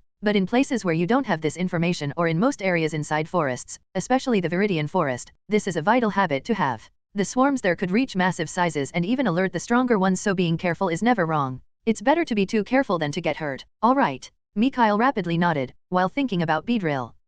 Even senior class trainers speak with some form of reverence/respect when mentioning the beedrill swarms. How about I train myself a queen or even Empress beedrill and let her form her own swarm? Better yet, I let her take over other swarms. I can already see it. Legions of beedrill under my command waiting for marching orders and flying forward screaming for the swarm. Here Mikhail nearly chuckled for a bit, but he managed to stop himself since it would have been weird if he started to chuckle after a serious explanation. Anyway, training 1 or 2 Weedle cannot hurt. I am sure I can make them strong, and I already know that they have a mega evolution. I am sure that together with some genetic traits, they will become really strong. Note to self, keep an eye open for any good Weedle. Until now Mikhail had a good if he finds one but no problem if he didn't kind of attitude, but that just changed. After his father's explanation, Thorn began to tell them one of their adventures. Edward, you saying that has made me remember our close escape in Fuchsia Forest. We were surrounded by beedrill as far as we could see and they kept exhausting our Pokémon by using swarm/wave tactics. The strength of our Pokémon was superior, but by the virtue of their number alone they were slowly grinding us down. The even bigger problem was that stronger beedrill could have turned up if we were delayed for too long. Mikhail was attentively listening to Thorn's narration and even Rose was curiously listening to her father instead of looking for Vulpix. Fortunately one of our comrades returned with some reinforcements after teleporting away with one of his Pokémon to get some help. We focused on the same point, they from the outside of the encirclement and we from the inside. In the end, we managed to break out with their help and fled the scene. Ha ha ha, we got an earful about provoking the beedrill so much that they formed a megaswarm like that. I will never forget the scene where all I could see was a sea of beedrill. Mikhail saw that all adults were remembering that moment. After hearing Thorn's description and sensing the things he left out from his tone during his narration, Mikhail affirmed his previous decision. Yep, I am definitely going to get myself a Weedle. Once Thorn was finished, they continued their stroll for another 30 minutes before they stopped for a bit at a small clearing with a few small boulders that could sit on. His mother took out a few bottles of juice for everyone to drink while they were resting. It was there that he managed to check out a few sand shrew that were there as well. Species, sand shrew. Gender, male. Type, ground. Potential, orange. Stage, mid, iron stage. Genetic variation, none. Abilities, sand veil. Talents, none. Affinities, ground/earth. That was the strongest one among them and the one with the best potential as well. After everyone had finished their drinks and Mikhail had told the curious Rose sand shrew's species name, apparently that was the first time she saw one, so she was curious, they continued their stroll. They kept walking for another 40 minutes before the parents decided to return to their picnic spot. To Rose's disappointment, they had not met any Vulpix until that moment, but they had seen a group of 3 Machop that were walking up the hill. Mikhail naturally did not miss the chance to discreetly check their status. Unfortunately, their potential was pretty bad. The best one was light orange, so Mikhail decided to simply be happy that he had managed to check another new species for the first time. They chose to take a slightly different way back. Mikhail did not know if it was because the world pitted Rose or if they were simply lucky, but they met a skulk of 6 Vulpix around 30 minutes after they started making their way back. As soon as Rose noticed the Vulpix, she released a high-pitched squeal, causing them to shift into an alert state. Lily kept Rose from rushing towards the Vulpix and sent her Ninetales towards them instead. The Ninetales managed to calm them down and they were called over after a short discussion between the Vulpix and Ninetales. Rose bounded over as fast as she could and started going on about how cute and great they were towards the Vulpix. In this case, the saying flattery will get you everywhere held true, because the Vulpix and Rose started to get along swimmingly. While Rose was going around hugging and petting the Vulpix, Ninetales was talking with one of the Vulpix and the adults were following their conversation, occasionally saying a sentence or two. The thing Mikhail managed to get from what he heard was that these Vulpix were from the same litter and that they were part of a bigger group. There seemed to be 3 big groups of Vulpix on Hope Hill and a few smaller groups, but there was not a single Ninetales amongst all of them. This was also the reason why the Vulpix were so enthusiastic towards Ninetales. The Vulpix was asking if they had any way to allow the leader of their group to evolve since there were no natural firestone deposits in the surroundings. It said that they were willing to give them other things in exchange. The adults exchanged glances between each other before Lily spoke up. I do have a way to allow your leader to evolve, but what can I get in exchange for it? I think it would be better if you called over your leader before we continue. The Vulpix agreed with her and went away to call over the leader, while the others stayed. Rose, who had until now ignored everything else in favor of surrounding herself in Vulpix, paused for a moment, looking after the leaving Vulpix, before shrugging and returning to her focus on the other Vulpix. A bit less than 10 minutes later the Vulpix returned with another 5 Vulpix, of which Mikhail assumed one was the previously mentioned leader. He was proven right when one of the bigger Vulpix started the negotiations with Lily and Ninetales. They talked for some time, during which Lily kept refusing Vulpix's offer, stating that it was not enough to exchange for her material. Mikhail could see that Vulpix was getting increasingly frustrated with every refusal she received. Yes, the Vulpix leader was a she. He had checked her and she was at the mid-bronze stage and had deep yellow potential. Anyway, just as Mikhail was wondering if she would snap, Vulpix forcibly calmed down. She pondered for a bit, briefly looked at Rose before she focused on Ninetales and started a discussion with her. She asked how Ninetales had been treated until now and how the humans it stayed with generally were. It also asked how Rose was and how the situation of the family was. Once she had heard what she needed to, she restarted the negotiations. Her offer to Lily was simple. She would exchange the evolutionary material for one of her own Pokeeggs, as long as Ninetales and Lily swore that they would take good care of the kit that came out of the egg and that they would help it get strong. She was okay with them giving the egg to Rose as long as they helped her take care of it. Mikhail was stunned when he heard Vulpix's offer. The fact that she was willing to exchange one of her own eggs surprised him. No matter how many stipulations she added, it did not change the fact that she could not guarantee that her kit would be treated well. At least he thought so until he saw the seriousness of Lily and Ninetales when they agreed to her demands, especially Ninetales. He was not sure why, but he just knew that Ninetales would do everything it could to make sure that the promises were kept. As for the egg truly being one of the leader's eggs, Mikhail did not doubt that the Vulpix would keep her word as well. It was probably because of Ninetales and the respect she had for one of their species that was willing to help her. Mikhail saw no problem with the requirements anyway, because the kit would become Rose's starter if the exchange succeeded, and almost no one treated their starter Pokémon badly. As long as they were not idiots or had a problematic character and the way was behaving around the Vulpix, the kit would be extremely adored. Rose, who had joined his side, after she heard her name being mentioned a few times, was listening to the negotiation as well, and it seemed like she was about to explode from happiness. Once Lily agreed to Vulpix's offer, the Vulpix left to bring over the egg.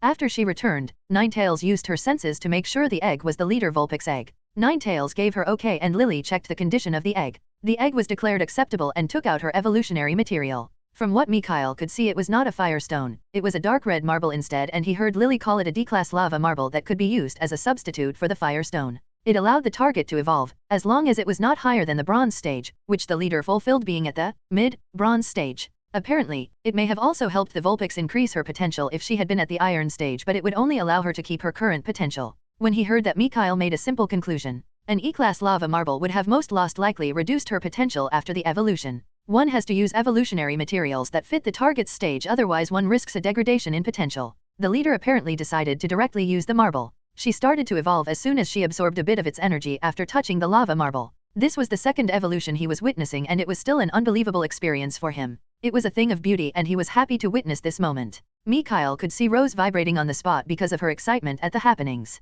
After the evolution was done, a Ninetales stood at the place where previously a Vulpix had been. The surrounding Vulpix congratulated their leader, and the two Ninetales exchanged a few words before the newly evolved Ninetales left with its subordinates, leaving the egg behind as they had previously agreed upon. Lily took the egg and put it inside an incubator she pulled out of her Silphco bag, before safely stowing the incubator away. Then she explained to Rose that the Vulpix that was going to hatch from that egg was going to be her starter Pokémon, and Rose was over the moon once she heard that. She jumped, she squealed, run up to Ninetales and her parents to hug and kiss each one of them. Mikhail, who had checked the egg while Lily was putting it into the incubator, was currently not sure what to feel. Species, Vulpix. Gender, female. Type, fire. Potential, light green. Stage, none. Pokegg. Genetic variation, none. Abilities, flash fire, drought. Talents, none. Affinities, fire. I know this is a bit petty, but since I am the one with the second life, shouldn't something like this happen to me instead of Rose? Well, I like Growlithe more than Vulpix anyway, so this is alright as well. I can catch a Vulpix on my own if I want one later on, but I do have to say Rose is one lucky girl.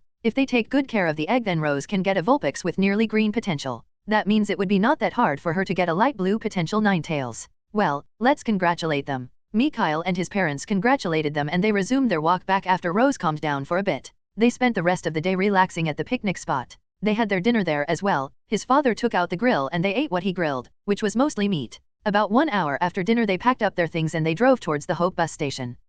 Another Hope Club member, was the first thing that came to Mikhail's mind when they arrived there. Anyway, they brought the Field family there, because their bus was leaving at 7:30 p.m. They said their goodbyes, and Mikhail had to promise Rose to call her at least once a week. He heard his mother saying to Lily that she would make sure that Mikhail kept his promise, so he knew that he was definitely going to keep his promise. After sending off their guests, they returned to their home and Mikhail went to bed after watching a movie with his parents. Chapter 46, ch 23, 46, Mothra's Mock Fights. It had been more than a week since the Field family's visit, and Mikhail had returned to his previous schedule, spending the time since then to focus on Mothra's mock battle preparations. They had agreed on 3 commands and which behavior, as well as reaction, would be ideal during different scenarios. The commands were Spider, Hunter, and Ninja. The first command, Spider, meant Mothra had to use sticky string shots as well as electrowebs to surround herself and wait for her opponent to approach her. Ideally, she would use the time to boost herself, but since she did not know any stat boosting moves yet, this point was moot. Instead, she would try to distract her approaching foe with string shots and electrowebs.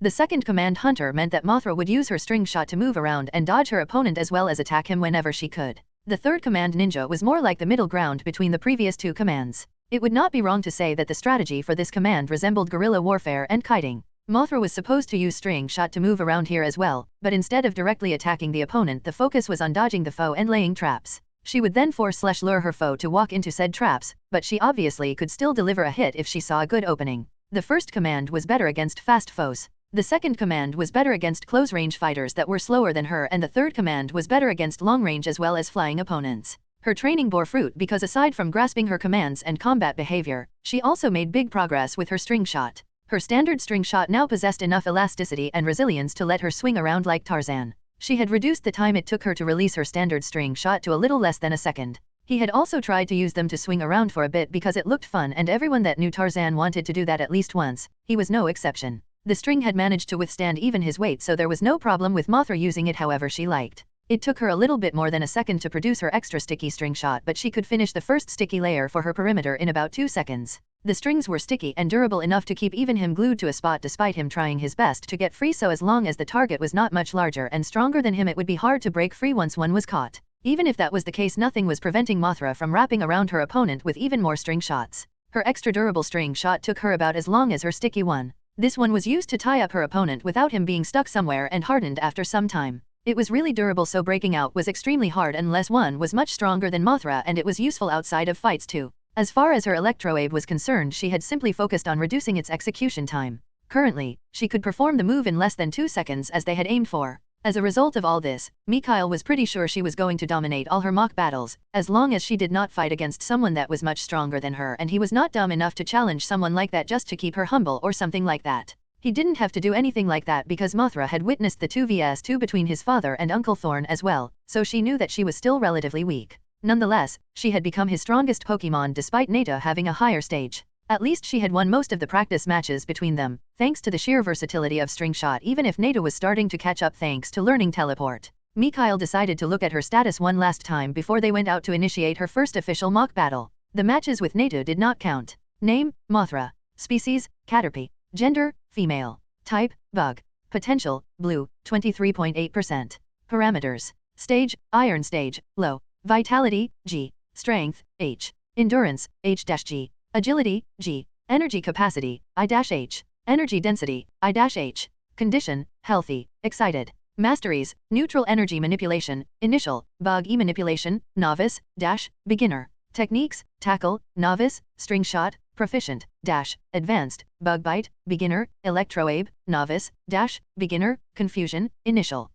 Her potential increase has slowed down lately, and both the E-class silver powder and the drill's lance have lost their usefulness. I'll have to use the tiny mushroom and the amber next. Her endurance has increased thanks to the physical aspect of all that training, and the 2 energy parameters have increased because of technique exercises. I am not surprised that String Shot's mastery has improved to advanced, but the fact that bug E manipulation has improved to beginner is a pleasant surprise. It probably happened because she trained so much with String Shot. This will make it easier for Mothra to learn other bug-type moves in the future. Mikhail allowed Mothra to climb up to his left shoulder and told Nata to follow them, after which he started walking towards the northwestern area. There he found a low, Iron Stage Rattata as Mothra's first opponent. Both Pokémon stood opposite of each other and waited for Mikhail's start signal. As soon as the rock that he threw touched the ground, the Rattata started running towards Mothra, and Mikhail yelled out his command at the same time. Spider. It took him 1 second to deliver his command, and Rattata managed to cover 1/5 of the distance between during that time. Immediately after hearing his yell, Mothra started covering her vicinity in her sticky strings. She finished the first layer even before Rattata managed to reach her 10 meters range.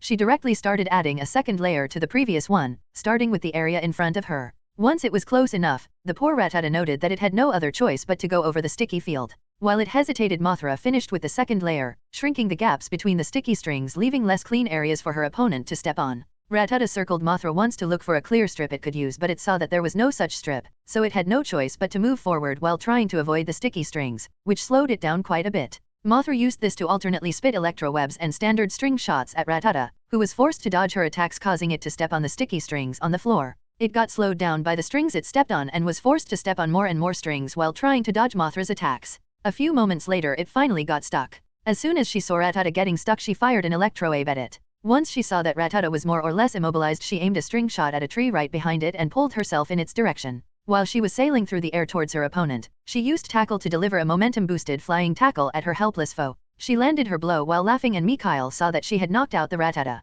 He carried the beaten Rattata towards the stream, so that he could use the water to slowly dissolve Mothra's strings. While they would degrade on their own even if left alone, that would take a while, but he was not willing to wait that long. After he cleaned the Rattata, he healed it up and gave it its reward. He praised Mothra for her win and directly started searching for her next opponent. He wanted the next challenger to be a Pidgey and managed to find a suitable one that agreed after searching for a bit. Both Pokémon stood opposite of each other and waited for Mikhail's start signal. As soon as the rock that he threw touched the ground, they both sprang into action. This time there was no need for him to say anything because they had already decided that Mothra was always going to execute Command Ninja against any flying opponent as long as no other instruction came. During the time Pidgey took off, Mothra fired 2 string shots at 2 trees on both sides of it while sticking the other end at the floor, before she fired a third one at a boulder on the right side away from Pidgey and pulled herself towards the boulder. While she was sailing towards the boulder, she looked around to choose her next targets. After she landed, she shot 3 strings at trees near her foe's previous position. Pidgey had started flying towards her in the meantime, forcing Mothra to aim a few string shots at it to keep it from flying in a straight line, lest it got hit. She fired another string shot, this time to a tree on the left, to change her position once more. From there she executed 2 more string shots, one to the left and one to the right, before she swung towards her starting position.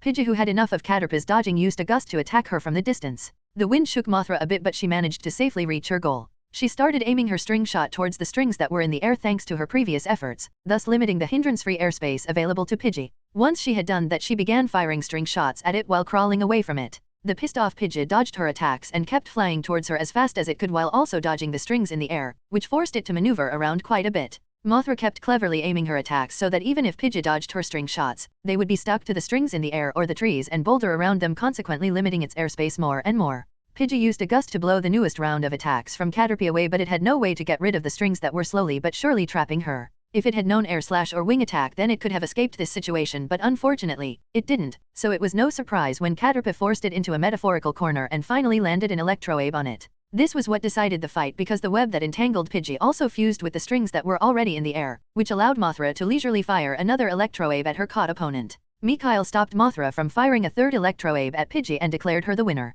Her opponent had to unwillingly accept defeat since it was unable to free itself. Mothra started to wiggle in happiness after being declared the winner. Mikhail had to chuckle at Mothra's antics and congratulated her before calling her over, so that she could break Pidgey free from the strings in the air, by nibbling them through. He caught the wrapped-up Pokémon before it could hit the ground and carried it to the stream to dissolve the strings. Afterward, he healed the Pidgey and gave it its promised reward as well, before he challenged Anakans for Mothra's third battle. They won that mock fight as well using the spider strategy. Mikhail decided to call it a day after that, so he took his little champion into his arms and started walking back home. He kept thinking about the fights during the trek home, mainly the one against Pidgey. That fight was much more laborious compared to the other two. I have to adjust our strategy against flying opponents, even if the changes I can make while Mothra is a Caterpie are limited. If it had been a flying type with a bit more experienced or one with better moves, we could have lost that fight. The ninja strategy works the best when there are many things that can be linked by string shots, like trees or big boulders, so forests would be the best environment for it and plains would be the worst environment for it. I think it's time we started focusing on confusion since string shot is already at advanced mastery and anything more than that is probably going to take quite a while.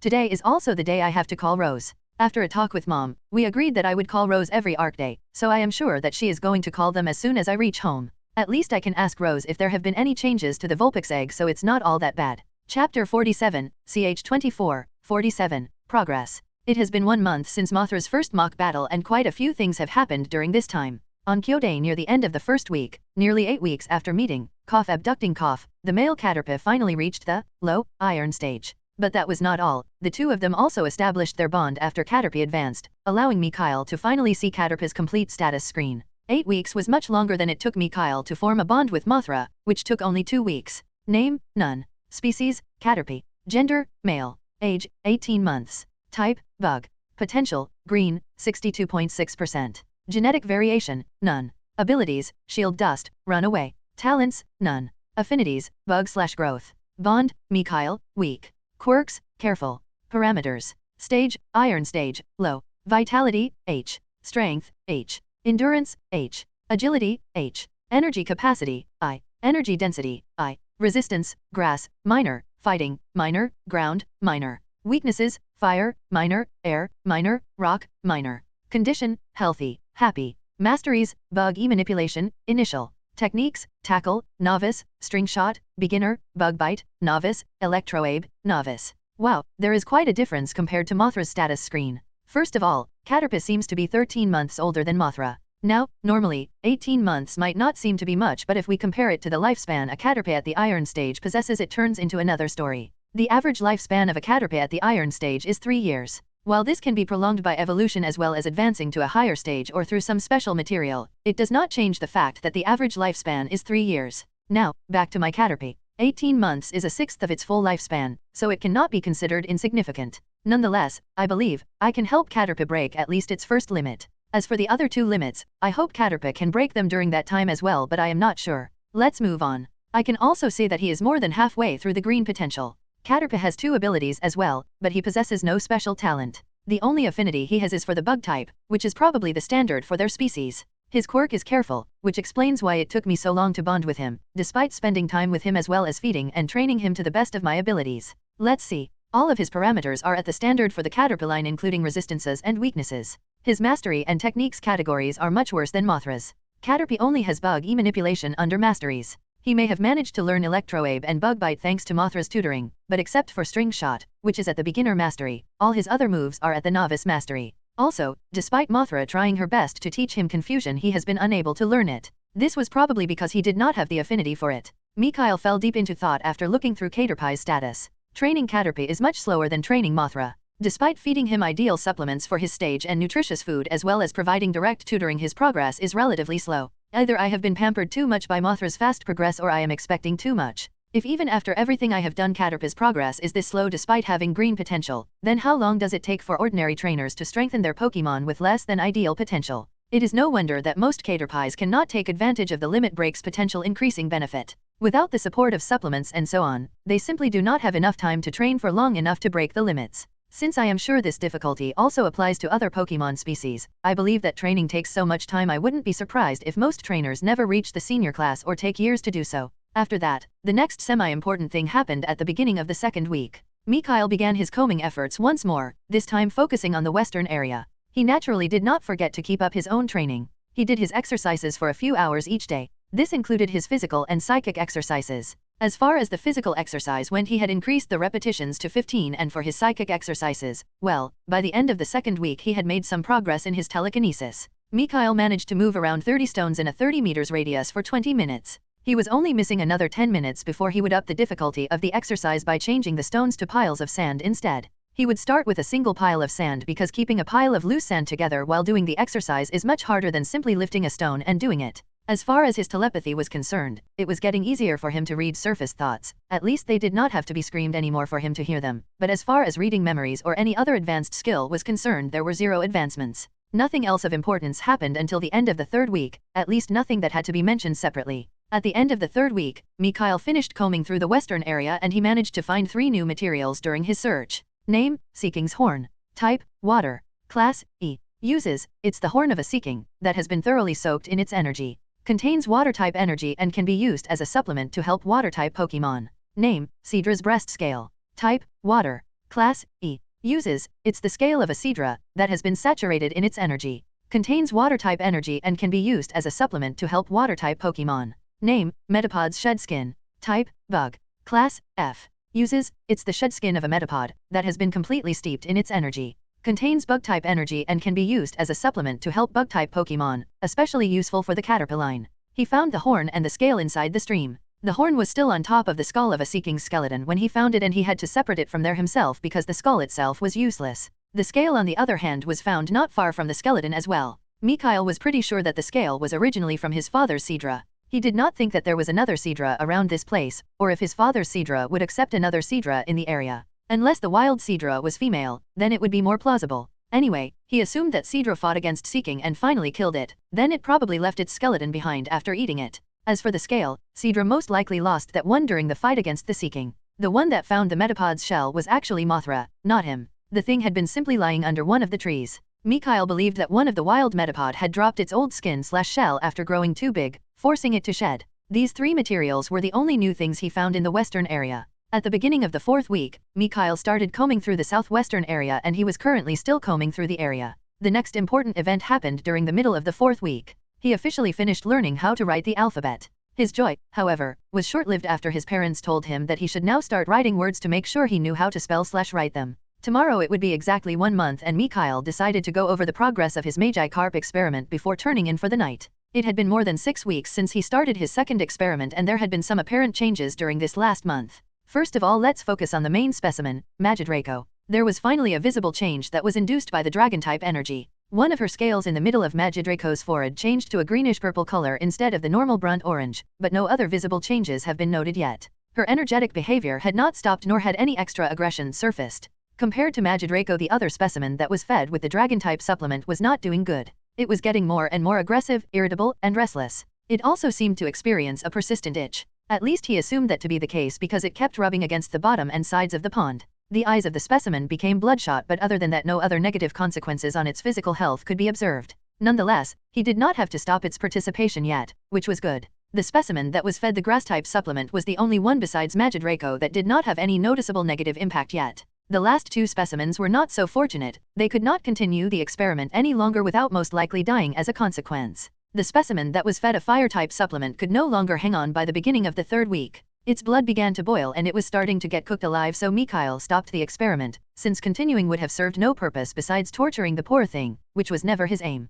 The last specimen was the one that was fed the poison-type supplement. Despite him reducing the potency of the supplement as well as using pecha berries to counter the poison, the specimen was dying of poisoning and it wasn't the painless version of death either, so Mikhail had no other choice but to stop this part of the experiment as early as the middle of the second week. He could accept discomfort, some pain, and even their death as the price for the sake of advancement, but that did not mean he was okay with causing unnecessary pain that served no purpose. It might seem a bit hypocritical, but he truly thought so. Causing pain or death for the sake of the greater good was okay, but never for fun or serving any purpose. He was one of the good guys, after all. If the greater good happened to align with his interests, even better, right? He would have to either use materials that were capable of helping the specimen absorb the supplement or produce some potions/serums that fit the desired type, but both scenarios required materials that he currently did not possess. Another alternative was finding specimens that possessed the desired affinity, but if that had been easy, then he would already have them. So this method was moot as well. Currently, he was left with 3 specimens that were still participating in his experiment. Of those 3, Magidraco and the plant-type specimen seemed to have no problems, but Mikhail did not know for how long the other dragon-type specimen could continue.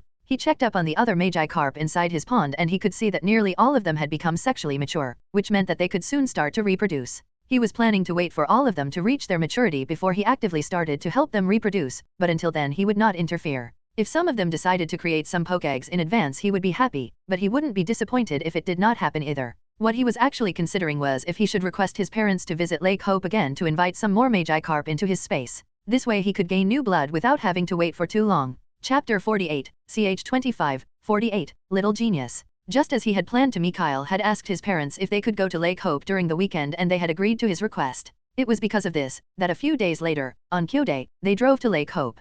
During these few days, he had helped the magi carp that had to drop out of his experiment recover to their normal state. Well, at least he assumed so because all negative symptoms that surfaced during the experiment were gone. Anyway, he was here to increase both his magi carp populations. He, obviously, planned to take in all magi carp with deep yellow as well as yellow potential, but this time he was planning to take in a few light yellow magi carp as well. Those that reached light green or better potential would be put inside the pond and the others were for his fish farm inside his marine subspace. In case of a lucky event where a good potential magi carp hatched, it could be transferred to the pond, the others would provide good quality meat. The 2 magi carp that had recovered were members of this category. He was planning to only turn those that were above 2 years old into food, so there was enough time to notice those that stood out because of one thing or another. He noticed that he had digressed once again and focused back on the present situation. He told his parents he was going swimming and entered the lake for his search. "I am going to swim, Mommy Daddy." That was what Arya and Edward heard after their son changed into his swimming trunks before he ran towards the lake. "Don't go too far out and don't forget to come back occasionally to drink something,"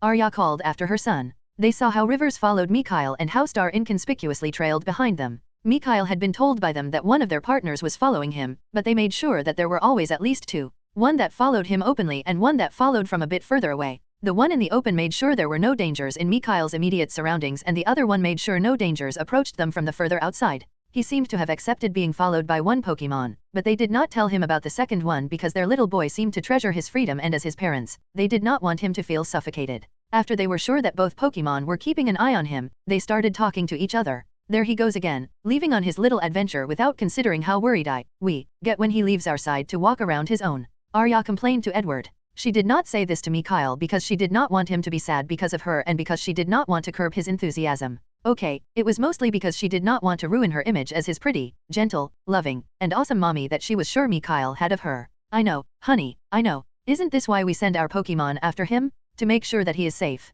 One of them even goes ahead of him and warns the stronger wild Pokémon to keep their distance while he is there." Came Edward's acknowledgement, to which Arya answered. "I know this, but he keeps doing more dangerous stuff than before." Edward had a helpless look on his face while listening to his wife's rant. He had seen this coming because he had noticed how she had kept bottling up her worry over Mikhail's adventures while smiling at him when Mikhail talked about the things he did. At first, he simply walked around while only occasionally picking up things from the ground. Then he started petting all the Pokémon he could get his hands on. After that, he brought back Pokémon with him and started training them. As if that was not enough, he started to do mock fights with the wild Pokémon around our house to train his Pokémon. No matter how smart he is for his age, he's going too fast. I am afraid that he is going to get hurt because he went out too far or challenged someone too strong because he got overconfident, or something like that. The two had noticed that their son was showing higher intelligence than the average because he was developing faster than described in the books they read about the growth of children. Not only that, a few months before Mikhail's second birthday they noticed that his development speed increased much more than before. Their Butterfrees telling them that they noticed an increase in Shinik energy around Mikhail, and Nato getting interested in their son along with his higher intelligence as well as learning and maturing speed led them to the conclusion that he had talent in Shiniks.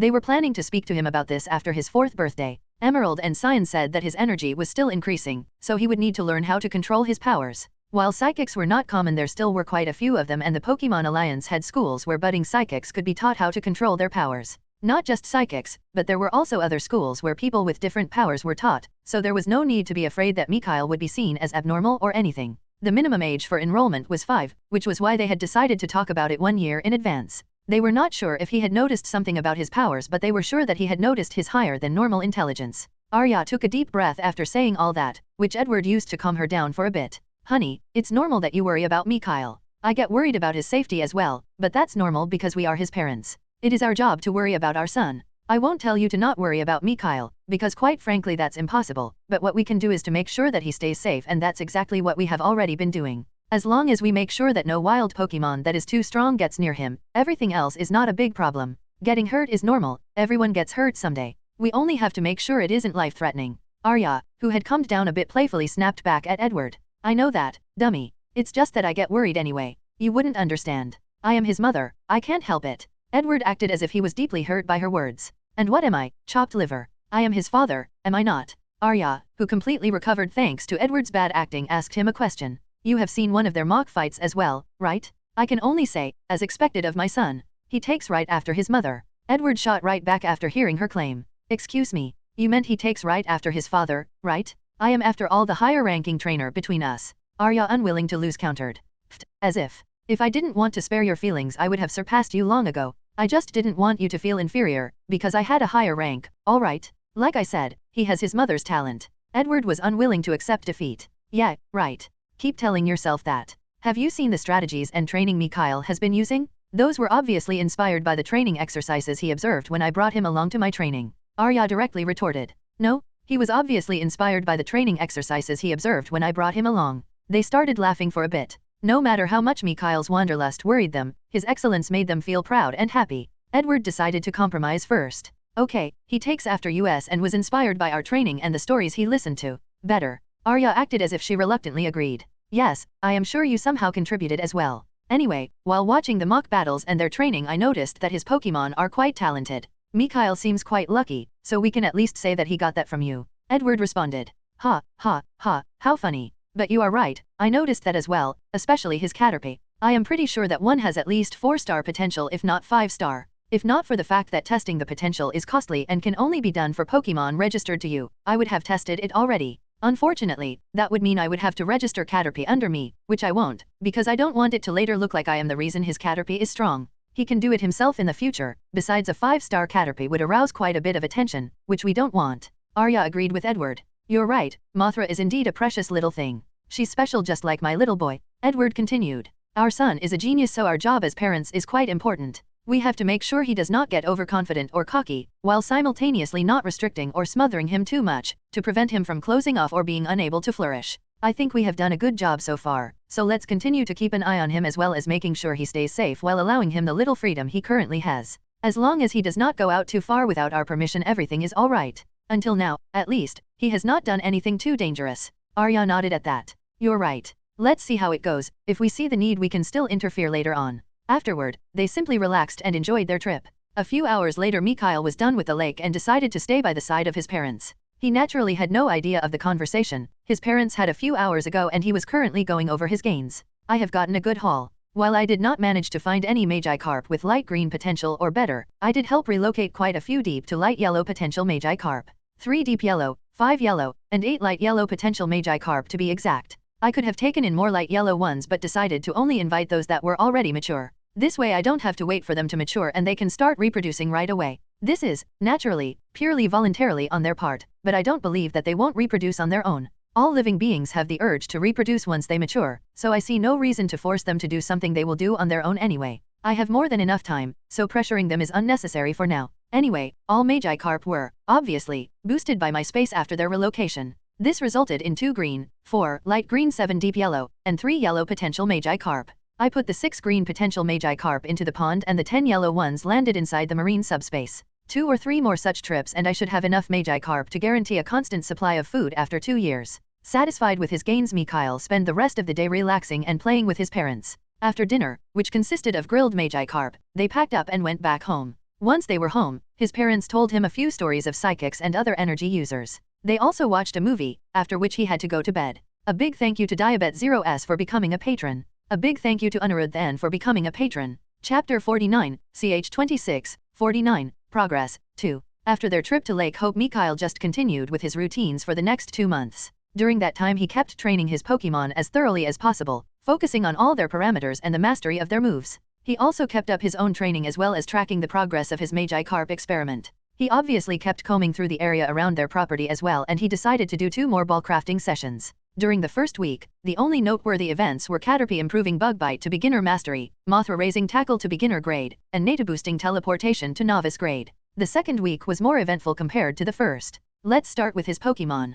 Caterpie focused on Tackle during this week and raised it to beginner mastery. He decided to let Mothra focus on Confusion for now, and she managed to reach novice grade with the move during this week. Nata on the other hand was tasked with improving Teleport because that was always going to be one of his main moves. While he did not increase his mastery, he was not far from it. Next up was his own training, specifically his telekinesis. By the end of the second week, Mikhail had managed to levitate 30 stones in a 30-meter radius for 30 minutes. After that, he decided to start the next exercise, which was levitating 1 kilogram heavy piles of sand instead of 1 kilogram stones. Compared to levitating stones, levitating sand took way more focus. He had to concentrate on keeping the pile together or he risked losing control of a part, which would then fall to the ground. Mikhail began the new exercise with 1 pile of sand. Aside from this, there was also his Magi-Carp experiment. Mikhail was forced to stop the experiment for the dragon supplement side tester. Its aggression and irritability went through the roof and its health kept deteriorating. If he kept up the experiment, the specimen would either suffer a psychotic breakdown or die because of its worsening physical state.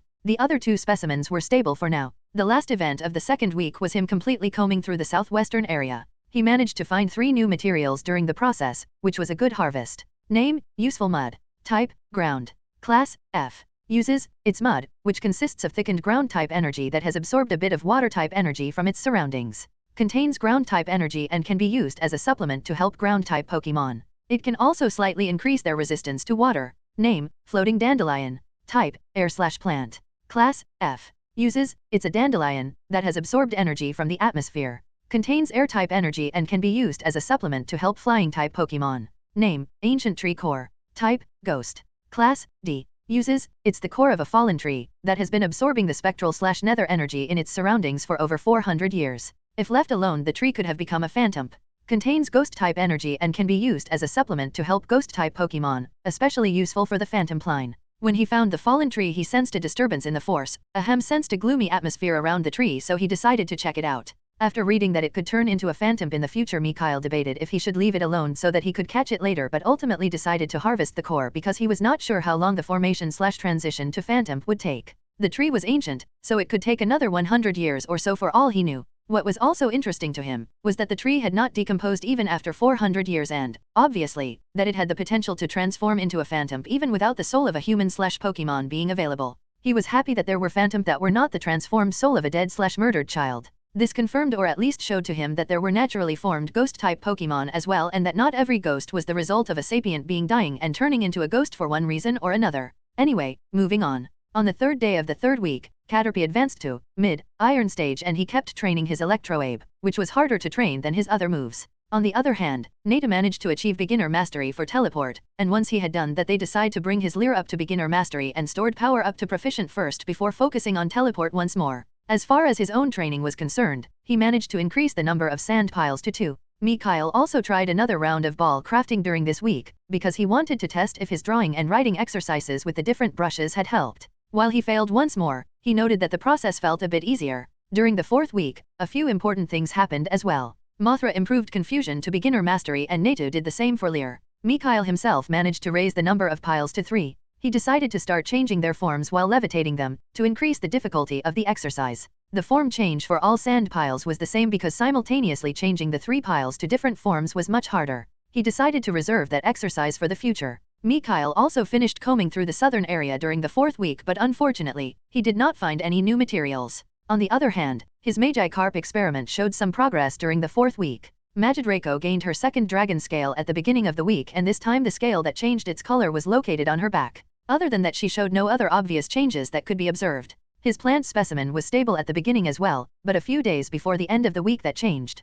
The plant-type energy inside the specimen seemed to have reached a critical amount because a major reaction in the form of a high fever suddenly happened. He assumed that it was either a rejection or adaptation phenomenon that triggered after a large amount of grass-type energy had accumulated. He believed that the reason for this was that grass energy was much milder than the other energy types he used for his experiment, so until a certain volume was reached the Pokémon showed no adverse effects because the Pokémon could tolerate it. Mikhail was certain that if he had allowed the specimen to fully digest the grass-type energy instead of steadily introducing more, then nothing would have happened to his specimen. He fed his specimen a mix of Oron, Leppa, Rost, and Lum berries to help her against the fever she had and to keep her body from collapsing. It took 3 days for the fever to start to lessen, and to his surprise, the potential of the specimen increased from deep yellow to light green at the end of the 3 days. Another day later his specimen became stable and he decided to continue feeding her the grass-type supplement. He noted that the specimen was more enthusiastic towards the supplement than before. During the 5th week, not much happened except for Caterpie finally improving Electroabe to beginner mastery, which meant that all his moves reached beginner mastery. Mikhail decided to have Caterpie focus solely on string shot from here on out, at least until he reached the proficient grade in it. He did think that this would take quite some time because Caterpie was much slower than Mothra as far as training moves was concerned, and even she took a bit to do so. Aside from Caterpie, Nato improved his stored power to proficient mastery as well, so he decided to focus on teleport once more. Besides these 2 events, nothing else happened during the 5th week. Compared to the 5th week, the 6th week was more eventful. At the beginning of the 6th week his plant specimen, from now on dubbed Magiflora, gained its first different colored scale. The scale was lime green, and unlike Magidraco whose scale appeared on her forehead, this one appeared in the center of Magiflora's chest. 3 days later Magidraco gained her 3rd dragon scale near her 2nd one, and her potential finally increased to light green as well. Another thing that happened was that Mothra managed to reach proficient mastery with her confusion. He was not bragging, but Mikhail was sure that she was better with the move than some Butterfree were, which just showed how awesome she was. They decide that Mothra would pause training confusion and train up her Bug Bite and Electroabe instead. Aside from these 2 events, Mikhail also started another round of ball crafting.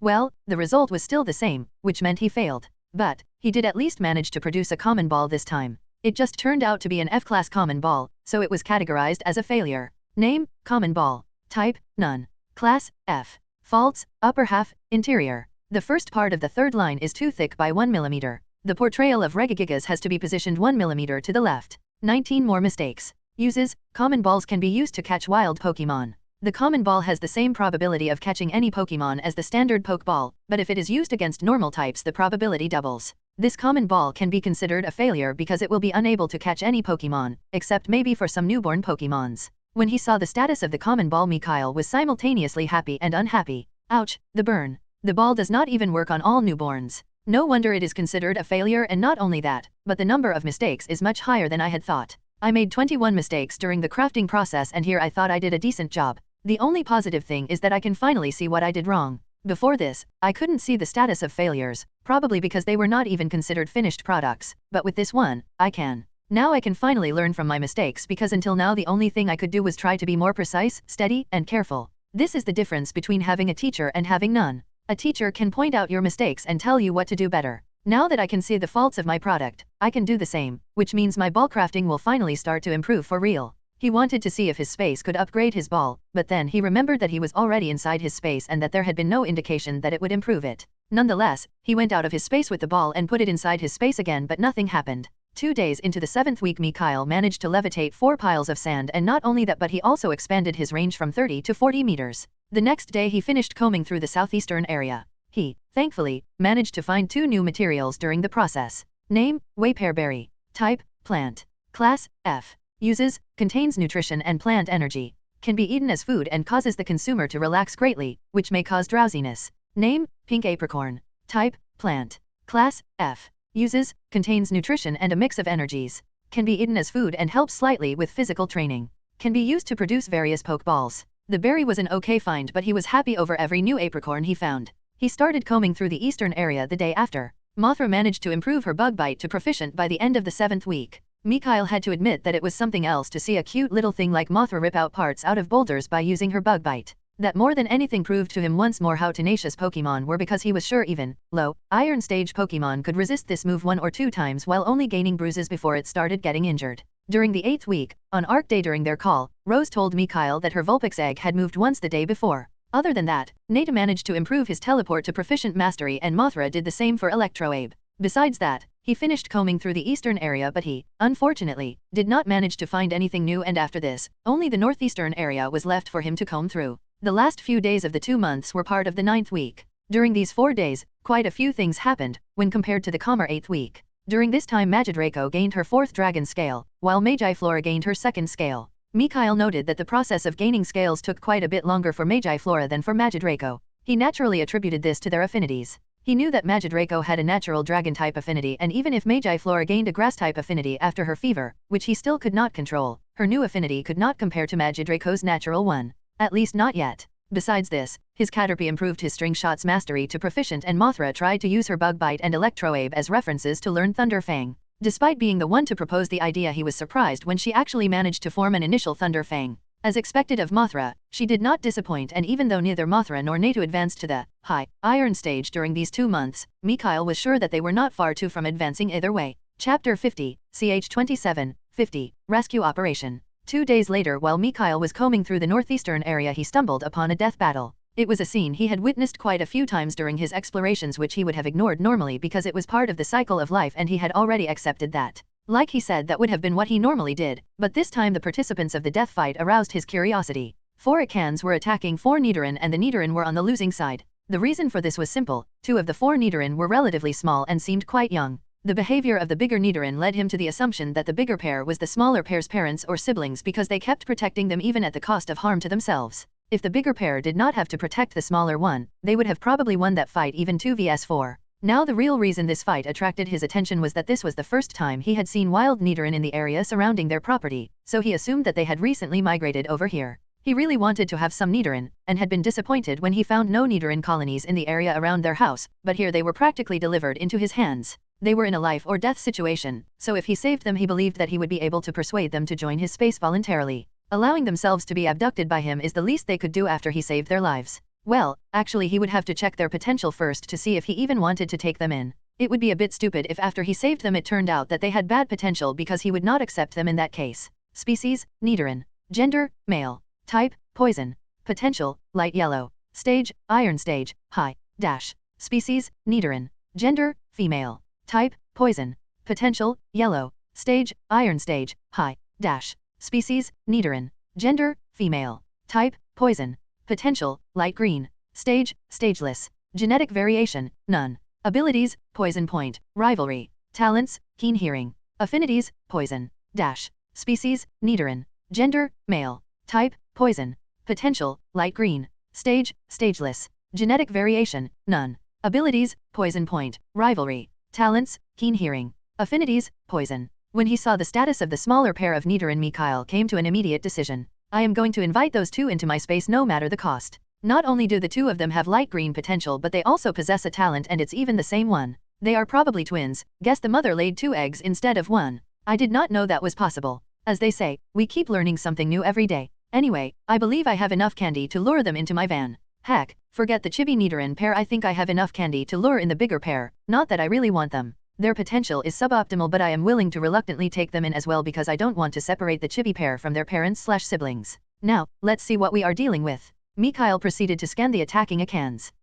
All 4 are at the mid-iron stage. If I send over Mothra and Natu to engage 2 of them, then the big Nidoran should have no problem dealing with the other 2 Akans. Once he made his decision, Mikhail faced Mothra, who was sitting on his left shoulder, before quietly addressing her and Natu, who was currently sitting on his head. Sometimes he felt like he was being treated as a resting place by his Pokémon. Mothra, Natu, I have a job for you too. I want each one of you to pick one of the fighting Akans, preferably one that is not engaging a Nidoran at that moment, and fight against them. Both of you should be more than strong enough to beat them. He saw Mothra nodding and felt Natu moving on his head, so he assumed that Natu was nodding as well. Seeing, or in Natu's case feeling them agreeing, he continued his explanation. I want you to do the following. I want Mothra to quietly approach the fight and get in position. Once she has reached a good position, I want her to aim at the head of one of the Akans and perform a surprise attack on it. The goal is to use string shot to wrap up the Akan's head. It would be better if you used a sticky string shot so that the victim also gets stuck to the ground, unable to flee or thrash around. Once you have done that and see that your surprise attack hit, I want you to use Electroabe to give it a shock and to make sure it can't move.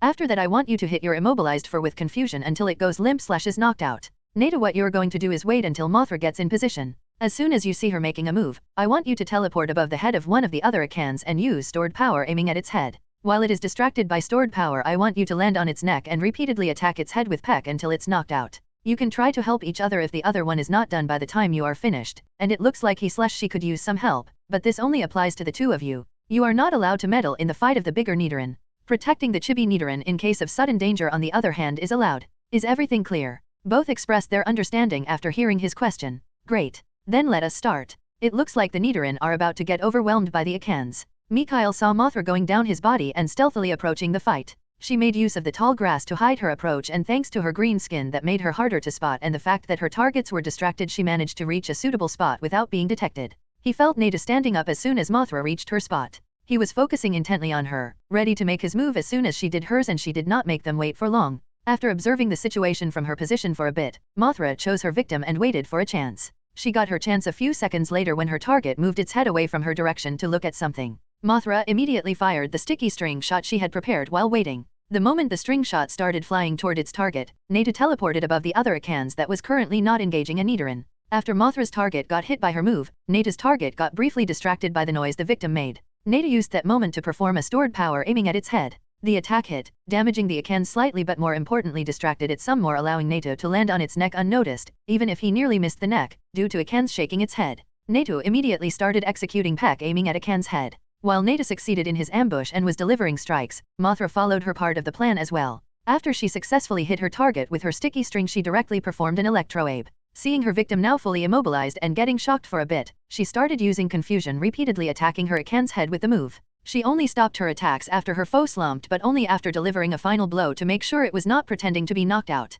Satisfied, she saw Neda's target collapsing a few moments after hers, meaning she finished first. When Neda looked over to her to see if she was done as well, she gave him a smug look, before looking at the fight that was still going on. Mikhail saw how his Pokémon perfectly executed their plan, successfully knocking out their targets. Thanks to the surprise attack, it took them less than 10 seconds to knock out their foes, which was pretty fast. The two other Akans and the Nidoran naturally noticed the newcomers as well. When they saw their comrades getting trashed, the two Akans started to attack the Nidoran much more aggressively because they could neither flee nor aid their comrades without beating/killing their foes, or they risked getting attacked from the back. There was also the fact that they would be outnumbered if their partners got beaten before they got rid of their opponents. Unfortunately, for them, what they had feared happened and their partners got beaten. The Akans expected the worst but noticed that the newcomers seemed to have no intention to join the ongoing battle. The pair of Nidoran also noticed that the newcomers did not plan to join their fight, but they were more than okay with that. They were sure that they could beat the two Akans without much difficulty now that they did not have to guard against the other two Akans. They naturally still kept an eye on the newcomers to make sure that their kits would not get attacked while they were fighting, but up until the end, the newcomers only kept observing. After the Nidoran killed their foes, they checked up their kits to make sure they were unharmed. Mikhail saw how the pair of Nidoran killed the Akans by breaking their neck with what looked like a double kick before they went over to their kits. He saw how they looked over to his Pokémon once they confirmed that their kits were unharmed. Apparently, they decided to approach his Pokémon because they started walking towards Mothra. Mikhail and his Pokémon tensed for a moment in case the Nidoran decided to be ungrateful and attack them after they saved them. Neda teleported to Mothra's side and waited with her for them to approach them, but it seemed like they were not planning to attack because the Nidoran stopped a short distance away from Mothra. It looked like they started a conversation with Mothra, but he had no idea what they were talking about because he could hear nearly nothing. At one time the Nidoran looked over to him and he waved at them. They nodded at him before they resumed their conversation. After whatever they talked about, his Pokémon stepped aside from the beaten Akans and the Nidoran approached the beaten Pokémon. They broke the neck of that one as well and repeated that for the Akans that Neda had beaten. Whoa, ice cold. No mercy at all. That was his thought when he saw them breaking the necks of the beaten Akans. Seemingly satisfied, they talked to his Pokémon once again and Neda teleported to his side.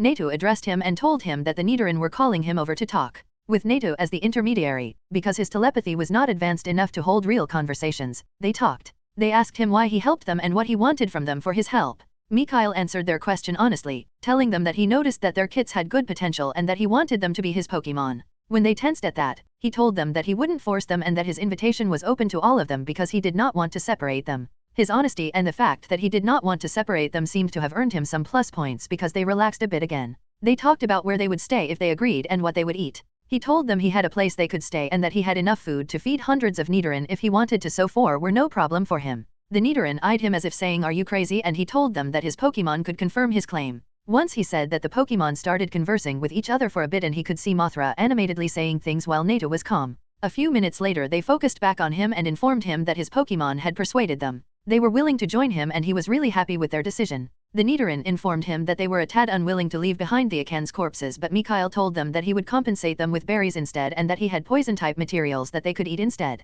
After hearing his promise, they happily agreed to leave the corpses behind. Phew. Thank Mew, I won't have to come up with a way to cordially persuade them into joining. Now how to get them inside my space without my bodyguards seeing them suddenly disappear. I am sure they are currently focusing over here, so I can't do it right now. How troublesome. He decided to tell them to wait by the tree on their right for about 15 minutes. The vegetation around that area was a bit denser, so they would be harder to notice. He would leave them a few berries to eat while they waited for him. He planned to walk a bit ahead for about 5 minutes before walking the same way back home. On the way back after passing them, he planned to take them inside his space. Since his radius had reached 40 meters, he could do this easier than he would have before. Mikhail explained his plan to everyone and they agreed, so he started walking away. Hopefully, they will still be here when I come back. If they flee instead of waiting for me, there is nothing I can temporarily do, but if that happens, I will have to track them down, and then there will be no more Mr. Nice Guy. However, I am sure that won't be necessary. During the walk, he congratulated his Pokémon for the victory in their first real fight. You two have done a great job and I am proud of you. That was a real fight, but you still managed to shut down your opponents without any problems. You also stuck to the plan, so I am really happy. Both of you were really great and I am really, really proud of you. His Pokémon happily accepted his praise and they kept walking while they chatted with each other. Mikhail started to walk back after a short while, and to his joy, he saw that the Nidoran were still waiting for him when he walked by the spot they were supposed to wait at. He walked by without showing a reaction, and when he was more than 20 meters away he pulled them into his space. After he had done so, he sighed in relief and became really happy. He started humming a happy melody while walking home and his Pokémon quietly listened to him hum. Big thanks for tuning into today's audiobook. Special shout out to our Patreon member whose request brought this novel to life. If you're interested in making your own personalized requests, consider becoming a Patreon member. You'll find the link to my Patreon account in the video description. Your support truly makes a difference, and I appreciate you being here for this audiobook adventure. Until next time, happy reading. Hello everyone! As we wrap up this video, I want to share a quick note. I have a Patreon account. If you'd like to support me and enjoy on-demand audiobooks, you can become a Patreon member. Alternatively, you can check out my Google Drive link, which has 500+ novel audiobooks available through my Ko-fi or Patreon shop. I appreciate your support.